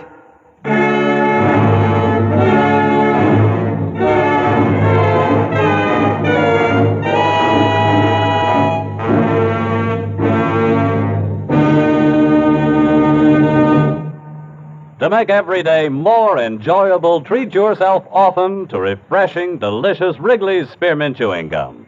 The lively, full-bodied, real mint flavor cools your mouth, moistens your throat, freshens your taste. And the chewing itself gives you a little lift, helps you keep going at your best. So for real chewing enjoyment that's refreshing and long-lasting, always keep Wrigley's Spearmint Chewing Gum handy. Healthful, delicious Wrigley's Spearmint Gum will make every day more enjoyable. Now with our star, Gerald Moore, the second act of Philip Marlowe and tonight's exciting story, The Iron Coffin.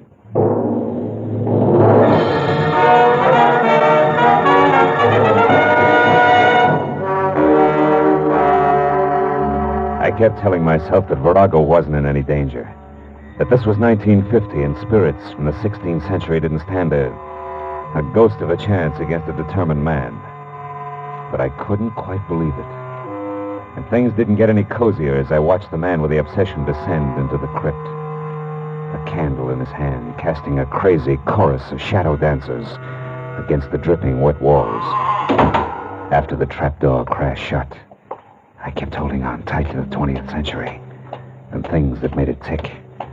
And that helped until I was back up to the basement level. A moment of your time, please, senor. A tangle of gray, black, shaggy hair fell all around a grisly old face that could have scared a Halloween mask. And the rest of them fit from a build that included almost no shoulders, ape-long, scrawny arms, and an outfit that was medieval. I did not mean to alarm you, senor. Yeah, you couldn't miss. It's so dark in here. You're Ramiro? Si, Ramiro. Ah. I, senor, wait upon the master of this house, even as my father did, and his father before him. Always, senor, Ramiro has been in service in this castle. Always since Peter the Cruel. You mean you came over here from Spain? You were imported with this castle? Si, indeed. It had to be that way, senor. None else but Ramiro knows the castle. Every stone, every fixture, every sound in the night.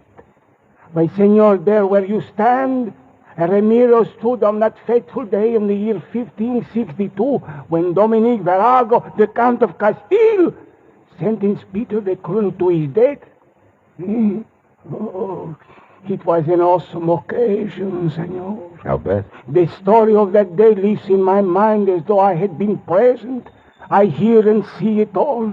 Hear and see the fantastic spectacle in this very room. The place lighted by flaming torches.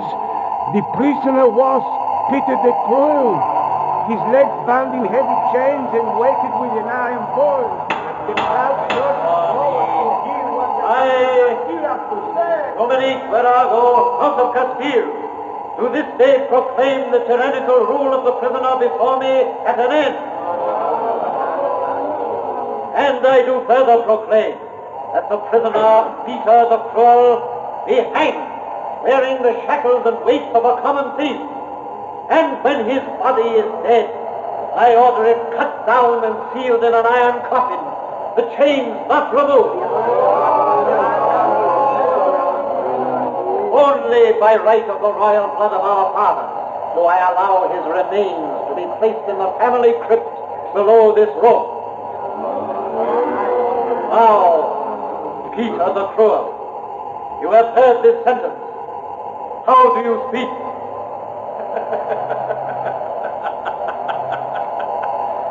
I speak, dear righteous ruler, very plainly. This, the day of my execution, is a black day. A black day for you, Dominic Virago, for Castile, for Spain. For in spirit I will not die, not go to the crypt below. In spirit I will not rest until I have had my revenge through all the years that follow this day. This black day! You and your ancestors, beware, Virago! Beware!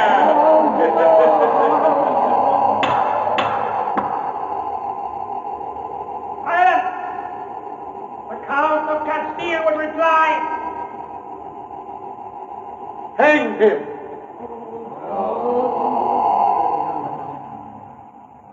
And that, senor, they did. Hanged him and buried him below us. That is why I stopped you here. To warn you. Yes. Well, tell me, Ramiro, your ancestors, whose side were they on? The Count or Peter the Cruel? Well? The Ramiro serve only one man, senor. The master of the house. Even as I today serve only one man. The master of the house. Good night, senor. He glared at me for a long moment with sickly yellow eyes. Then he stepped back and was gone. Well, a few minutes later, I found Irene Newbold and told her what had happened at the crypt and of Virago's wish that she spend the night at Poindexter's place.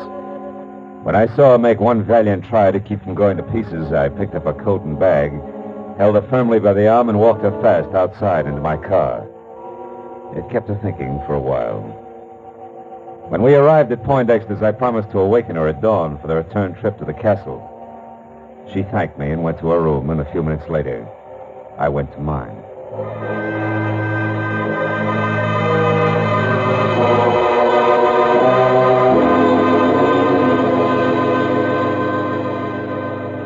After After 3 hours of cigarette-filled sleeplessness had gone by, I slipped outside and watched the summit light that winked at me every third second. I didn't wink back. And the sight of El Chester Poindexter standing at the cliff's edge ahead, looking toward the bay below and the long, wide wash of the full moon, didn't help any. Sure. How do, Mr. Marlowe? Trouble sleeping? Yeah, your local ghost made good. He keeps propping my eyelids open. And you don't feel up to much smart joking either, huh, Mr. Marlowe? Poindexter, I'm worried about Virago. And you should be. That Peter the Cruel was certainly a powerful party. Oh, nuts to Peter the Cruel. There's another answer. There's gotta be. But you said Virago. Yeah, and I meant Virago. Virago in his own mind. He won't even look for another answer. He'll keep fighting ghosts until the boys in the white jackets with court orders call for him. And then there's Irene. Mr. Marlowe, you were saying...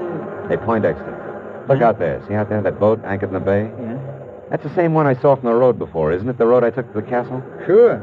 Only sailboat around here. Springtide certainly has her dipping for moss tonight, huh? Certainly has.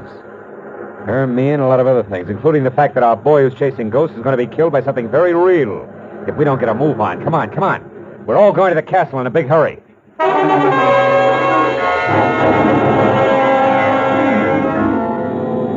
Marlowe, are you sure you're right? I can't believe the answer's that simple. Doesn't matter, Irene. Simple or not, it can still kill.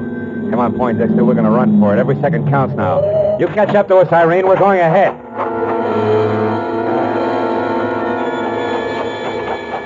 Poindexter followed me as I ran into the castle, and down the stone stairs to the basement and along the passageway that led to the spot above the crypt where I'd first met Marino. But we both slammed to a stop at the sight of something I couldn't expect to find this side of the Dark Ages. It was Ramiro again. Only this time minus his apron and long winter underwear, and plus a head-to-toe black coat of mail with a shiny steel helmet spike on top, tucked underneath his arm. And in one hand a lantern that swung to and fro with his cackling. In the other a long sword, vintage Lady of the Lake. Senor, they're fighting down there in the crypt. Virago, the last of the Viragos, and Peter the Cruel. Peter who is to have his revenge. Get out of the way, Ramiro. Come on, Poindexter. We got to get this door open. No, stop! Get lost! Halfway! Are we in time? Is Bennett all right? I don't know yet. Watch that jerk in the fancy dress. If he gets up, yell. Come on, Poindexter. We got to get this door open. Yeah, come on. Let's have it. It's coming. Look, the crypt is filled with water just like you said. Help me. Oh, Bennett. Bennett, thank heaven you're all right. Virago, here. Take my hand. Reach for it. There we are. Couldn't have lasted another minute. The water came through the cracks in the floor. And the coffins. They floated. That's right. They're bumping against the sides of the crypt as the thumping sound you people have heard. Yes. And when the water subsides again, the coffins will be scattered all over. Oh, Bennett, darling, you see, it's no angry spirit. Yes, but why the water, Mr. Marlowe, and why does Peter the Cruel's coffin always stand on end upright? Where does the water come from? The sea. There's an unusually high tide tonight. Spring tide, they call it. Right, Poindexter? Right. Happens when the sun and the moon are in either direct conjunction or opposition. You see, the castle's so close to the ocean and the crypt so deep that the water seeps in as the tide rises. Oh, I see. And as for Peter the Cruel, he settles upright because the old boy was buried in his coffin with his bondage chain still wrapped around his feet, according to legend. Ask Ramiro there. I'll be glad to tell you all about it. Senor, it is more than legend. It is true. True, sir, that no one can shut say up, Ramiro. Had enough of you and your stories. Mr. Marlowe, how did you know? I mean, what got you here in time? How did you think of the spring tide, Mr. Marlowe? Well, it was a sailboat anchored in the bay, Irene. You know, when I first saw it, its mast pointed straight up at the stars. When I saw it again, hours later, it was dipped forward sharply because the anchor chain had been pulled tight by the rising tide. Well, that gave me the hunch I needed. The hunch we needed, Mr. Marlowe. Thanks a lot. I'm glad to be out of the 16th century, and you know something? What? I think I'll stay out.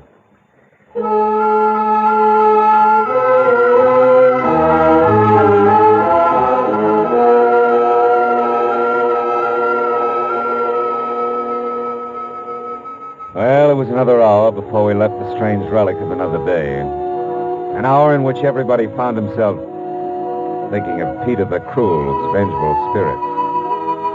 Oh, well. The tide took care of him. Oh, Marlowe, did you hear that? No. Yeah, well, as I was saying, that's the beauty of reality. Yeah, you can figure everything out. Marlowe! There it is again! Oh, it's nothing. It's probably just the wind. Look! That figure up on the rampart! Figure? Ramparts? Oh. Why, that's Ramiro. Or is it?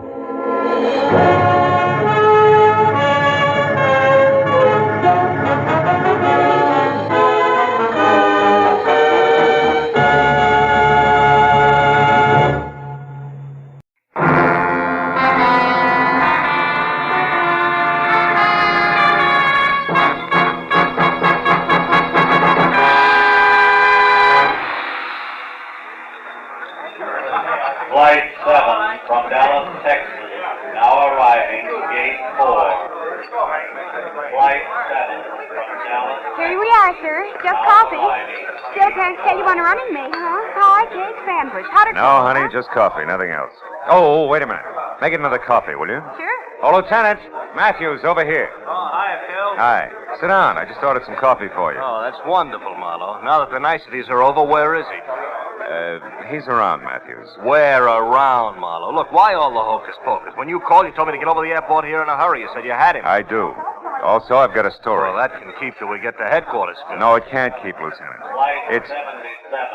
Listen. Now loading at gate 9. It can't keep any longer than that, Lieutenant. I don't follow you, Marlowe. A guy the law wants in a cozy cell in a plane going to New York. Where's the connection? That's the story, Lieutenant. We got 20 minutes before that plane takes off. Here, have your coffee. Anything else, sir? No.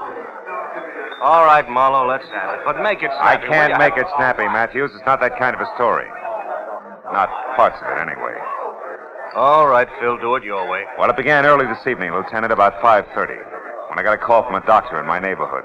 A nice elderly guy named Sam Towman who once took a bullet out of my shoulder. Oh, I remember, yeah. Yeah, well, he wanted me to come over to his office right away, Matthews. He was excited. But not for himself. Excited for a patient, an old man who was dying.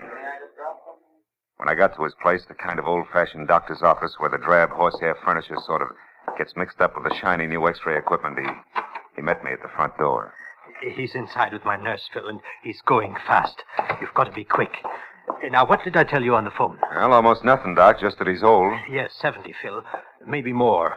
Anyhow, his name's Schiller, Jacob Schiller. He's a good friend of mine from San Francisco, and he was on his way to Israel, to Tel Aviv. Oh. It was his life ambition. Sit down, Phil. Oh, thanks. He's not going to make it, Doc? Not a chance. It's his heart. He had an attack this afternoon. I can't even move him out of here. He's through. A little too soon. He wanted to go to the new country, is that it? Yes. A pioneer's measured by his spirit, not his years, he said. Anyhow, Phil, he came down here to see his son before he caught a plane tonight for New York and the first leg of the trip to Israel. And that's where you come in. I don't know where Jack Schiller is. Jack's his boy's name. Oh. But the old man would like to see him once more. It's his last wish. He knows he hasn't much time left. Uh-huh. Well, why me, Doc? Why not the police? Well, I didn't think... I mean, Phil, Oh, you see, the kid doesn't sit too well with the law, huh? I'm afraid not. Excuse me. Sure. Dr. Towman, hello? Oh, yes, Mrs. Caller, yes. 1 every 3 hours, like it says on the bottle. Yes. Goodbye, Mrs. Caller. Where was I, Phil? Jack Schiller and the law, the reason they don't get along. Oh, well, you see, Phil, Jack came down here to L.A. about 3 months ago, and as his father's old friend, he looked me up. So we had him over for dinner a couple of times. But pretty soon he started coming less and less. And when he did, it was a different Jack Schiller. Smart, flashy clothes, a new way of talking. You know, big shot kind of talking. Yeah, I know. The police are dumb and there's easy money to be made. That kind of talking. And he never would say what his business was, if he had any. But believe me, Marlowe, whatever it wasn't too much on the up and up. and there was some kind of a girl mixed in. There always is. What's Jack Schiller look like, Doc? Look like? Yeah. Oh, yes. Here, Phil. A picture we took of him when he first came to the house. A barbecue we were having. He's about 30 years old. Kind of good looking, huh? Maybe too good looking, Phil. Maybe that's the trouble.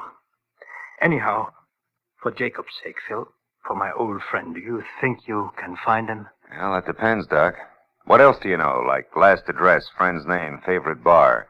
That's the kind of information that counts. I was afraid it would be like that. Phil, I never did know his address. Yeah, but Doc, there's got to be some place I can start. Oh. One thing, Phil. What? Twice or maybe 3 times I saw him going to a fancy apartment house on Wilshire Boulevard, the Sherry Towers. Sherry Towers. I pass it late at night coming from the clinic. I didn't bother stopping to call him. Well, you know, Phil, if he wanted no part of me, I wanted no part of him. And I wouldn't care about him now either, but for Jacob. Jacob's been a good man, Phil. Always. Phil, you'll try? Yeah. Sure, Doc, I'll try.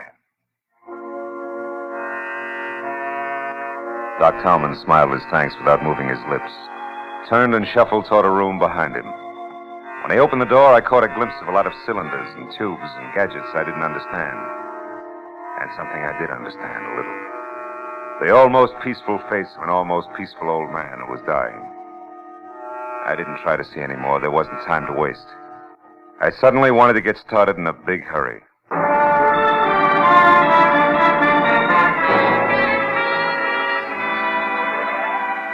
The Sherry Towers on Wilshire was made out of plaster, glass, brick, and acute angles. And it was anybody's guess what held it all together. The only person in the plush lobby was a tall man with a red turkey neck who had a toothpick and a cigarette jammed in one corner of his mouth. I walked over to the receptionist. Yes, that's right. Mr. Lederman's car at 9, Mr. Kelly's at 9:30, Washington Gas. That's it, Steve. Goodbye. Oh, yes, sir. Can I help you? I hope so. I'm looking for Jack Schiller. I'm an old friend of his from out of town. I tried his place, and a neighbor said I might find him here. The neighbor was right. Mm-hmm. But you're early. Miss Grant isn't through at the club until 10 at least. Miss Grant? Mm-hmm. Peggy Grant. She sings at the Crown Club. She's the one who lives here. Didn't the neighbor tell you that, too? Yeah, but the way he said it, I thought he was kidding. You are from out of town, aren't you? Yeah, Pitchfork Corners. Well, good night, ma'am. Good night. Look for you later, Mr. Pitchfork. Oh, you big city slicker, you.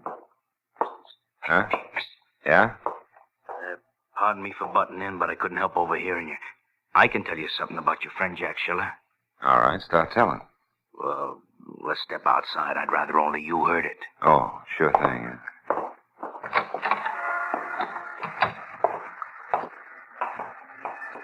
So you know Jack, do you? Yeah, a buddy of mine. That's why I think I ought to tell you. It's a bad night. For what? For old friends to bother him, Rube. He's busy. Oh!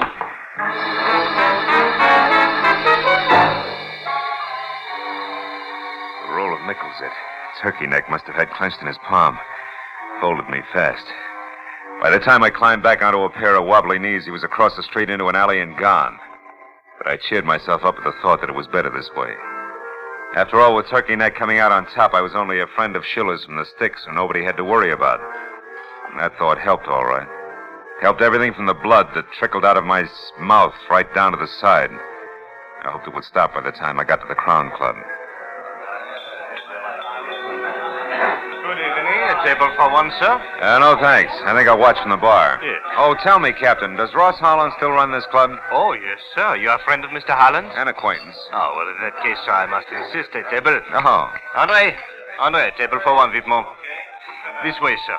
The chanteuse will be on in a moment, and you cannot see as well from the bar. Uh-huh, thanks. I did want to catch her, a number. This way, sir. Sir, there is something wrong? Hmm? Oh, no, I just changed my mind, Skipper. I think I'll go to the bar after all. It was Jack Schiller, no doubt about it. At a corner booth just beyond the bar and huddled close to a girl who was almost dressed in something strapless and spangled and who matched the display poster I'd just seen in the lobby labeled Peggy Grant. I ordered a drink at the bar and then walked it over to a celebrity picture gallery on the wall near them. and listened as Schiller, all Now, smiles, darling, raised to a the drink unhappy to toast. end of Mr. George Mancini's squeeze play. And to your letters, back safe and sound in the lily white hands that wrote them. Hey, sweet, you're supposed to drink a toast, not stare it down. Baby, what is it? But, Jack, I'm worried. I do want everything to go right. Why, if you don't go get those letters from Mancini, everything I worked so hard I for couldn't will be catch it lost. all. Everything. But it was easy to fit together. Peggy Grant, who was now going up fast as a vocalist, had once been in love with and under the personal management of George Mancini. A preserved in alcohol combination agent producer was now going down even faster. And although she had never had a contract with Mancini beyond an oral agreement, her old love letters had included enough business with Mancini to drag them into court where they could stand up in lieu of a written contract and thus net Brother Mancini the customary 10% of Peggy's earnings. Baby, And to you say just so look about worried future to leave every engagements little that neither detail of to them me. wanted. I haven't spent all this time cultivating Mr. Mancini at his lair on top of Sweetser Drive for fun, you know. Believe me, doll, we're in. Honest. All right, Jack, if you say so, darling, but will you know the letters? I know, love letters. Forget it, Angel. I won't even open them. They belong to a long time ago, and I'm not interested. Now, you go on out there and sing for your supper. I knew that That's once your Schiller left the club, he was going to be busy. So as they started to tear themselves away from each other, I figured it was the right time for me to step in. What I didn't figure on was Ross Holland, the king of the Crown Club, standing at my elbow. Hello, Marlowe. Pretty picture, isn't it? Yeah, if you like ingenues with bags under their eyes. I wasn't talking about the one on the wall, Detective. I meant Peggy. You were staring, remember? I do. Your move, Holland. Now, take the chip off your shoulder, Phil. I don't mind if you stare. She gets paid for it. But you pay her. Sure. But also I pay the waiters, the doorman, and so on. That was all you were doing, wasn't it? I mean, staring, window shopping. I'd hate to think you were here on business. Oh, sensitive, aren't you? You know, Marlowe, I've piled up a lot of enemies raking in the blue chips. That figures. What are you getting at, Holland? A job I think you might fit. Oh? Let's try the office, if you can spare the time. Can you? Phil?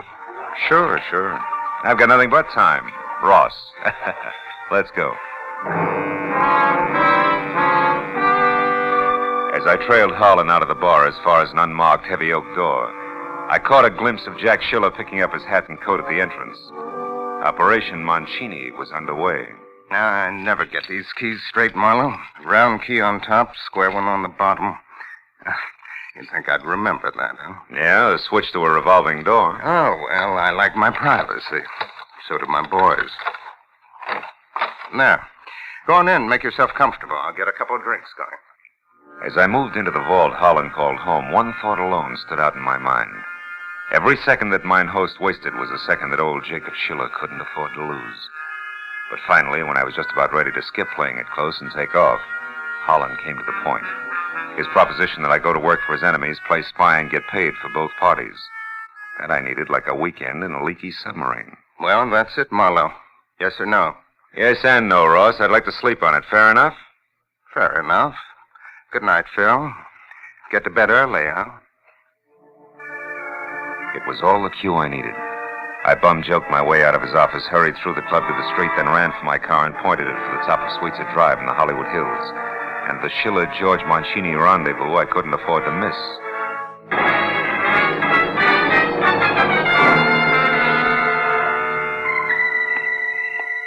The place, which turned out to be bilious green walls under a shocking pink roof, stood out in that conservative neighborhood like a black panther in a snowbank. There was a car parked nearby, and the name on the owner's certificate wrapped around the steering wheel was Jack Schiller, which was no surprise.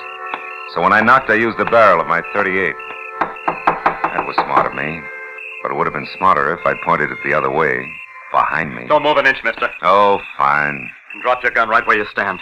Go on. Now turn around and answer up real fast.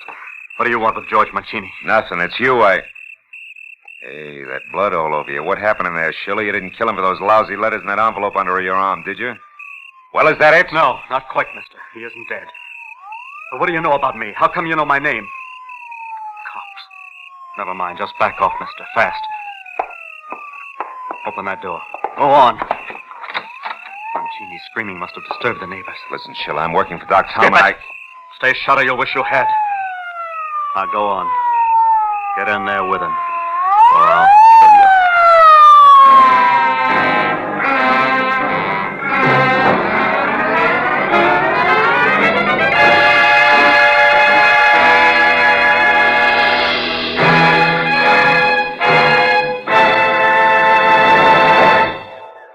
To make every day more enjoyable, treat yourself often to refreshing, delicious Wrigley's Spearmint Chewing Gum. The lively, full-bodied, real mint flavor cools your mouth, moistens your throat, freshens your taste. And the chewing itself gives you a little lift, helps you keep going at your best. So for real chewing enjoyment that's refreshing and long-lasting, always keep Wrigley's Spearmint Chewing Gum handy. Healthful, delicious Wrigley's Spearmint Gum will make every day more enjoyable. Now with our star, Gerald Moore, the second act of Philip Marlowe and tonight's exciting story, The Last Wish.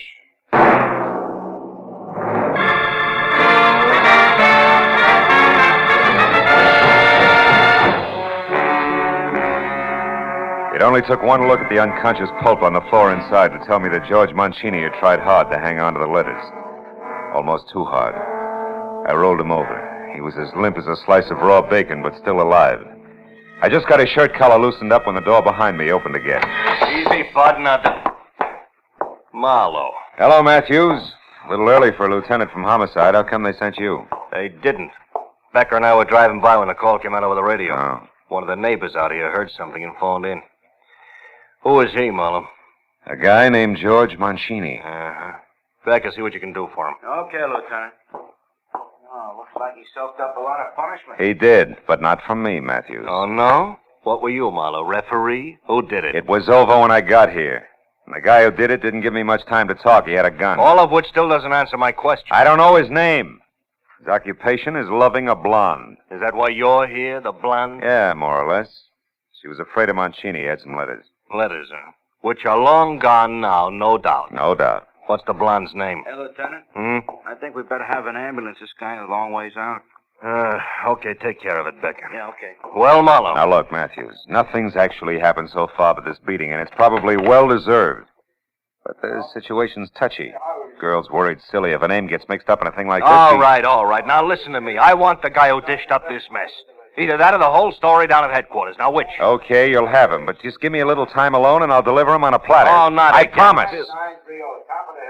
Oh, come on. It means a lot to me, Matthews.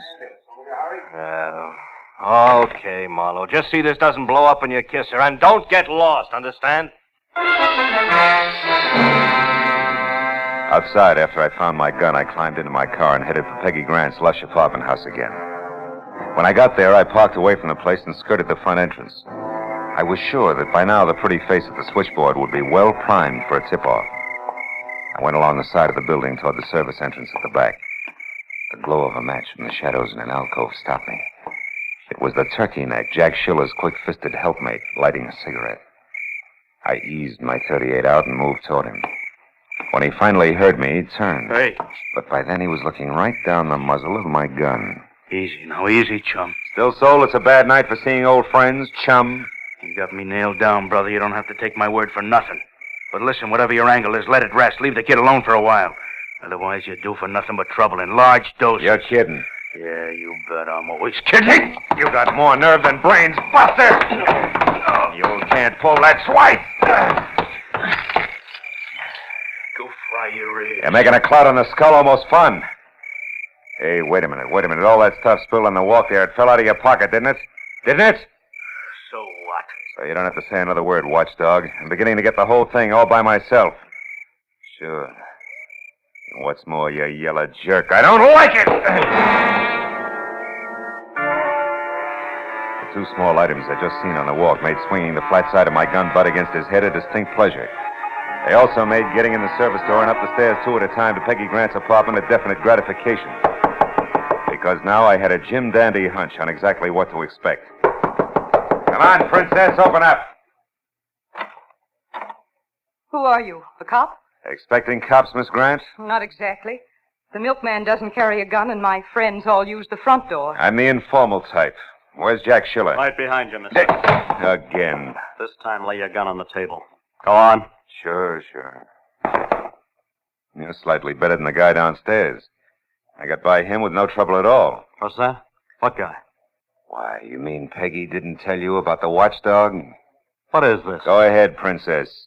Tell him about the turkey-neck character with orders to keep everybody away while Jack makes a fool of himself. Darling, get this idiot out of here. This is a trick. Why not also tell him who your real boyfriend is, baby? Why, you lousy dog! You should have learned a little from what happened to that skunk Mancini. Now go on back to him and tell him if he tries anything else like this, I'll go over him again. Right from the beginning. Aren't we spunky tonight? Now, look, Schiller, I want you to listen, and I haven't got all night. There's a guy downstairs who was sent out to see that nobody interfered while you played perfect pigeon. It was you who risked getting plugged when you went in after those letters. I want you were sucker enough not to read. Now it's you who's in a big jam with the police. And what's more, I found out that guy is one of Ross Harlan's boys. Oh, you liar, get out of here. Oh, Jack, make him go away, please. Wait a minute. What's Ross Harlan got to do with this? Nothing. Nothing, Hal. They 10-1 those letters were written by Harlan, not Dreamboat here. And that they set him up for a squeeze and have nothing whatever to do with their dubious career as a singer. You got any sense, Schiller, read one. Jack, you gave me your word.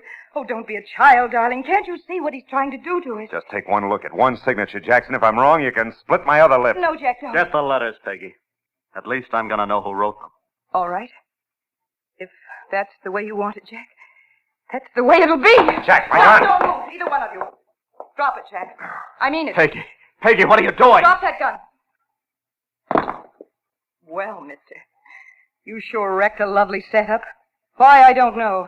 But it won't do you any good. I'm leaving, and I'm taking these letters with me. And it's true what he said. Of course it's true, all of it. These letters were written by Ross Harlan back when Mancini was his partner, and they're loaded. With them, Mancini could cut himself in for half of every cent Ross had. And Ross couldn't trust anyone but me to get them back for him. Stay where you are. Don't feel too bad, Jackie boy. You have to live to learn. Maybe you won't be a dope all your life. Peggy, let her go. Oh, shut up. You were right, so you made your point. Now, whatever your reason was, get it out of here and leave me alone. Oh, no. I haven't been monkeying in your corny affairs just for laughs, Sonny. I was hired to find you by Doc Tallman. Doc Tallman? Oh, that nosy old goat. Why? Your father's in town. He's had a heart attack, a bad one. My father? Yeah. He wants to see you. I told Doc Tallman I'd bring you back, and that's what I'm going to do regardless. Now get going.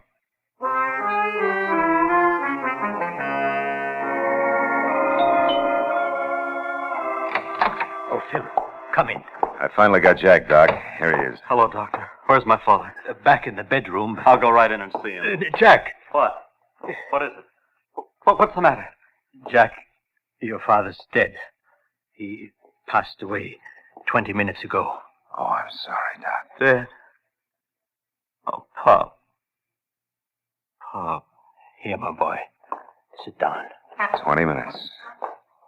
Just about the time it took to beat a chiseler out of a bunch of letters and argue with a cheap two-timing blonde. Try to get hold of yourself, my boy. We knew you'd have come if you could have. Your father's last thoughts were of you, son. He was very proud of you. Don't, Doc, please. I'll run along, Doc. I got a phone call to make. Oh, wait a minute, Marlowe. You can't leave thinking like you do. Not now with Pop dead. I don't know what happened to me these last few weeks. I can't understand how I got in so deep.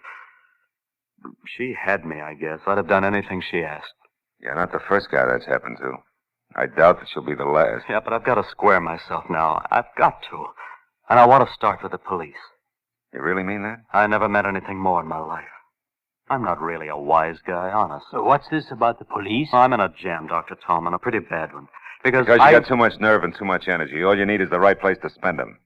That gives me an idea. Is Jack your real name? No, it's really Jakob, like my old man's. Oh. Doc, where's that plane reservation for Jacob Schiller? Here. I have it right here. Wait a minute. You mean... Yeah, you're catching that plane. With luck, you may make it all the way. Oh, but you're letting me go, Marlowe. You'll be in a jam yourself. Well, I think I know a pair of strong shoulders I can dump the responsibility onto. Let's go, kid.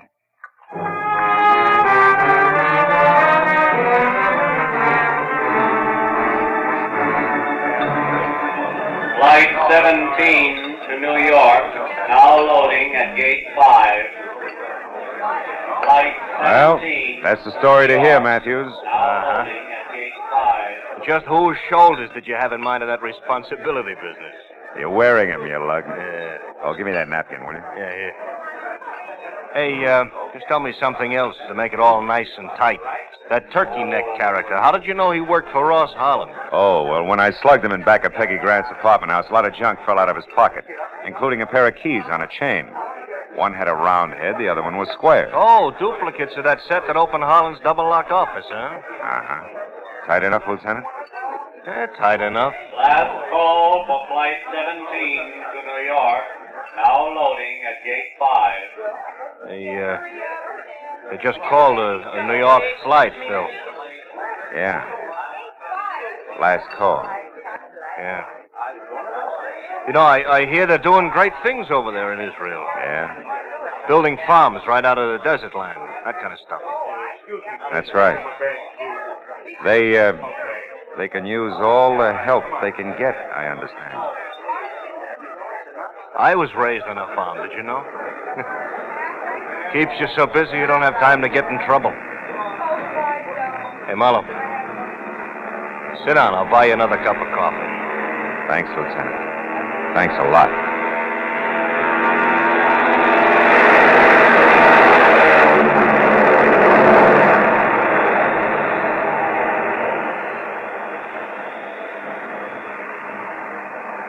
We watched the plane take off, swing in heavy, thundering grace, and head east.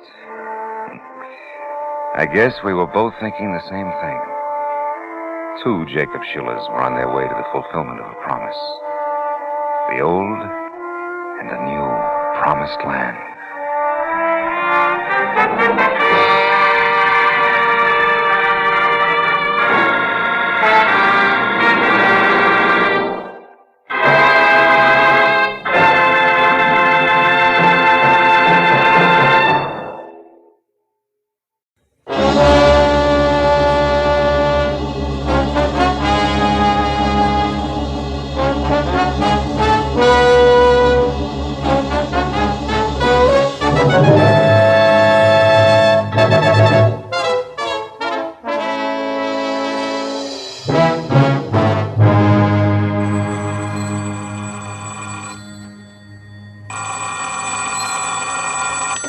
Hello, Philip Marlowe. Oh, this is Matthews, Phil. Hi. Listen, Phil. Yeah? Didn't you once go around with a brunette named Helen Lofton? Helen Lofton? Sure. Still do now and then. Why, Lieutenant? Monday your night off? Not so as you'd notice, Marlowe. When was the last time you saw her? Oh, maybe a month ago. Hey, what is this? You sound real official. Yeah, I know. Sometimes I don't like it any better than the next guy. Look, Phil, did Helen have any big problems on her mind at that time? Just me. Hey, wait a minute, Matthews. Is Helen in trouble? Not now, but she was in lots of it 3 hours ago. At about 5 o'clock this afternoon, somebody put a bullet in her neck, Phil. Oh, no. It's down here at the morgue. If you think of anything, let me know, will you?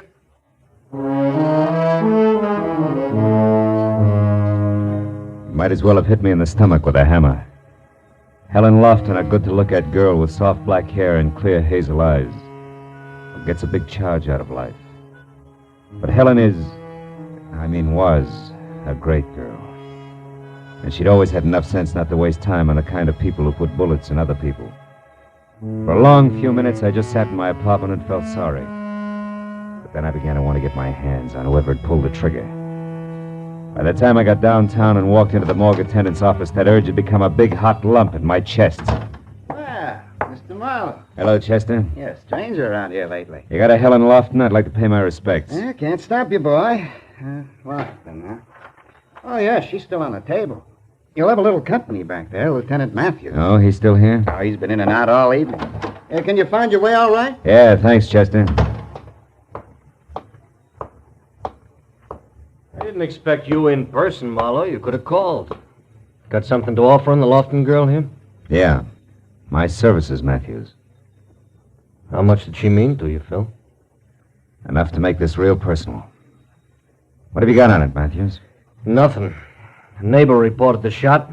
Found Helen's body spilled down some stairs at the side of her house. Mm-hmm. It was a .32 at close range. No reason, no motive, no leads, unless you can call this a clue, which I don't. Let's see that. Yeah, it could be the hind leg of one of Helen's glass donkeys. You know, she collected them. Oh. I was on the stairs near the body. Uh-huh. Hey, look, Matthews, you don't mind me sticking my 2 cents in this, do you? It'll do me a lot of good. No, I don't mind. Just keep me posted, huh?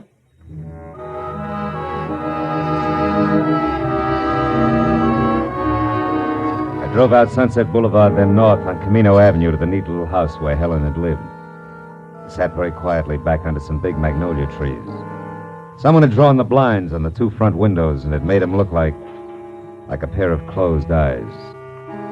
I walked around to the side door on the stairs where they'd found a body, and that's when I noticed the light on inside the house.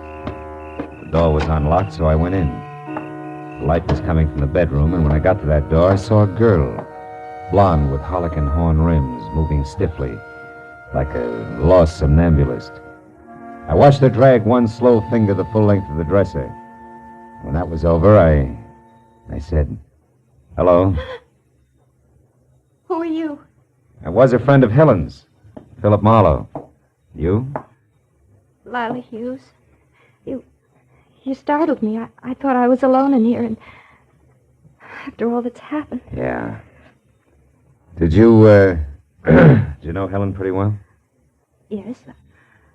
I was just about her only girlfriend. You see, we worked together in the same office and had the same boss. Uh-huh. I guess they're going to want me to do something about all of her things now. Yeah, it's real tough. Everything in the house is just another reminder. Even this little sherry decanter. Here. But that's Helen's. It's all right. Sit down. Drink it. At least it'll do you good. Look, Lila, I gotta know why this happened to Helen. It doesn't make sense. Can you help me? Any idea at all? No, the police have already talked to me about it. Please, Mr. Marlowe. I know this is unpleasant for you, but I need some answers. It's been over a month since I saw her last. Who's she been going with lately? I don't know. Helen never said much about her date. Who's your boss? Mr. Maffey? Mm-hmm. Oh, she dated him a few times, but so have I. Surely you don't think Mr. Maffey... No. I just want to talk to him, that's all. It's Norman Maffey. Maffey Real Estate Company on Wilshire. He lives on Ogden Drive, 3848. Thanks, Lila. Well, I'll be on my way now. Hey, look. Maybe you better come too, huh? Let all this go until tomorrow, when you're feeling better. Yes. I guess you're right.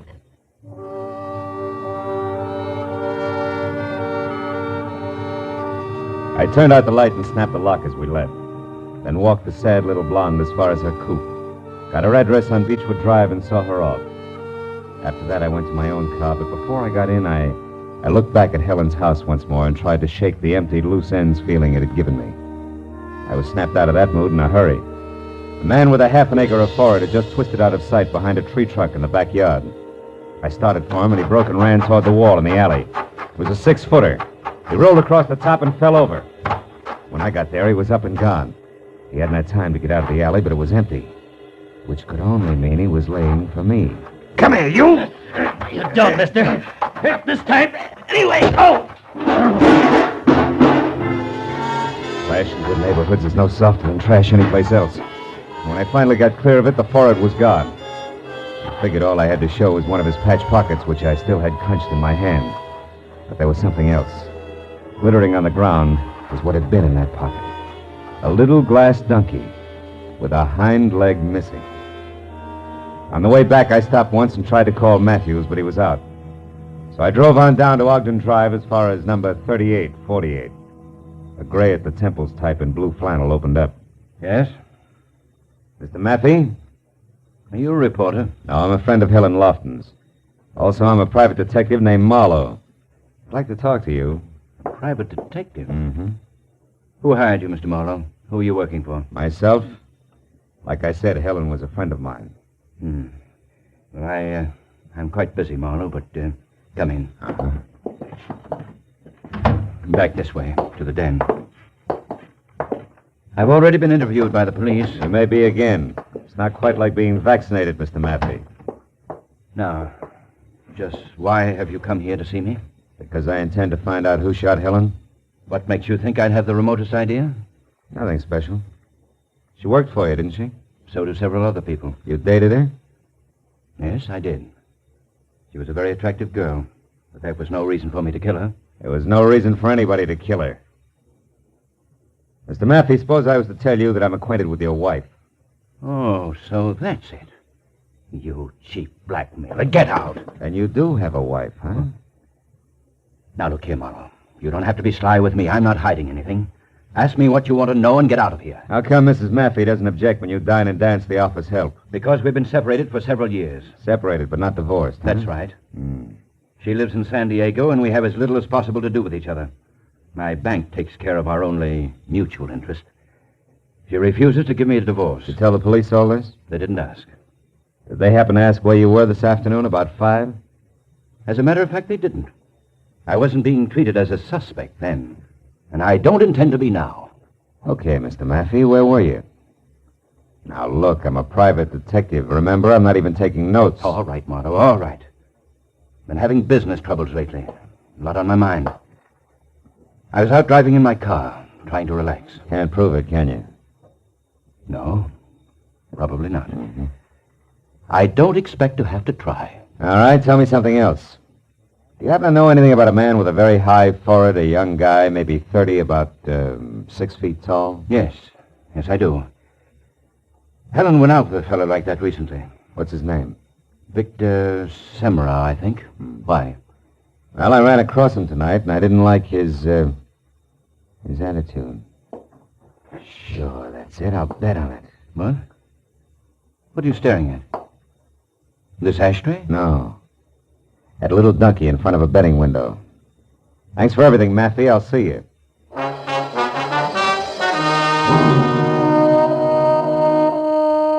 The ashtray on the table behind Maffey's desk had been made of baked clay in the shape of a sombrero, a keepsake from old Mexico that kicked hard at my memory. At least it was a thought well worth the price of a phone call to Tijuana. So I drove as far as the first payphone, which was at an all-night mobile gas station, got a handful of change, and while my car was being gassed, put the call through to my old friend, Senor Mike Donahue, who had given up reporting in Chicago for editing south of the border. We are ready on your call now, sir. Go ahead. Hello, Mike. Hello, old pal. Hi. Hasta la vista. What's cooking? You coming down to see me? Later on. Listen, Mike, I'm trying to find out about a glass donkey. A which? A donkey made of glass, a souvenir mule. It's got silver shoes and a silver halter. Oh, one of those things. That silverwork's strictly a Tijuana product, you know. Yeah, I know. Peddle 'em at the highlight games down here. Out by the betting windows? That's right. Can't buy him anyplace else, Mike. No, not that I know of. Why, you want some? No, I've already got one.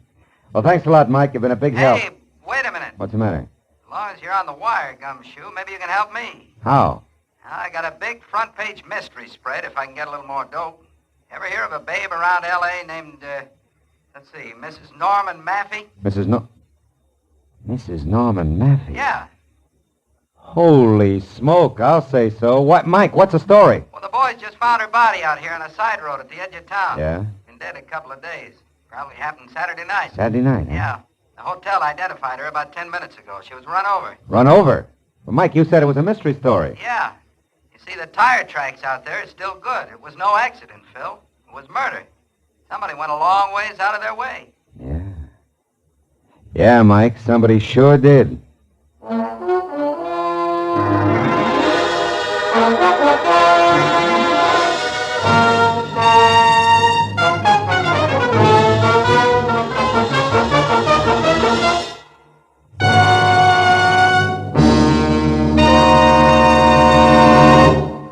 To make every day more enjoyable, treat yourself often to refreshing, delicious Wrigley Spearmint Chewing Gum. The lively, full-bodied, real mint flavor cools your mouth, moistens your throat, freshens your taste. And the chewing itself gives you a little lift, helps you keep going at your best. So for real chewing enjoyment that's refreshing and long-lasting, always keep Wrigley Spearmint Chewing Gum handy. Healthful, delicious Wrigley Spearmint Gum will make every day more enjoyable. Now with our star, Gerald Moore, the second act of Philip Marlowe and tonight's exciting story, The Glass Donkey.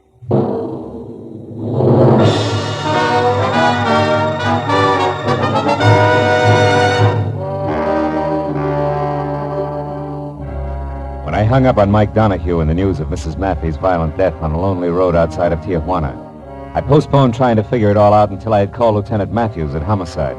I'd asked him to meet me at the bar I was at. 10 minutes later, Matthews was sitting opposite me and chewing on a cold pipe while I filled him in. Oh, now, easy, Phil. I'm a slow and steady boy. Now, question, who killed Helen Lofton? Answer, whoever killed Mrs. Norman Maffey. Why? Where's the tie? That last donkey I just told you about, it came from Tijuana. So? So I figured that whoever sent it to Helen was, one, a friend who knew she'd get a kick out of a trinket like that. Yeah? And two, sent it before he or she decided to kill Mrs. Maffey. Oh, and therefore said friend had to get the glass donkey back because if traced, it would place the killer in Tijuana where sooner or later Mrs. Maffey's body had to be found. Is that right? That's so very right. And all that brings us back to only one thing. Mrs. Maffey's killer also got Helen Lofton. Was forced to. Yeah, it could be. But look now, Phil, the tough one. What'll it be, chum? You look lonely. Forlorn, maybe. 2 beers. 2 beers, huh? Any special vintage? Yeah, the kind with suds on top. Goodbye, comic. Okay. No offense intended.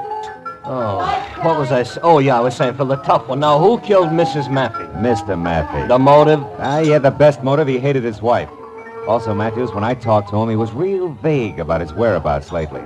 And for a clincher, he did know Helen Lofton well enough and long enough to send her a cheap trinket, as in donkey made of glass. Now, you impressed? A little, but you're holding back, Marlowe. I'm what? No, not on me, on yourself, Phil. Look, I know you. You don't usually leap at conclusions and over facts. That isn't your style. I'm trying to tell you, Matthews. With such. You know, I told Kelly about that crack you made, mister, and Skip he it. said... Here. And goodbye again. We're busy. Yeah, I'll say. Too bad we ain't got tablecloths. You could have impressed me, chum. Writing down big numbers. You tip her, I'll break your arm. Yeah. Now, look at Phil. Could you be a little bit prejudiced about this guy? Now, Phil. Yeah. Sure, I'm prejudiced. I just don't like Norman Maffey's stuffy kisser and something else. I might as well admit I keep skipping that guy with a mile-high forehead and the boyfriend named Vic Samro because I don't exactly know how he figures in. I'm too impatient to wait around for the answer. Uh-oh. What is it, Phil? A game, Lieutenant, called Speaking of the Devil. Oh, Don't Look Now, maybe? It's Forehead, Matthews. He was in the next booth, catching it all. He's at the front door now, see? But he isn't running yet. He's just paying his check.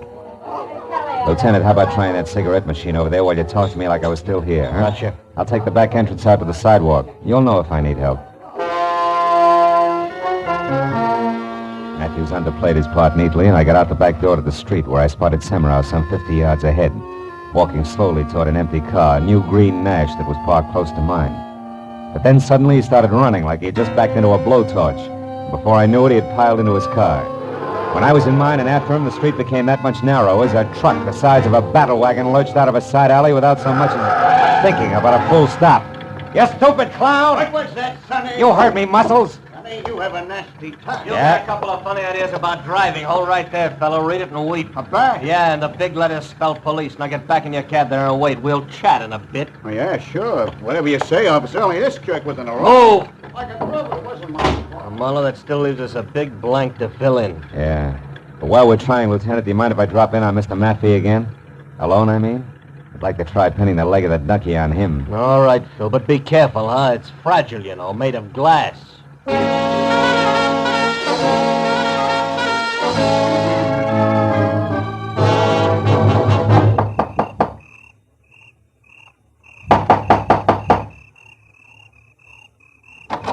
Yes, what...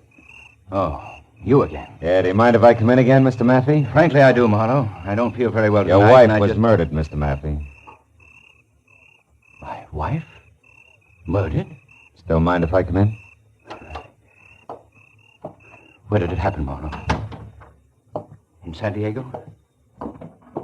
Marlowe, I asked you where it happened. In Tijuana. Ever been there? Yes, of course. Marlowe, what are you looking for? Just looking. When were you last there, Maffey? Oh, I don't know. Maybe a month, 6 weeks ago? Not Saturday night, huh? No, not Saturday night. Marlowe, what are you Maffey, getting? did you ever send Helen Lofton a present? See here. Who do you think you are? And exactly what are you looking for? A wastebasket that isn't empty. You keep a very tidy place, Mr. Maffey. Which has what to do with my wife being dead, Marlowe? Are you out of your mind? Maybe. But also maybe not. Maybe I'm real smart. Maybe I've come to the right place to look for an empty package and a piece of wrapping paper that would be addressed to Miss Helen Lofton, In your handwriting and postmarked Tijuana, Mexico. Tijuana? A large piece of wrapping paper and a large package stuffed with Excelsior. It was once home to a glass donkey in which you had to get back from Helen Lofton before she got it. Or if you were too late for that, kill her and then get it back before anyone else knew about it. Does that still leave me out of my mind, Maffey? Absolutely. We'll see. After we try the backyard and your incinerator. Now, wait a minute. You know, the law says you can't light it after 10 in the a.m., Maffey. If you're the one stamped guilty, you wouldn't want to arouse suspicion. Stop, Marlowe. This has gone far enough. You're not the police. Which means I don't need any more of a search warrant than this. I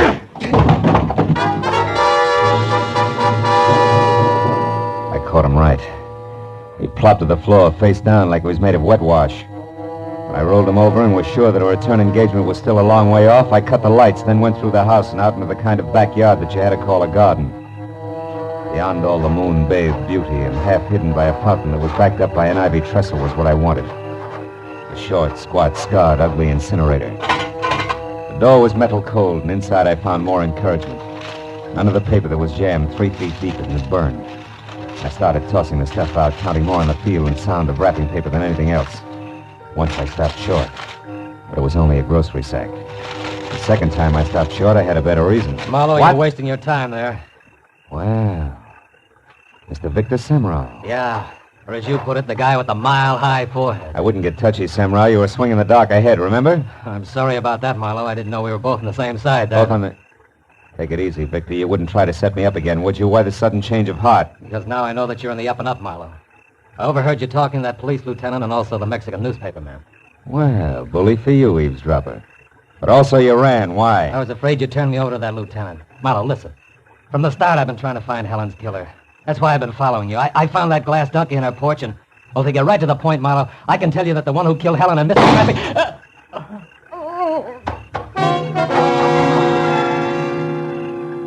The shot that had come from the shadow driveway close into the house spun Semrau in a half circle, and by the time he'd corkscrewed to the ground, I had my .38 in hand, and it covered the distance across the garden. But I was too late to do anything, except identify the figure I saw take off in a sedan as Mr. Norman Mappy, which was some help. But not to Victor Semrau back in the garden. He had managed to crawl as far as the small pond that surrounded the fountain. There he had died, one hand half submerged in the dark, cold water, the other clutching his chest, blood-soaked and discolored another way. I must have stared at it for a full 30 seconds before it suddenly began to add for me. Add fast to the only backyard left in the spot where I could get to Maffey and maybe stop a third murder. Lila Hughes' place on Beechwood Drive. It was all the push I needed.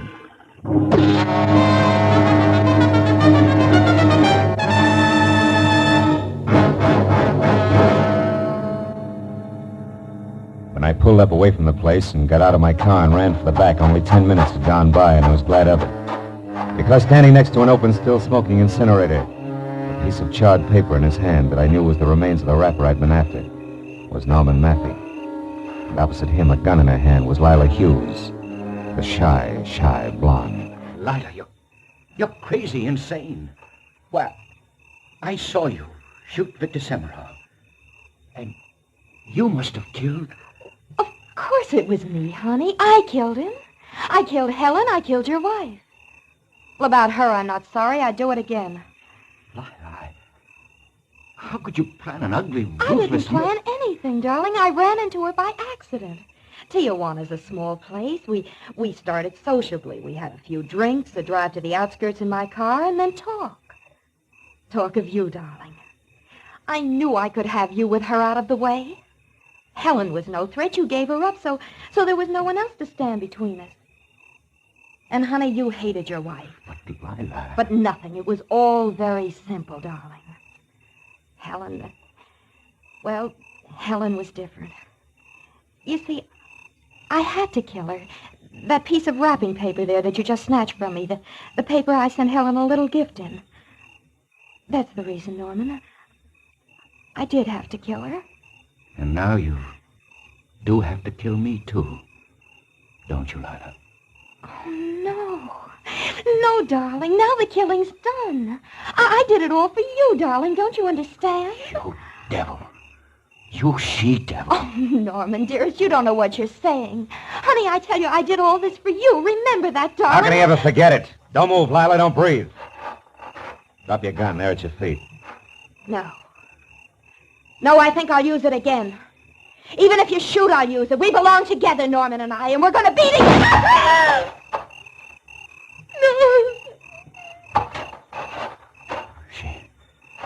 She's dead. Marlowe, she did think she could shoot. Even if you did, didn't she? Yeah. That's what she thought, all right, Matthew. Call the police. They know where they can find me.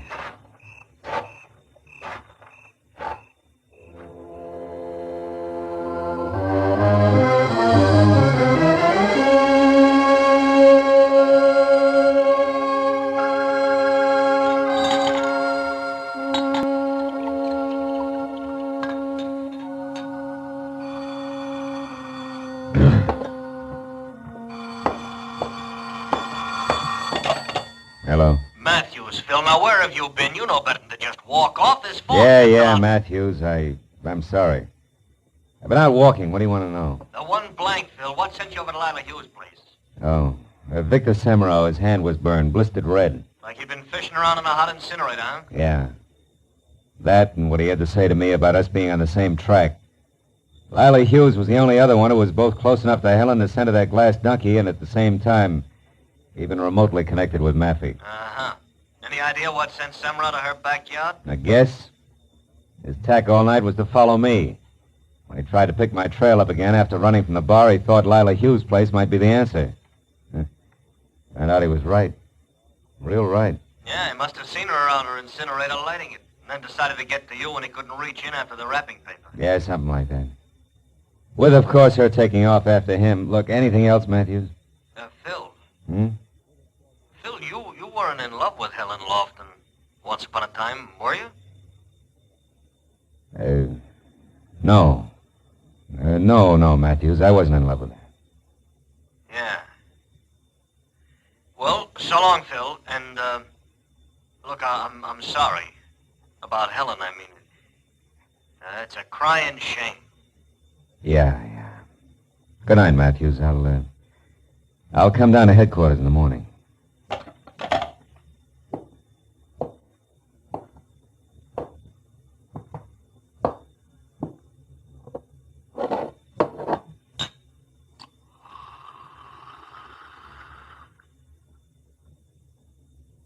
Yeah. A crying shame.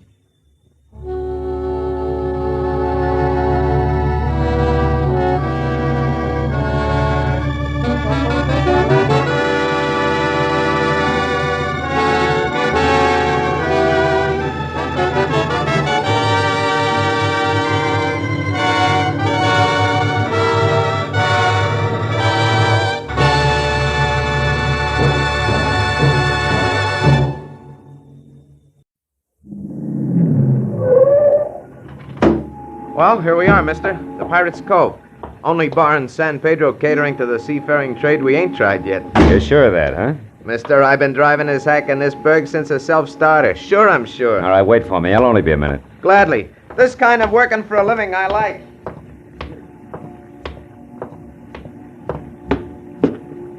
A handful of shirt fronts. Sonny, I says, you just insulted this lady who happens to be my guest. Hey, Bucket, put a head on this, will you? Well, what's yours, mate? Little information, Bucket. I was looking for a guy named Lash Louderback. He's a friend of mine, about 6'6". He's built like a battle wagon. He takes his whiskey by the pitcher. Lash Louderback's a buddy of yours, huh? Yeah. Why, what's wrong with him? He ain't got any manners, landlubber. He swings before he so much as talks to. Oh! You see, buddy, Lash Louderback tore this joint apart less than 2 hours ago. It took 5 of us to get him out of here, so when you catch up to him, tell him to come on back. Tell him the drinks are on the house. Like this. You got that message straight, sweetheart? Sure he is, Casey. He looks like a bright boy with a good memory. Right, buddy? Right, Bucket. I've got a great memory. It was high time for me to get together with my client. A woman I'd never met named Daphne McGregor who'd hired me by long-distance call to L.A. 5 hours earlier to find a giant economy-sized, devil-may-care, hard-drinking sailor, one Lash Louderback, who for some reason had to be aboard a ship she was sailing on at 4 in the a.m. When I announced myself at the hotel desk of the San Pedro Biltmore and after a check call was told to go to room 113, the old roue-type night clerk who pointed the way arched one eyebrow until it nudged his toupee back. I saw why when I was at the door of 113. Come right in, Marlowe. Daphne McGregor was long, glossy black hair, gently framing a face that was the color and texture of melted caramels. Glinting sea-green eyes and full lips that were tinged subtle coral red and stayed turned up at the corners in something a little more than a provocative smile. Come back into the patio, Marlowe. I was just feeding the captain. Just feeding the... Shake a leg, lassie. Shake a leg. They're starving the poor captain. Starving him to death. Hey, is that the captain? Yes, but if he doesn't keep quiet, he's going to be the ex-captain, stuffed inside. See what you mean. Here, you parasite, eat. You tell him, lassie. Speak right up. Oh, he gets worse every day. Easy, charm. Easy, charm. Well, Marlowe, I see by that bruise on your cheek that you found Lash all right. No, Miss McGregor. I only found some unhappy people who Lash had found earlier. You mean you don't know where he is? Marlowe, it's late. We've only got 3 hours left. Yeah, You tell him, lassie. You tell him. Shut up, you. Come on in the other room, Marlowe. I've got to be frank with you. Frank, like the real reason you offered me $500 to tear this boozer away from his bottle? Yes, but he's no boozer. He has his fling, that's all. Not according to the gentleman at the Pirate's Cove. Anyhow, your reason, Miss McGregor? Daphne will do. My reason, Marlowe, is very simple. Black pearls. Oh, missing necklace worth thousands, maybe, huh? No, a missing bed worth millions. I miss it. You mean on the half shell? The real thing? Real and rare. What do you drink, Marlowe? Johnny Walker suit you? Yeah, it's fine. Can I help you? No need. Okay. Here. Oh, thanks. Now, Marlowe, listen hard. There isn't time to go over this twice. Happy days. You too. Marlowe, my father was the best navigator in the Pacific. He was drowned last year in a storm at sea. He left me 2 things, the captain there and a map to a fortune, a bed of black pearls located on Parrot Island. My father named the pearl find the Parrot's bed. That's part A. Part B is Lash Louderback, huh? Louderback and Teddy Peterson. Lash, the man you've got to find, is a crackerjack American sailor who lost his first mate's papers for jumping ship in Borneo. And Peterson also a wild man from? No, anything but. Peterson, Marlowe, is half the size and weight of Lash, but twice as smart. He has a bad leg, walks with a cane. I met them shortly after the war in Honolulu. They had $30,000. I had the map. We teamed up. Came back here, bought all the diver's gear, and arranged for passage on the island later. Ship that leaves tonight, huh? It'll be 6 months, Marlowe, at least, before I could find another scow. If we miss this, I don't want to wait. Yeah, but tell me, if Lash can't be found, why don't you and Peterson sail without him? Good question. But the answer is even better. Rupert Sembalin, a British-born, Malayan-raised louse who's right here in San Pedro now and who knows all about my plans. And because of Sembalin, who tried twice to buy the map and 3 times to steal it, I hid it in the lining of Lash's coat, a fact which Lash does not know. And Peterson does? Yes. I sent word an hour ago via a bellhop, in writing, of course, to Ted's rooming house. It's 118 North 3rd Street. By the way, no phone. 118 North 3rd, huh? Lash stays there with him? No. We figured it would be harder on Rupert Sembalin if we lived in different places and he had to guess who had the map. Lash is at the YMCA, but don't waste your time. They haven't seen him since he checked in. Now, Marlowe, you know it all. Yeah, all except where I might find Lash. That brawl at the Pirate's Cove doesn't seem to tie into Rupert Sembalin. No, but Rupert, or one of his little dagger men, was no doubt following Lash. It's our only chance. You can find Sembalin at his importer's office. It's a hole in the wall near the docks. 21 Harbor Road. The 500 I promised? Thanks. There'll be another 500 if you bring Lash back before 4 a.m. Anything else? One item, Daphne. Is there a chance that either Ted Peterson or Lash would cross you up for the map? Not the slightest. I can get to the island itself without the map. Sooner or later, I'd find them there.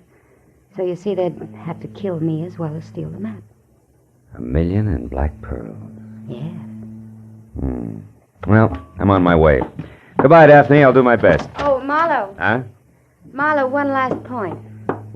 Parrot Island isn't really the name of the island. No? Just in case you were thinking of black pearls and Marlowe. Bye-bye, Daphne. 21 Harbor Drive belonged near the docks, all right.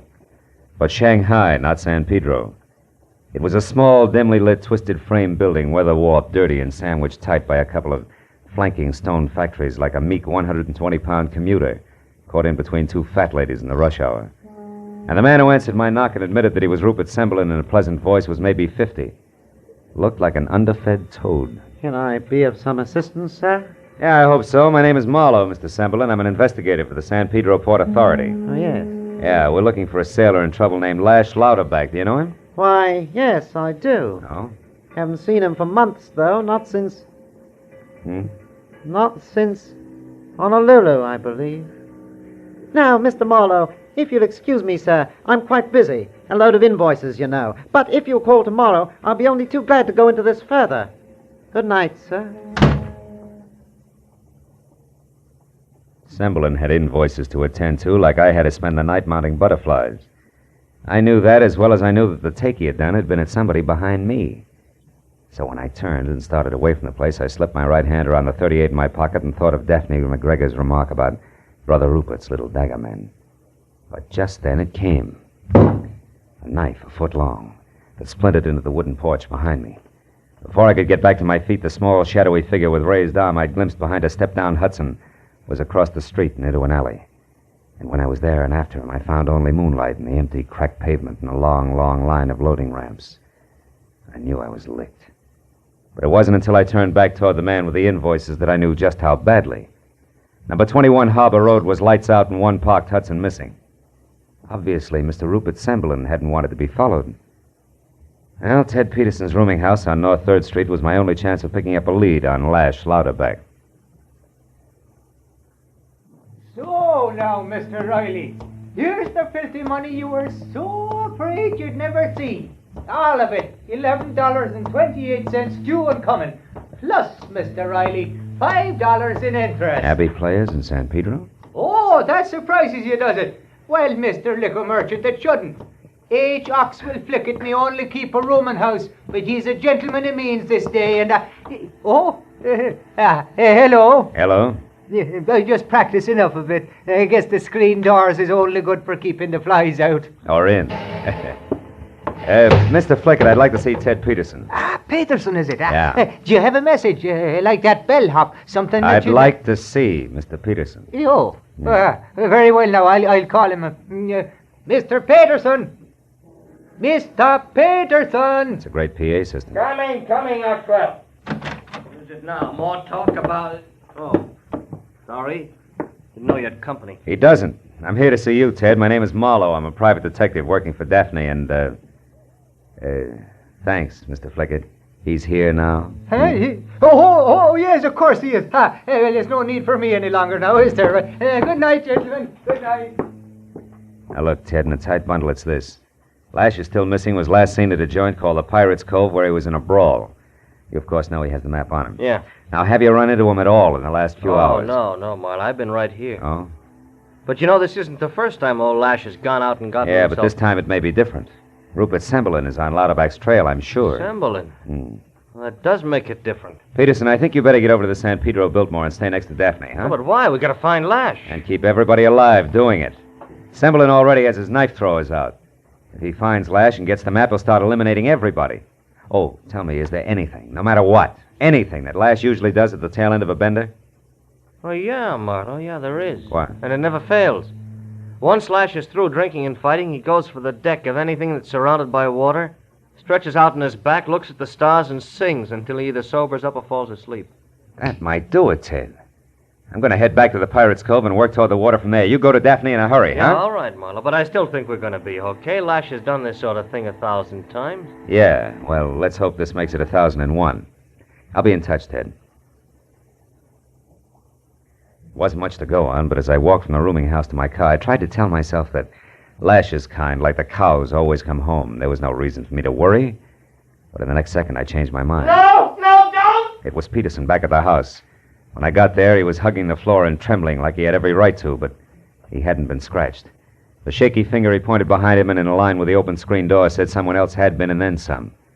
H. Oxwell Flickett was crumpled in a corner, dead. A long, mean knife deep in his back. Marlowe.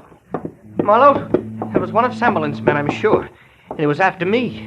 Marlowe, what can we do? Well, not much more than we were going to. Only first, Ted, you call the police, give them my name, and say I'll explain later. And get to Daphne fast. While you look for Lash. Yeah, Lash. A guy someplace under a wide and starry sky. Should be a cinch. Ted Peterson was still staring at the knife between the landlord's shoulders as I went down the stairs and out on the clammy waterfront street again. It was 2 o'clock. That left me with less than a couple of hours to find Lash Louderback, the giant from Borneo, who was full to his ears with rum and probably flat on his back, singing to the stars somewhere in the jackstraw jumble of greasy pilings, tottering, tacked-together buildings and bobbing masts that were San Pedro Harbor. I decided to push my luck and head for the Pirates' Cove bar again, since that remained as his last known contact with civilization. I parked on a side street away from the place and walked to the corner. Bucket, the owner, was just closing up.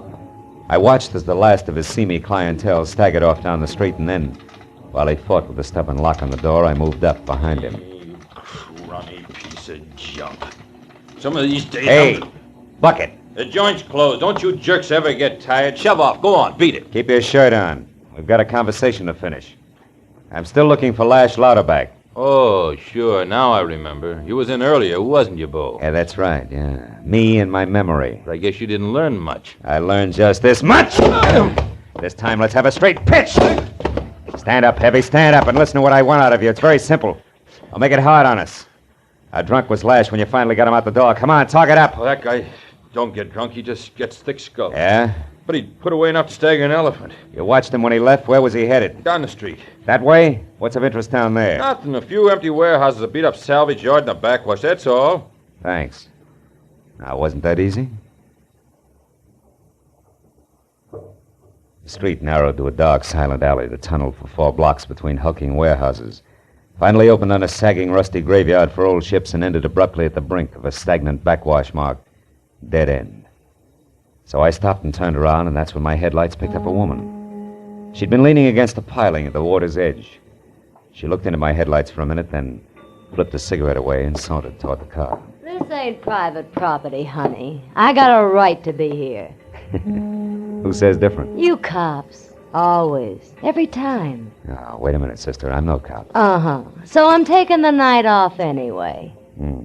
You picked a swell spot for it. Been here long? Why? Maybe I like all these old dead boats. Maybe I get a friendly feeling from them. Yeah, it could be. Also, maybe you saw an oversized sailor with a full head of steam boil out this way, huh? No, afraid not, honey. What did you hear him then? If his singing voice compares with the rest of them, you couldn't have missed. Look, baby, it's worth $10. Keep it. I heard somebody singing from out there in the hulk someplace. Oh. Spooked me. Gave me the blues. I was glad when it stopped. How long ago was it? Oh, quite a while. Sure to be gone by now, honey. How about a lift back to the lights? No, I'm sorry, but I'm going out and have a look for the sailor. Thanks for the information. Okay, so I'll walk. It ain't the first time. I got a flashlight from my glove compartment and started out over the mass of rotten but still floating hulks. Finally, I found a catwalk of greasy planks that wormed its way through the deserted jumble of twisted steel, apparently to the farthest point, which was where I wanted to go. I was halfway out when I got an uncomfortable hunch that I was being watched. I stopped and listened. But there was no sound except the slow grinding of metal as the black water below surged softly. So I went on. The last ship was a squat, ugly barge. Beyond it was the open harbor. I played my light over the deck to a hatch and saw that the cover had made new scratches in the rust. I got it open and stabbed my light down inside. 8 feet below, at the foot of an iron ladder, was the body of a big man, face down.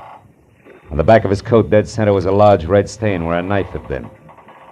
I had 1 foot on the ladder when that hunch came again. This time, with plenty to back it up. I shot my light along the catwalk and for an instant caught a glistening yellow face. It was Rupert Semblin. He ducked and ran. His head start got him almost to shore, but after barking both shins and turning an ankle, I got close enough to grab him by the shoulder and spin him around. Hey, get back.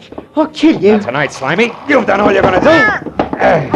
Yeah. You're breaking it. Good. I thought knives were your specialty. You're a regular little arsenal. Come on, drop it. Drop it. Yeah, let me go. Please. I'm through. You don't know how through you are. This won't exactly get questions answered, Semblin, but it'll save a lot of time in the long run. Believe me.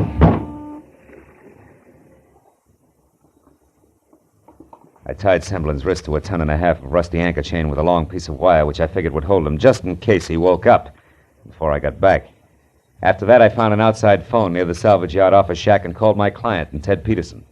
They made it to where I was waiting in less than 10 minutes. I brought him up to date, then with Daphne behind me and Peterson doing his best to bring up the rear with his cane slipping on the greasy planks. I led them on out along the catwalk toward the barge at the end. I hadn't told them yet that I'd found Lash dead, but I didn't need to. Daphne sensed what was coming. You're good, Marlowe. Even better than I expected. How'd you ever find this place? Breaks, Daphne. It's exactly the kind of place Lash would have ended up in. He was really a derelict, too. Like all these, just a saltwater tramp. He is dead, isn't he? Yeah. Yeah, he's dead. Knifed the way it looked. I'm going to miss him. He had the kind of rowdy power it takes to keep a native diving crew in line. Yeah. I'll find somebody else. Ted, I'm worried about. It'll be tough on him. Coming, Ted. I'm okay. I'll make it. You two go on. Yeah, this is it, Daphne, the barge. Where is he, Marlowe? Listen. That hatch, it's open. Yeah, I opened it. Then that's where Lash is, down inside? That's right. Whoever put the knife in him. Hey, Daphne, wait a minute. The map, Marlowe. I've got to get the map. Marlowe, why's she going down there? Where's Lash? Where is he? What's happened to him? He's dead. Lash? Somebody stabbed him. Dead? Who did it, Semblin? I don't know. Well, there's a good chance, except that a couple of things don't figure that way. Must have been Semblin, the lizard. I'll kill him for this, Marlowe. What things don't figure this? Lash was stabbed, you said, just like Flickett. Yeah. I've been thinking about that. Also about the fact that Semblin followed me out here and ran when I spotted him. That's out of character for a guy who... What is it, Marlowe? See over there where my light is? That puddle of oil, you see it? Footprints. Somebody made these who was out here earlier tonight. Semblin didn't get this far, and they're too small to be Lashes, And something else, Marlowe? Yeah. Yeah, beside each one Never is a mind, little... I'll finish it for you. A little round mark, made by a cane. This cane. Don't you try for your gun, Marlowe. Okay, Peterson. But you must have had a good reason. Lash was your best friend. Friend? Yeah, the one thing I always needed, Marlowe, strength. Strength. Enough to take anything he saw, from a beautiful woman to a fortune in black pearls. I wanted to kill him. And tonight I got the perfect chance. The giant was drunk. Followed him out here from that bar. It was easy. Would have stayed easy if Daphne hadn't decided to hide the map on him. Yeah, the way it worked out, you killed him before you knew he had the map on him. Yeah, and then I couldn't risk coming out here alone a second time. Only chance was to steer you toward his body. But I didn't want you to find too much, Marlowe. I didn't want you to get too nosy. Too nosy like your landlord Flickett, maybe? Exactly. He knew I lied to you about being home all night. Wanted to find out why, so I had to kill him as well. And that makes you next, Marlowe. What about Daphne? She's heard every word of this, you know, and you got your back to her, Peterson. I can depend on Daphne, Marlowe. I love her. Now with Lash out of the way, she'll love me. And anyway, we're going to be together a long time because she wants those pearls more than anything else in the world. That's what you think, you idiot. Baby, if you got a gun, for Pete's sake, use I it. don't have a gun, Marlowe. Daphne, that map, did you find it? Sure, I found it. I have it right here. Fine. Now you go on ashore, darling. You wait for me there. I wouldn't cross the street with you now. Well, what do you mean? Don't you move, Marlowe. I mean, you're a killer, Ted, and I'd rather those pearls stay on the bottom of the ocean than see you get your hands on them now. Put down your gun, Ted. Now, look, Daphne, don't be a fool. It's ours now, all of it, darling. It's nobody's. It's not worth it, Ted. I'm burning this map right now. Burning it? Daphne, listen. Here it goes. Look, sucker. A force in the No, flames. no, stop it. Put it no, out. No, Marlowe, quick, you got No, Daphne, I'm sorry, baby, but thanks. An awful lot. It's okay, Marlowe. Honest. Maybe it's even better this way. I guess the little fire I started is all out now. I'm afraid it is. Yeah. Not enough left to bother with. And both my partners are gone, too. Well, that's that. I guess it's better I found out all this here tonight instead of someplace off the Malay coast at that. I'd like to be alone for a while now, Detective. You mind? I watched her walk away and thought about what she just said. Then I took a long last look at the forlorn little pile of ashes left on the rusty deck. Important ashes that had saved my life. Then I looked closer and saw exactly what I expected. Daphne McGregor was walking fast when I caught up with her. I took her arm and turned her around. Hello, Mr. Marlowe. Where's that map? Why, out on the barge. Burned to a crisp. What you burned out there was a couple of paper napkins from your purse. I said you were good, mister. You really are. Sure. You'd rather burn both feet off than lose that map, wouldn't you? Naturally. By the way, Marlowe, what are you doing for the next year or so? Like to spend them at a gorgeous spot off the Malay coast? Hey, take it easy, Tondaleo. I mean it. Phil, have you ever gazed into a whole handful of black pearls as big as golf balls? They take your breath away, and they're priceless. Would you, also make tiffin for me? You know, I think I would. But there is one thing, Daphne. Uh-huh. What's that? Some of my best friends are oysters. Good night, baby. A beautiful green-eyed girl on a tropical island, surrounded by a bed of black pearls. Something to think about. Well, when 4 o'clock came and Daphne's ship sailed out of the harbor with her and a map and a parrot all safely aboard, Marlowe, the jerk, was standing on the pier waving goodbye. Waving goodbye to fun, adventure, romance. Oh, well. Maybe I'm getting old. Well, no, not old. Just, careful.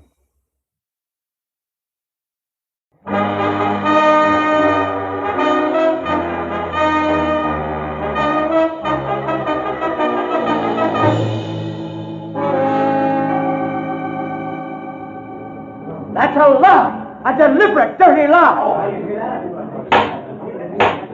Counsel, will you restrain the defendant, Mr. Calloway, from making another such outburst? Proceed, Mr. Deaton. Thank you, Your Honor. As I was saying, ladies and gentlemen, in further proof that Vincent Calloway murdered his father, Homer Calloway, in cold blood, the state has established that a violent hatred existed between them. A hatred that crystallized through the years as Vincent Calloway grew from a pampered, coddled, only child into an indolent wastrel of a man, content to lavish on himself the profits from the Calloway Oil Company, his father's business, without once lifting so much as a finger in the firm's behalf. That's not true! I worked in the... Counsel for the defense will advise his client that the court will not countenance another interruption of this sort. Thank you, Your Honor.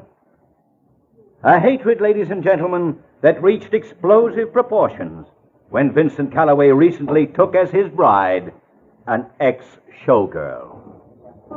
A woman with a long and tarnished history of flagrant fortune hunting.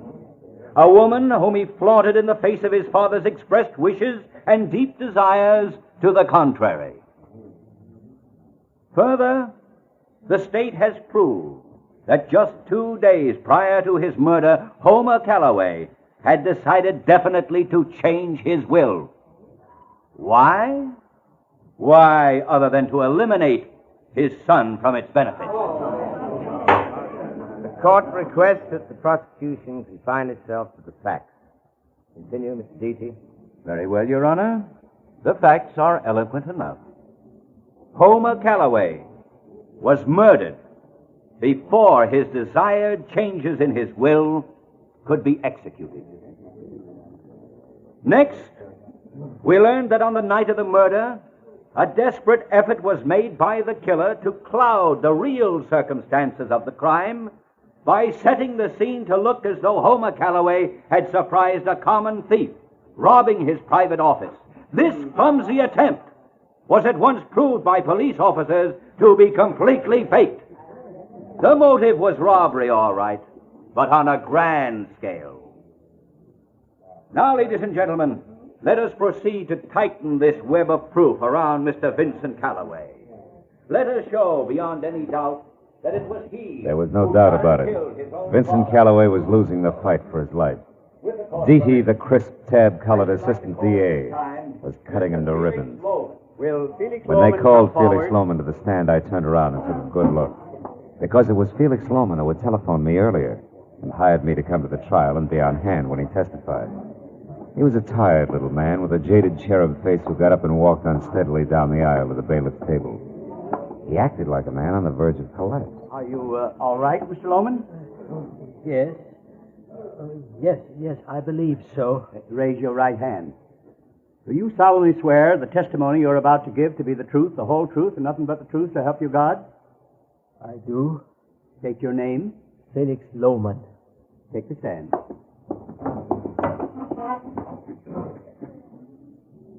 Now, Mr. Lohman, will you please tell this court what your association with the late Homer Calloway was? Why, yes, sir.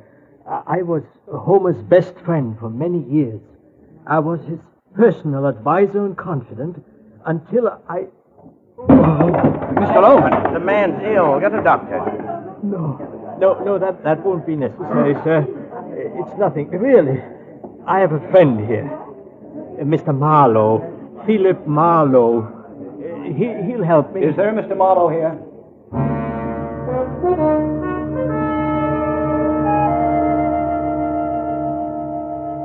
That's the way it played. My client was helped to his feet, and as I half carried him out of the room, I heard the judge adjourning court for the day. All the way down to my car, Felix Lohman stayed as limp as a damp bedsheet. But the minute we drove away, he began a recovery that couldn't be credited to the fresh air alone.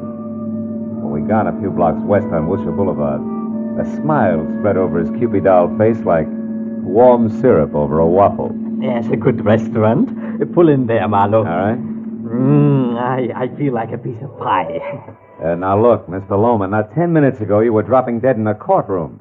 Now you feel like a piece of pie. What is this? Come on, let's go inside where we can talk. All right. My performance at the trial was a fake, a delaying action, Marlowe. A bit for time. Oh? And believe me, we need all the time we can get. To do what? To save young Vincent Calloway's life. How about this booth? Oh, yeah, sure. So you think he's innocent, is that it? Why? I've known Vince since he was just a boy. Mm-hmm. He's no killer. Couldn't be. It's completely alien to his nature. Well, from what I heard in that hard-boiled court today, you'll need a little something more tangible than that, Mr. Lohman. I've got something. Care to see the dinner menu, gentlemen? No, just a big piece of cherry pie and a glass of milk for me. Just coffee, thanks. Now, Mr. Lohman, sell me. According to the DA, Vincent had plenty of motive. Oh, he hated his father, all right. We all did, one time or another, Marlowe. And got hated right back, too. Homer was that kind. Dry, hard, lonely, lived on work and nothing else. But the rest of that motive stuff... You mean about the will? Exactly. Vince expected several years ago to be cut out of his father's will. He was resigned to it. So that's out as a motive for Vince. Well, aren't you forgetting that was before Vince married a very expensive little plaything? Maybe she changed his economic philosophy. Now you're getting warm, Marlowe. But you're still a little off. How do you mean? The girl's name is Joyce. Yeah. I'm sure she couldn't change Vince that much, not drive him to murder. But I'm also sure that Joyce herself would try anything. Well, that's where you come in, Marlowe. Something's fishy, my boy. Extremely fishy. Yeah, well...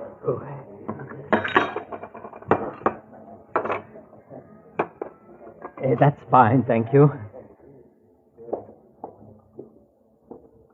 Now, tell me, what's fishy, Felix? Are you trying to say you think Joyce is a killer? I don't know. I don't know, but I do know that item 1, Vince was worried about her for some reason a few days before his father's death. So, when this mess broke, I checked up on her myself. Followed her home a few times. That's at 2313 North Ogden. And item 2, I saw a man hanging around the place. A fellow with 2 gold teeth right in front. And dark, 5 o'clock shadow, kind of whiskers. I followed him once. Know where Angel's Flight is? Sure. That's where I lost him.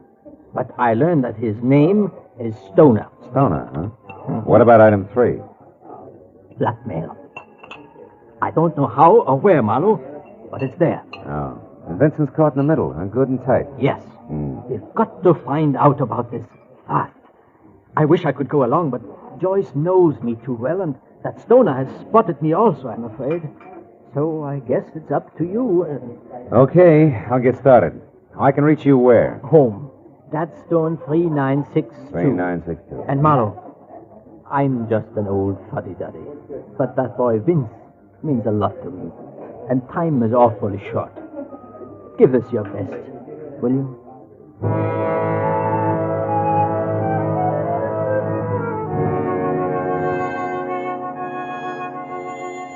I left little Felix Loman ordering a big piece of cherry pie and went outside. It was almost dark. I decided to try Joyce Calloway on the North Ogden Drive sector first. I finally located number 2313, which was neatly hidden in a series of obtuse redwood angles surrounding the rose-tinted glass front door to an extravagant duplex. I was about to push the buzzer when the door closed at the side of the house. So instead, I stepped back into a dense clump of handy landscaping and waited. It was a man, and enough light filtered along the walk from the street lamp to show his heavy dark beard even after a fresh shave. The light also glittered off a pair of gold teeth front and center that he whistled through as he passed. Whatever had happened inside obviously hadn't worried Mr. Stoner much, but it began to worry me. I decided to take my chances on picking him up later. After he'd gone, I went up to the door again, and the girl who walked through the entrance hall and taught me looked as soft and as glossy as a well-brushed kitten. Maybe it was her yellow shoulder-length hair or the flowing folds of the black velvet hostess gown. In either case, it was even better with the rose-colored glass door out of the way and the unmistakable scent of taboo in its place. Yes? What do you want? You're Joyce Calloway? That's right. I'm Marlowe, Mrs. Calloway, Phil Marlowe. I'd like to come in and talk to you a minute about your husband. Vince? What about him? Well, it'll keep long enough for us to go inside, huh? Well, all right. Come on in.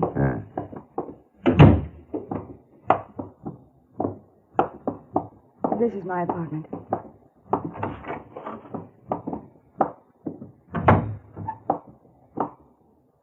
Now, what is it? Well, first, I'd like to congratulate you.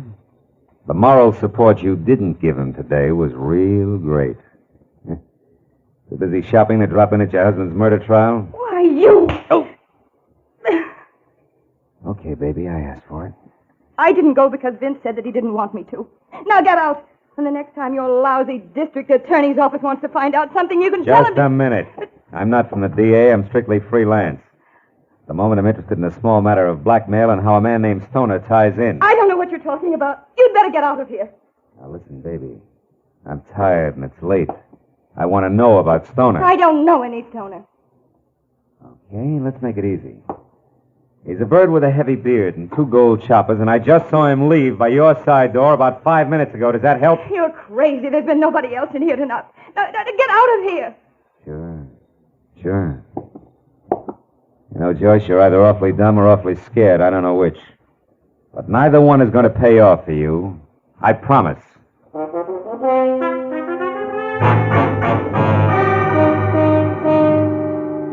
Starting at Angel's Flight and working west, it took 3 solid hours of scraping through the scum on Bunker Hill before I got a lead on a guy named Stoner. And another hour went by before I actually found the sway-back 3-story rooming house he called home. The scaly front porch was a clutter of big, rusty bird cages, and the mangy inmates of which complained as I eased the rickety front door open and pushed my way into a moldy smell thick enough to chew. The ragged row of tin mailboxes said Stoner's room with second-floor rear. So I started up. I got as far as the landing when I heard a voice in the hall above. I went on slowly until I could see. It was Stoner. He was back to me, talking on the whole phone. I got my 38 in hand and listened. Listen, Joyce, don't worry, I'll take care of him. Yeah, I'll be watching for him. Yeah, I'll meet you just like I said, only remember, it's not good for us to be seen together now. So be careful. Yeah. Okay. Goodbye, Joyce. You didn't start watching fast enough, Stoner. Who are you? I'm Marlowe. The guy little cutie pie just tipped you off about. Don't move those hands, Stoner. I just left to collect that mouthful of old gold you're wearing. You're no cop. What are you going to do with me? What's your angle? I'm going to spill the truth out of you, Goldie. To keep an innocent guy from taking the rap for a murder you and his own charming wife cooked up. What makes you think I'm connected with that? Maybe I've got eyes in the back of my head. That's so? You ain't got eyes in the back of your head. Because if you did, you'd duck. Oh! See what I mean, Marlowe? Thanks, pal. Let's get out.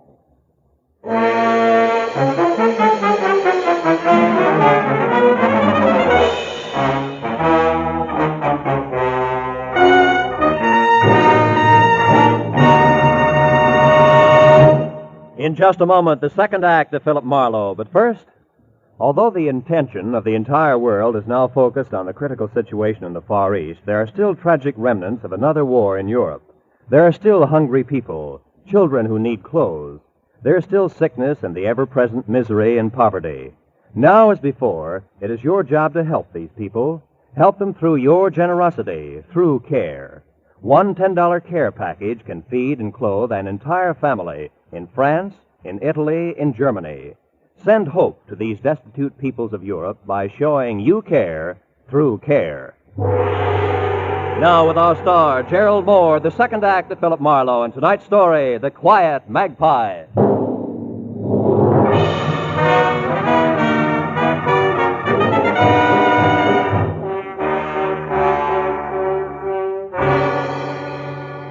The feeling of being hit from behind becomes more or less routine. There's an explosion against the back of your head. Your backbone is suddenly electrified and your legs melt. And a chunk of the floor rushes at you from a cockeyed angle. Where it connects, there's a second explosion, and you start down that long black corridor. Very sick to your stomach. Yeah, it's routine, all right. But that doesn't make it any easier every time it happens. I rolled over onto my back in that musty hallway at Stoner's rooming house and forced my eyes open. As I did, I felt a stinging pain like a pinprick in the center of my spine. Then as things started back into focus, I saw a beer bottle gripped in a fat, freckled hand that belonged to a fat, freckled face that peered into mine. It started a conversation just before I could get the pinprick in my back. Well, look what the cat has dragged in. And who are you, chum? The Jewel T-Man. You need... Oh, my back. What's the matter, chum? The little gold ornament. Well, you must have rolled onto it, chum. Yeah. Whoever slugged me must have dropped it. What is it? It looks like a bird or something. Yeah. A magpie in flight. Looks like it broke off or something. Probably a pin from some babe's handbag or bracelet or... Or it's yours, maybe, huh? Well, if it was alive, it might be. Birds are my speciality, or ain't you noticed? Oh? You the landlord here? Yes, that's right. So now back to you. Who are you, chum? And how come you folded up in my hallway? Well, it's a long story, and I won't keep you from your birds with it. Hey, wait a minute. Now, don't let the Audubon pitch throw you, chum. I've got a couple of hobbies. Like sticking your nose in other people's business? Like bending noses that get stuck into my business.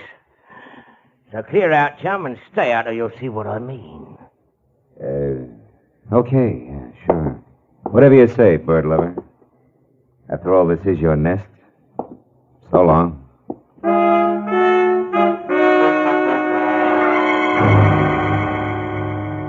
I figured it would play smoother if I left with my tail between my legs and waited for him to return to his birds and beer. So outside, I let 10 precious minutes go by before I made my move. Then it was around to the back up a lopsided, rusted fire escape and in through an open window to Stoner's room. There I hoped something would tell me where he was going to meet Joyce Calloway. But after wasting another 10 minutes, it turned up nothing more than the two words Gate L scribbled on the back of an old envelope, which could have meant airport, train station, or bus depot if they meant anything. I went for the hall phone I'd overheard Stoner use and put through a call to my client Felix Lohman to bring him up to date. Marlowe, this is splendid. Why, from what you say, Vincent Calloway is practically a free man. Now, so I understand. Stoner and Joyce Calloway, who are going to blackmail Vincent, kill Vincent's father so that Vincent would inherit a fortune and thus be a more profitable target for blackmail. Is that it? Yeah, more or less, with, of course, everything backfiring when Vincent was arrested for the murder. But look, Mr. Lohman, we'll add and subtract later, huh? Right now, we got to catch up to him. Yes, but where? You said Stoner got away. Yeah, that he was heading for a meeting with Joyce Calloway. See, I got one thing to go on. I found the words Gate L scribbled on an envelope. You have any idea if it would mean a train depot or a bus? Gate L? Yeah. Marlowe, is that what you said, Gate L? Yeah. Does it mean anything to you? Of course, Gate L, Marlowe. It's at the oil refinery, the side entrance on Lafayette Street. Holy smoke. Say, Loman, what's the address of that place? It's East L.A., isn't it? Yes, 1100 South Cooper between Kendall and Lafayette Streets. Covers the square block. Uh-huh. Now, look, Loman, do you have a gun there in your place, I mean? A gun? Yeah. Why, yes, I do, Marlowe. Well, good. Get it and go over to the refinery right away. I may need someone who knows the inside, the names and numbers of all doors, windows, and pipes. You got that? Yes, but why not the police? Because they come with bells on. We can't take a chance. All right, just as you say. I'll be waiting for you. Good. I'm closer than you are there at Angel's Flight. Goodbye, Marlowe, and a million thanks for what you've done already. Why, without you... Yeah, we'll talk about it later, Mr. Loman. Goodbye. And for me, hello. Oh, fine. Now, don't move an inch, chum. You'll get this beer served, bottle and all. Now, Nosy, what made you come back? Buried treasure. You see, it's up here, I know. One of your little birds Now, told me. shut up. You're never smart bloke. You're an housebreaker. And anything I do to you is okay with the law. Now, what's with you and Stoner? Why, do you keep a diary? Now, a neat bank balance. And all of it comes from cutting in on the right thing at the right time. So once more, chum, what's with you and Stoner? Well, you see, we went to the same prep school, and I promised the headmaster I'd always keep an eye on... Okay, Snooper, you asked for it. The light got it. I figured right, bird boy. Bum aim goes with a bum temper. It's only just beginning, sweetheart. It's black in here like a pit. But when I get my hands on you, you're going to be sorry. You hear that? Well, talk up. Talk up. Come on, Yellow Belly. Let's hear from you. Come on. Okay. So it's hide and seek, huh? No. Tag the game, bird boy, and you're it. Now listen to the birdies sing, chum. It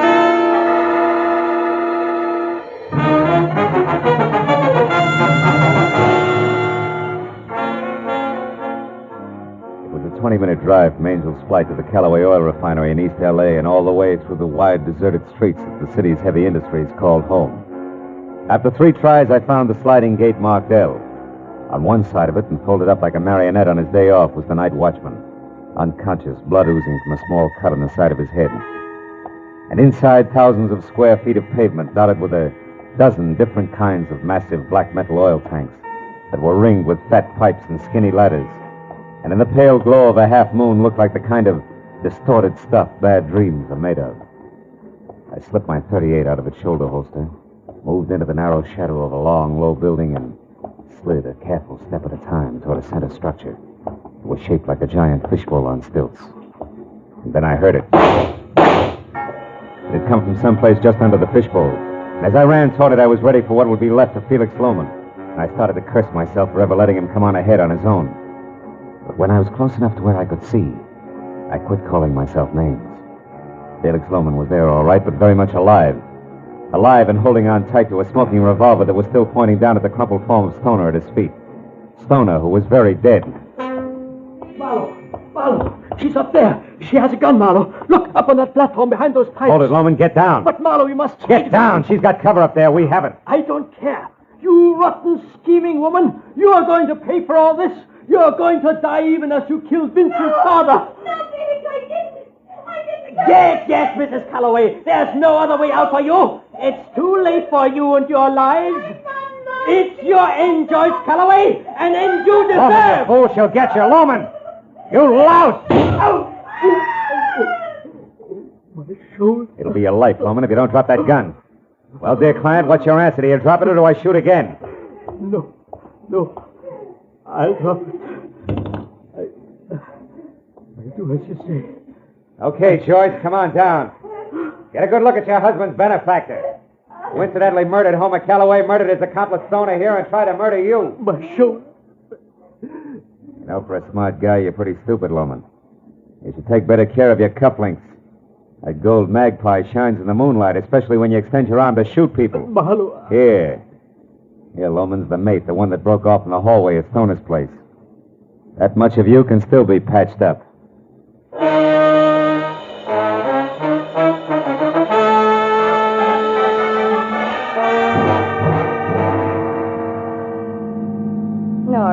Marlowe.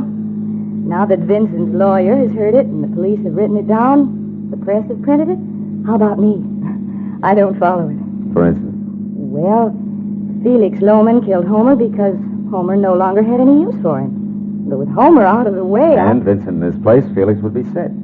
Your husband he could fool. Yes, but the way the whole thing boomeranged... Oh, that was just bad luck. You see, he staged a robbery at Homer's office just to throw the law off. Well, it didn't. But more than that, it almost nailed Vincent. Still with me? Oh, the second house over there. Oh, I see. Mm-hmm. Oh, what was the blackmail? How come? Well, that was Felix again. And out of whole cloth. You see, if Vincent lost his trial, Felix lost everything he killed for. So using Stoner, he had me playing follow the leader. Like Stoner pretending to have just left my place when you arrived. That's right. Oh. That and Stoner setting everything up nice and neat. You see, he was on the phone all right, but when he knew that I was there, he pulled a switch. And very carefully planted the name Joyce. He did? And last of all, Stoner being killed by Felix and no longer had any use for him and had a lot of reasons to fear him in what was supposed to be self-defense. Get it? Get it. He gives you a little to go on and then a lot more each time you get there. Yeah. At the right moment, he brings you in with a phone call that tells you to come at once to the refinery. Oh, if you want to help Vincent. Ooh, how close I came. Yeah. Well, thank you, Mr. Marlowe. Correction. Thank Mr. Magpie. It told me that Felix was the one who dropped me in the hallway at Stoner's, remember? Oh, yes. That made adding the rest easy. Yes, but how fast you add when it counts. Well, good night, Mr. Marlowe. Thanks again.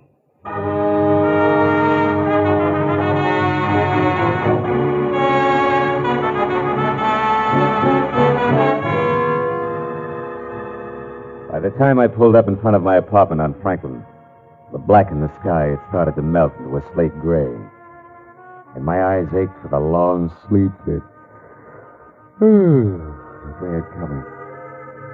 Well, I sat there for a minute.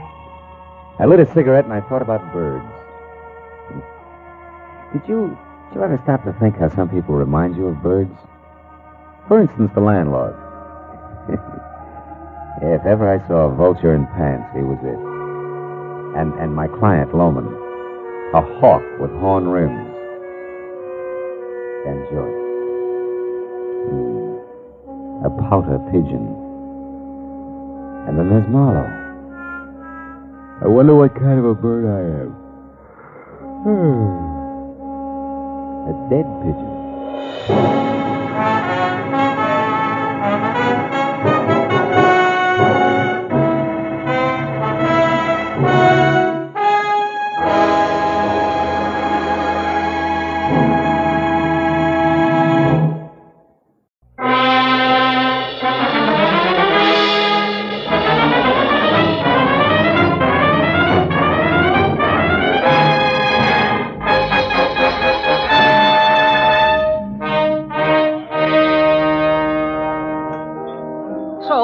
Being hitched 1 month, Marlowe, 30 days, where am I? I don't know. Where are you? Out in the cold, and with enough unpaid bills, Marlowe, to choke an elephant. Fur coat, hats, shoes, dresses, the works. Furthermore, she tells me it's only the beginning, sweetie pie. Yeah, well, that's tough, Louie. I'll see you, huh? Hey, hold on. How about another scotch, Marlowe? Oh, no. It's only 10 o'clock. One for the road on me, huh? Now, listen, Hey, Mike, Johnny Walker twice. Okay. Unless, of course, I'm bending your ear too much, Phil. Oh, how could you say a thing like that? Look, Louie, I've had a long day. I want to go home. Fair enough. I'm glad I bumped into you. I'll see. You drive west, don't you? Yeah. Would you mind dropping me off, huh? No, Louie, it'll be a pleasure. Swell. Skip the drinks, Mike. Make up your mind, will you? Well, like I was saying, Phil, first it's her mother moving in on us, then it's both of them drinking my special stuff like it was water, then these clothes I already mentioned. So I ask myself, what'll it be next, Louie? What do I get for an answer? All right, Louie, what do you get? Divorce, my only out. And you get my point, huh, Marlowe? Yeah, I get you. My car's around here in the alley, Louie. Check. Well, now, divorce is something a guy wants to think about. Thinking guy, that is. And you know, Marlowe... Hey, wait a minute. That's a cute little exhibition, huh? Hey, quite a scrap. Scrap nothing. It's a few inches short of murder and closing fast. Better break it up, Louie. Hey, Heavy. Yeah? Kind of a hot night for this, isn't it? What do you want, Sonny? I'd like to hold your coat. Seems to be cramping your style. He's in one piece. Why, you lousy long nose. Don't worry, I am. How do we go on, Muscles? All right, mister. Right now, he's all yours, if you can bring him to. So long, hero. Hey, Marlowe, this kid's pleaded all right. Yeah, come on, give me a hand, Louis. We'll get him out of here. No. Okay, fella. Come on. Up we go. Up on your feet. Oh, thanks, mister. It's all right. You live near here? A couple of blocks away. The DeWitt Arms Hotel on Western near Sunset. Ooh. Now, take it easy. Take it easy. Put your arm over my shoulder. We'll get you there. Thanks. Come on, Louis. Over to my car, huh? Yeah, sure, Marlowe. But maybe I better skip the lift, huh? I mean, my problem, the discussion we were having, we better postpone it for a while, huh? That is. Yeah, I know what you mean, Louis. Yeah, it'll keep. All right, kid, come on. Let's go.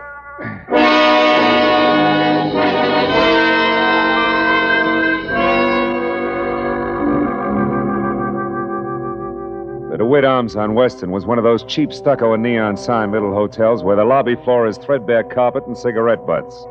The furniture is chained in place, and there are always the usual number of John Smiths on the register. By the time we were there and in the dingy, cramped room, number 111, it was no bigger than a cell. I knew that the boy with the swollen face who leaned heavy on my shoulder was 25. Answered to Ira Clausen, and he knew that I was a private detective without a job on my hands. Then I began to learn a little more.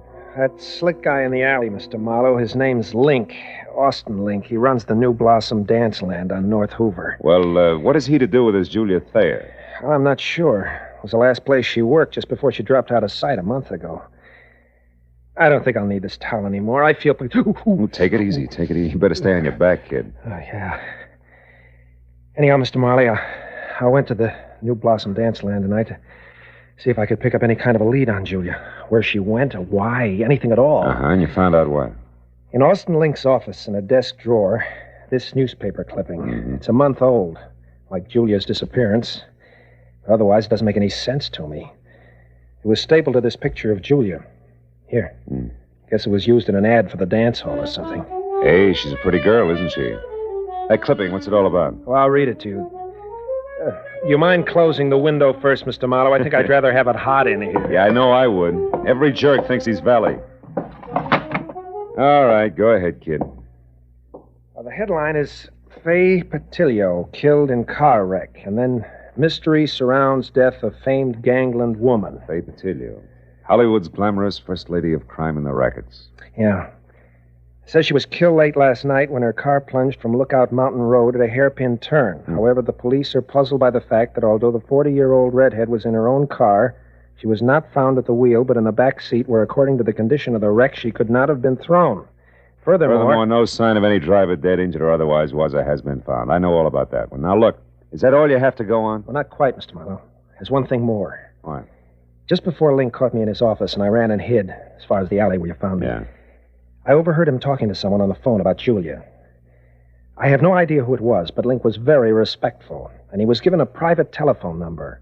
A number he was to remember, not write down. You know what it was? Yeah. Washington 7017. 7017. That's it, Mr. Marlowe.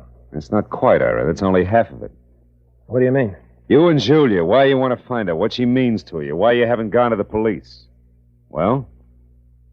I'd rather not say, Mr. Marlowe, if you don't mind. Okay. Suit yourself. Well, good luck, kid. When you're on your feet again, play it a little neater, huh? You'll stay on your feet a lot longer that way. Mr. Marlowe, wait. Please. I want you to work for me. I'll tell you everything. That's better. May help, kid. Anyway, it can't hurt. No. Not any more than it has already. Began back home, Mr. Marlowe, a couple of years ago. The story Ira Clausen told me I'd heard before. So had anybody who'd spent more than a weekend in Hollywood. Only the names were different. Julia Thayer had loved Ira loved Julia, all this in Cedarville, Oregon. Then the snapper. Someone says Julia's not only beautiful, but has talent. She's wasting her time in Cedarville. Julia believes this, packs her bag, scrambles for movie land, where she falls flat on her face, which isn't quite as gorgeous in Hollywood as it was in Cedarville. Then it's no dough, lots of pride. You gotta eat to live, so you get a job. That was where the New Blossom Dance Land came in. And when the letters quit coming on the home front, Ira started to worry. He knew that Julia needed help. Mr. Marlowe, and followed one lead after another. Got as far as the alley where I collected you. Okay, kid, I think I've heard enough. Then you'll help me? Yeah, I'll try. Call you later.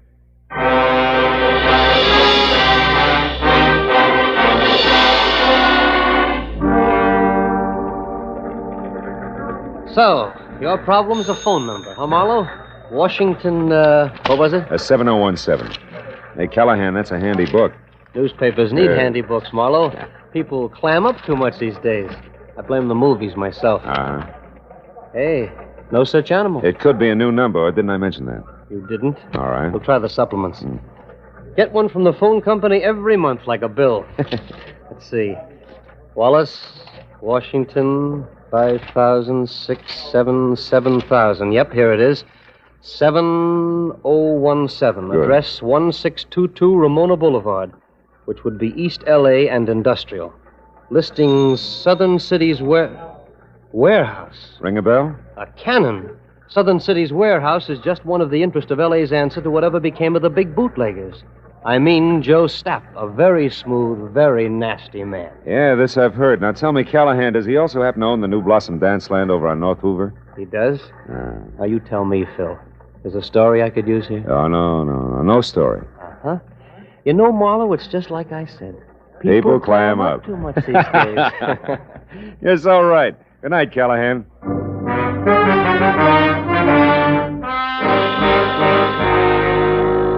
If the good gray reporter hadn't mentioned Stapp's prohibition background, I would have chalked the warehouse off as the kind of 9-to-5 place that couldn't possibly help. But on the hunch that Stapp might live in a lush penthouse atop a stockpile a la Chicago 1929 style, I pointed my car for East L.A. and the Southern City's warehouse.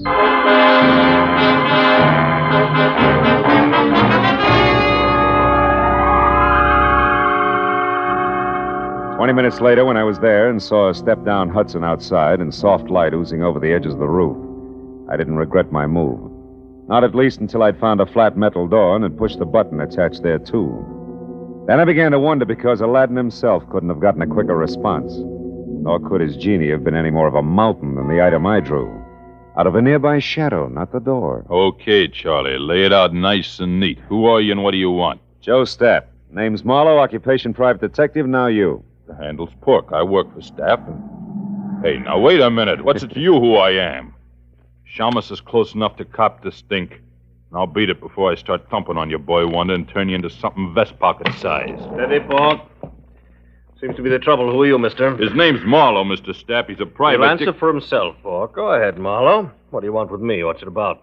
Fay Patilio. Fay Patilio? Shut up, Pork. Fay Patilio is dead, Marlowe. So is conversation about her. Anything else? Yeah, something else. Girl who used to work over at the New Blossom Dance Land, Julia Thayer. Know where she is? Why she disappeared? No. And I don't care. Why should I? Because you used to go places with her. I've gone with 100 girls, Marlowe. Julia was no different, except for one thing. She gave me the brush. Well, good night, Marlowe. Sorry I couldn't have been more help. I won't be long, One Pork. more thing, Joe. You mind telling me who Julia dropped you for? Not at all. A pretty boy, Dean Coty. Julia thought he was better looking than a mink coat. Where can I find him? Can you throw that in? Surely. Forest Grove Cemetery, Marlowe. Oh? He was burned to death in an accident at some cottage, poor boy. Well, good night, Marlowe. Pork here will walk with you as far as your car. That's real friendly. Let's go, Charlie, and no funny business. Oh, I wouldn't think of it, Pork. You got height, weight, reach, and artillery on me. Yeah, and I'll gladly use them all. That's your buggy there? Yeah, that's it. Well, it's been a nice stroll, Porky. Charming. Just so it stays that way, Charlie, remember to keep away from here, huh? Here, the dance land, and the Silver Lake spot. The Silver Lake, huh? Yeah, Porky, I'll remember. Every word of it.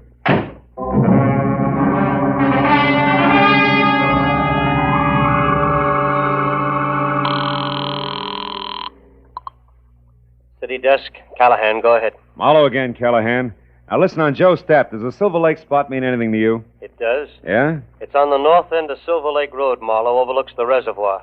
Stapp built it as a nightclub, mountain lodge style, about, 10 years ago. Uh-huh. When it didn't go, he converted it into a private home.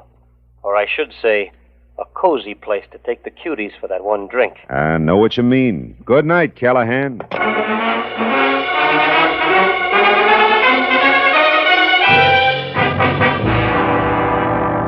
The Silver Lake Reservoir was only a mile off Lower Sunset Boulevard, but the setting could have been a street in Switzerland. The lodge Callahan told me about stood out among the neat little chalets that skirted the water's edge like a Sherman tank in Toyland. Also, it was showing light from a screened-in porch. So when I was out of my car across a shaky rustic bridge that spanned the promise of a creek and moving up close, I didn't have any trouble spotting the girl I saw inside talking earnestly into a telephone as Julia Thayer, by build, size, and color of hair. About the face I couldn't say. It wore a hat that sported enough veil and mosquito-proof twin beds. Oh, well, that's different. The tunnel. All right, I'll wait there. Yes, as soon as possible. Goodbye. Hello, Julia. Who are you? What do you want? Quite a bit, honey. But for a starter, let's say that I'm a private detective named Marlowe, working for a guy who's worried sick about you. Ira Clausen. Ira Clausen? Who's that? Yeah, well, I'm not sure, but maybe he's the world's greatest sucker. Now, let's level, baby. It's getting late for guessing games, huh? I'll say it is. Oh, what's the use? What do you want to know, Mr. Marlowe? Too much to chat about here. The owner's no friend of mine. Come on, we'll take my car. All right, whatever you say. I'm tired of running. Let's go. Will you take my arm, please? This darn bridge scares me silly. Oh, sure. Just watch your heels on those loose planks, huh? You okay? Uh-huh. I think I'm going to be just fine, Mr. Marlowe.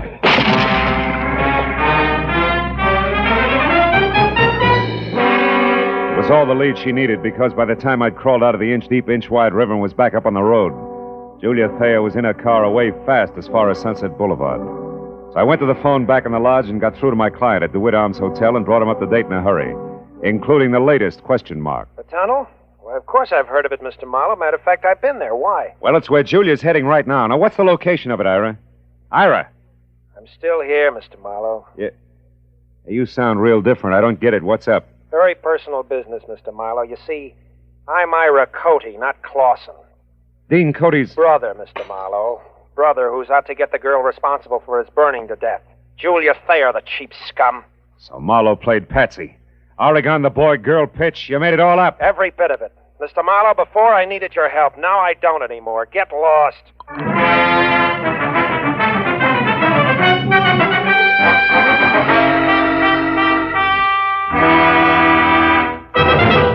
In just a moment, we will return to the second act of Philip Marlowe. But first, there will be 4 more amateur songwriters on hand, and one of them will sell his songs for nationwide plugging and distribution when Songs for Sale comes along tonight on most of these same CBS stations. Songs for Sale gives these new songwriters a great chance. Their songs are judged by a panel of experts. Their music is sung by Rosemary Clooney and Richard Hayes. They're made to feel at home under the guidance of the experienced showman Jan Murray.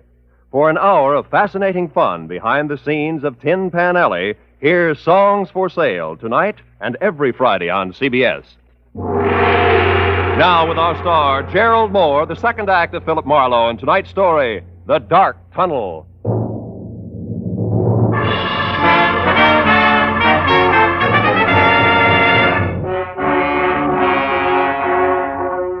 I stood there for a minute after Ira Cody hung up and tried to figure my next move, while the phone in my hand quietly buzzed sucker. A pair of haywire lives was scheduled for a smash-up, and I'd let myself get mixed up right in the middle. Now my only chance to do something about it was to find out fast what was meant by the tunnel. I started out of the place, but only got as far as the front door. You going somewheres, cutie? That rod makes you 6 feet taller, doesn't it, Porky? Huh? I don't like you, Charlie. You played a dirty trick on me. Trick? What are you talking about? When I slipped and mentioned Silver Lake, it made Mr. Stapp mad at me, and I don't want Mr. Stapp mad at me. That I can understand. Now, look, you feel like talking this out? No. Oh, listen, you dumb ape. It's for your own good. Something's going to happen tonight that'll make your boss a lot madder than he is now. I'm the only one who... You're just trying to trick me again, but it won't work. Not this time. First, we lift your gun. Now, get going. We'll take your car. Porky, you're going to hate yourself for this in the morning when Stapp finds out. I doubt it. You see, Charlie, it's his idea. Now get going.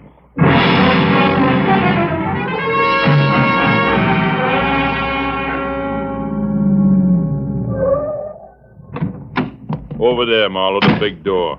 I don't suppose Stapp would bother to tell you why he wanted to see me, would he, Porky, huh? No. That's none of my business. Yet. What do you mean by yet? Oh, he might want you to tell him something you might not want to. Then it's my business, Charlie. Go on, open it up. That's enough. Inside. Well. Real genuine warehouse, huh? Chains, tackle, even a hand truck. Well oiled, too. Don't tell me your boss is going legit. Never mind that junk. Just stand right there till I get this crazy door locked. Here, Pork, try something heavier. Like this truck. Ow! My leg! Why, you... Now it's your chin. Good night, Charlie.